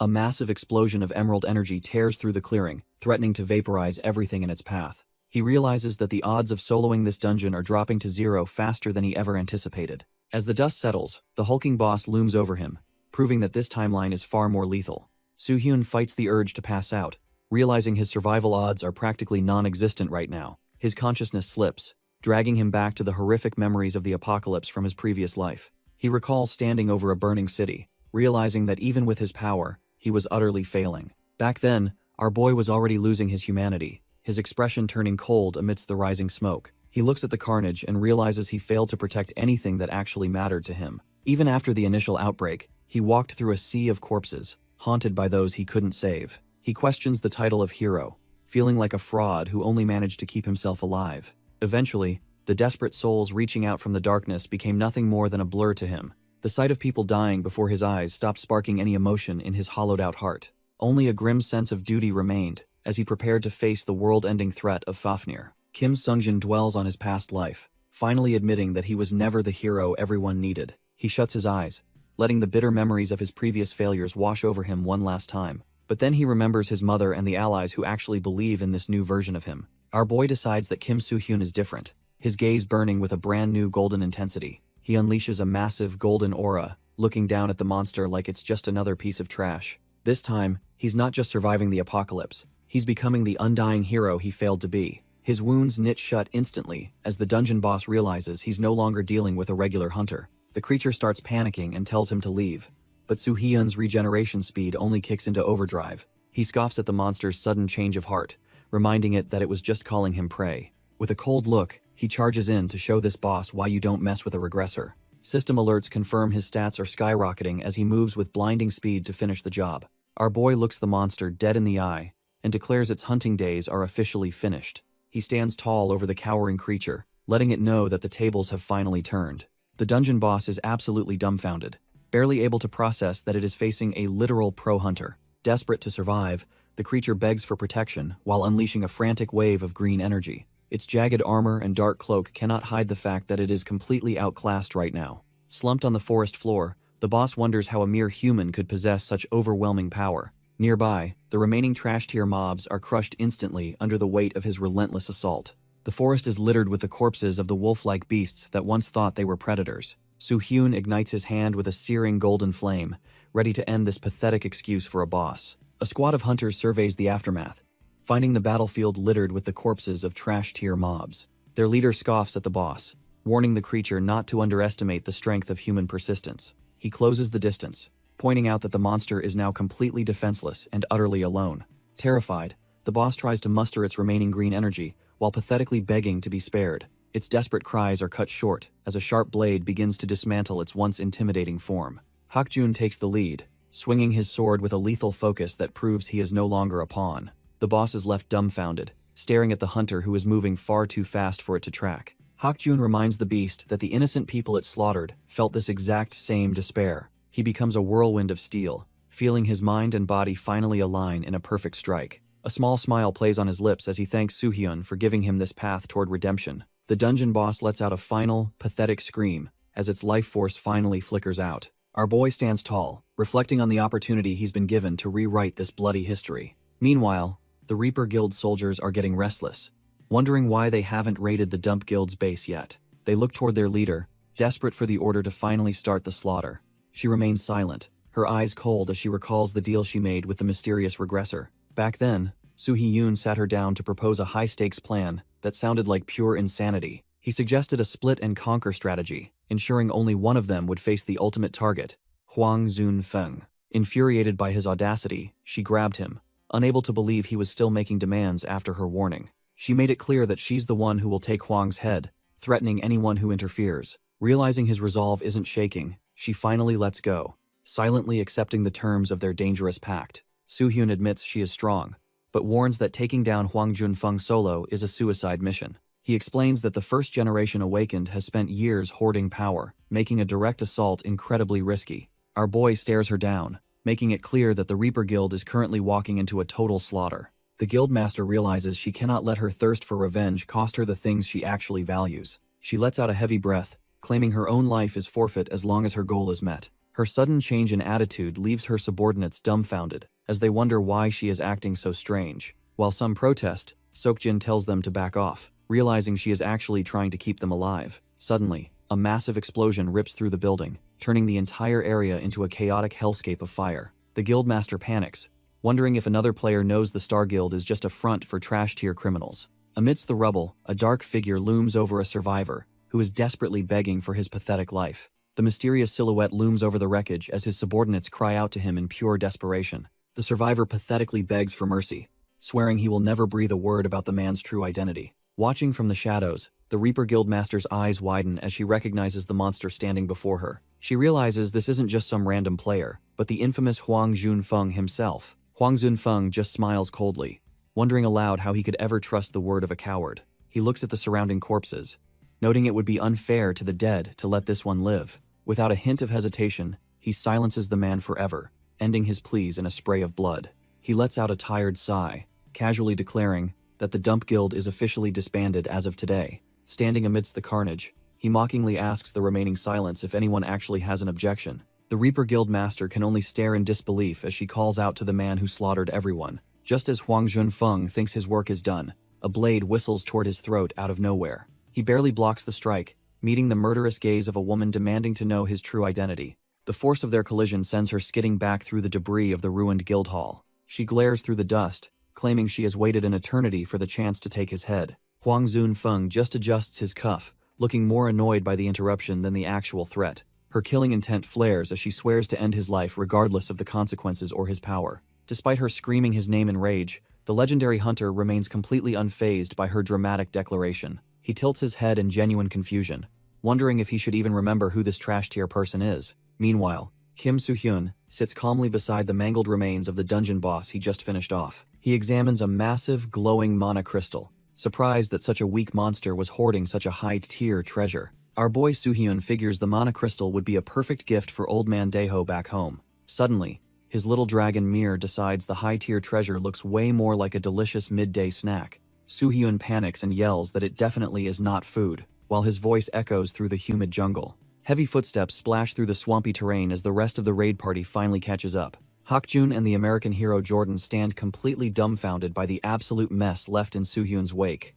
Ignoring the newcomers, Soo-hyun desperately tries to pry the crystal out of the dragon's stubborn, greedy little jaws. The entire clearing is a literal graveyard of trash-tier monsters that he single-handedly slaughtered without breaking a sweat.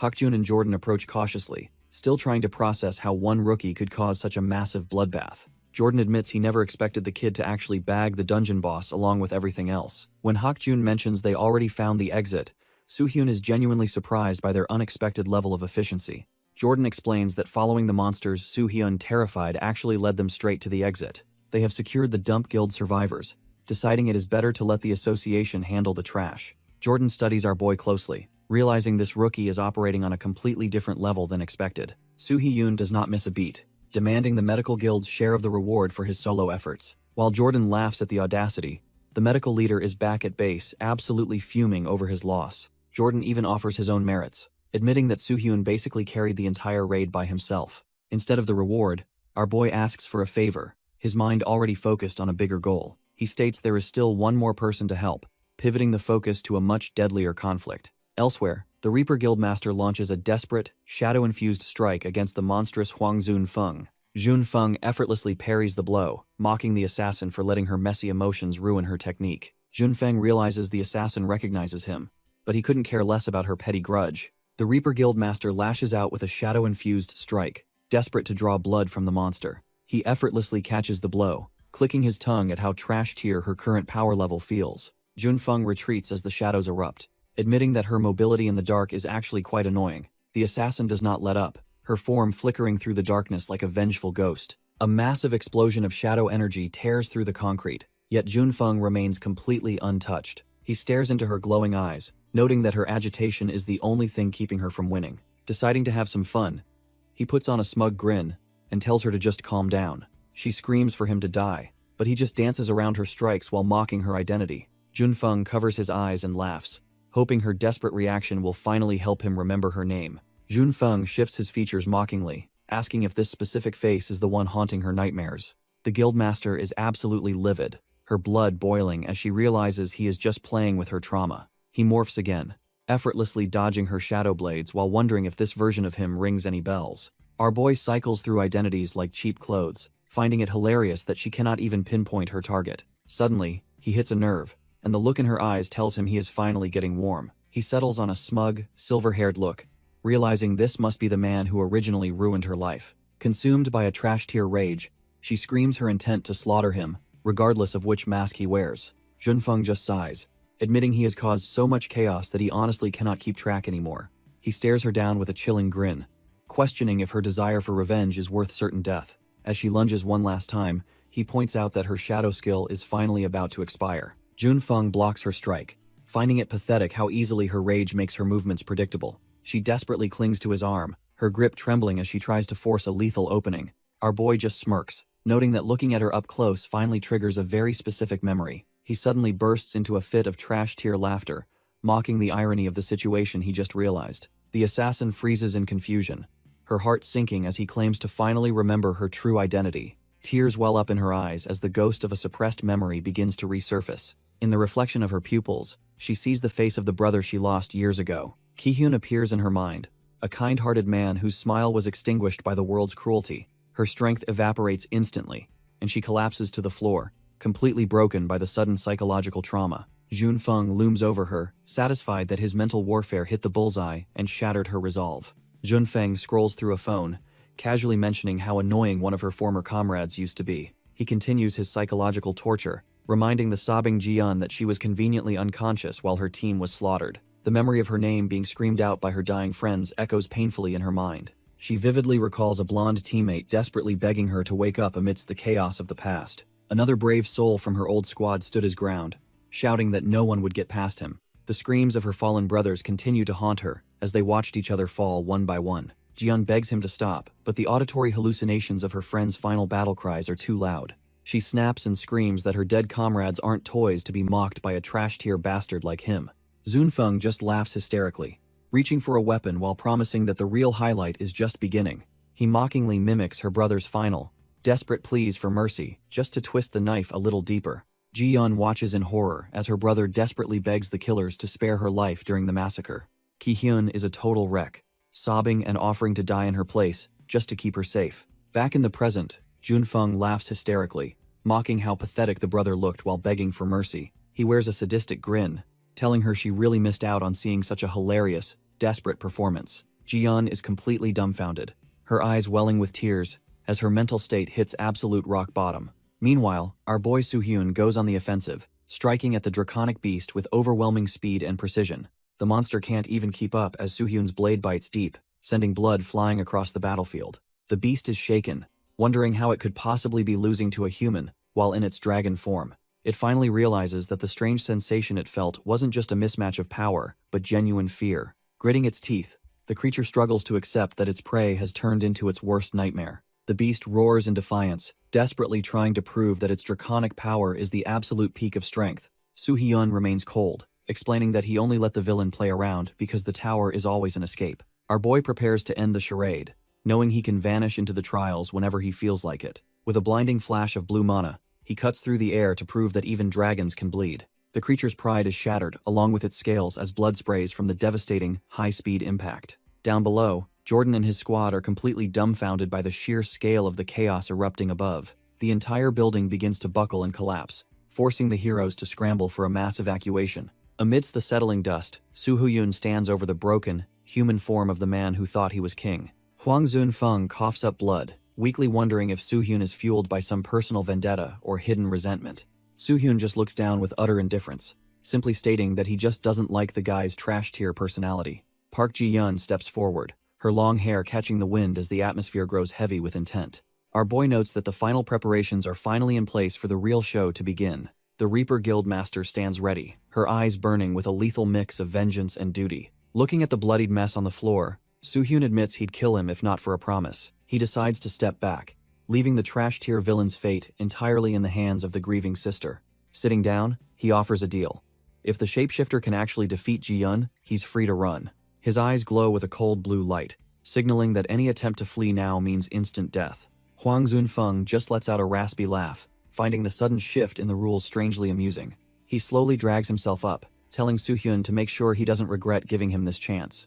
Huang Zunfeng laughs, realizing his miserable end has just been delayed by this unexpected turn of events. The shapeshifter mocks the situation, thanking our boy for being the kind of guy who loves a show. He lunges forward with explosive speed, gloating that keeping the girl alive was his smartest play yet. Hes convinced Ji-yeon won't dare strike the face of her dead brother, but her blade says otherwise. The trash-tier villain is dumbfounded when she slices right through his psychological trap without a second thought. Ji-yeon charges ahead, declaring that she's done letting her past trauma hold her back from this kill. As their weapons clash, Huang Junfeng sneers that she's clearly underestimated what he can do without tricks. Shifting his stance, he prepares a heavy strike, claiming he doesn't need a disguise to put her down. A massive, mana-infused blow connects, sending a shockwave through the air as the real fight finally kicks off. Ji-yeon grits her teeth, her eyes burning with a cold resolve to end this nightmare once and for all. Their blades collide with a violent clang as she forces the shapeshifter back with sheer, desperate willpower. The air screams under the pressure of their mana, neither side willing to give an inch in this duel. Watching from the sidelines, our boy realizes the trash-tier villain actually holds the upper hand in raw combat ability. Ji-yeon begins to buckle under the weight of his strikes, realizing her current strength just isn't enough to win. Even little Mir senses the shift in the atmosphere, his eyes widening as the mana starts to spiral out of control. Suddenly, a surge of overwhelming purple energy erupts from Ji-yeon, catching her completely off guard as her power spikes. Huang Zunfeng is left dumbfounded, his smug expression crumbling as he feels the sudden, terrifying change in her aura. A massive explosion of spiritual force tears through the battlefield, signaling that the real climax has finally arrived. Huang Zunfeng reels back in shock, as a sudden strike draws blood across his arrogant face. The trash-tier villain spits out a curse, calling his opponent a brat, while his composure completely evaporates. Our boy just stands there with Mir, casually explaining that the devastating attack didn't even come from him. Junfeng's eyes widen in realization as he wonders who else could possibly be pressuring him this hard. He barely manages to dodge a follow-up strike that tears through the ground where he just stood. Realizing he's losing control, the shapeshifter desperately tries to put some distance between himself and the chaos. But the Reaper Guildmaster isn't letting up, coming down on him with a strike fueled by pure vengeance. Junfeng braces himself, his silver hair fluttering as he realizes this fight is no longer a game. Ji-yeon locks her determination on him, her mind screaming with the newfound conviction that she can finally win. Ji-yeon goes for the throat, her blades carving through the air as she refuses to let him breathe. She's completely locked in, her eyes burning to end this trash-tier mimic once and for all. Junfeng realizes he can't just play around anymore, his stolen face twisting as he struggles to parry. The shapeshifter starts to panic, desperately begging her to wait, as his defense begins to crumble. Visions of her brother and fallen comrades flash through her mind, reminding her why she can't stop. He tries to use her brother's voice to command her to stop, hoping the trauma will freeze her, but the only response he gets is a spray of blood as her strike ignores his psychological games. Junfeng loses his cool entirely, screaming for her to stop as his arrogance turns to raw desperation. Calling her a mere insect, he lashes out while Ji-yeon delivers a blow meant to shatter his soul. The dust finally begins to settle over the wreckage of the battlefield as the intense struggle reaches its end. Ji-yeon stands alone in the silence, her body trembling from the sheer weight of her long-awaited vengeance. She gasps for air, her vision blurring as the adrenaline that fueled her rampage finally starts to fade away. Our girl finally hits her limit and collapses to the ground, while Soo-hyun watches her from a distance. He approaches with his usual hollow expression, seemingly unaffected by the carnage that just unfolded around them. There, lying among the cracks in the concrete, is the precious memento she thought was lost in the chaos. Soo-hyun picks up the necklace and tells her she did a good job. Acknowledging her grueling effort, he looks down at her with those weary eyes, perhaps seeing a reflection of his own endless struggle. Ji-yeon stares back at him, completely dumbfounded that the cold regressor would actually show her such kindness. The dam finally breaks as she lets out a silent sob, the grief for her brother finally overflowing. Ji-yeon finally lets out a gut-wrenching scream, the crushing weight of her brother's memory finally breaking her spirit. Our boy stands there in silence, his weary blue eyes reflecting a soul that has seen far too much death. He decides to give her some space, quietly mentioning that he needs to step away for a moment. However, the immense strain of his recent battles finally takes its toll as a wave of fatigue hits him. Soon, the media explodes with the news that the famous Star Guild was just a cover for Dump's crimes. Chloe and the rest of the trash-tier criminals are dragged away in cuffs by the American authorities. She stares into the distance with hollow eyes, knowing there is no escaping the consequences of her actions. The broadcast reveals the shocking truth that a top-tier celebrity was actually the monster leading the Dump Guild. Even the news anchors are left speechless as they detail how Chloe helped orchestrate the entire bloody operation. Jordan and the rest of the squad watch the report from the hospital, stunned by the villain's disguise skills. The news reports that the villain bizarrely donated his blood money to the victims' families before his downfall. Detective Park and the Reaper Guild Master sit in silence, unable to process the sheer inhumanity of the situation. Hakjun watches our boy sleep, wondering if he had predicted every single move of this twisted game. The detective sighs, noting that despite being told to reach out, Soo-hyun just shouldered the entire burden alone. He lets out a heavy breath, feeling the weight of the sacrifices made to bring down the Star Guild. Hakjun starts sweating as the atmosphere gets way too depressing for his liking, needing a quick distraction. Determined to break the tension, he grabs a permanent marker with a mischievous glint in his eyes. He starts doodling on Soo-hyun's face, figuring a little prank is the best medicine for their exhausted leader. Ji-yeon is absolutely dumbfounded, shouting at the redhead to stop his disrespectful nonsense immediately. She stretches his cheeks in fury, while he mumbles that Soo-hyun's secrecy is what's actually infuriating. Hakjun gets his face stretched by Ji-yeon, while desperately calling for Juho to back him up. Juho just stands there with a blank stare, seemingly unbothered by the chaotic scene. Turns out Juho is just as much of a menace, joining the prank, as Ji-yeon screams for them to stop. The two trash-tier pranksters laugh over their masterpiece, unaware that a literal demon is manifesting behind them. Ji-yeon delivers a swift dose of justice, leaving them with matching lumps before apologizing for the noise. Realizing they have overstayed their welcome, the duo heads out for food while worrying about their leader's health. Soo-hyun remains dead to the world, sporting labels that mock his tendency to carry the world's weight alone. Suddenly, the atmosphere shifts as dark, spiritual energy begins to coil around his unconscious form. Ji-yeon stands alone in the room, her shadow powers reacting to the strange aura radiating from the regressor. She stares intensely at him, questioning if this exhausted hunter is truly the legend she suspects him to be. Seokjin bursts into the room, frantically showing the Reaper Guildmaster a document he just discovered. It turns out to be a comprehensive list of the remaining Dump Guild members still at large. The Reaper Guildmaster realizes our boy handed this over so they could handle their revenge personally. She can't help but wonder how this mysterious hunter managed to dig up such classified intel. Looking at his peaceful face, she admits she has a mountain of questions for the sleeping regressor. However, she decides to let it slide for now, her expression softening into a rare, genuine smile. Instead of waking him, she grabs a marker, clearly planning a little mischief of her own. As her shadow energy flares, she leaves a permanent reminder of his reckless nature on his bandages. With a final promise to meet again, she dissolves into the darkness, leaving the room silent. Left behind is a new title for the hero, labeling him the undisputed king of overdoing everything. Our boy is still out cold, completely unaware of the hilarious new titles scribbled all over his face. While he recovers, a helicopter cuts through the night sky, heading toward a beacon of absolute authority. This is Gordon Tower, a massive monolith that stands as a testament to the world's new hierarchy. High above the clouds, two elite figures share a meal, looking down on the world they control. The silver-haired lady finds the wine underwhelming, her refined palate bored by the lack of any real kick. She admits that everything feels bland lately, showing just how detached she is from common struggles. Even with the noise of the city below, she marvels at the eerie silence within their high-altitude sanctuary. Her companion notes that such peace required a fortune in ether stones just to dampen the outside world. She considers it a trash-tier waste of money, her focus shifting toward the true power plays in motion. He finally brings up the ranking match, a high-stakes event that will determine the next top-tier players. Gordon Rohan smirks, his ego as massive as the monolith he built to look down on the world.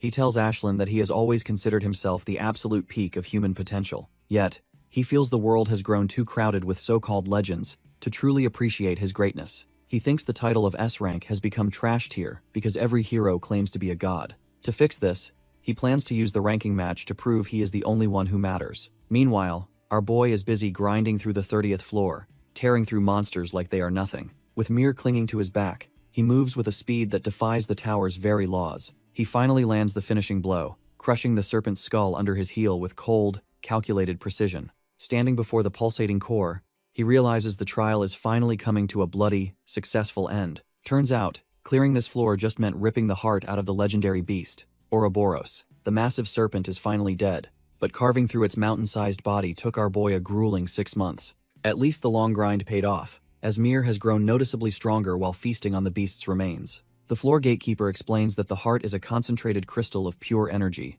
essentially a divine power-up. He wears a mocking grin, challenging the regressor to try and consume the overwhelming power if he actually can. Soo-hyun doesn't hesitate for a second, leaping toward the core with his blade ready to claim his hard-earned prize. He plunges his sword deep into the crystal, determined to make the last half-year of suffering worth the effort. Suddenly, a violent surge of purple mana erupts, and system alerts confirm his mana load is finally increasing. The sheer pressure is enough to crush a normal hunter, forcing him to grit his teeth against the agonizing heat. He commands the wild energy to submit, refusing to let his own power consume his mind or body. As the aura explodes into a pillar of light, he realizes his path to godhood has officially begun. Soo-hyun roars as he forces the heart's energy into his body, refusing to let it break him. The purple mana swirls violently, signaling that the assimilation process is finally reaching its peak. He exhales a heavy breath as the system confirms he has successfully integrated the legendary Ouroboros' third eye. Checking his status, our boy is stunned to see his mana load finally break into the 80s. He clenches his fist in triumph, feeling a surge of power that makes every struggle worth it. The jump to rank 8 is massive, providing a level of strength he hasn't felt in this life. Though he's itching to test his new toys, he knows better than to rush into the next floor. With 500,000 points and a perfect score, he officially conquers the 30th floor's lethal trial. Meanwhile, the outside world is spiraling into chaos as dungeon appearances skyrocket at an exponential rate. Panic spreads like wildfire among the masses, while the Reaper Guildmaster watches the grim news unfold. The world's wealthiest and strongest awakened, Gordon Rohan, finally decides to step out from his golden shadows. He addresses every S rank on the planet, his gaze icy as he prepares to drop a massive bombshell. Tapping his throne impatiently, he admits he hates being lumped in with the rest of the trash tier S ranks. He decides there is no point in dragging this out since his absolute superiority should be common knowledge. The atmosphere grows heavy as he prepares to issue a challenge that will flip Hunter Society upside down. He flatly declares himself the best and tells anyone with a complaint to face him in a ranked game. Within a day, his arrogant declaration hits 100 million views, shifting the world's focus to the elites. As the news spreads, powerful hunters from across the globe begin converging on the massive Gordon Tower. A muscular challenger scoffs at the announcement, absolutely dumbfounded by the sheer audacity of the man's ego. Meanwhile, other top-tier hunters just yawn, seemingly unimpressed by the wealthy man's attempt to start a war. Some hunters are driven by a simple desire for fame and riches, chasing the spotlight at any cost. Others walk a lonelier path, fueled by hidden motives that the general public will never truly understand. The quiet atmosphere of a local cafe is suddenly shattered by a loud shout of pure disbelief. Seokjin is absolutely dumbfounded when our boy casually mentions he plans to participate in the ranked game. Soo-hyun just keeps sipping his coffee, asking why his friend is making such a massive scene over nothing. After sitting back down, Seokjin admits he thought his friend had zero interest in these flashy hunter events. Our boy flashes a small smile, stating that the winning reward is necessary to secure a better future. Seokjin realizes he should have known better, since this guy never takes action without a rock-solid plan. It turns out his primary target is adamantium, a rare material he desperately needs for a specific construction. He plans to forge the legendary sword Balmung, needing the metal's superior mana conduction to reach the top. Just as they're talking, a familiar voice booms through the cafe, catching both of them off guard.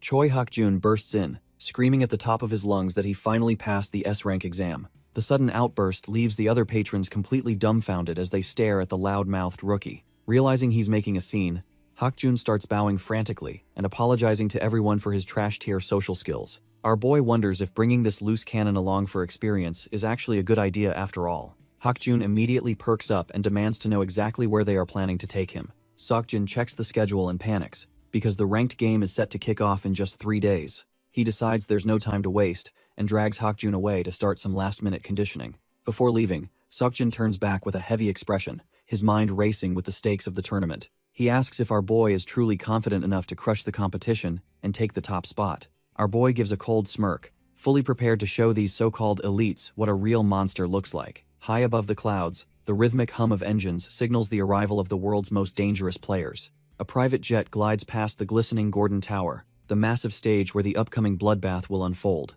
Down on the plaza, a massive crowd gathers for what the public is calling the Festival of the Century. Reporters are already swarming the area, desperate to get any scrap of info on the legendary S-rank lineup. The media highlights heavy hitters like China's Wang Wu, Russia's Elena Ann, and the smug Brit, named Adele. 2 journalists even start placing bets, with the loser having to buy the other some top-shelf whiskey. They laugh off the other contenders, convinced that nobody can actually touch the legendary Gordon Rohan in combat. Suddenly, a wave of excitement ripples through the crowd as people start rushing toward the main entrance. The reporters scramble to keep up, realizing that a major powerhouse has just arrived to start the show. The news of our boy's arrival hits the crowd like a lightning bolt, leaving everyone completely dumbfounded. As Soo-hyun strides through the plaza, the hype is real, with fans already betting their life savings on him.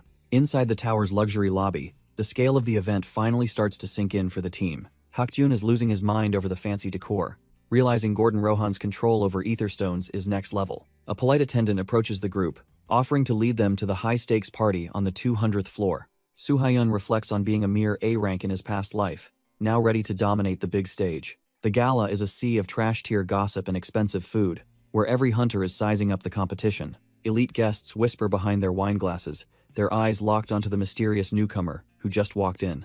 Our boy keeps it cool at the buffet while rumors of his solo blue dungeon clear spread like wildfire. Some skeptics laugh off his victory over the Dump Guild, clearly having no clue what a beast he is. Some trash-tier hunters doubt Soo-hyun's identity, but those who know better shut that talk down immediately. Adel Castle can feel the pressure, sweating as he admits the young rookie is definitely the real deal. Our boy stays silent, his sharp eyes scanning the room to gauge just how many monsters showed up. Europe's finest, Adel Castle, makes his entrance, looking for any edge he can find in this shark tank. Then there's Louis Gosman, the speedster who seems more interested in the buffet than the looming global war. Elena and Chernoff are already hitting the drinks, acting like this high-stakes gala is just another Tuesday night. Soo-hyun notes that while big names like Wang Wu are missing, the room is still packed with elites. It's a literal battle of the stars, where every glance is a calculation and every smile is a mask. Meanwhile, Hakjun and Seokjin are absolutely housing the expensive food, completely unbothered by the heavy atmosphere. Seeing his friend enjoy the feast,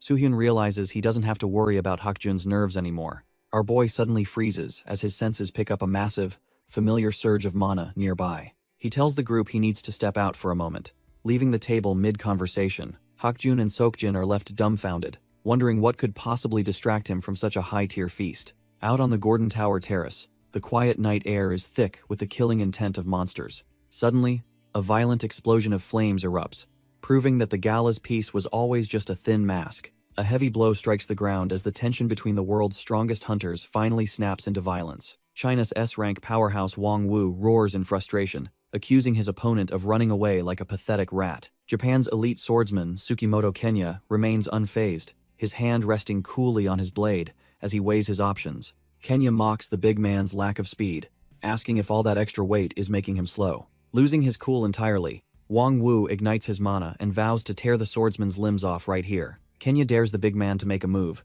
his hand already itching for a fight. Wang Wu doesn't hesitate, throwing a punch heavy enough to level a building. Their powers collide in a blinding flash of mana that shakes the entire tower. Suddenly, both warriors freeze in shock as they realize their strikes have been completely neutralized. Our boy steps into the fray, calmly suggesting they put an end to this pointless squabble. He reminds them that the real competition starts tomorrow, so they should save their strength. Kenya is left sweating, wondering how this kid managed to get between them without being noticed. He's dumbfounded that Soo-hyun caught both of their full power attacks with his bare hands. Realizing he's outclassed for now, the swordsman sheathes his blade and acknowledges Soo-hyun's legendary reputation. Wang Wu watches him walk away, finally cooling off and agreeing that wasting energy now is just stupid. Wang Wu is absolutely livid that anyone would dare to interrupt his business. He throws a massive punch, but our boy just dances around the trash tier effort. Soo-hyun sighs, realizing that mere words won't get through to a hothead like this. He closes the distance instantly, preparing to show what a real S-rank looks like. His fist stops just short of shattering the man's jaw,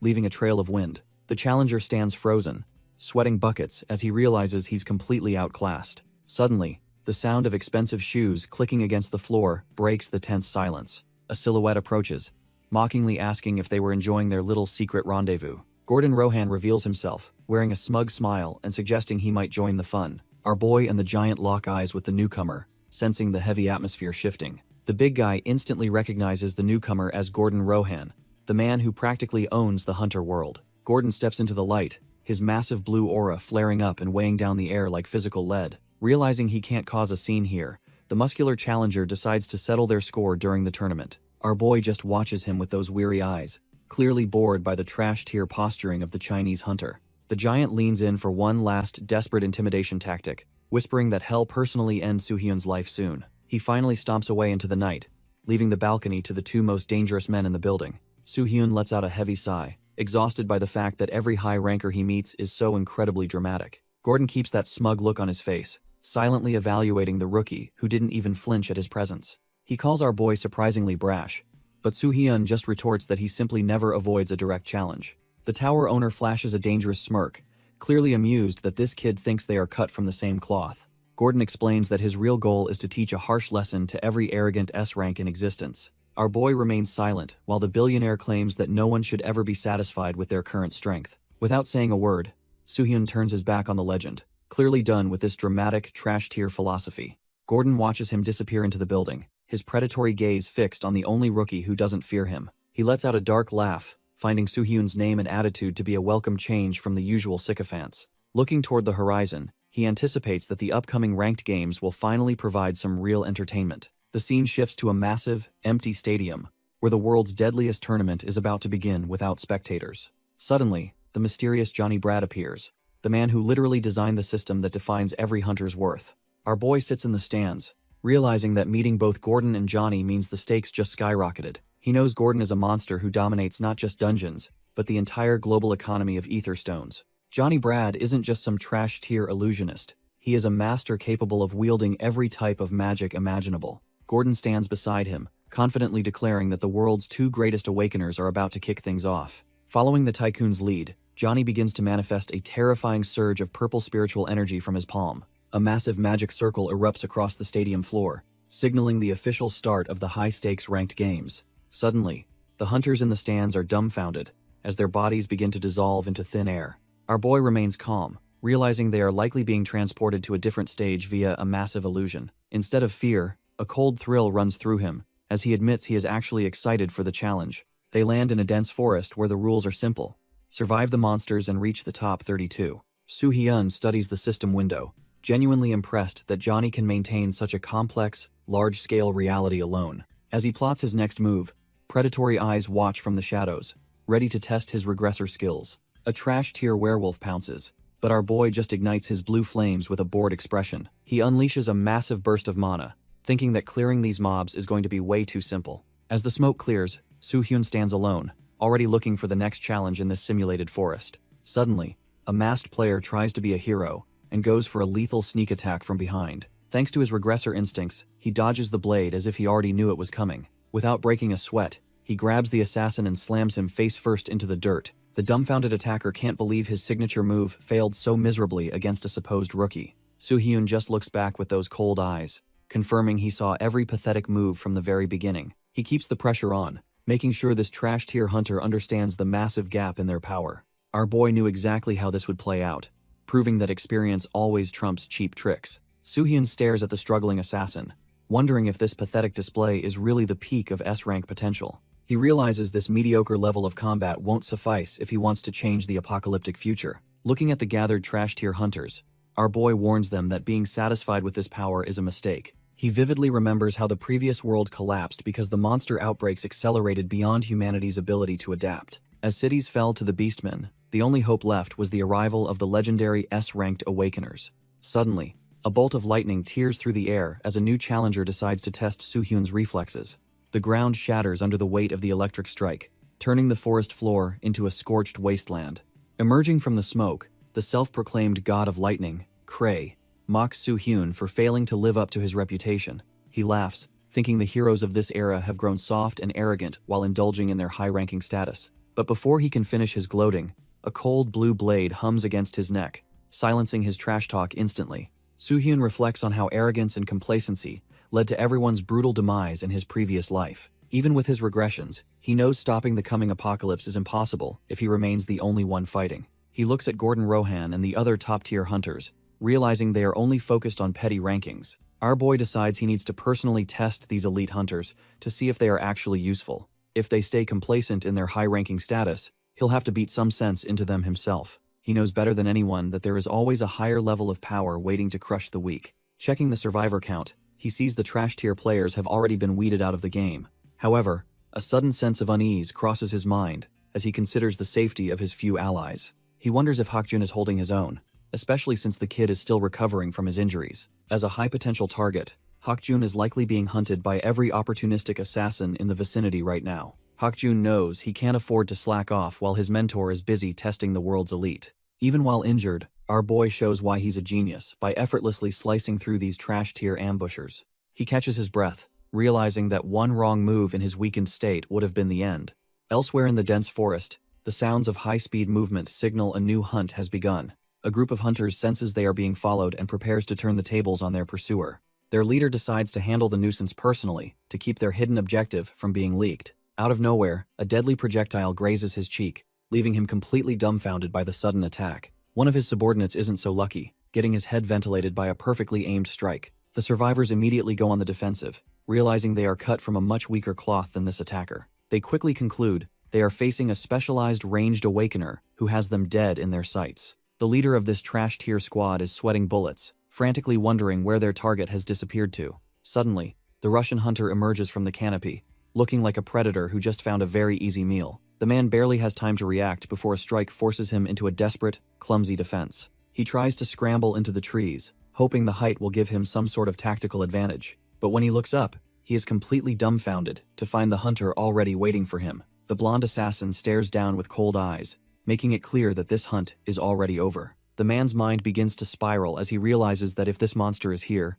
his partner is close. Right on cue, Elena Ann glides through the air, casually blowing bubblegum while treating this slaughter like a game. Wang Wu curses his luck, realizing they have been caught by the two most dangerous S-ranks in the area. Before he can even finish his thought, his head is ventilated by a strike that ends his life instantly. Chernov stands over the mess they made, asking his partner if she has spotted anything useful yet. Elena Ann just keeps playing with her blades, looking completely unbothered by the blood on the grass. They notice the European hunters are all congregating, sensing that a major clash is brewing nearby. Chernov activates his clairvoyance, his eyes glowing as he pushes his senses across the dense forest. His vision streaks through the canopy, searching for the heat signatures of their next potential targets. The search leads him deep into the woods, eventually zeroing in on a specific clearing. He finds a crowd of 30 hunters gathered around a massive tree, reporting the location to Elena. Elena gets a wicked look in her eyes, eager to see if these trash-tier hunters are worth killing. Meanwhile, the gathered group realizes some allies are missing, assuming they were simply too weak to survive. These veteran hunters decide to move forward anyway, oblivious to the S-rank monsters currently watching them. Adel Castle sits in the quiet forest, looking like a man who's tired of waiting for the real fun. He decides that stalling any longer is just wasting time and prepares to brief his team on the plan. What began as Gordon Rohan's personal flex has morphed into a massive global spectacle for the common folk. For the world's S-ranks, this is the ultimate chance to turn their lethal skills into fame and massive wealth. As the rankings drop, every nation realizes their global standing is now tied to these few elite hunters' names. Fearing they're falling behind the heavy hitters in Asia and America, the European leaders gather to strike a deal. The tension hangs heavy over the forest clearing, as the different factions prepare to merge their strength. Adel checks in with his temporary squad, making sure everyone remembers the specific terms of their secret treaty. The goal is to eliminate the frontrunners during the preliminaries, so they can settle the score among themselves later. Even these prideful hunters know that Gordon Rohan is an absolute monster who can't be taken down alone. Adel asks if the radar caught the other hunters, and the scout confirms they are finally locked on. The scout activates a memory-sharing skill to broadcast the exact coordinates to everyone in the immediate area. His teammates find the skill incredibly convenient as they track Elena Ann and the tycoon Gordon Rohan. Adel gets down to business, declaring that their primary objective is to eliminate the 5 strongest winning candidates. The hit list is stacked with monsters like Wang Wu, Louis Guzman, Elena, our boy Soo-hyun, and Gordon. He plans to overwhelm these titans by sending a coordinated 6-man squad to jump each individual target. Adel decides the British team will handle Gordon Rohan, knowing they need their best for that absolute monster. A teammate warns that 6 hunters won't stop Gordon, urging Adel to finish his hunt and regroup. Adel agrees to the strategy, trusting his allies to buy enough time before he joins the main fray. With the hunt officially on, Adel leaps into the forest to begin thinning out the top-tier competition. The squad is finally ready, moving out to begin their high-stakes hunt through the dense woods. Adel and his crew dive headfirst into the forest, wasting no time to find their first targets. One of his allies catches up, clearly bothered by the ruthless nature of their current plan. He questions why a top-tier talent like Adel is even bothering with such a dirty game. The teammate wonders why Adel doesn't just aim for a solo victory with his own overwhelming strength. Adel just gives a cryptic smirk, keeping his true motives hidden behind a cold, silent gaze. Suddenly, the quiet forest is ripped apart by a massive, earth-shaking explosion that levels the terrain. The shockwave tears through the trees as the first real clash of the hunt finally erupts. Emerging from the smoke is John Cleese, looking absolutely battered and gasping for air after the impact. He grits his teeth in pain, realizing the competition is far more brutal than he ever imagined. Our boy Soo-hyun walks through the haze, disappointed that India's greatest hero is such a total letdown. John Cleese grits his teeth in pure humiliation, unable to handle being looked down upon by a rookie. Driven by desperation, the hunter roars and begins pouring his mana into a final, high-tier execution skill. A massive, rusted iron construct erupts from the shadows, looming over Soo-hyun like a tomb for the living. Even as the darkness surrounds him, Soo-hyun calmly notes that this is a pretty useful skill to witness. The thorn casket jail slams shut with a violent clang, sealing our boy inside a localized nightmare. John Cleese cackles like a maniac, convinced that his perfect record of kills remains absolutely unbroken. He starts gloating about how the hundreds of internal thorns will turn his target into a bloody mess. His victory lap is cut short when a flash of purple energy suddenly bites deep into his neck. The hunter is left completely dumbfounded, as his head is severed by a strike he never even saw. A group of trash-tier hunters stares at the iron tomb, convinced our boy was just a product of rumors. They feel like they wasted their time coming here, if the supposedly legendary regressor was caught so easily. Since the space-type skill is impossible to interfere with, they decide to leave him to his fate. The mustache guy figures they only need to worry about Gordon Rohan now that the competition is dead. Just as they prepare to regroup with their leader, the air in the forest suddenly turns heavy. One of the scouts realizes too late that the predator they were hunting has finally bared its fangs. He screams for everyone to dodge as a massive pillar of blue mana erupts from the ground. The squad is left completely dumbfounded as the overwhelming energy strike tears through their ranks like paper. A colossal shockwave levels the forest, signaling that the real monster has finally decided to stop playing around. From a distance, Adele Castle watches the carnage unfold, realizing the hunt has just become a lot more interesting. Adel Castle stands atop a cliff, completely floored by the sheer scale of the recent sword strike. He wonders what kind of monster could possibly unleash such a devastating attack in this forest. Nearby, our boy Hak-jun is gasping for air, his body pushed to its absolute limit after the chaos. He looks toward the horizon, marveling at how far Soo-hyun has surpassed everyone else's wildest expectations. Adele looks down from his perch, demanding to know if the exhausted warrior recognizes that terrifying mana signature. Hak-jun just tightens his grip on his massive blade, his resolve hardening despite his battered state. With a wild grin, he proudly claims that the monster responsible is his one and only brother. Adel effortlessly dodges the desperate strike, annoyed that the language barrier is making communication impossible. Realizing this fight is a distraction, he summons his spears, deciding to investigate the mana source himself. Before Hak-jun can even blink, the European ace vanishes in a blinding flash of pure mana. A pillar of light descends from the heavens, signaling the arrival of something truly monstrous. Hak-jun looks up in awe, realizing that the sheer scale of this mana is on a different level. Even the arrogant Gordon Rohan can't help but stop his complaining as the atmosphere suddenly shifts. He sighs in annoyance, having thought he was the only big fish in this pond until now. Then he sees it, a massive blue dragon soaring through the clouds, carrying a mysterious figure on its back. Our boy Soo-hyun looks down with cold, piercing eyes, looking like a literal god descending to the mortal realm. Mir circles the mountain peak, making the world's top tycoon look like a tiny, insignificant ant. Watching the spears hover, Hak-jun realizes that without this intervention, he would have been absolute toast. The pressure is so intense that even the regressor has to focus just to maintain this terrifying form. Gordon finally understands that the gap between him and these true monsters is wider than he ever imagined. Gordon Rohan's gaze sharpens as he decides to stop playing around and finally get serious. He lets out a manic grin, declaring that it is time to get this fight started properly. Hak-jun watches in pure terror, realizing that the sheer scale of this power is way too dangerous. High above, Mir unleashes a devastating torrent of divine dragonfire that illuminates the entire sky. The massive beam of energy slams into the earth, incinerating everything in its path with overwhelming heat. A thick plume of smoke rises from the mountain peak as the landscape is completely reshaped. Through the scorched earth and lingering embers, a pair of boots steadily marches forward without a scratch. Gordon emerges from the inferno, laughing because he finds the dragon's flames to be surprisingly feisty. He charges his own lightning, refusing to let his reputation be treated like trash-tier fodder by a newcomer. Suddenly, his expression shifts as he notices something unexpected amidst the swirling smoke and chaos. Gordon looks up in frustration, realizing that the dragon and its rider managed to slip away after that explosion.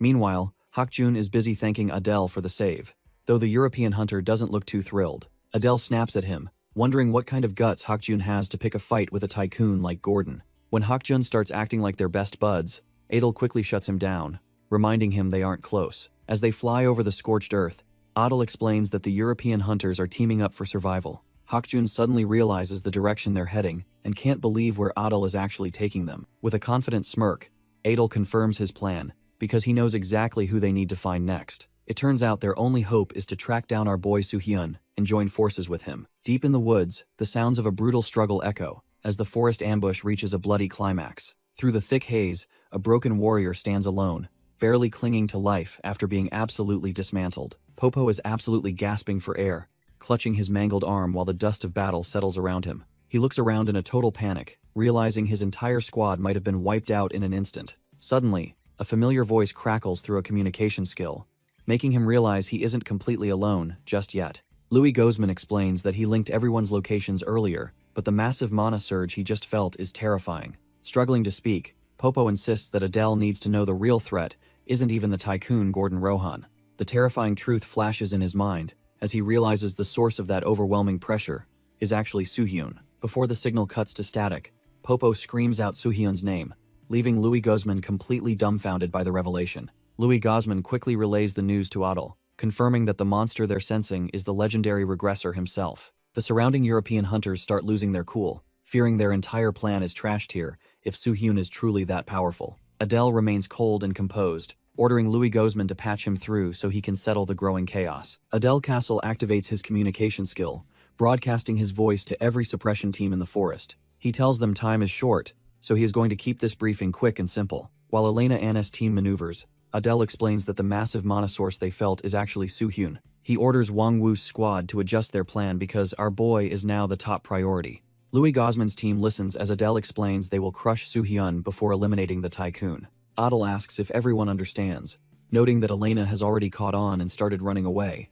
A hunter named Roik acknowledges the command and prepares to join the main force immediately. Chabi confirms she's on it, sensing they have almost caught up to the source of the pressure. She tells a trash-tier hunter he's lucky Soo-hyun exists, or he would have died by her hand. Wang Wu stands his ground in the clearing, bracing for the inevitable clash with the legendary regressor. Wang Wu is absolutely fuming, gritting his teeth because these weaklings are finally starting to get under his skin. He loses his cool completely, swearing that he is going to slaughter every single person standing in his way. Meanwhile, our boy Kim Soo-hyun is just standing there, looking dumbfounded, trying to piece together this chaotic mess. He looks down at the broken body of John Cleese, wondering who this random trash-tier hunter even is. Flashback to a few minutes ago, when a massive dark energy suddenly surged from the sky above him. A giant Iron Maiden known as the Thorn Casket Jail slams down, trapping Kim Soo-hyun in a pitch-black void. Our boy quickly realizes he is stuck in a space-type skill, which is honestly more annoying than actually dangerous. He knows these traps usually force you to play by their rules,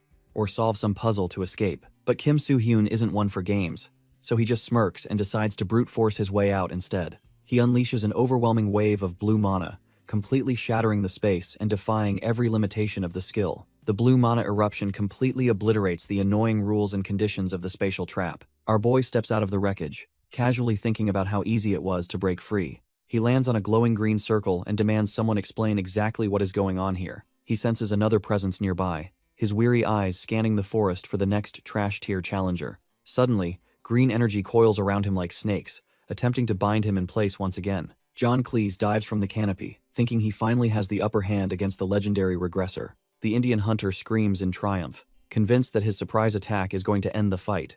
But Soo-hyun just flexes his mana, effortlessly shattering the green restraints like they were made of glass.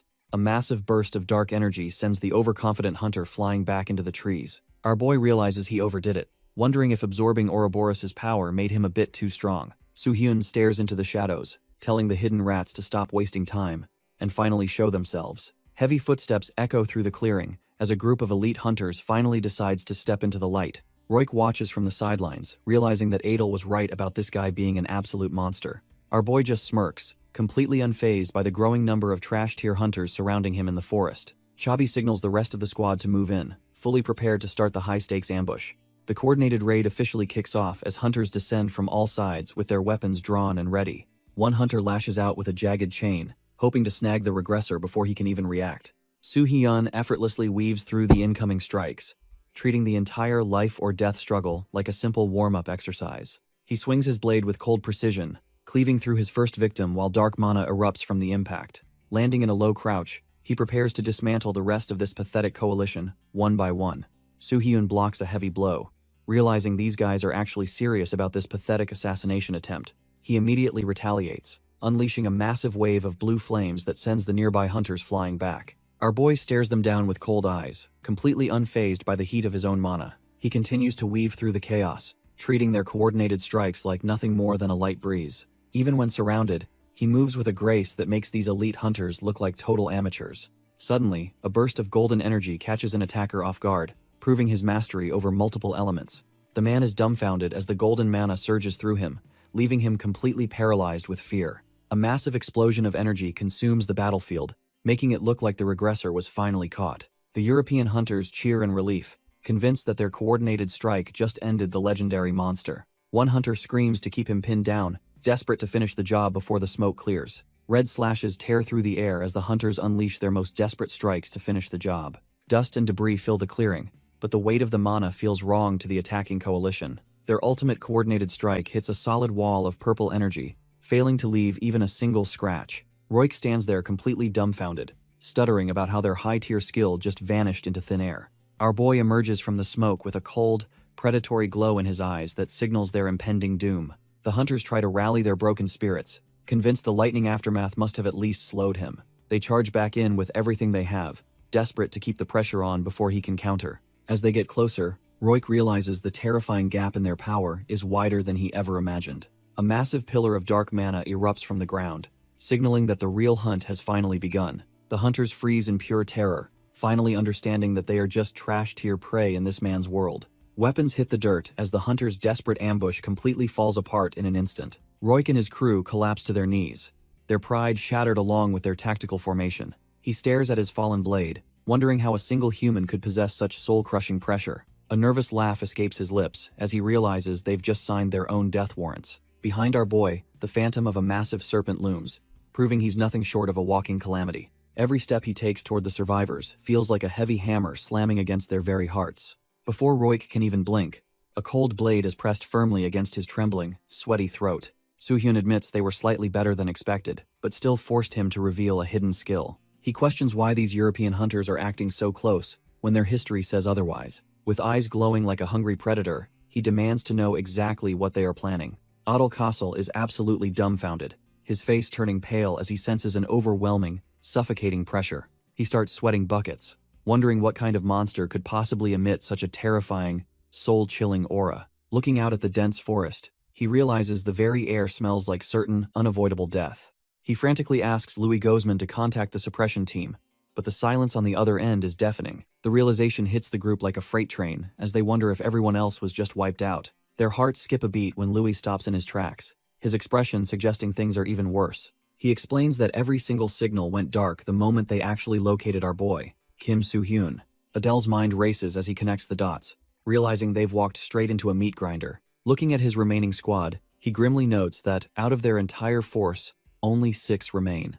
As a strange energy washes over them, they realize they aren't the hunters anymore, they're just the prey. Adele's heart drops into his stomach as he watches one of his elite men get tossed like trash. Kevin hits the dirt with a sickening thud, and the grim reality of their situation finally sinks in. The European leader can only stare in total disbelief as his top-tier squad is dismantled in mere seconds. Coughing up blood, the dying hunter desperately gasps for his captain to turn tail and run away. Standing amidst the broken bodies of his fallen comrades, Adel realizes they were never the ones hunting. He is completely dumbfounded, frantically wondering what kind of monster could possibly possess this level of crushing power. A heavy footstep echoes through the silent clearing, signaling that the true predator has finally arrived. Cold sweat pours down his face as the literal sensation of death begins to choke the very air. A dark, suffocating aura rises from the shadows, effectively swallowing what little hope the survivors had left. Staring into the glowing eyes of the regressor, Adele's primal survival instincts scream that he is already dead. Our boy greets the terrified hunter with a chilling smile, finally making his presence known in the clearing.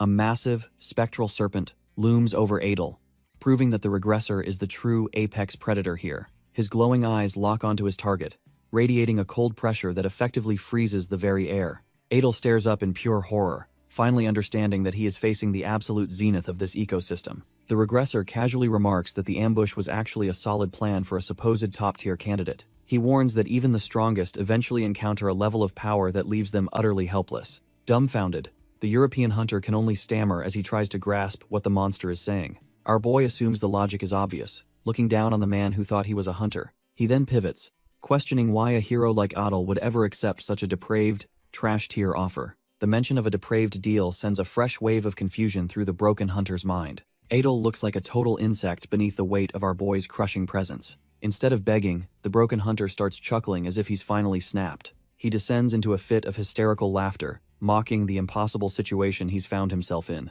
Suddenly, he lunges forward, trying to catch the regressor off guard with a desperate high-speed strike. Our boy just leans back, effortlessly weaving through the attack like it was standing still. He realizes that his predator skill, a mental type ability from Ouroboros, hasn't completely paralyzed his prey. It turns out Europe's strongest actually has enough willpower to resist the soul-crushing fear. Adel flares his blue mana, claiming that the winner gets to decide what's truly depraved. Soo-hyun lets out a chilling smirk, his purple aura exploding as he accepts the challenge. The hunter pours everything into his gauntlets, ready to bet his life on one final, futile clash. Soo-hyun tightens his grip, his purple mana flaring, as he prepares to end this farce once and for all. The two S-ranks lock eyes across the clearing, the air thick with the scent of impending death. Their initial clash sends a violent shockwave through the forest, obliterating the landscape in a burst of energy. Adele's gauntlet slams into the regressor's blade, a desperate strike fueled by pure, unadulterated survival instinct. He pours every ounce of his remaining mana into this final charge,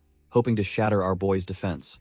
A massive pillar of light erupts toward the sky as their conflicting powers reach a catastrophic breaking point. Far from the chaos, the preliminary round finally enters its closing stages across the scorched battlefield. Gordon Rohan watches the survivor count dwindle, feeling completely unimpressed by the supposed elite talent remaining. He wonders why nobody has dared to challenge him yet, despite him waiting out in the open. The tycoon sighs in disappointment, concluding that these trash-tier hunters are simply too cowardly to face him. Gordon smirks, finally feeling like his long wait wasn't a total waste of time after all. Turns out the Japanese S-ranker, Tsukimoto Kenya, is the only one with enough guts to step up. Kenya admits he is actually thrilled to test his blade against a monster of Gordon's caliber. He decides they have talked enough, and prepares to let his steel do the rest of the talking. The swordsman lunges with blinding speed, while Gordon just stands there, completely unfazed by the incoming strike. Meanwhile, in another part of the woods, the sound of clashing metal rings out as a brawl erupts. Our boy Hakjun is pushed to his limits, gritting his teeth as the pressure of the ambush mounts. He is not going down without a fight, and begins channeling his mana for a heavy counterattack. Unleashing his full moon blast, he aims to blow back the trash-tier hunters surrounding him. Chabi realizes too late that she is way out of her league as the devastating energy tears through. Chernoff draws his bow with icy focus, locking onto his target with the intent to end the fight. He releases a lethal shot, the arrow whistling through the air with enough force to pierce through armor. Hakjun freezes as the projectile closes in, realizing his exhausted body simply won't move in time to dodge. Death stares him in the face, and he prepares for the worst as the tip nears his eyes. Suddenly, a hexagonal barrier flickers to life, shattering the arrow before it can draw a single drop of blood. Our boy Soo-hyun arrives atop Mir, telling a stunned Hakjun to just shut up and focus on surviving. He leaps down to check on his ally, admitting that facing a winning candidate alone was a major mistake. Soo-hyun clicks his tongue, realizing the situation is getting dicey because of the enemy's specialized coordination and timing. Elena and Chernoff stand ready, their legendary teamwork making them the most dangerous duo in the entire world. Elsewhere, even a powerhouse like Wang Wu is left gasping for air, cursing the trash-tier tactics of his pursuers. Wang Wu roars at the trash-tier mobs to get out of his way as they try to corner him. Meanwhile, our boy Soo-hyun engages Adel Castle in a high-speed clash that lights up the entire forest. Soo-hyun stays calm, analyzing his opponent's movements while looking for a single opening to end this fight. Adel is clearly feeling the pressure, realizing that the regressor is far more dangerous than the rumors suggested. He pushes his mana to the limit, unleashing a concentrated burst of energy through his gauntlet. Soo-hyun is actually impressed, noting that Europe's best hunter isn't just all talk and flashy titles. Desperation takes over as Adel screams, summoning a massive blue dragon made of pure, destructive mana. The colossal beast towers over the battlefield, proving that Adel is truly cut from a different cloth. In his mind, he wonders when he started dreaming of being a hero, as his sanity begins slipping. The energy dragon lunges forward, and Soo-hyun realizes he needs to take this strike seriously to survive. It all started with a simple anime that gave a young Adel dreams of saving the weak. He was obsessed with the legendary White Dragon Man, a hero who stood for justice and strength. Watching his idol crush villains made him believe that anyone could change the world with enough power. Like every other kid, our boy just wanted to be cool. But for him, it became an obsession. This wasn't just some phase, as he spent every waking moment training to manifest that same draconic energy. All that blood and sweat eventually paid off when he became the top-ranked hero representing the entire UK. But reality hit hard when he realized he couldn't be everywhere at once while climbing the tower. The public turned on him instantly, calling him a coward who abandoned his country for personal gain. Staring at his phone, he finally understood that the hero he idolized was nothing but a fictional dream. Exhaustion finally takes hold as he admits to himself that he's just a normal, tired man. Adel remembers when the association approached his tired self with a deal that sounded way too good. The plan was simple: form a dirty alliance to eliminate the real threats and hand him the win. He figured being the undisputed best would finally stop the public from comparing him to others. Suddenly, our boy snaps him back to reality, mocking him for having a mid-fight existential crisis. Soo-hyun charges right at that massive energy dragon, proving he isn't scared of some trash-tier construct. With a cold smirk, he asks if Adel really thought his little tricks would work on a regressor. He triggers Ouroboros' third eye, a broken ability designed to snuff out an opponent's magic entirely. The purple glow intensifies as he burns through his mental power to erase Adel's defense. Adel is completely dumbfounded as he watches his ultimate skill just evaporate into thin air. Before he can even blink, Soo-hyun closes the gap to put an end to this pathetic charade.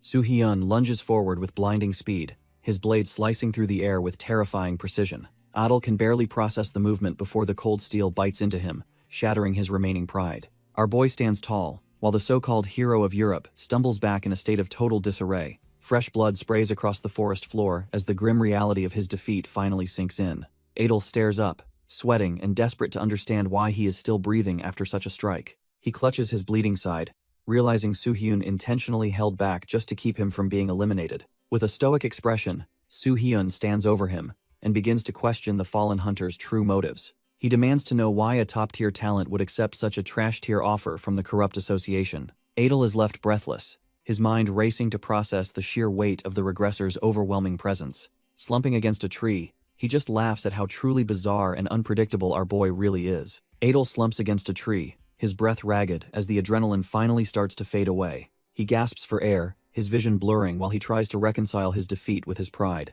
Our boy admits that living up to the world's heavy expectations as a hero is an exhausting burden. Adel confesses that he chose to be the best just to avoid the constant sting of public criticism. Soo-hyun listens in silence, his cold gaze softening as he recognizes a familiar spark of inner turmoil. Looking at the broken man, he realizes Adel is actually cut from the same cloth as himself. When Adel asks if he is pathetic, Soo-hyun simply replies that he understands that struggle all too well. The European champion looks away, sweat dripping down his face as he reflects on his hollow journey. Our boy then challenges him by asking what he believes a true hero actually looks like. Adel remembers his childhood idol, the White Dragon Man, who once represented pure hope and simple dreams. Adel admits his childhood vision of heroism feels like a distant, uncertain memory now. Looking up at the regressor, the fallen champion feels the weight of his own failures crushing him. He acknowledges that while everyone has different ideals, he's lost his way in the sea of public opinion. Our boy reaches out, telling him that if he still holds those pure dreams, he's already a hero. Hearing those words, Adel realizes his original standards weren't wrong, he just lacked the courage to keep them. As Soo-hyun pulls him up, Adel curses his own weakness for letting trash-tier critics dictate his worth. But the despair is gone, replaced by a newfound gratitude for the man who just saved his soul. He vows to forge a stronger heart and body, to finally become the hero he once dreamed of. Seeing the spark return to the European's eyes, our boy can't help but crack a rare, genuine smile. Since they're being honest, Soo-hyun decides it's time to reveal his own standards for what makes a warrior. Just as they finish their heart-to-heart, Adel notices a sudden presence and looks up in total confusion. It turns out Wang Wu was lurking nearby, launching a desperate sneak attack to take our boy's head. The The hulking hunter puts his entire weight into a punch meant to end the regressor right then and there. But Soo-hyun doesn't even blink, catching the massive fist with a single hand like it was trash-tier effort. Adel is completely dumbfounded, realizing the gap between them and this monster is wider than he ever imagined.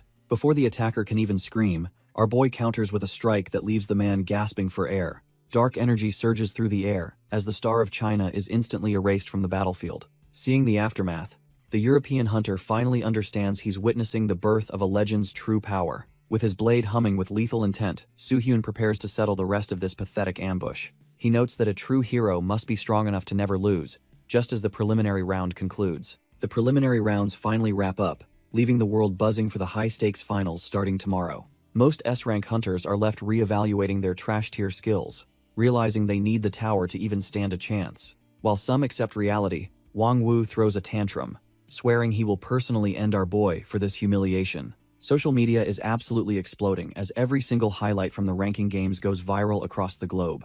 Unsurprisingly, the most watched clips feature Soo-hyun and Gordon Rohan, who both effortlessly wiped out dozens of opponents. The internet is not being kind to Wang Wu, mocking him for getting one-shotted despite his big talk.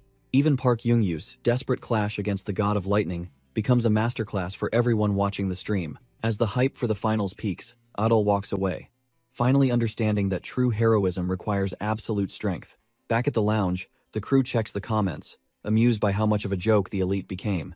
Seokjin wonders why our boy didn't summon his dragon during the prelims, but Soo-hyun explains, Mir needed time to grow. He realizes that even a divine beast is a living creature that requires rest and evolution to stay elite. A text from the Reaper Guildmaster shows she's busy dismantling the trash-tier remnants of the Dump Guild. Seeing her thrive brings a rare smile to Soo-hyun's face, knowing his allies are finally standing on their own. Suddenly, Choi Hak-jun chimes in to ask if the God of Lightning is just a shy guy deep down. Turns out Choi Hak-jun tried to thank Gordon Rohan personally, only to get literally kicked out of the room. Soo-hyun and Seokjin can only stare in silence, dumbfounded by Choi Hak-jun's weirdly optimistic take on a cold-blooded killer.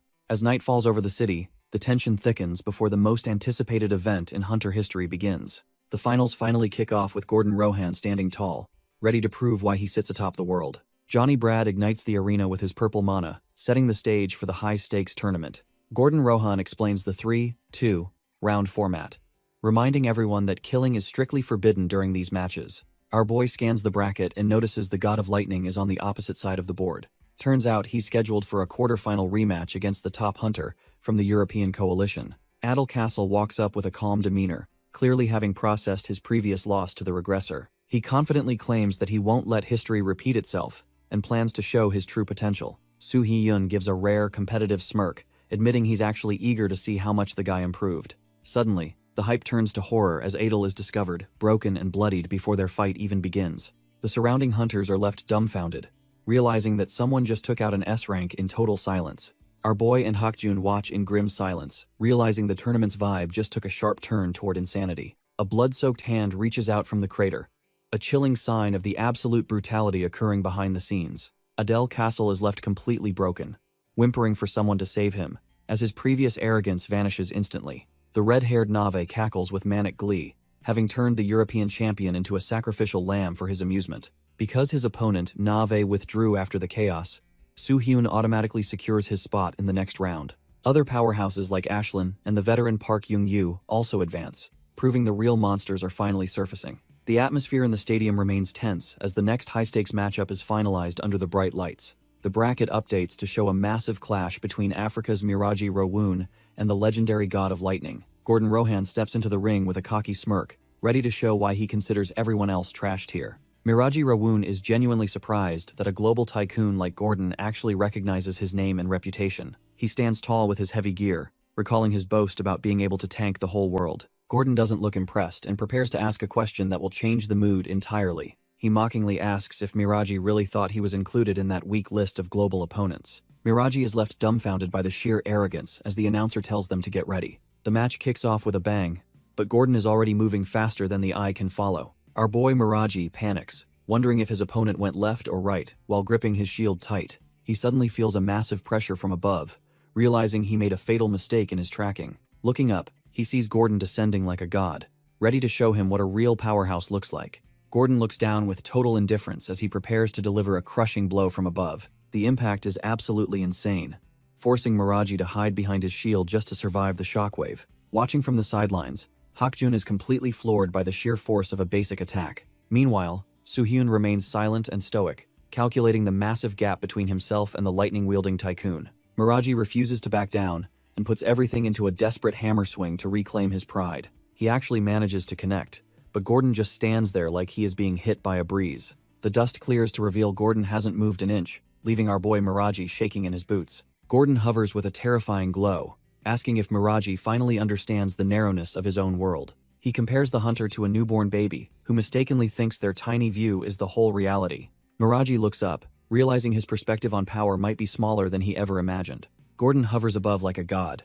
explaining that the true world is far beyond a normal hunter's comprehension. Our boy Miraji starts to sweat, as he hears that staying stagnant only limits his own potential. Gordon summons a massive spear of energy, revealing this entire tournament was just a tool for his growth. The tycoon looks down with cold eyes, driven by the singular goal of expanding his own overwhelming world. From the stands, Soo-hyun notes that Gordon's mana compression is on a level that spells absolute danger. Suddenly, Gordon descends like a falling star, turning his words into a physical manifestation of pure destruction. Miraji grits his teeth and resolves to block whatever the lightning-wielding monster throws his way. A massive explosion slams into the shield, testing if Miraji's pride can withstand such trash-tier treatment. The massive lightning spear collides with the shield, sending shockwaves through the entire arena. Miraji feels the overwhelming pressure and realizes his defense is nothing more than paper against such raw power. His eyes widen in pure terror as he realizes the gap between them is wider than any ocean. The force of the impact sends him reeling back,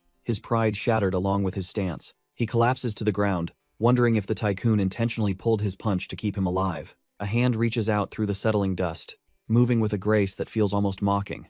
Miraji freezes as the monster of a man looms over him, his heart hammering against his ribs. Gordon offers a cold congratulations, acknowledging that the warrior managed to survive the initial onslaught. The tycoon smiles and tells him that his perspective on the world has finally been forced to expand. Gordon Rohan is officially declared the winner after showing the world why he is the undisputed top seed. Our boy and Hakjun watch from the stands, noting that the tycoon's performance was surprisingly impressive. Soo-hyun realizes that Gordon is using this tournament as a catalyst to expand his own world and power. He initially expected the tycoon to be just another arrogant elite looking for a cheap ego boost. It becomes clear that Gordon started this game to find someone actually worthy of standing by his side. His motivation isn't vanity, but a deep curiosity to see if anyone can truly challenge his title. Soo-hyun finds himself respecting the man, acknowledging that Gordon is a truly incredible powerhouse in this world.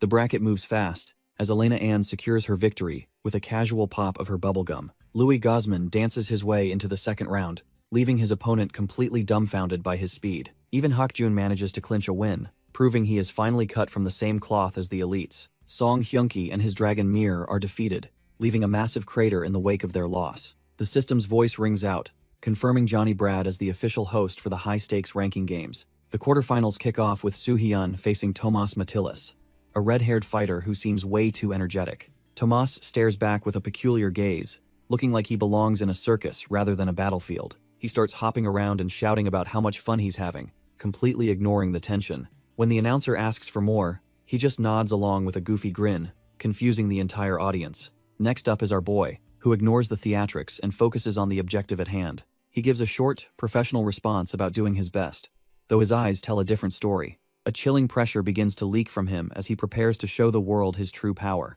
Surprisingly, Tomas just claps and cheers, finding Soo-hyun's intense aura to be the coolest thing he's ever seen. Choi Hakjun watches the screen, realizing our boy is about to go all out against this eccentric Tomas. The internet is already losing its mind, debating if Tomas' one-shot victory over Adel makes him the favorite. Hakjun can't help but feel a bit of sweat, silently hoping Soo-hyun stays sharp against such a wildcard. The announcer calls for positions as Soo-hyun's cold gaze meets Tomas' manic, wide-eyed grin across the arena. The world's elite watch with bated breath, knowing this first quarterfinal match will set the tone for everything. The moment the signal drops, Soo-hyun lunges forward and catches Tomas' face with a brutal, lightning-fast grip. Without a second of hesitation, he slams the red-haired fighter into the dirt with bone-shattering force. Seeing the opening move, Hakjun jumps up and cheers, thrilled that his mentor isn't pulling any punches today. Even the top-tier spectators are impressed, noting that Soo-hyun is mirroring the exact way Tomas previously humiliated Adel. As the dust settles, our boy stands tall, proving that he's more than ready to pay back every insult. Tomas is absolutely losing it with excitement, even as he's being pinned into the dirt by our boy. Soo-hyun realizes the trash-tier lunatic managed to deploy a shield skill at the very last microsecond. Even trapped, Tomas just grins behind his barrier, acting like this life-or-death struggle is some kind of game. Our boy's tone turns cold as he asks why the psycho went so far as to cripple Adele. The red-haired freak just blinks, looking like he can't even remember why he'd be asked such a thing. He starts cackling like a madman, admitting he broke those limbs simply because he thought it was fun. That was the wrong answer, and Soo-hyun's expression shifts into something truly terrifying and murderous. A massive pillar of blue flames erupts from his body, reflecting the pure rage boiling inside his soul. Suddenly, the manic confidence vanishes, leaving Tomas trembling in absolute terror as the real pressure sets in. Soo-hyun readies a fireclad fist, deciding it's time to show this clown what real entertainment looks like. Our boy slams his fist into that red barrier, pouring every ounce of his rage into the strike. The shield cracks like cheap glass under the pressure, leaving the red-haired psycho completely exposed and defenseless. Tomas starts sobbing and begging for a timeout, finally realizing he's picked a fight with a literal god. Kim Soo-hyun just stares him down, noting how the coward tried to swap his broken shield for a fresh one. He coldly warns the trash-tier hunter that power without responsibility is just a recipe for a miserable end. As he looms over the trembling wreck, he tells him that he's nothing more than a mindless monster. Up in the VIP seats, Gordon Rohan is actually stunned that someone can dish out this much raw destruction.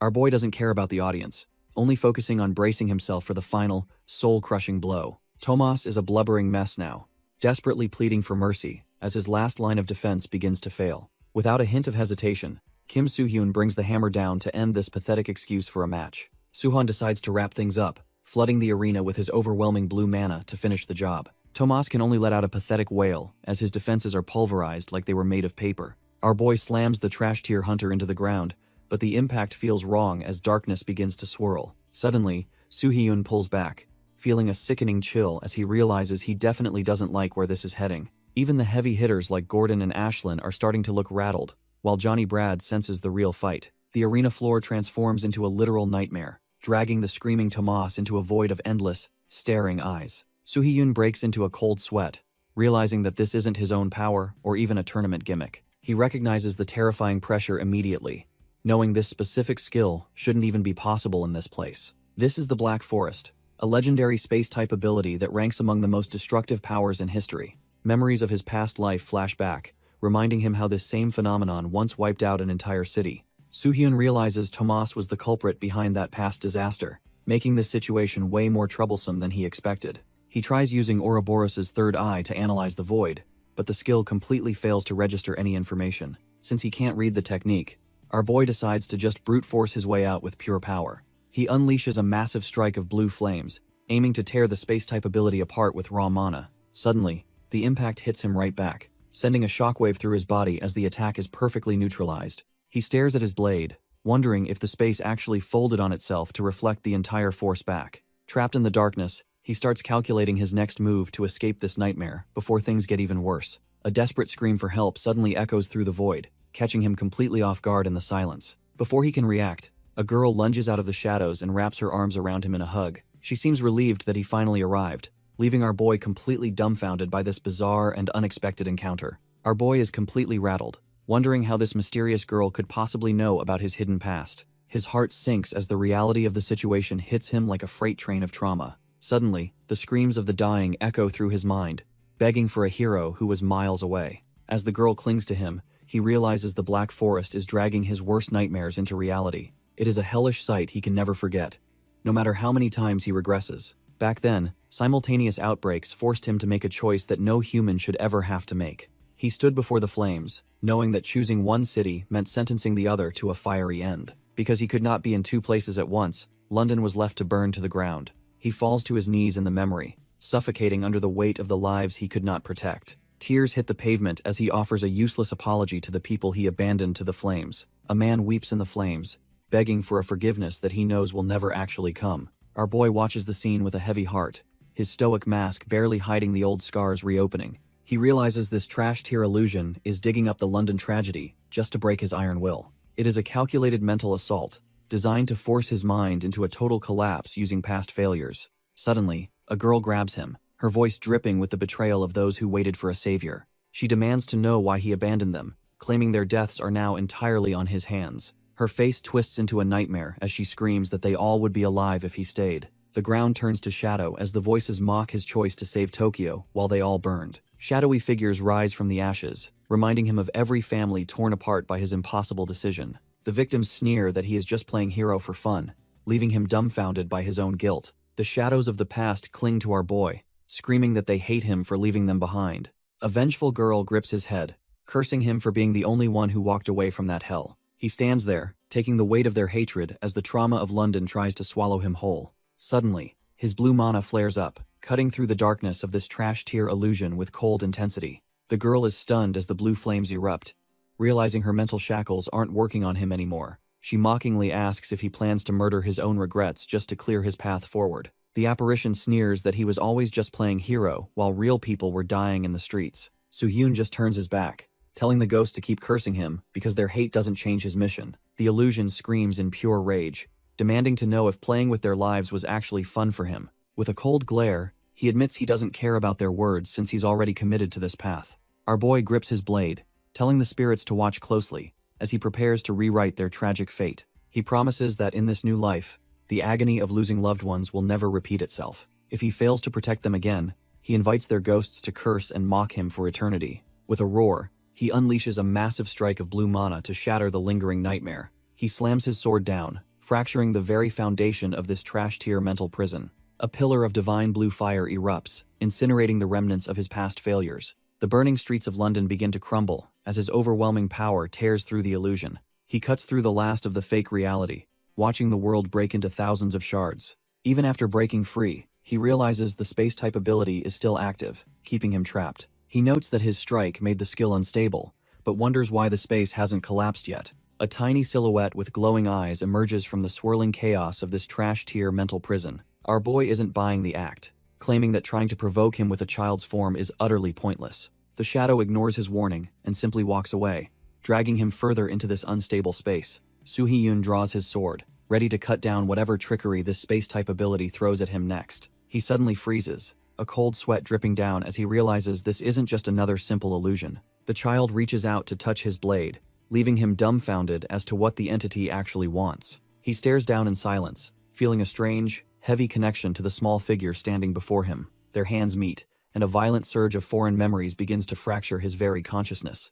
A blood-stained broken bottle flashes before his eyes, signaling the start of a dark, repressed memory. He watches a drunk, red-haired man stumble through a room, realizing he's witnessing someone's horrific past. A terrified child hides in the shadows, wondering how a father could ever treat his own blood this way. Our boy realizes he is witnessing the repressed, hellish memories of Tomas Matilas through the Black Forest's power. The memory is a never-ending nightmare where Tomas is relentlessly beaten and mocked for being a parentless bastard. No matter how much time passes, the boy remains curled in a corner, trapped in a cycle of isolation. Calendar pages flip by in a blur, but the misery of his daily life never seems to reach an end. The sheer weight of the physical and mental abuse causes Tomas' body to mature into an adult prematurely. One night, his drunken stepdad stumbles toward the fridge, growling about the lack of meat in the house. The trash-tier man realizes the kitchen is empty, and his drunken hunger quickly turns into a predatory rage. He slowly turns his gaze toward the corner, where the helpless child is shivering in absolute terror. With a sinister glint in his eye, the man decides that the boy will serve as his next meal. Our boy Tomas is paralyzed with fear, curled up as the nightmare of his childhood reaches its peak. The trash-tier stepdad reaches for a kitchen knife, his hunger for violence overriding any shred of humanity. He looms over the child with a jagged grin, finally finding the prey he was looking for. Tomas can only stare in horror, his small body trembling as the cold steel catches the light. He pathetically calls out to the man he's supposed to call father, hoping for a mercy that isn't coming. The man doesn't even see a son, only a target to vent his drunken, predatory rage upon. Without a second thought, he plunges the blade down, while the boy desperately screams for someone to save him. The monster just laughs manically, relishing the sight of blood as he completely loses himself to his madness. Covered in blood and broken beyond repair, Tomas realizes that his life is nothing but a cruel, endless joke. His survival instinct finally kicks in, screaming at him that he must run or die in this hellhole. Tomas sprints through the dark alleys, his only thought being to put distance between himself and that monster. He doesn't care where he goes, as long as it's far away from the man he once called father. Just when he thinks he's cornered, a glowing blue gate to the Tower of Trials manifests before him. Stepping through the portal, our boy finds himself in a world where the rules of reality no longer apply. Whether it's raw talent or sheer desperation, he begins tearing through the floors at a record-breaking pace. The monsters within are terrifying, but they're nothing compared to the living nightmare he just escaped. By the time he hits the 150th floor, the once terrified child has evolved into a cold-blooded killing machine. Blood-soaked and breathless, he finally finds a twisted sense of joy in the carnage of the tower's trials. But the nightmare isn't over, as the cruel hand of fate drags him back to his original reality. His drunken stepfather is already there, screaming about how ungrateful the boy is for trying to run away. Tomas is absolutely terrified, begging his monster of a stepfather to forgive him for just trying to escape. The trash-tier drunkard doesn't care, screaming that a disobedient brat needs to have the sense beaten into him. As the blow descends, our boy's trauma-induced instincts finally snap, manifesting a power he can't yet control. The abusive man freezes in his tracks, completely dumbfounded by the sudden, suffocating pressure radiating from the child. A wave of dark mana surges forward, throwing the brute back as the boy's latent potential finally awakens. Tomas stares at his hands in horror, realizing he never actually wanted to hurt anyone despite the abuse. The stepfather's rage turns to pure greed and fear as he realizes the boy has become an awakened. News of the incident travels fast, and soon the world's elite organizations take notice of this raw power. Despite being officially ranked as an S-tier powerhouse, Tomas remains a nervous wreck inside his matured body. He eventually returns home, still trapped in the cycle of trauma, and submissively announcing his return to his tormentor. The shadowy figure of his past looms over him, demanding to know what rank he finally achieved. Tomas can barely get the words out, trembling as he reveals his status as an S-rank hunter. His eyes glaze over with fear, the weight of years of abuse crashing back down on him instantly. Suddenly, the monster pulls him into a sickening embrace, claiming that everything was done out of love. The manipulator grins, asking his kind child if he can understand why he had to be so cruel. Broken and desperate for approval, Tomas asks what he can possibly do to make his tormentor even happier. The shadow mentions the upcoming ranking games, a high-stakes competition run by the powerful Godin Lohan. He orders Tomas to win the prize money, and the broken man agrees without a second thought. Kim Soo-hyun watches the pathetic display, realizing the mental scars on this powerhouse run deeper than anyone imagined. Reality hits as Tomas collapses, sobbing and begging for the imaginary blows to finally stop. Our boy promises he won't hurt him, trying to bridge the gap between their fractured worlds. Soo-hyun admits he saw those hellish memories and needs to understand the logic behind this powerhouse's submission. Tomas remains curled in a ball, his spirit completely crushed by the weight of his past. He looks up with hollow eyes, dumbfounded that anyone would actually care about his pathetic state. Soo-hyun questions why he'd ever leave the tower's safety just to return to that trash-tier excuse of a father. The broken man admits that without his tormentor, he'd be truly alone in a world that terrifies him. Seeing this level of psychological damage makes even a cold regressor like Soo-hyun pause in silence. It turns out Tomas is trapped in a cage of his own making, fueled by the fear of isolation. Suddenly, our boy reaches out, offering a path away from the shadows of that mental monster. With a rare, genuine smile, Soo-hyun asks if he's ready to leave that hell behind and join him. Tomas is completely dumbfounded, hearing that there's actually kindness left in a world he thought was purely trash tier. Our boy extends a hand, offering the broken hunter the one thing he's always craved, a real friend. Looking up, the weight of years of abuse starts to lift as he realizes he isn't alone anymore. He finally lets it all out, choosing to leave his hellish past behind and follow Soo-hyun into the light. The match ends with a withdrawal, catapulting Soo-hyun into the semifinals while his new ally celebrates like a kid. Meanwhile, Ashlyn dominates Hakjun with her ice abilities, before mysteriously dropping out of the tournament entirely. Her teammate wonders where Johnny Brad disappeared to, only to be told he had some urgent business to handle. Deep within a cosmic void, far from the arena, a different kind of power begins to stir. A mysterious presence senses an arrival, questioning if the expected guest has finally shown up in this realm. Johnny Brad kneels in respect, addressing the hidden figures as he prepares to report on his latest findings. Johnny Brad reports that he's gathered intel on every hero, yet one specific name remains a complete mystery. Hes frustrated, because there isn't a single scrap of data on Kim Sungin, our boy's previous identity. The shadowy overlords find this hard to believe, insisting the target must be hiding within his own borders. To flush him out, they decide to tear open a dimension and unleash an entire army upon his country. They want him captured alive, and Johnny Brad immediately bows, promising to carry out their dark will. Back at the arena, the hype builds as the next quarterfinal match between Godin Lohan and Park Young-yu begins. Godin is itching for a fight, eager to finally settle the score from their unfinished preliminary match. Park Young-yu is ready to go all out until a sudden vibration in his pocket kills the mood entirely. He looks a bit dumbfounded as his phone rings, Realizing this might be an urgent matter he can't ignore, he asks for a quick second to take the call, and Godin surprisingly plays it cool, letting him answer. Park Young-yu answers the phone, clearly annoyed since he's supposed to be on vacation during the games. His annoyance turns to shock when he hears a blue dungeon just spawned back home in Korea. The situation is dire, and his subordinates beg him to return immediately before things spiral out of control. Realizing duty calls, he officially withdraws, giving Godin Lohan a free pass straight into the semifinals. Meanwhile, Louis Gozman barely edges out Elena Ann, but ends up too trashed to keep fighting. With the brackets falling apart from injuries and sudden departures, the tournament organizers have to pivot fast. They announce the semifinals are scrapped, setting up a final showdown between Godin and our boy, Soo-hyun. Godin isn't surprised, admitting he knew they'd clash eventually, and offering a bit of sportsmanlike luck. Soo-hyun keeps it cool as always, returning the sentiment while preparing for their big dance tomorrow. As night falls over the arena, the stage is finally set for a clash of the titans. The room is a total dump, littered with wine bottles and the stench of a pathetic existence. Right in the middle of the trash lies a man who is clearly the definition of trash tier. Heavy footsteps approach the door as someone prepares to settle a very personal debt. A massive boom rattles the room, dragging the drunkard back into a world of pain. He wakes up, completely dumbfounded, his bleary eyes trying to process the sudden intrusion. Scrambling back in a panic, he realizes his front door has just been turned into splinters. He tries to act tough, barking out threats, and asking if the intruder is looking for a grave. His mouth is shut real quick, when a hand grabs his face and pins him to the floor. Soo-hyun stares him down, coldly explaining that he is simply a dear friend of Tomas. The abuser can only let out muffled whimpers, as he realizes his nightmare has just begun. The door slams shut as the long-overdue retribution for years of torment finally begins in that dark room. Once the job is finished, the heavy silence left behind carries the weight of a life forever changed. Our boy didn't just break his legs, he exposed the trash-tier monster as a serial killer facing execution. Fast forward to the day of the finals, where the entire arena is buzzing with pure, unfiltered hype. The stands are overflowing with hunters and scouts, all waiting to witness the birth of a new legend.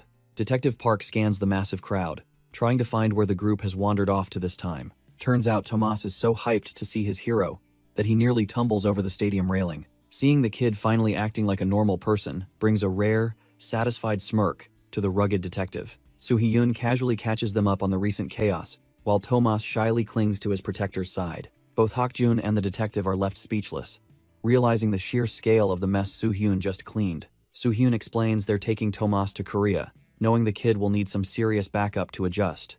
Hakjun is hyped for a new brother, but the detective warns him to show some respect to his senior. Our boy promises to handle the housing situation, while Tomas continues to use him as a human shield. Detective Park officially welcomes the kid to the team, hoping to ease some of that lingering tension.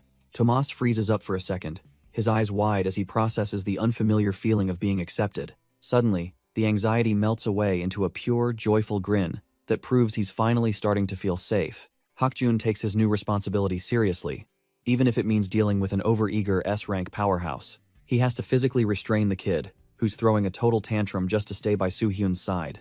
As they scout for seats, the detective just ignores the chaos of Hakjun wrestling with their new friend. With the group settled, the detective's mind drifts toward the finals, and who could possibly win this thing? Adel scoffs, knowing our boy is the only one actually worth watching in this trash-tier arena. Detective Park freezes, realizing the man sitting right there is the same monster who nearly killed Hakjun. Hakjun has his hands full, trying to keep a struggling Tomas from causing a scene in the stands. The cold-eyed hunter doesn't even flinch at the noise, his mind focused on his own lingering injuries. Tomas suddenly goes quiet, his trauma-honed instincts warning him that this stranger is cut from a different cloth. Adel remains stoic, his silence speaking volumes about how little he cares for the detective's nervous presence. The kid can't look away, sensing a terrifying familiarity in the way this man carries himself. Adele bluntly tells them to get lost, reminding them that they aren't exactly on friendly terms. Sensing the rising heat, the detective quickly drags the group away before things get messy. Adel is left alone with his thoughts, looking completely dumbfounded by the chaotic energy of Soo-hyun's crew. Adele Castle looks down, admitting he went way too far during their previous high-stakes match. He offers a rare apology, surprising everyone with a sudden shift in his usually cold, arrogant demeanor. Walking away, he brushes it off by claiming he was simply too weak to control his own power. He vows to return even stronger, determined never to taste the bitterness of defeat on this stage again. Hearing this, Tomas bursts into a fit of manic laughter, clearly finding the whole dramatic situation hilarious. Choi Hakjun quickly hauls the loudmouth away, while Detective Park begs him to finally shut his trap.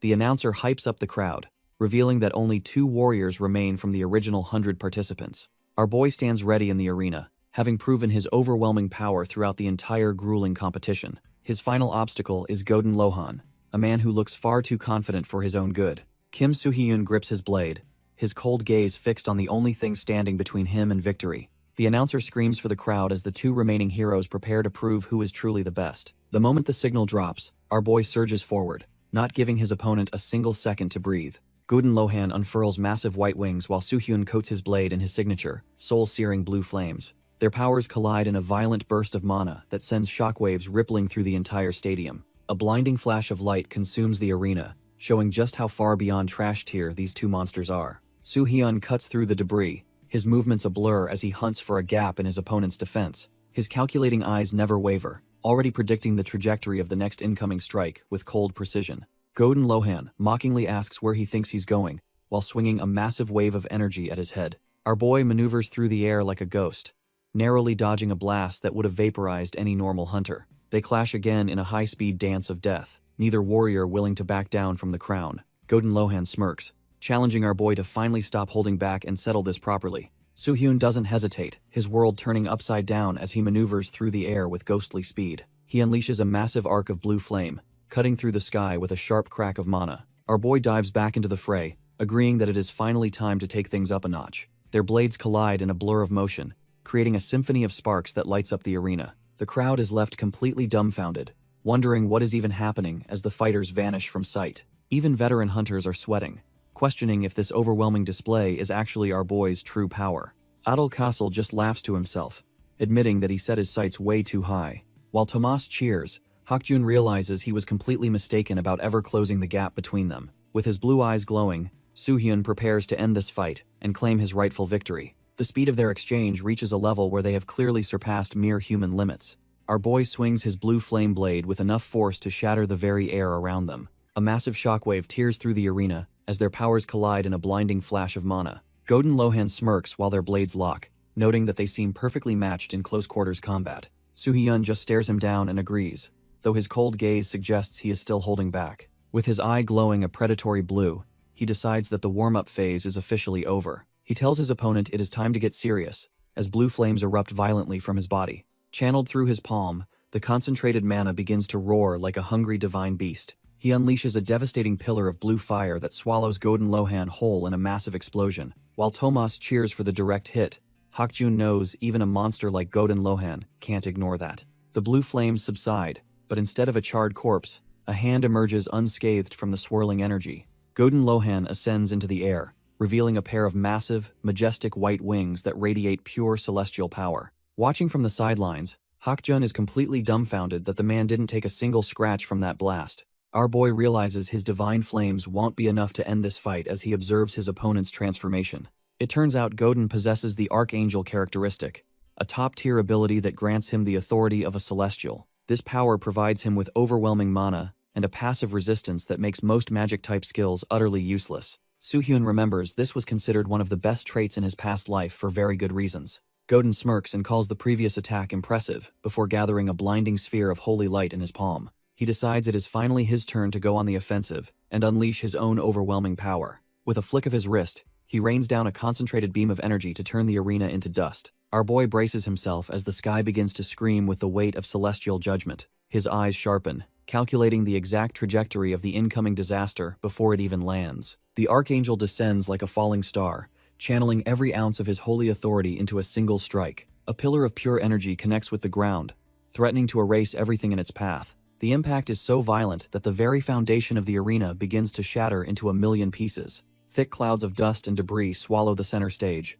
leaving the crowd in a state of absolute silence. Hakjun struggles to keep his footing, blinded by the shockwave that feels like a physical wall of pressure. Floating above the carnage, the blonde hunter looks down, convinced that no human could survive such a trash-tier ending. The spectators are completely dumbfounded, whispering that it would take a literal miracle to walk away from that.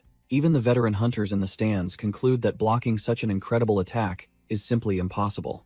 The smoke clears, but instead of a corpse, a terrifying purple aura begins to surge from the crater. Our boy stands tall, his eyes glowing with a cold light that says he is just getting started. Godin's jaw drops as he realizes his ultimate strike did not even leave a scratch on his opponent. He starts sweating, wondering if this is the same overwhelming fear his own victims feel before they break. Suddenly, the massive Great Serpent manifests behind Suhyun, dwarfing the arena with its sheer predatory pressure. By summoning the third eye, he forces Ouroboros into a physical state to skyrocket his mana and stats. Suhyun admits to himself that he never expected to pull out this trump card so early in the game. He looks at the winged hunter and asks if he is still interested in seeing a much bigger world. With a sharp smirk, our boy asks if this terrifying view finally satisfies his opponent's curiosity. Godin can only grit his teeth, realizing he is no longer the predator in this high-stakes hunt. Godin finally admits that this overwhelming power is exactly the peak he's been searching for his whole life. A primal chill runs down his spine as the sheer scale of the situation finally begins to sink in. Looking at our boy floating in that divine light, Godin realizes he's finally found a path to transcendence. Driven by a desperate hunger for more power, he pushes his limits to reach that unreachable height. He unleashes his ultimate skill, Divine Punishment, hoping his massive light blade can actually pierce the beast. With a crazed look, he declares that today is the day he finally becomes the absolute best. Suhyun just stands his ground, gathering his mana as his blade crackles with a terrifying purple energy. His eyes glow with a predatory light as he calmly signals that his counterattack is finally beginning. The massive sword of light crashes down, aiming straight for the gaping maw of the summoned serpent. The divine strike pierces deep, yet the predator remains unfazed as the true battle for dominance begins. The collision of their powers creates a massive shockwave that rocks the entire stadium to its core. As the dust begins to settle, the crowd holds their breath, wondering who survived that insane clash. Godin Lohan coughs through the thick smoke, his lungs burning as he tries to locate his opponent. He starts questioning if his ultimate strike actually landed, feeling a strange sense of unease creeping in. The divine light continues to tear through the purple scales, seemingly shredding the manifestation of the predator. It looks like the Great Serpent is finally being overwhelmed by the sheer weight of Godin Lohan holy power. The beam pierces right through the beast's neck, leaving a gaping hole of pure, white-hot energy. Godin Lohan lets out a triumphant grin, convinced that he has finally proven himself as the strongest hunter alive. The purple manifestation shatters into pieces, dissolving into nothingness under the pressure of the divine strike. But as the smoke clears, a cold blade emerges, proving that our boy wasn't even breaking a sweat. Godin Lohan's eyes widen as he spots our boy reflecting in his pupil, realizing he's in deep trouble. Before he can react, Kim Soo-hyun lunges forward with a strike fueled by pure, concentrated mana. It finally clicks for Godin that the massive serpent was just a high-tier distraction to mask the real threat. Our boy descends like a god of death, his eyes glowing with the terrifying purple light of Ouroboros. Godin feels a sharp sting across his chest, left dumbfounded that his defense was trashed here against this strike. Kim Soo-hyun doesn't give him a second to breathe, his expression cold and calculated behind the swirling energy. He slams his blade down with amplified mana, completely shattering Godin's remaining confidence and composure. The impact sends Godin reeling, his mind racing as he struggles to understand how he was so easily outclassed. He lets out a hollow laugh, finally seeing the true wall that stands between him and the top. Coughing up blood, Godin admits to himself that, in the end, he was never even in the same league. Godin is left dumbfounded and admits defeat, realizing he's just a relic compared to the monster before him. Our boy just stares back with a cold, stoic gaze, completely unfazed by the total destruction he caused. The arena is a literal wasteland now, proving the gap between them was wider than anyone ever imagined. Up in the stands, the trash-tier spectators are losing their minds because the mana is completely blinding them. Choi Hak-jun and the detective are sweating bullets, terrified that their friend might have been caught in the blast. Suddenly, Tomas starts cheering like a madman, his instincts telling him that his savior has definitely won.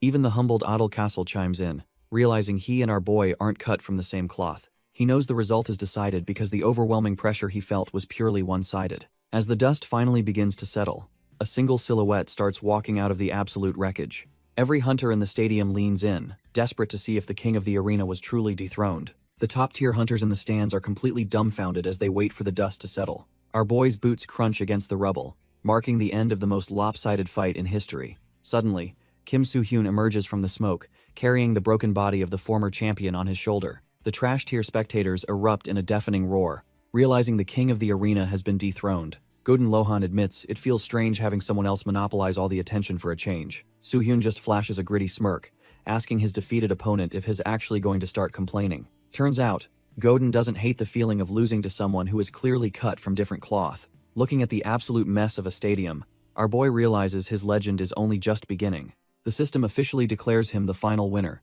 cementing his status as the world's most terrifying regressor.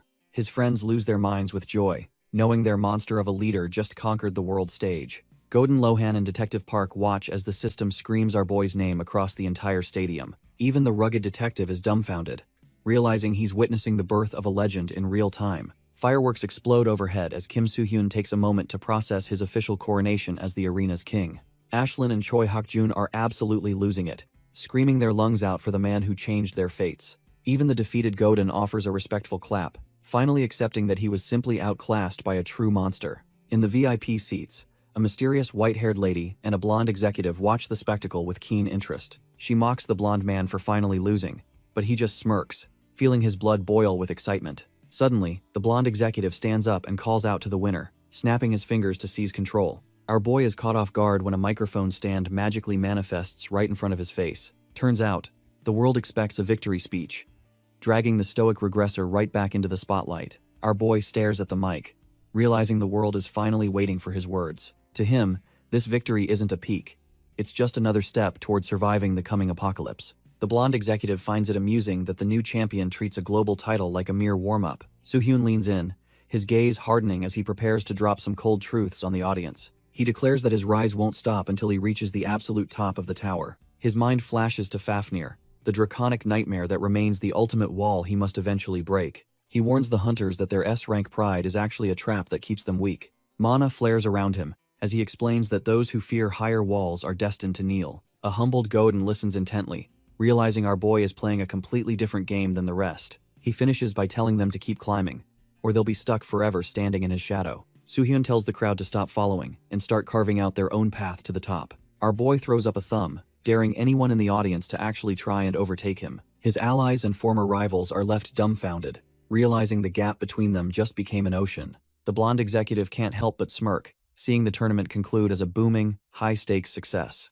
As the city lights flicker, the world begins to grapple with the birth of a new, terrifying legend. Finally, Soo-hyun receives the adamantium, the glowing prize that makes all the bloodshed worth the effort. He knows this isn't just a trophy, it's the final piece of the puzzle he's been hunting. With this orb, he can finally manifest Balmung, the god-tier weapon needed to end the coming apocalypse. Meanwhile, the Korean Association gathers in a tense meeting to handle a situation that's spiraling out of control. The lead official drops the bombshell that the Twin Blue Dungeons are the next nightmare they have to face. Twin Blue Dungeons manifest over the bridge, signaling a disaster that could dwarf everything they've seen. The association is in full panic mode as they realize these portals appeared simultaneously in the same area. The lead official stares at his screen, sweating because the projected outbreak timing is a total nightmare. He tells the higher-ups that they only have a few weeks, maybe less, before the gates burst open.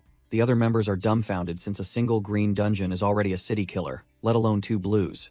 It gets worse because almost every heavy hitter is currently occupied with the global ranking games. Without their top-tier hunters, the estimated time to clear these gates is just way too long. He knows that if they don't strike fast, they won't have a city left to defend. A grim vision of Seoul reduced to a burning wasteland flashes through his mind, fueling his desperation. They wonder if Kim Soo-hyun can make it back in time, but the timing couldn't be any worse. The lead official insists they need a solid raid plan before the gates blow wide open. Suddenly, a cocky voice cuts him off, asking why he is acting like a scared rookie. Turns out it is Kwon Jae-hoon, the S-rank leader of the Haho Mask Guild, looking completely unbothered. The official snaps back that the discussion is finished, clearly not in the mood for Jae-hoon's trash-tier games. Jae-hoon just smirks, reminding him they already agreed to let Kim Soo-hyun lead the entire raid. However, his gaze turns sharp as he points out they cannot just wait around for a no-show. Another high-ranking player chimes in, laughing as he backs up Jae-hoon's impatient logic. This is Lim Chung-hoon, a top-tier guildmaster who clearly thinks they have waited long enough for our boy. He suggests that their combined forces should just head in as the advance party right now. The official adjusts his glasses, finally realizing these guys are just looking for an excuse to seize control. The Awakened Society claims to protect rights, but they've devolved into a greedy organization only hunting for profit. The association official sees right through them, knowing they're just after the fame and rewards of the Blue Dungeons. He firmly shuts them down, stating that letting them lead is something that simply cannot happen. He explains the association prioritizes citizen safety and demands a much more certain plan before moving forward. If their trash-tier advance party fails, the official warns it could trigger the dungeon outbreak even sooner. He asks for objective resources to prove their capability, clearly doubting they have anything of value. Lim Chung-hoon just laughs and slams a thick file onto the table, claiming they already have the proof. The official is dumbfounded as he picks up the document, realizing these guys actually came prepared. Lim Chang-hoon explains they secured this data directly from the American Association to prove their worth. He boasts that since they succeeded in LA despite interference, Korea's strongest force definitely won't fail now. The official is sweating bullets, realizing the data in front of him is actually the real deal. Lim Chang-hoon wears a smug grin, knowing he has successfully backed the government into a corner. He keeps his hand firmly on the files, making sure they understand who truly holds the cards. The official desperately argues that for a blue dungeon, they absolutely need Kim Soo-hyun to ensure safety. Kwon Jae-hoon finally snaps, releasing a wave of toxic green mana that begins to fill the entire room. The sheer pressure makes the officials choke, realizing they have severely underestimated the monster sitting before them. The rest of the staff panics, screaming for him to withdraw his mana before he levels the building. He glares at them with cold, predatory eyes, warning everyone in the room not to move. The guildmaster admits he is in a foul mood and is just itching to crack some skulls. One association member tries to act tough, barking back even though his knees are likely shaking. One association member tries to jump into the fray, but a booming voice tells him to stand down. Hess clearly frustrated, demanding to know if his captain really expects him to just sit this one out. Suddenly, the atmosphere shifts as a massive, suffocating pressure begins to drown out everything else in the room. Kwon Jae-hoon narrows his eyes, sensing a power that's actually worth his attention for once. Park Young-yu steps forward, his red mana flaring up as he commands the room to shut their mouths. The two titans clash with their auras, leaving the trash tier staff members trembling on the floor in terror. It's a silent standoff between two monsters who are clearly cut from the same cloth of absolute power. Lim Chang-hoon breaks into a cold sweat, recognizing the man before them as the association's ultimate trump card. He realizes that crossing a beast like Park Young-yu right now would be a complete suicide mission. Trying to save face, the vice president plays the diplomat and begs everyone to just play nice. Lim Chang-hoon desperately whispers that they have nothing to gain by knocking heads with the association right now. Kwon Jae-hoon isn't listening, his pride as a top-tier guildmaster clearly taking a massive hit. He glares at the association's strongest weapon, feeling the weight of that suffocating red aura. Park Young-yu remains completely unfazed, his eyes hidden behind dark lenses as he coldly evaluates the situation. He admits he knows their potential but insists on preparing for a total nightmare scenario first. The association won't move on the twin blue dungeons until they are absolutely certain of success. This perceived insult is the final straw for Kwon Jae-hoon, who slams his chair back in a rage. He gets right in the Titan's face,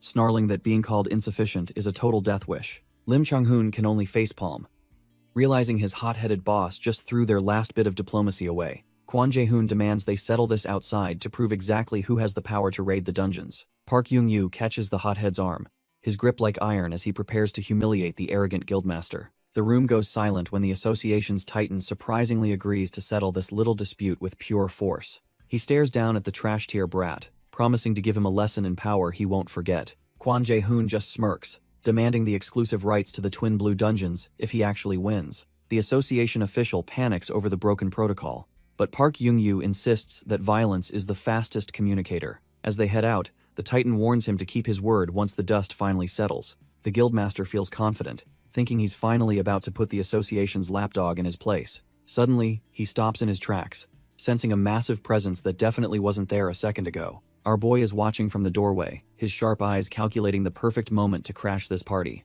Kim Soo-hyun walks in with his crew, casually demanding a seat at the table for this dungeon raid. Our boy enters with that signature smirk, looking like he's already 3 steps ahead of everyone. Kwon Jae-hoon is completely dumbfounded, wondering how the hell he finished the ranking games so fast. Soo-hyun casually explains that he managed to secure some high-tier help to bypass the usual travel time. Turns out Godin Lohan handed over a rare artifact.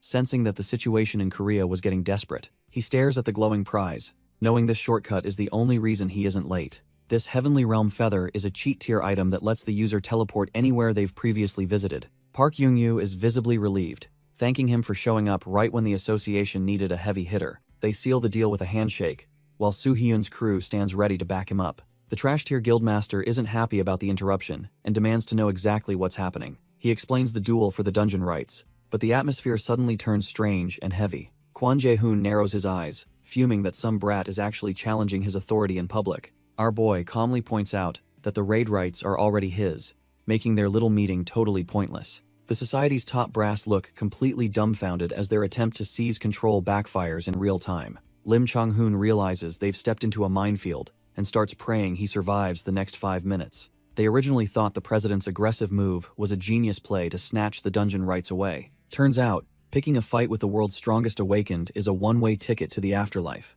Soo-hyun recalls how these trash-tier politicians caused nothing but trouble in his previous timeline and feels zero pity. Park Young-yu apologizes for the chaos, acknowledging that the bridge between the two factions is officially burned. He reaches for his weapon, the metallic shing echoing through the room as tension reaches a breaking point. The association's strongest force decides to settle the score personally, ready to put these arrogant fools in their place. Our boy decides the society is far too annoying to keep around and needs a quick cleanup. Kwon Jae-hoon and his vice president can feel the pressure mounting as the room turns ice cold. Soo-hyun suggests a duel to settle who gets the rights to the Twin Blue Dungeons once and for all. The society leaders are absolutely dumbfounded by the audacity of such a high-stakes gamble. Jae-hoon claims it's a blatant threat, but Soo-han reveals he isn't even the one stepping into the ring. He points right at Hak-jun, nominating his loyal ally to take on the society's best instead. Hak-jun stands there looking like a deer in headlights, wondering when he signed up for this suicide mission. He screams in confusion while the rest of the group watches the chaos unfold with mixed expressions. Everyone relocates to the training ground, with only 5 minutes left to prepare for the unexpected showdown. Hak-jun begs for an explanation, but Soo-hyun just laughs it off, claiming he acted on pure instinct. Park Young-yu approaches our boy, clearly feeling the weight of the messy situation they have landed in. He offers a sincere apology, admitting that his own actions are what caused this whole mess to boil over. Soo-hyun just shrugs it off, knowing those trash-tier society members would have been a headache regardless of this incident. He explains that asserting dominance now is the only way to keep the society from sabotaging the upcoming raid.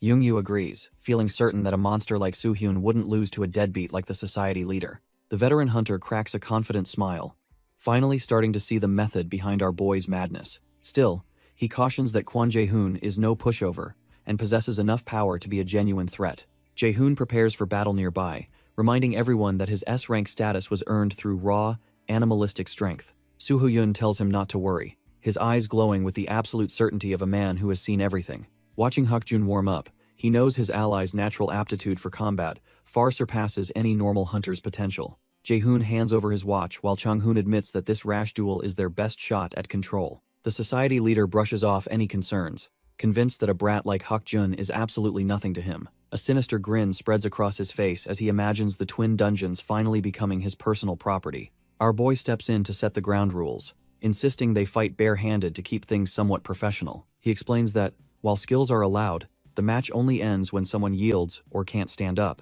Jae-hoon and Hak-jun lock eyes, the air crackling with the tension of two predators ready to tear into each other. They take their stances in the empty arena, both waiting for the slightest opening to end the fight instantly. The match begins and Jae-hoon lunges forward with a burst of speed that catches everyone off guard. Hak-jun is momentarily dumbfounded by the sheer velocity of the strike, realizing his opponent isn't just talk. A heavy thud echoes through the hall as Jae-hoon's fist slams into Hak-jun's guard with bone-shattering force. Jae-hoon follows up with a devastating kick that sends Hak-jun reeling across the training ground. Hak-jun grits his teeth, acknowledging that while his opponent is faster, speed alone won't win this fight. He manages to catch a heavy punch, the impact vibrating through his arms as he stabilizes his stance. The two trade blows in a blur of motion, neither willing to give an inch in this brawl. Hak-jun prepares a counter, convinced that landing just one solid hit will turn the tide in his favor. Suddenly, the air shifts and Hak-jun finds himself swinging at nothing but empty space and lingering shadows. Panic sets in, as he realizes Jae-hoon has completely vanished from his line of sight in an instant.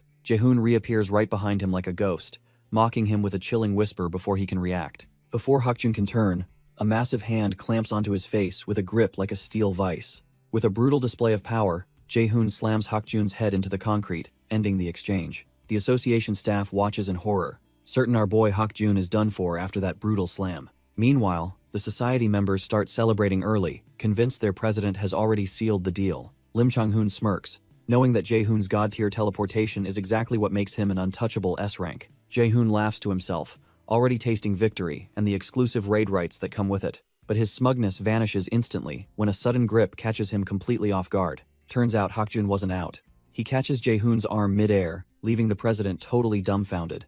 Hak-jun stares him down, coldly noting that while Jae-hoon is fast, his actual power is pretty trash tier. Jae-hoon starts sweating buckets, unable to believe the insane physical strength pinning him in place. The tables turn in a heartbeat as the supposed predator becomes the prey in this high-stakes brawl. With a massive surge of power, Hak-jun flips the script and slams the president right back into the dirt. Jae-hoon hits the floor with a bone-shattering thud, his S-rank pride completely crushed by the impact. The spectators are left totally dumbfounded, unable to process how the society's president just got folded so easily. Our boy Soo-hyun just smirks, satisfied that his gamble on his students' growth paid off perfectly. The arena falls into a panicked hush as the society's top dog lies motionless in a massive crater. Chang-hoon rushes over in a frenzy, relieved to find that while his boss is out cold, he's breathing. He sweats buckets while staring at the victor, realizing Hak-jun's monster-tier potential far exceeds any ordinary S-rank. While the society panics over losing their precious raid rights, Soo-hyun's crew celebrates the massive upset victory. Hak-jun finally snaps out of his battle trance, shouting about how terrified he was of things going south. Soo-hyun just gives him a reassuring pat, apologizing for putting so much pressure on his shoulders during the fight. He offers a confident grin, telling him he knew he wouldn't lose for a single second. Hak-jun is stunned by the praise, feeling the weight of his master's hand on his head. He tries to act tough, vowing to surpass his mentor, but Soo-hyun immediately shuts that fantasy down.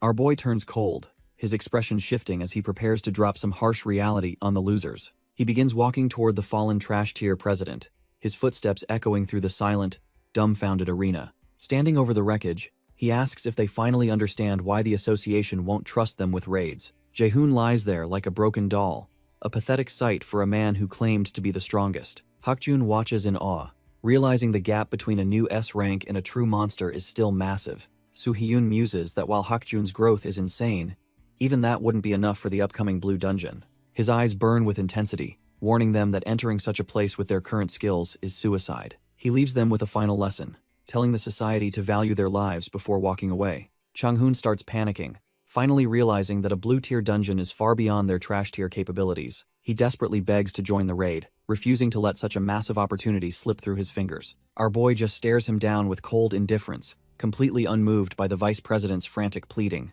Chang-hoon even offers to surrender most of the merits, thinking he can buy his way into the team. Soo-hyun cuts him off mid-sentence, his gaze sharpening as he prepares to ask a much deeper question. He wonders if these people honestly believe dungeons are just a shortcut to fame and easy money. Hak-jun watches from the sidelines, dumbfounded by the sheer weight of the authority radiating from his mentor. Even Park Young-gyu feels the pressure when Soo-hyun mentions the world being swallowed by these gates. His eyes burn with intensity, demanding to know if they've ever truly considered the scale of the threat. Leaning in, he warns Chang-hoon that dismantling their pathetic society would be easier for him than breathing. Lim Chang-hoon is absolutely losing it, his face pale as he realizes his pathetic excuses won't save him now. Collapsing to the floor, the trash-tier vice president truly believes his life is about to end right here. He starts pathetically begging for mercy, his voice trembling while he desperately hopes for a shred of pity. Our boy just stands there, radiating a suffocating purple pressure that forces the coward to offer a frantic apology. Soo-hyun coldly warns him that this is his final warning, and any further mistakes will be his last. Later, a heavy silence fills the room as Soo-hyun meets with the association's strongest force to discuss their move. Park Young-gyu can hardly believe his ears, questioning if the young hunter is actually being serious about his proposal. While casually sipping his drink, Soo-hyun confirms his plan to dive into the lethal blue dungeon completely solo. He suggests splitting the burden, leaving the other gate to the rest of the team while he handles the worst. Young-gyu immediately objects, worried that such a reckless gamble might lead to a total disaster for everyone involved. Our boy doubles down on his plan, insisting that he needs to handle this dangerous mission completely solo. He then instructs Park Young-gyu to leak the news of his solo raid to the press immediately. 2 hours after the duel ends, a car speeds through the city as the trap begins to set.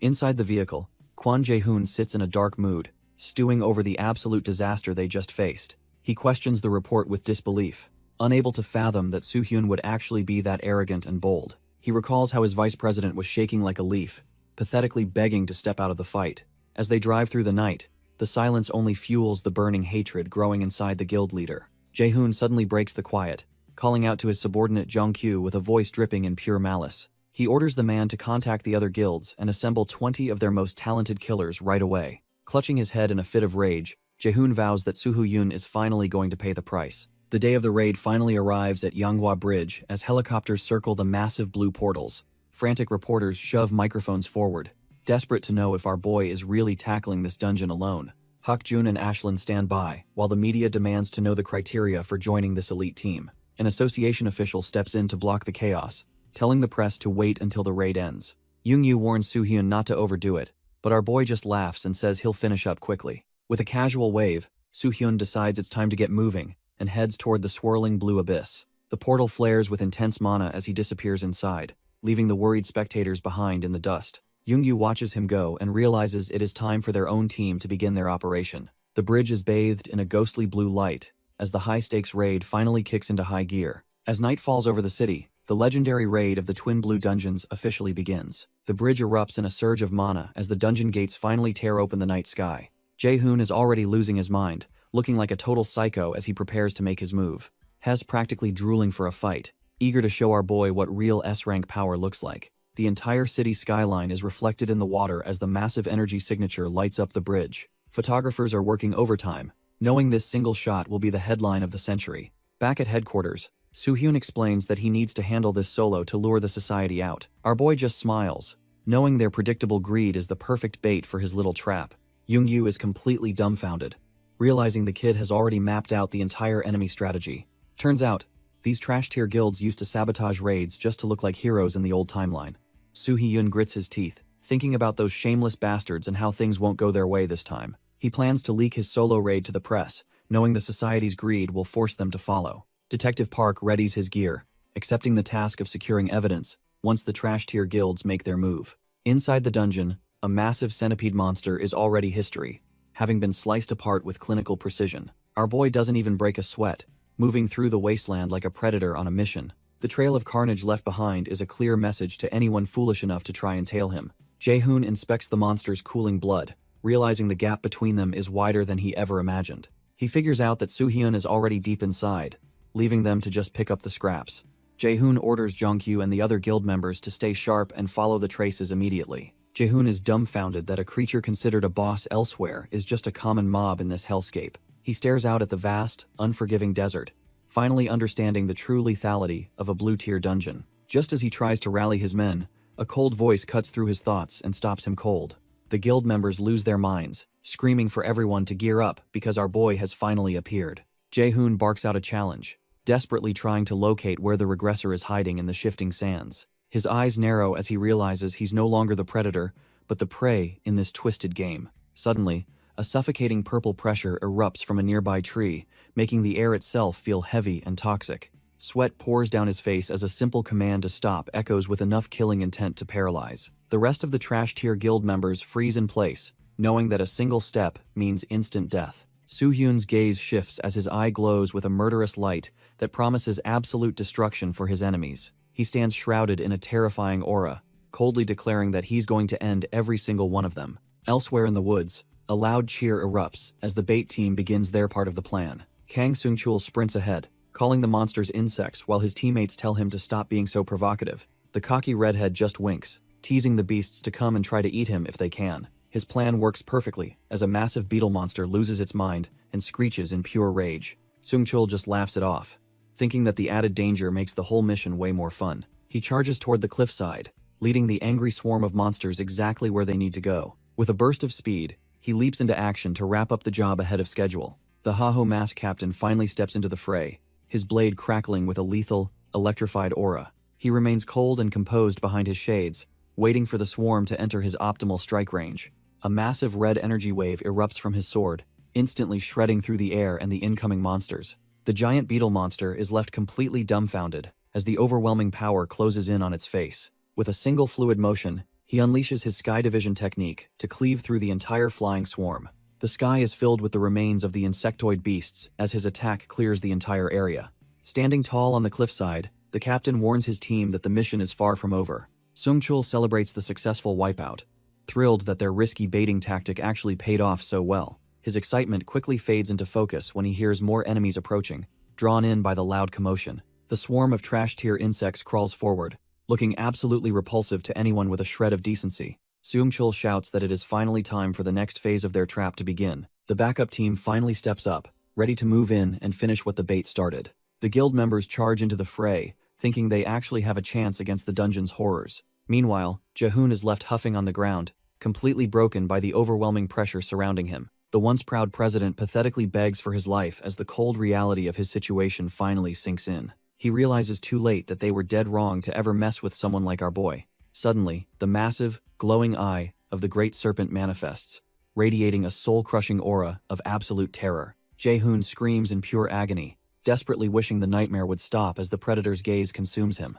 Jae-hoon looks up in horror, Realizing our boy has been watching his pathetic breakdown the whole time, he is completely dumbfounded, unable to process how the situation flipped so fast in this dark pit. Soo-hyun just stares back with cold eyes, looking like a god compared to this trash-tier president. Jae-hoon tries to laugh it off, desperately hoping that soul-crushing serpent was just some cheap illusion. But as he looks around the dark cave, he realizes he is trapped in a literal nightmare. All his pride vanishes as he pathetically begs for someone to save him from the encroaching shadows. Suddenly, a massive centipede monster lunges out, snatching up one of his men like a light snack. Jae-hoon freezes in terror, his mind finally snapping as the true horror of the dungeon sets in. He realizes too late that he is surrounded by predators, and there is no escape for him. Jae-hoon looks back in pure horror, realizing the sheer number of monsters is way beyond his league. He starts trembling as the reality of his worst-case scenario finally sets in. Looking up at our boy, the trash-tier president desperately asks where they have been brought. Soo-hyun just gives a cold look, explaining that his skill is the only thing keeping them alive.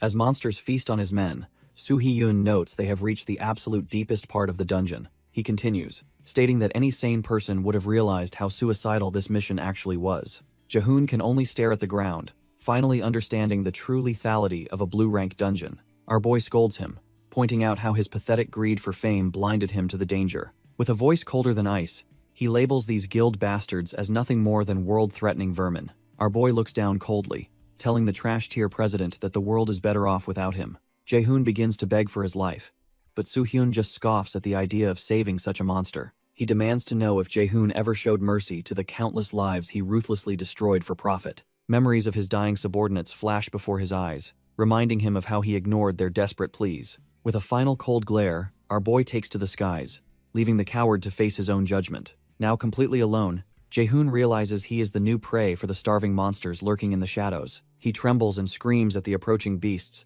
but his authority means nothing in this hellish dungeon depth. As a massive centipede opens its jaws, Soo-hyun's voice reminds him of the suffering he inflicted on others. The president's face turns pale as he finally understands that his reign of terror ends right here in agony. The dust finally settles over the battlefield as the sound of the final monster's collapse echoes through the trees. Sung-chul leans over, gasping for air after pushing his agility to the absolute limit to lure those beasts. Looking at the mangled remains of the centipedes, the surviving hunters realize just how close they came to death. Despite the blood on his coat, Sung-chul forces a laugh, wondering if their contribution was finally enough for Soo-hyun. His comrade agrees, though the sheer exhaustion in his eyes shows he never wants to do this again. The captain watches the carnage, internally questioning if the monsters or our boy is the real nightmare here. He remains silent, his sharp gaze fixed on the two young powerhouses who are still full of energy. Ashlyn and Hak-jun start bickering over loot, proving these two monsters are definitely cut from the same cloth. Ashlyn screams that the prize belongs to her, her mana flaring up with those terrifyingly sharp battle instincts. The captain realizes Hak-jun's raw power is growing so fast that he might soon surpass even a veteran. The captain decides it's finally time to call it a day after that chaotic monster hunt. He orders everyone to reorganize and set up a night watch, just in case more trash-tier mobs appear.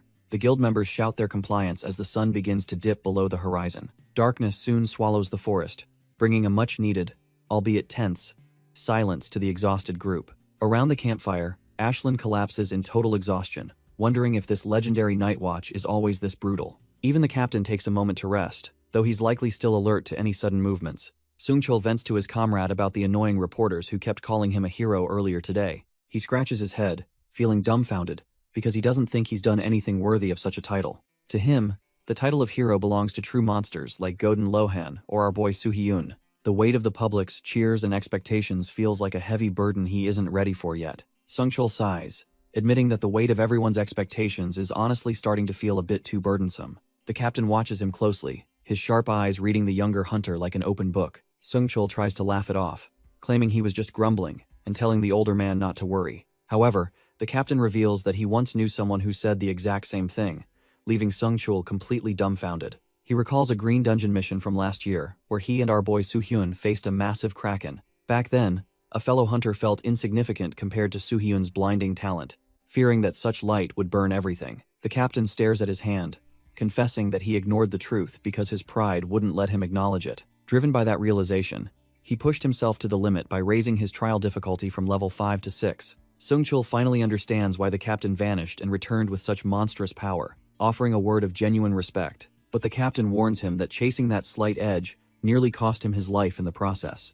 The captain admits his talent reached its absolute limit, leaving him broken and leaning on his blade. He confesses that, without our boy Soo-hyun stepping in, he wouldn't even be standing here today. A heavy silence falls as he reflects on the gap between a regular hunter and a true monster. Realizing his own weakness made him feel like there was no place for him by Soo-hyun's side. Soon-chul listens intently, finally seeing the vulnerability behind the man he once thought was invincible. Everything changed when he heard the weight behind Soo-hyun's words, revealing a burden no one else could carry. He finally understood that Soo-hyun wasn't fighting for glory, but to drag everyone toward a better future. The Regressor's sole mission is to stop the coming apocalypse and prevent the world's total destruction. Watching him shine so brightly was both inspiring and terrifying, like a sun that could scorch anything close. The captain looks toward the moon, overwhelmed by the sheer scale of the destiny Soo-hyun is shouldering. The captain decides that even if he gets burned by that light, he's going to follow our boy. Hearing this, Soon-chul is completely dumbfounded, realizing the depth of the older man's conviction. He scoffs and mutters about how unfair it is for the captain to sound so cool right now. If the captain is going that far, Soon-chul realizes he'll have to run just as hard to keep up. Under the moonlit sky, they both agree that worrying about a monster like Soo-hyun is a waste. Instead of worrying about him, they realize the real pity should be reserved for his enemies. Deep in the shadows, the dungeon monsters are already being slaughtered like trash-tier mobs in a total massacre. Meanwhile, Soo-hyun reaches out and places his blood-stained hands against a massive, cold stone gate. He stares up at the towering entrance, wondering if he has finally reached the boss room. Standing alone before the massive doors, our boy prepares to face whatever nightmare is waiting inside. Soo-hyun worries that Fafnir might show up way earlier than expected because of the dungeon's rapid growth. Stealing his resolve, our boy pushes against the heavy stone to see what's waiting for him. As the massive gates creak open, a blinding light spills out, signaling the start of the final trial. Suddenly, a red blur lunges at him with insane speed, catching the regressor completely off guard. He barely manages to twist his body mid-air, narrowly avoiding a strike that could have ended his run. Landing in a defensive crouch, he charges his mana, shocked that anything could still be alive in here. His eyes widen in disbelief as he realizes the presence before him isn't a trash-tier monster. A familiar draconic face stares back at him, radiating a warmth he didn't expect to find. It turns out to be Mir, who lets out a happy chirp while lunging for a playful reunion. Soo-hyun just laughs through his sweat, realizing his loyal companion is just really excited to see him. Soo-hyun struggles to stay upright while his dragon companion covers him in a barrage of slobbery licks. Wiping his face, our boy realizes that a bigger body unfortunately comes with a massive increase in saliva. He asks if the growth spurt is finally finished, sensing that Mir now understands human speech much better. The regressor wonders if this evolution is enough to keep Mir from being a trash-tier support in battle. Mir is completely dumbfounded when his master notes that his new size is actually quite underwhelming. Seeing his friend sulk, Soo-hyun desperately tries to fix his mistake by calling the current size absolutely perfect. Mir isn't having it, and points toward the exit, determined to show off his true combat capabilities. Our boy agrees that raw size isn't everything, and prepares to open the path to the next floor. He leans into the heavy stone door, curious to see just how much the divine beast has evolved. As the gateway creaks open, the regressor steps forward into the blinding light of the next challenge. A massive centipede monster blocks the path, looking like a real trash-tier obstacle for our boy. Its glowing red eyes lock onto them, radiating a hunger that would make any normal hunter freeze. The beast shrieks in fury, ready to tear through anything that dares enter its territory. Soo-hyun just smiles and tells Mir it is time to show off that new draconic breath. Mir takes a deep breath and unleashes a torrent of high-tier flames that lights up the entire room. Even the regressor is dumbfounded by the sheer heat, realizing his companion has truly evolved. The monster stands no chance as the fire consumes its segmented body, turning it into literal ash. Wiping sweat from his brow, Soo-hyun wonders if he actually underestimated the little guy's potential. Mir stands tall amidst the embers, looking every bit like the legendary divine beast he was born to be. With the threat gone, the dragon strikes a proud pose, clearly satisfied with his own destructive performance. Our boy is completely dumbfounded, wondering if the little dragon really just unleashed that much raw power. The surrounding area is nothing but scorched earth, leaving everyone questioning how such destruction was even possible. In the distance, the exhausted hunters finally spot the glowing blue exit, signaling the end of their nightmare. Park Young-yu breathes a sigh of relief, acknowledging that the grueling raid has finally come to a close. He notes that despite the 3-day struggle, they managed to survive without a single casualty among them. The veteran realizes the success is largely due to the incredible performance of Ashlyn and Sung-chul. Seeing their growth makes him realize he needs to step up his own game to keep pace. He dismisses the group, promising that the valuable ether stones will be distributed once they are processed. With the mission complete, he steps through the shimmering gate to return to the human world. He emerges back in the city, where Detective Park and the media are waiting for the legendary survivors. The association official commends our boy for finishing the raid, but Soo-hyun knows the real work is just beginning. He remains stoic, telling the official that everything is fine despite the chaotic situation they just escaped. Even a veteran like Park Young-yu is left dumbfounded, struggling to process how Soo-hyun finished the job so quickly. Under the cover of night, the narrative shifts to a quiet workshop where a legendary master is waiting. The master blacksmith nearly loses his mind when he sees the glowing orb of pure adamantium in his hands. Our boy just shrugs it off, explaining he secured the rare material as a prize from the ranking games. The old man is visibly shaken, realizing he is holding a treasure that most hunters only see in myths. He falls into a stunned silence, his craftsman heart racing at the thought of working with such perfection. Suddenly snapping back to business, the smith gestures for Soo-hyun to hand over his primary weapon, the gram. Soo-hyun passes the blade over, ready to see his gear transformed from high tier to something truly god tier. The master blacksmith takes hold of the sword, his eyes narrowing as he feels its legendary weight. He carefully inspects the edge, noting that the blade is surprisingly worn down from Soo-hyun's relentless battles. Despite the damage, the old man sees the potential to turn this piece into a true god-tier relic. He starts to ask for a month of time, but his craftsman pride suddenly makes him reconsider. The smith demands half a year instead, promising to forge the greatest masterpiece the world has ever seen.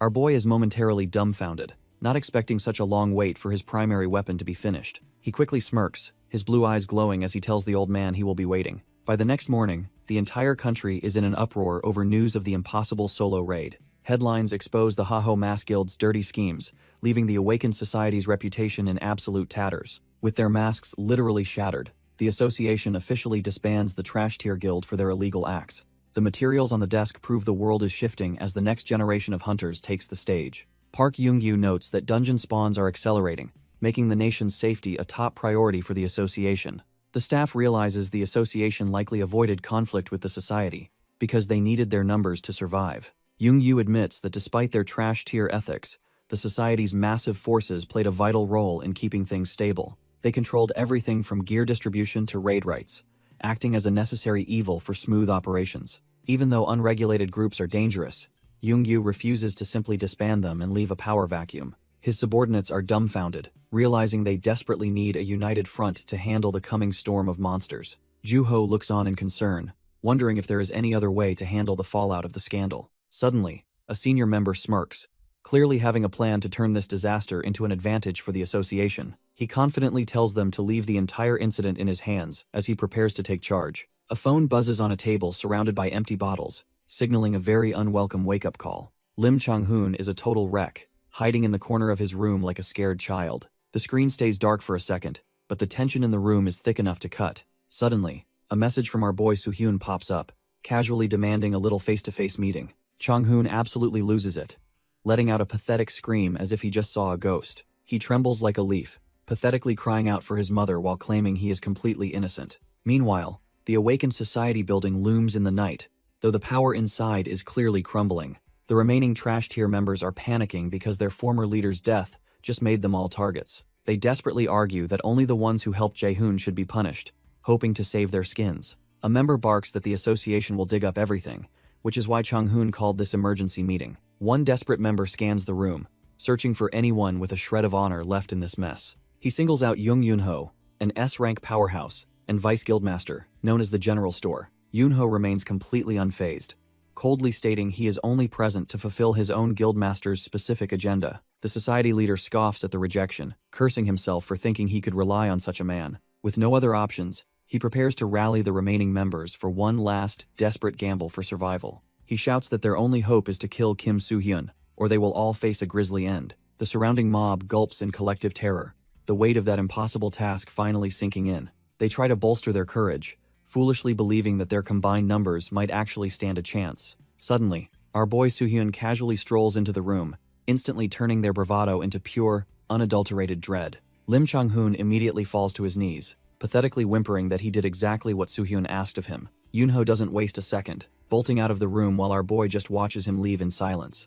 The remaining society trash realize they're backed into a corner since even the association won't save them now. Their leader finally snaps, deciding that a desperate gamble is their only way to survive the night. He rallies his men with a death wish, completely unaware that the Grim Reaper is standing right behind him. Soo-hyun finally speaks up, mockingly asking exactly who it is they're planning to put in the ground. The entire room collectively loses their minds as the realization of their impending doom hits like a truck. The leader slowly turns around, his heart probably stopping the moment he locks eyes with the absolute monster. Our boy flashes a terrifyingly calm smile, wondering if they actually believe they have the stones to kill him. Chaos erupts as the trash tier hunters scramble away, realizing their secret meeting just became a slaughterhouse. Soo-hyun tells them to continue their pathetic debate, finding their sudden terror more entertaining than their actual plans. Soo-hyun just smirks and tells them to bring it on, completely unfazed by their overwhelming numbers. The society members take the bait, screaming about his arrogance while manifesting their blood-red energy blades. They try to convince themselves that he is just one man, charging forward with a desperate, murderous intent. Even as the lethal strikes close in on his face, our boy doesn't even bother to flinch. He activates the third eye, his gaze turning cold as he prepares to dismantle their pathetic efforts. With a single thought, he triggers nullification, causing their high-tier skills to shatter like cheap glass. The trash-tier hunters stand there dumbfounded, realizing their powers have completely vanished into thin air. Watching from the sidelines, Jung Yunho realizes this monster isn't cut from the same cloth as normal hunters. Instead of being worried, the Vice Guildmaster just smiles, clearly impressed by the absolute slaughter unfolding. Jung Yunho decides he has seen enough and prepares to make his exit before things get even messier. Jung Yunho starts walking away, leaving the trash-tier hunters to deal with the mess themselves. Our boy watches him go, calculating that taking down the general store vice master would actually take some effort. One of the society goons gets his hopes up, thinking a powerhouse is finally stepping in to help. But those hopes are crushed when Jung Yunho just raises his hands and announces his total surrender. The rest of the mob is completely dumbfounded, unable to believe their supposed ace is just bailing out. He doesn't care about their shock, knowing better than to gamble his life against a literal monster. Kim Soo-hyun just gives a mockingly calm nod, telling the blonde executive he is free to walk away. Jung Yunho makes it clear he never planned to help them, especially not against someone as terrifying as Kim Soo-hyun. With the distractions gone, a heavy purple aura begins to leak out as the real slaughter resumes. He activates the third eye predator skill, his gaze turning lethal as he prepares to finish the job. The trash tier goons scream for mercy as they realize their organization is finally meeting a bloody end. Our boy doesn't feel a shred of pity, calling out their silence in the face of blatant corruption. He decides that an organization this rotten has no right to exist and should just vanish today. Just as he's about to finish them, Park Young-yu steps in and places a hand on his shoulder. The physical contact is a bold move, but it's enough to make the regressor pause his killing intent. The association's strongest force tells him to stand down and let the official authorities handle the cleanup. Soo-hyun remains silent for a moment, weighing the benefit of more blood against the association's cooperation. He finally gives in and thanks the strategist, choosing to walk away and let them take the lead. As he leaves, he admits to himself that the intervention was probably for the best, because if the liaison hadn't stopped him, he would have definitely slaughtered every single one of them. The trash-tier remnants of the society are sweating bullets as they realize their era of corruption is finally ending. Juho steps up to end the menacing vibe, making it clear that the association is taking the lead now. With the weight of the association's authority, they easily seize every scrap of evidence regarding the society's crimes. Sitting at the head of the table, Juho lays out the strict conditions for the society's pathetic survival. One of the goons tries to act tough, questioning whose authority gives the association the right to bark orders. Boom. A sudden burst of mana erupts as a fist prepares to silence the room's remaining ego. Juho slams the table so hard the documents fly, proving he isn't just some desk-bound bureaucrat. The sudden display of force leaves the room dumbfounded, realizing they are completely outclassed and cornered. He looks them dead in the eye and bluntly calls them the pieces of trash they truly are. While he'd love to let our boy slaughter them, he admits their power is a necessary evil for now. Juho offers the survivors more money and power than they ever dreamed of to secure their absolute greed. He bluntly tells the trash-tier goons to shut up and follow him if they want to live. Later, Juho relaxes with our boy, admitting the previous chaos made his hostile takeover surprisingly easy. Soo-hyun is completely dumbfounded when Juho casually reveals he has officially become the society's new president. He explains it was a necessary move. Otherwise, the entire organization would have crumbled into total anarchy. By taking the lead, he can personally manage the fallout, instead of just delaying the inevitable end. Juho knows these hunters only care about profit, so he'll use a reward system to keep them leashed. Our boy questions if keeping such a corrupt group alive is even worth the massive administrative headache. Juho turns dead serious, insisting that their collective strength is a resource they simply cannot afford to waste. Soo-hyun watches him, realizing Juho is playing a high-stakes game to keep the world's power balance stable. Juho questions the state of the world, reminding Soo-hyun that living in constant fear of dungeons isn't normal. He insists that when the inevitable disaster strikes, they will need a massive, organized power to survive the carnage. Our boy stays quiet, realizing he never truly understood the weight of the burdens Juho was actually carrying. Juho admits that for the longest time, he was just a fanboy blinded by Soo-hyun's overwhelming combat prowess. He knows he cannot walk the same path as a regressor, but he vows to support him from below. Suddenly, Juho asks our boy to stop acting like a lone wolf and finally share some of that responsibility. He looks him dead in the eye, promising that no matter what happens, he is firmly on his side. That single confession hits Soo-hyun harder than any monster strike, leaving him momentarily stunned by the sheer sincerity. It was just one simple statement, yet it completely changes how our boy views their partnership going forward. Looking at Juho, Soo-hyun feels a rare sense of relief, knowing he won't face the coming apocalypse alone. Our boy finally cracks a genuine smile, thanking Juho and telling him they can definitely survive this together. Juho can't help but grin back, feeling a massive weight lift now that he's officially Soo-hyun's right-hand man. As the autumn leaves drift by, the heavy tension between these two finally melts into a real, unbreakable bond. Meanwhile, deep within a cosmic void, a mysterious hooded figure watches the world with piercing, glowing blue eyes. This architect of reality ponders the system he built while he was desperately searching for Kim Seung-gin's soul. He notes that, out of everyone, only Soo-hyun and Godin Lohan have truly manifested in this simulated timeline. Looking closer at our boy's growth, the entity wonders if Soo-hyun has actually become a literal fragment of God. However, the draconic calamity Fafnir just scoffs at the idea, claiming such a transformation is fundamentally impossible. The monster insists that his own successful regression is the only proof needed to show who really holds power. Fafnir realizes he just needs a bit more time to regain his full strength before finishing what he started. The architect decides to hand over the keys to this dimension, trusting our boy to handle the fallout. Soo-hyun accepts the burden,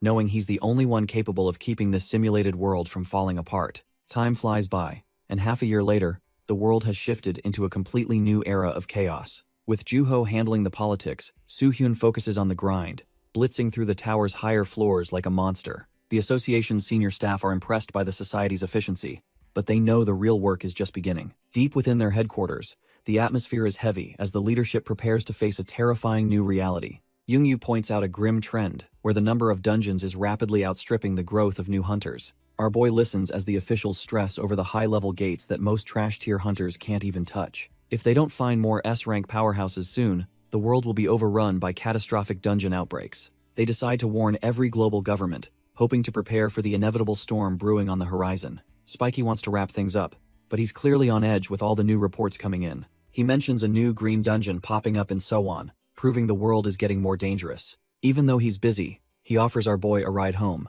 but Soo-hyun politely declines the offer. Young-yu wonders if he's heading straight back to the Tower of Trials to continue his insane grind. Soo-hyun just smiles and tells them he has one important stop to make before diving back in. Thick black smoke billows from a chimney, signaling that some serious high-tier crafting is currently underway. He arrives at a secluded workshop where the sound of hammers against metal echoes through the air. Our boy is dumbfounded when he sees the state of the old man who's been working non-stop. The master blacksmith looks like he's on his last legs, covered in sweat, and clearly lacking sleep. He admits he got too excited to finish the blade, while Soo-hyun insists the smith prioritizes his health. The old man tells him to forget the small talk and just feast his eyes on the blade. Soo-hyun recognizes the legendary name Balmung, realizing this isn't just some trash-tier upgrade from a local shop. As he begins to unwrap the cloth, the sleek purple hilt reveals a weapon that radiates pure power. He draws the blade, and is dumbfounded by how perfectly balanced it feels in his grip. Looking at the edge, he realizes this masterpiece finally allows him to unlock a specific high-tier skill. Daeho laughs at our boy's excitement,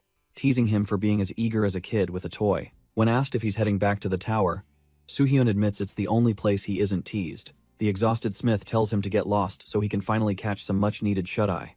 Soo-hyun gives a rare, genuine smile, and thanks the old man for pouring his soul into the steel. Daeho watches him leave in silence, knowing he just handed a god-slaying tool to the world's only hope. Daeho gives a final nod, telling our boy to stay alive out there in the coming chaos. Soo-hyun wastes no time and heads straight to the 40th floor gate of the Tower of Trials. His footsteps echo through the silent hall as he prepares to face the next impossible hurdle. A shady figure sitting nearby can't help but feel the massive pressure radiating off the regressor. The gatekeeper immediately recognizes that a true monster has arrived to challenge the upper floors. He offers his services, curious to see just how much the legendary hunter actually knows. Soo-hyun remains stoic, demanding to know the exact difficulty of the upcoming trial first. The broker flashes a sign and names a steep price of 600,000 achievement points. Our boy doesn't even flinch, his mind already calculating if the information is worth the cost. He hands over the points without hesitation, leaving the greedy merchant stunned by his resolve. The broker explains how the difficulty fragments again, starting from the 40th floor, ranging from easy to hellish. He leans in closer, sensing that our boy has already made up his mind about which path to take. Placing a hand on his shoulder, the old man acknowledges the unwavering resolve burning in the regressor's eyes. He drops the final piece of intel, telling him his only objective is to find the dragon pearl. As Soo-hyun walks away, he can't help but wonder what kind of item this legendary pearl actually is. He realizes the trial is likely tied to draconic lore, which fits his current power set perfectly. The gatekeeper adds a cryptic bonus, urging him to consider why this specific trial was chosen for him. This unexpected advice leaves our boy slightly dumbfounded as he questions the broker's true motives. Standing before the shimmering gate, he ponders the weight of the expectations these mysterious entities have for him. As the light swallows him, he wonders if the tower's guardians have known his true identity all along. Our boy brushes off the gatekeeper's cryptic words, focusing solely on the challenge waiting inside the gate. He steps into the shimmering light, ready to face whatever the 40th floor throws his way. After skipping the lower levels, he locks in the maximum floor level to maximize his potential growth. Faced with 4 paths, he doesn't even glance at the trash tier options like easy or normal. He chooses the very difficult path, knowing only extreme trials will grant him the power he needs. As the system confirms his choice, the world fades, and the 40th floor trial finally begins. He finds himself standing on a lush, green cliffside under a deceptively peaceful sun. Suddenly, something massive catches his eye, making his battle-hardened instincts flare up instantly. He stands there completely dumbfounded, his jaw dropping at the sheer scale of what lies before him. A literal dragon is resting in the grass, and his mission is to save its entire world. Our boy stares at the massive beast, thinking it looks way too peaceful for a high-floor trial. He decides to call out Mir, hoping his little companion can help handle the introductions. Since they are both dragons, he asks Mir if he can try communicating with the sleeping giant. The blue dragon continues its deep slumber, completely unaware that a regressor is standing right there. Mir looks absolutely terrified, realizing the power gap between him and this ancient creature is insane. Despite his fear, Mir lets out a tiny squeak to get the behemoth's attention. Suddenly, a piercing cyan eye snaps open as the guardian finally senses their presence. The ground tremors as the massive beast stands up, shaking off its lethargy with a heavy thud. It looms over them, shocked to see a red dragon and a human together in this realm. Soo-hyun feels a sharp pressure in his mind as the dragon uses telepathy to question his presence. Soo-hyun is dumbfounded that this ancient beast can actually speak the human tongue with such ease. He realizes this guardian is far more ancient and powerful than any dragonling he has ever encountered before. The sheer weight of the dragon's aura is suffocating, making our boy realize he is in a different league. The behemoth demands to know why a noble red dragon would ever lower itself to travel with a human. Mir is absolutely terrified, whimpering and clinging to his master as the pressure becomes too much to bear. Seeing his companion in distress, Soo-hyun gently comforts the little guy to keep his spirit from breaking. He explains that they have been inseparable for 2 years, ever since Mir hatched from a random egg. With a genuine smile, he tells the guardian that this dragon isn't just a pet, but his family. The blue dragon seems skeptical, finding it hard to believe a creature of that lineage came from an egg. Soo-hyun stands his ground and confirms the truth, even as Mir just tilts his head in total confusion. The massive guardian finally settles down, acknowledging the strange bond between the human and the dragonling. Seeing the pressure lift, our boy continues to pet Mir, glad the little guy is finally relaxing. He remembers hearing that Mir was always a cut above the rest, even when he first hatched. In this world, dragons are ranked by their scales from birth, mirroring the hierarchy of the towers. Soo-hyun figures this is his best shot at learning the secrets behind his companion's mysterious lineage. He decides to risk a potentially rude question, asking the beast for the truth about red dragons. The blue dragon just blinks, seemingly stunned that a master could be so clueless about his own family. He lets out a thunderous laugh, finding it utterly absurd that Soo-hyun raised him without knowing his identity. Our boy is left completely dumbfounded, feeling like a total amateur under the dragon's mocking gaze. The guardian eventually agrees to educate him, starting with how the color red is a significant omen. The guardian explains that red isn't just a color, but the mark of the true Dragon King's bloodline. Soo-hyun can barely process the information, his voice trailing off as the weight of the revelation hits him. Our boy is completely dumbfounded, struggling to believe his companion is the legitimate successor to the throne. The group stands in silence while the massive guardian stares down at the pint-sized legend in the making. Mir just lets out a happy chirp, totally oblivious to the fact that he's basically draconic royalty. Soo-hyun wonders if this means his companion is destined for greatness far beyond what he initially imagined. The blue dragon admits he's stunned that a mere human managed to tame such a high-tier existence. Soo-hyun looks at the little guy, finding it hard to reconcile this cutie with a legendary king. He starts squishing the dragon's goofy face, wondering how this trash-tier-looking lizard could be a king. After the shock wears off, he asks if any of the little dragon's relatives are still around. The massive guardian stays silent for a moment, letting the weight of the revelation sink in for our boy. He reveals the tragic truth that Mir is actually the sole survivor of a once mighty royal bloodline. Soo-hyun is completely dumbfounded, unable to process how his little buddy ended up as the last of his kind. The dragon decides it's better to show the past, manifesting a powerful spell to share his ancient memories. Before he can even protest, the world starts to warp around him in a swirl of intense mana. He gets pulled into a vision of a time long before the tower or the system even existed. Suddenly, he's standing in a literal hellscape where the horizon is nothing but smoke and eternal flames.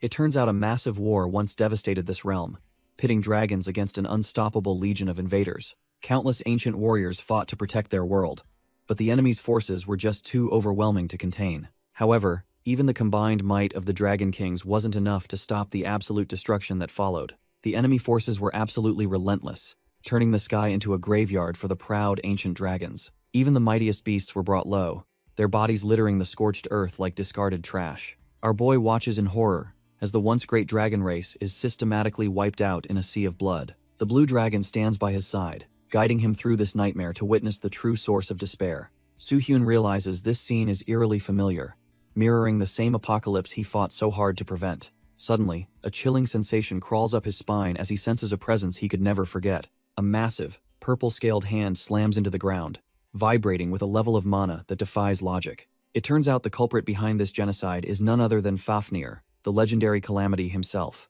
Seeing his greatest enemy again makes Soo-hyun's blood boil, his stoic expression cracking under pure rage. The blue dragon quickly reminds him to stay calm, noting that this is merely a ghost of the past. Our boy takes a deep breath, forcing his racing heart to slow down despite the surrounding chaos. He realizes that letting his emotions run wild will only hinder his ability to survive this nightmare. Looking at his hands, he feels a strange sense of relief for this unexpected mental test. If he can master his composure now, he'll be ready to face Fafnir when the time finally comes. The blue dragon is genuinely impressed, noting how rare it is for a human to stay so calm. The guardian grows curious, wondering how a simple player could possibly recognize the legendary calamity from afar. Soo-hyun goes quiet as the weight of 1,000 dead comrades presses down on his shoulders again. He reveals that this monster is the exact same beast that turned his entire world into ash. The blue dragon is dumbfounded, unable to comprehend what he means by his world being destroyed. Peering into his soul, the guardian realizes our boy is telling the truth about his tragic past.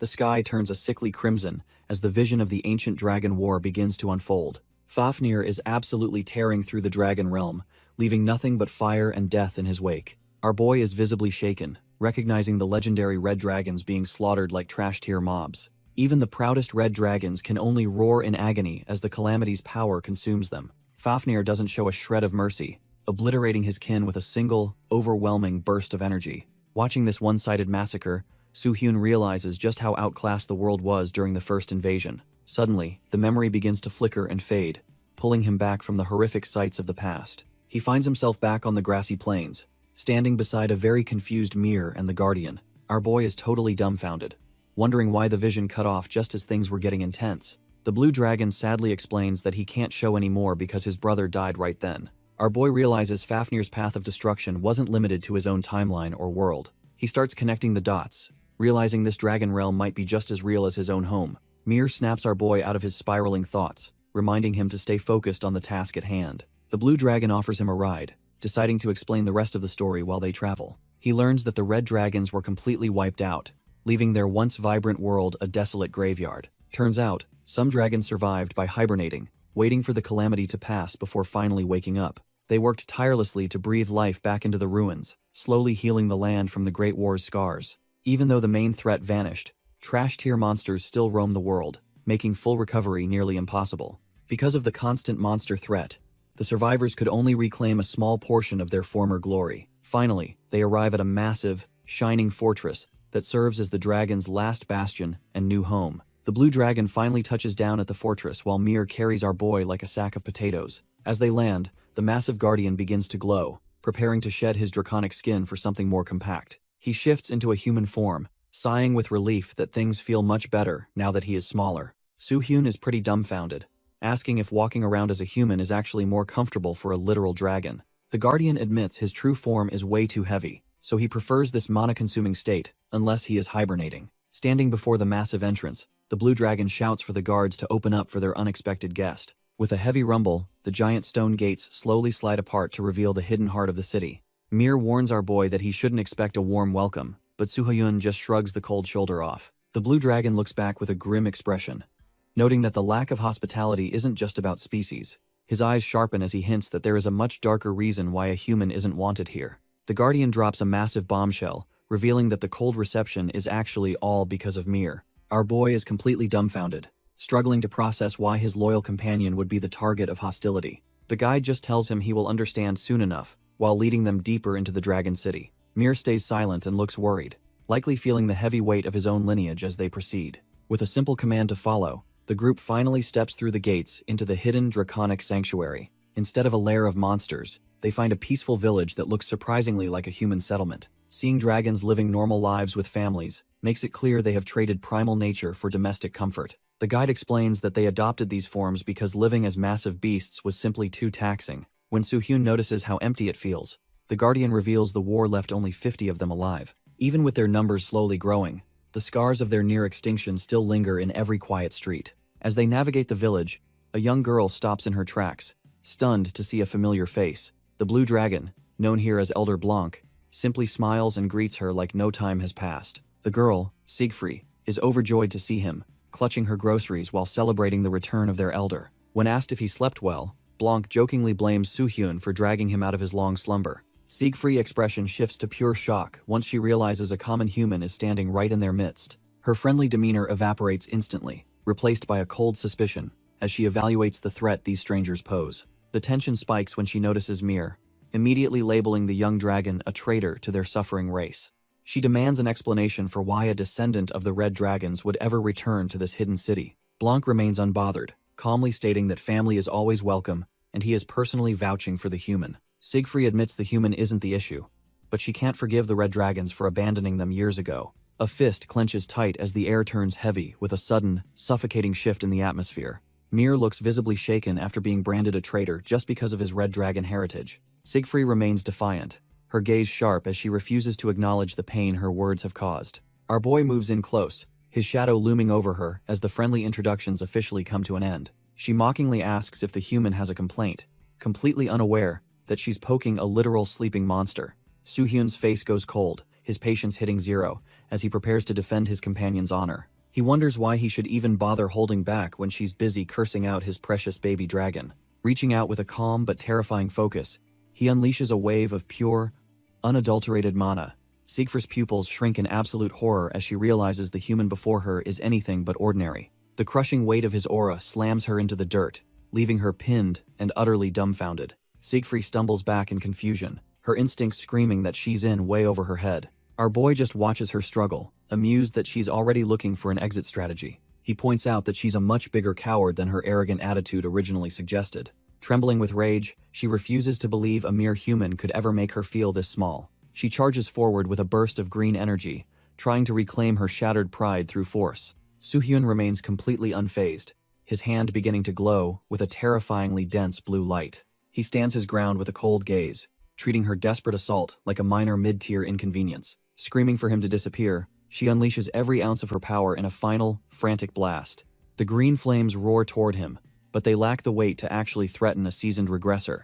With a casual wave, he effortlessly sends her own attack right back at her. When Suhyun focuses his mana, his eyes glow with the cold intensity of a regressor, ready to end this. He unleashes a concentrated beam of blue energy that tears through the air with absolute authority. The blue light slams into the green flames, instantly proving that our boy is playing a completely different game. His attack pierces through her defense effortlessly, making her realize her trash-tier efforts were never going to be enough. The dragon warrior stands dumbfounded, unable to comprehend how a mere human just shattered her strongest breath. As the blue mana looms over her, she finally understands that she's facing a monster in human skin. Her eyes widen in realization, the reality of her impending defeat finally sinking in as the light draws near. She admits to herself that the chilling sensation she felt earlier was actually genuine, bone-deep fear. A violent explosion of blue energy consumes the space, leaving no room for her to escape the crushing impact. The blast sends her spiraling backward, her arrogance completely broken by the weight of Soo-hyun's power. The green-haired warrior stares in absolute shock,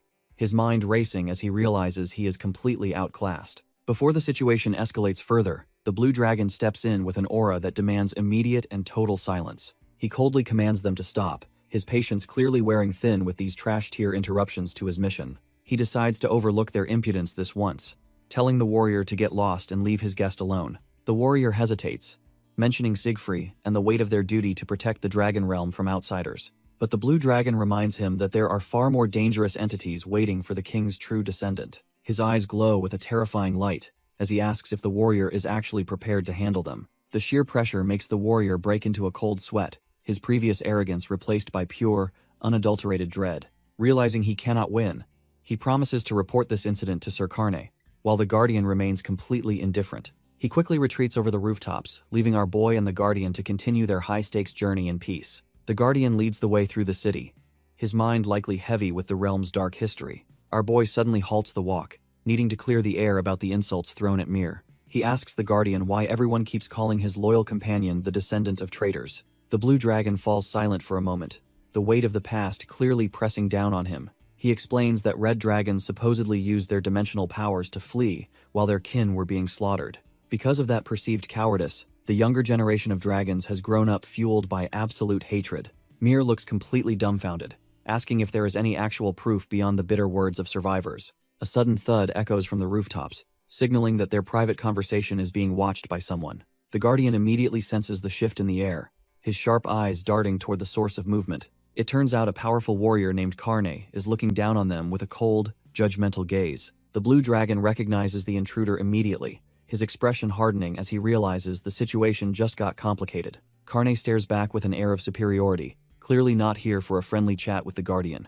Before anyone can react, the surrounding area erupts with the sound of rapid movement across the stone tiles. Our boy and his crew find themselves cornered as the newcomer makes his presence known in the courtyard. The Guardian is visibly shaken, realizing that the warrior's arrival implies something much darker is happening. Suddenly, the air crackles with mana, forcing the group to brace for an incoming magical surge. Multiple warriors begin warping into existence, their bodies flickering as they utilize high-level spatial magic to manifest. In an instant, a whole squad of these fighters has the group boxed in from every possible direction. Soo-hyun is completely dumbfounded that such a rare and precious skill like teleportation is being used by common soldiers. He quickly deduces that this isn't just one man's grudge, but a massive, coordinated ambush by multiple dragon factions. The yellow dragon warriors close in, emitting a dense energy far superior to the green dragon from earlier. They mock the idea of a royal descendant, labeling the group as nothing more than relatives of traitors. The blue dragon keeps his cool, advising the hot-headed soldiers to avoid speaking of unconfirmed truths. A single gesture from their superior cuts through the tension, instantly silencing the rowdy crowd. Our boy realizes that no matter how outstanding their energy is, the hierarchy here is strictly enforced. Their leader steps out, acknowledging that the blue dragon remains the strongest, despite his current fallen status. He questions their right to be there, his gaze piercing through them with absolute authority. His expression turns cold as he reminds them they are standing on the soil of those they betrayed. Mir is visibly shaken by the hostility, while Soo-hyun grips his blade, ready for the worst. The leader lets out a dry chuckle, finding the entire confrontation to be a source of dark amusement. Karne mocks the supposed descendant of the Dragon King for being a mute idiot who can't even speak. Mir can't help but tear up, feeling completely humiliated by the trash-tier insults thrown his way. Seeing the little dragon cry only makes Karne sneer more, calling the poor kid utterly pathetic. The blue dragon steps in, reminding Karne that royal descendants grow much slower than common trash. Despite the defense, Mir is still heartbroken, his tiny heart unable to handle the sudden hostility. Our boy has seen enough, his shadow looming as he realizes these dragons are all cut from the same cloth. Suddenly, a massive surge of purple mana erupts, signaling that Soo-hyun's patience has finally hit its limit. He demands to know why they keep making his companion cry, his killing intent flooding the area. The surrounding dragon soldiers are left dumbfounded, feeling a pressure that shouldn't belong to a mere human. Even Karne is frozen in place, realizing he just provoked a monster he can't possibly hope to handle. Soo-hyun's mana flares as the dragons realize a mere human possesses power that defies their draconic logic. He calmly interrogates them, asking how they can be so sure the red dragons actually betrayed their kind. Karne can only sweat in response, claiming he personally witnessed the red dragons abandoning them to their fate. Our boy isn't buying it, pointing out that his anecdotal testimony doesn't actually prove a single thing. Since he can't interfere in dragon business, He suggests they take their beef up with the actual deserters. Karne is left completely dumbfounded, unable to process why a human would even bother arguing for a dragon. Soo-hyun reminds them that Mir isn't the one who left, so ostracizing a child for his blood is pathetic. The dragon is clearly vexed, demanding to know why this human is so emotionally invested in a young hatchling. A gentle touch on the shoulder provides more comfort than any words could ever offer the crying dragon. He declares that they are family, a bond that transcends species and silences the trash-tier logic of the survivors. Karne just stares, clearly unimpressed by the sentimental garbage our boy is spewing about family bonds. He lets out a trash-tier laugh, mocking the very idea that a human and dragon could ever be kin. Even as Mir whimpers, Karne insists that ancient chains of hatred aren't something easily broken by mere words. Soo-hyun doesn't flinch, coldly demanding to know exactly what kind of point the man is trying to make. The villager offers a twisted chance at redemption, claiming they can repent by serving as tools in their war. He demands they recapture the Forest of the Dragon Pearl, a suicide mission meant to prove their worth. The blue dragon is absolutely dumbfounded, unable to believe Karne would suggest such a reckless, deadly task. He loses his cool immediately, screaming at Karne for even suggesting such a blatant death trap for the hatchling. He argues that sending them into that cursed forest is no different than just telling them to go die. Karne just shrugs it off, coldly stating that the choice to jump into the fire is entirely theirs. Soo-hyun ponders the suicidal task, while Mir waits anxiously for his master to make a final move. Our boy doesn't blink, coolly accepting the proposal despite the obvious trap laid out before him. The blue dragon is absolutely dumbfounded, screaming that only a total idiot would walk into such a place. He warns that the forest is a graveyard for the strong, where every previous recapture attempt ended in disaster. While the dragon predicts his immediate death, Soo-hyun just smiles, thinking this level of difficulty is actually ideal. With a predatory glint in his eyes, he plans to use this trial to break their arrogant spirits. As evening falls over the jagged landscape, the group prepares to enter the territory of the strongest monsters. They arrive at the Forest of the Dragon Pearl, and Soo-hyun offers a brief thanks for the guidance. Mir lets out a nervous cry at the oppressive aura,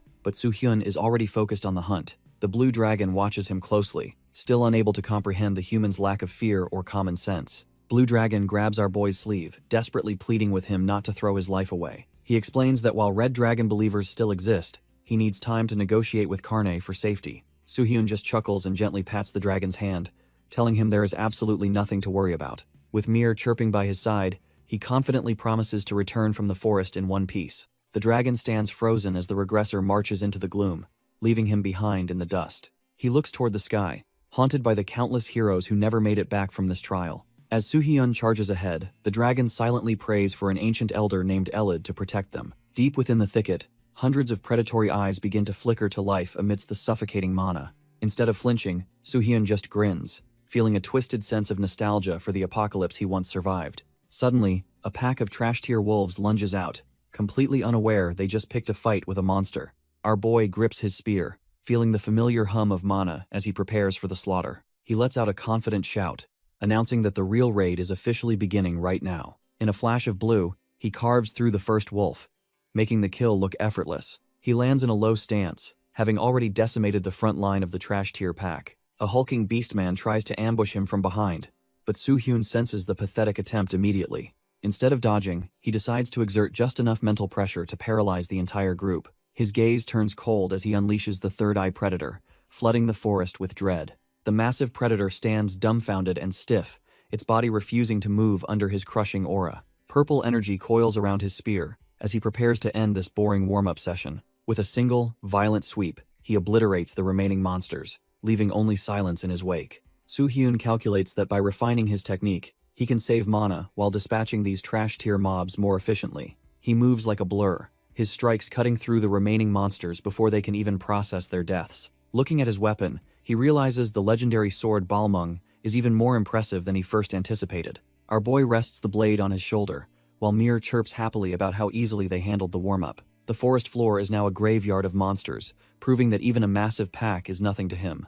Meanwhile, inside a distant palace, a concerned voice asks a powerful figure if they should really ignore the intruders. Sir Karne sips his tea, seething with rage over a red dragon descendant being recognized as the king's heir. His subordinate, Ralph, leans in and confirms that their forces are already prepared to strike at a moment's notice. Ralph asks for the green light to eliminate both the human and the traitorous dragon descendant immediately. Karne just cryptically mentions a certain turtle living in the forest, leaving Ralph completely dumbfounded by the strange remark. Carney's eyes burn with a cold intensity as he recalls the absolute terror of the Titan turtle. This behemoth is a walking calamity that once slaughtered dozens of dragons and nearly ended Carney himself. Ralph is visibly shaken, wondering if the human they saw earlier is actually strong enough to survive it. Carney just watches from his window, convinced that no mere human could ever hope to defeat such a monster. Deep in the forest, our boy is raking in massive achievement points as his stats skyrocket from the grind. He realizes this trial is basically a goldmine for growth, making the whole ordeal feel surprisingly simple.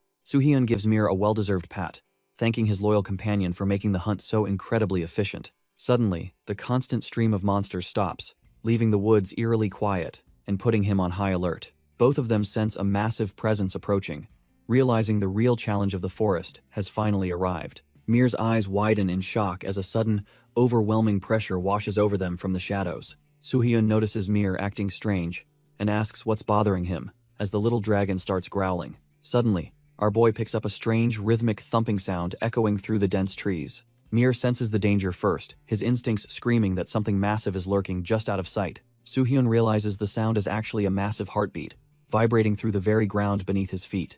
Before he can react, Mir lunges forward to intercept a sudden burst of energy erupting from the earth. He shouts out for his companion, worried that the little guy might have bitten off more than he can chew.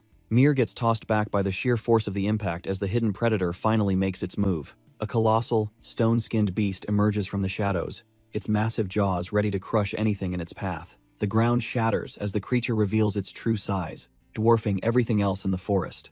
It all clicks for Soo-hyun, realizing this titan is the reason every other monster fled the area in terror. Our boy stares down the massive beast, realizing they've stumbled right into the heart of its territory. This titan turtle is a tanky nightmare he recognizes from an old memory of a high-rank dungeon. As they circle above, he finds it weird, because these behemoths usually wander instead of staying put. He wonders if the creature is actually protecting something valuable instead of just looking for a meal. Soo-hyun stays calm, analyzing the situation while the giant beast keeps its glowing eyes locked on them. Soo-hyun calls out to his companion as Mir lets out a fierce roar, sensing something very specific. Seeing his companion get this aggressive is rare, making it obvious this isn't just a random encounter. He starts to suspect that Mir has sensed a legendary treasure belonging to the Dragon King. A sharp smirk crosses his face as the pieces of the puzzle finally start falling into place. He readies his power, certain that the beast is protecting the legendary dragon pearl they need. Soo-hyun signals Mir to dive, ready to take down the massive guardian standing in their way. The beast retaliates immediately, unleashing a concentrated beam of mana that lights up the entire cavern. Instead of dodging, Mir flies headfirst into the blast, trusting his draconic scales to tank the hit. Our boy leaps off his companion's back, using the momentum to position himself for a lethal strike. He channels his mana, realizing that a direct frontal assault is the only way to break its shell. Mid-air, he carves through the residual energy, proving that trash-tier defenses can't stop an S-rank regressor. He descends like a meteor, his blade cutting a path through the monster's overwhelming spiritual pressure. Seeing the creature's guard finally crumble, he shouts for his divine beast to finish the job. Mir doesn't hesitate, gathering every ounce of draconic heat in his throat for a final, devastating blow. The dragon unleashes a high-breath attack, incinerating the guardian and clearing the path to their prize. Our boy plunges through the smoke, his mana flaring as he prepares to deliver the final blow. He grips his blade with white-knuckled intensity, focusing every ounce of his regressor's will into the steel. He crashes against the guardian's remaining shell, the impact sending shockwaves through the entire arena floor. His eyes burn with a cold light as he decides the beast's time has officially run out. He drives the legendary sword Balmung into the crack, intending to shatter the monster's core once and for all. A violent eruption of blue energy follows, proving that even a stone titan can't withstand his raw power. He triggers his wave sword explosion style, turning the battlefield into a chaotic vortex of mana and debris. The sheer force of the technique vaporizes the surrounding air, leaving no room for the enemy to escape. Silence returns to the floor as the dust clears, revealing a landscape completely transformed by the devastating strike. He stands over the severed head of the guardian, letting out a long, exhausted sigh of victory. Our boy and Mir look down at the crater, noting that the Titan turtle was surprisingly durable. He admits that without the legendary sword Balmung and his wave sword style, this floor would have been difficult. This specific explosion style is a beast of a skill that scales directly with the user's total mana. With his rank 8 mana, it becomes a world-ending power that very few hunters could ever hope to obtain. However, he knows it has one fatal flaw that makes it nearly impossible for an average player to master. To pull mana to its absolute limit, you need a high-tier weapon that won't shatter under the intense pressure.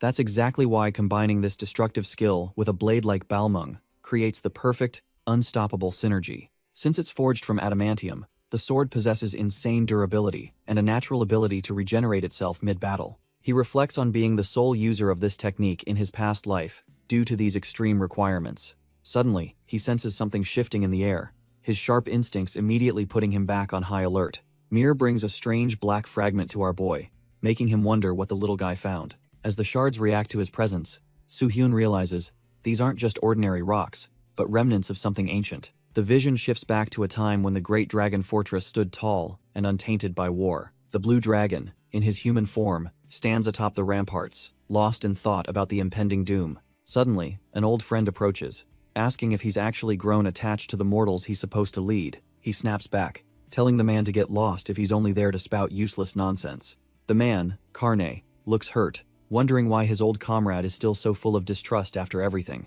Karne explains that while he trusts the blue dragon, the red dragons simply aren't built for mercy. The weight of the past settles on the blue dragon's shoulders as he remembers the harsh lessons of history. He watches Karne leave, silently admitting that without his friend's blunt honesty, they wouldn't have survived this long. Blue Dragon argues that a red dragon's return means they must rethink their entire future. He believes if they unite all dragons to support the human and the red dragon, there's still hope. With a desperate look, he claims they can finally reclaim the Dragon Pearl and their lost world. Karne isn't buying it, cursing the red dragon while his expression remains cold and unmoved. He tells his friend to wake up because the pearl is gone, and hope is just a delusion. The blue dragon is left speechless as Karne predicts the young red dragon's inevitable death. Turning his back, Karne makes it clear that his grim decision is final and won't be swayed. Our boy desperately calls out his name, unable to accept that his old comrade is walking away. Suddenly, a blinding flash of red energy tears through the sky, signaling the start of the end. A massive pillar of fire erupts over the city, proving that the catastrophe they feared is finally here. The blue dragon stands frozen as a familiar, ancient power suddenly washes over the entire city. Even the cynical Karne is forced to pause, his eyes widening as the impossible energy intensifies. They both look out toward the horizon, sensing a surge of mana that shouldn't even exist anymore. A massive pillar of light erupts into the sky, signaling that the lost Dragon Pearl has finally returned. Realizing this is their only shot, the blue dragon leaps from the wall to chase the light. He sheds his human disguise mid-air, shifting back into his massive draconic form with a powerful flap. Karne watches from the battlements, completely dumbfounded that his grim predictions are being shattered in real time. The blue dragon soars toward the massive red dragon, who is reeling from the pearl's sudden reappearance. The red dragon is shaken, knowing the pearl was supposedly lost forever inside the belly of a titan turtle. He wonders if our boy actually managed to slay that monster and reclaim the heart of their world. The blue dragon spots the source of the mana and signals the others to look toward the clearing. Both massive drakes descend from the clouds, their heavy wings beating against the sudden silence of the forest. Shifting back into his human form, the blue dragon rushes ahead to see the impossible with his own eyes. He finds our boy casually holding the legendary Dragon Pearl, as if it were some trash-tier loot. Both he and Karne are left completely dumbfounded, unable to reconcile the artifact's return with reality.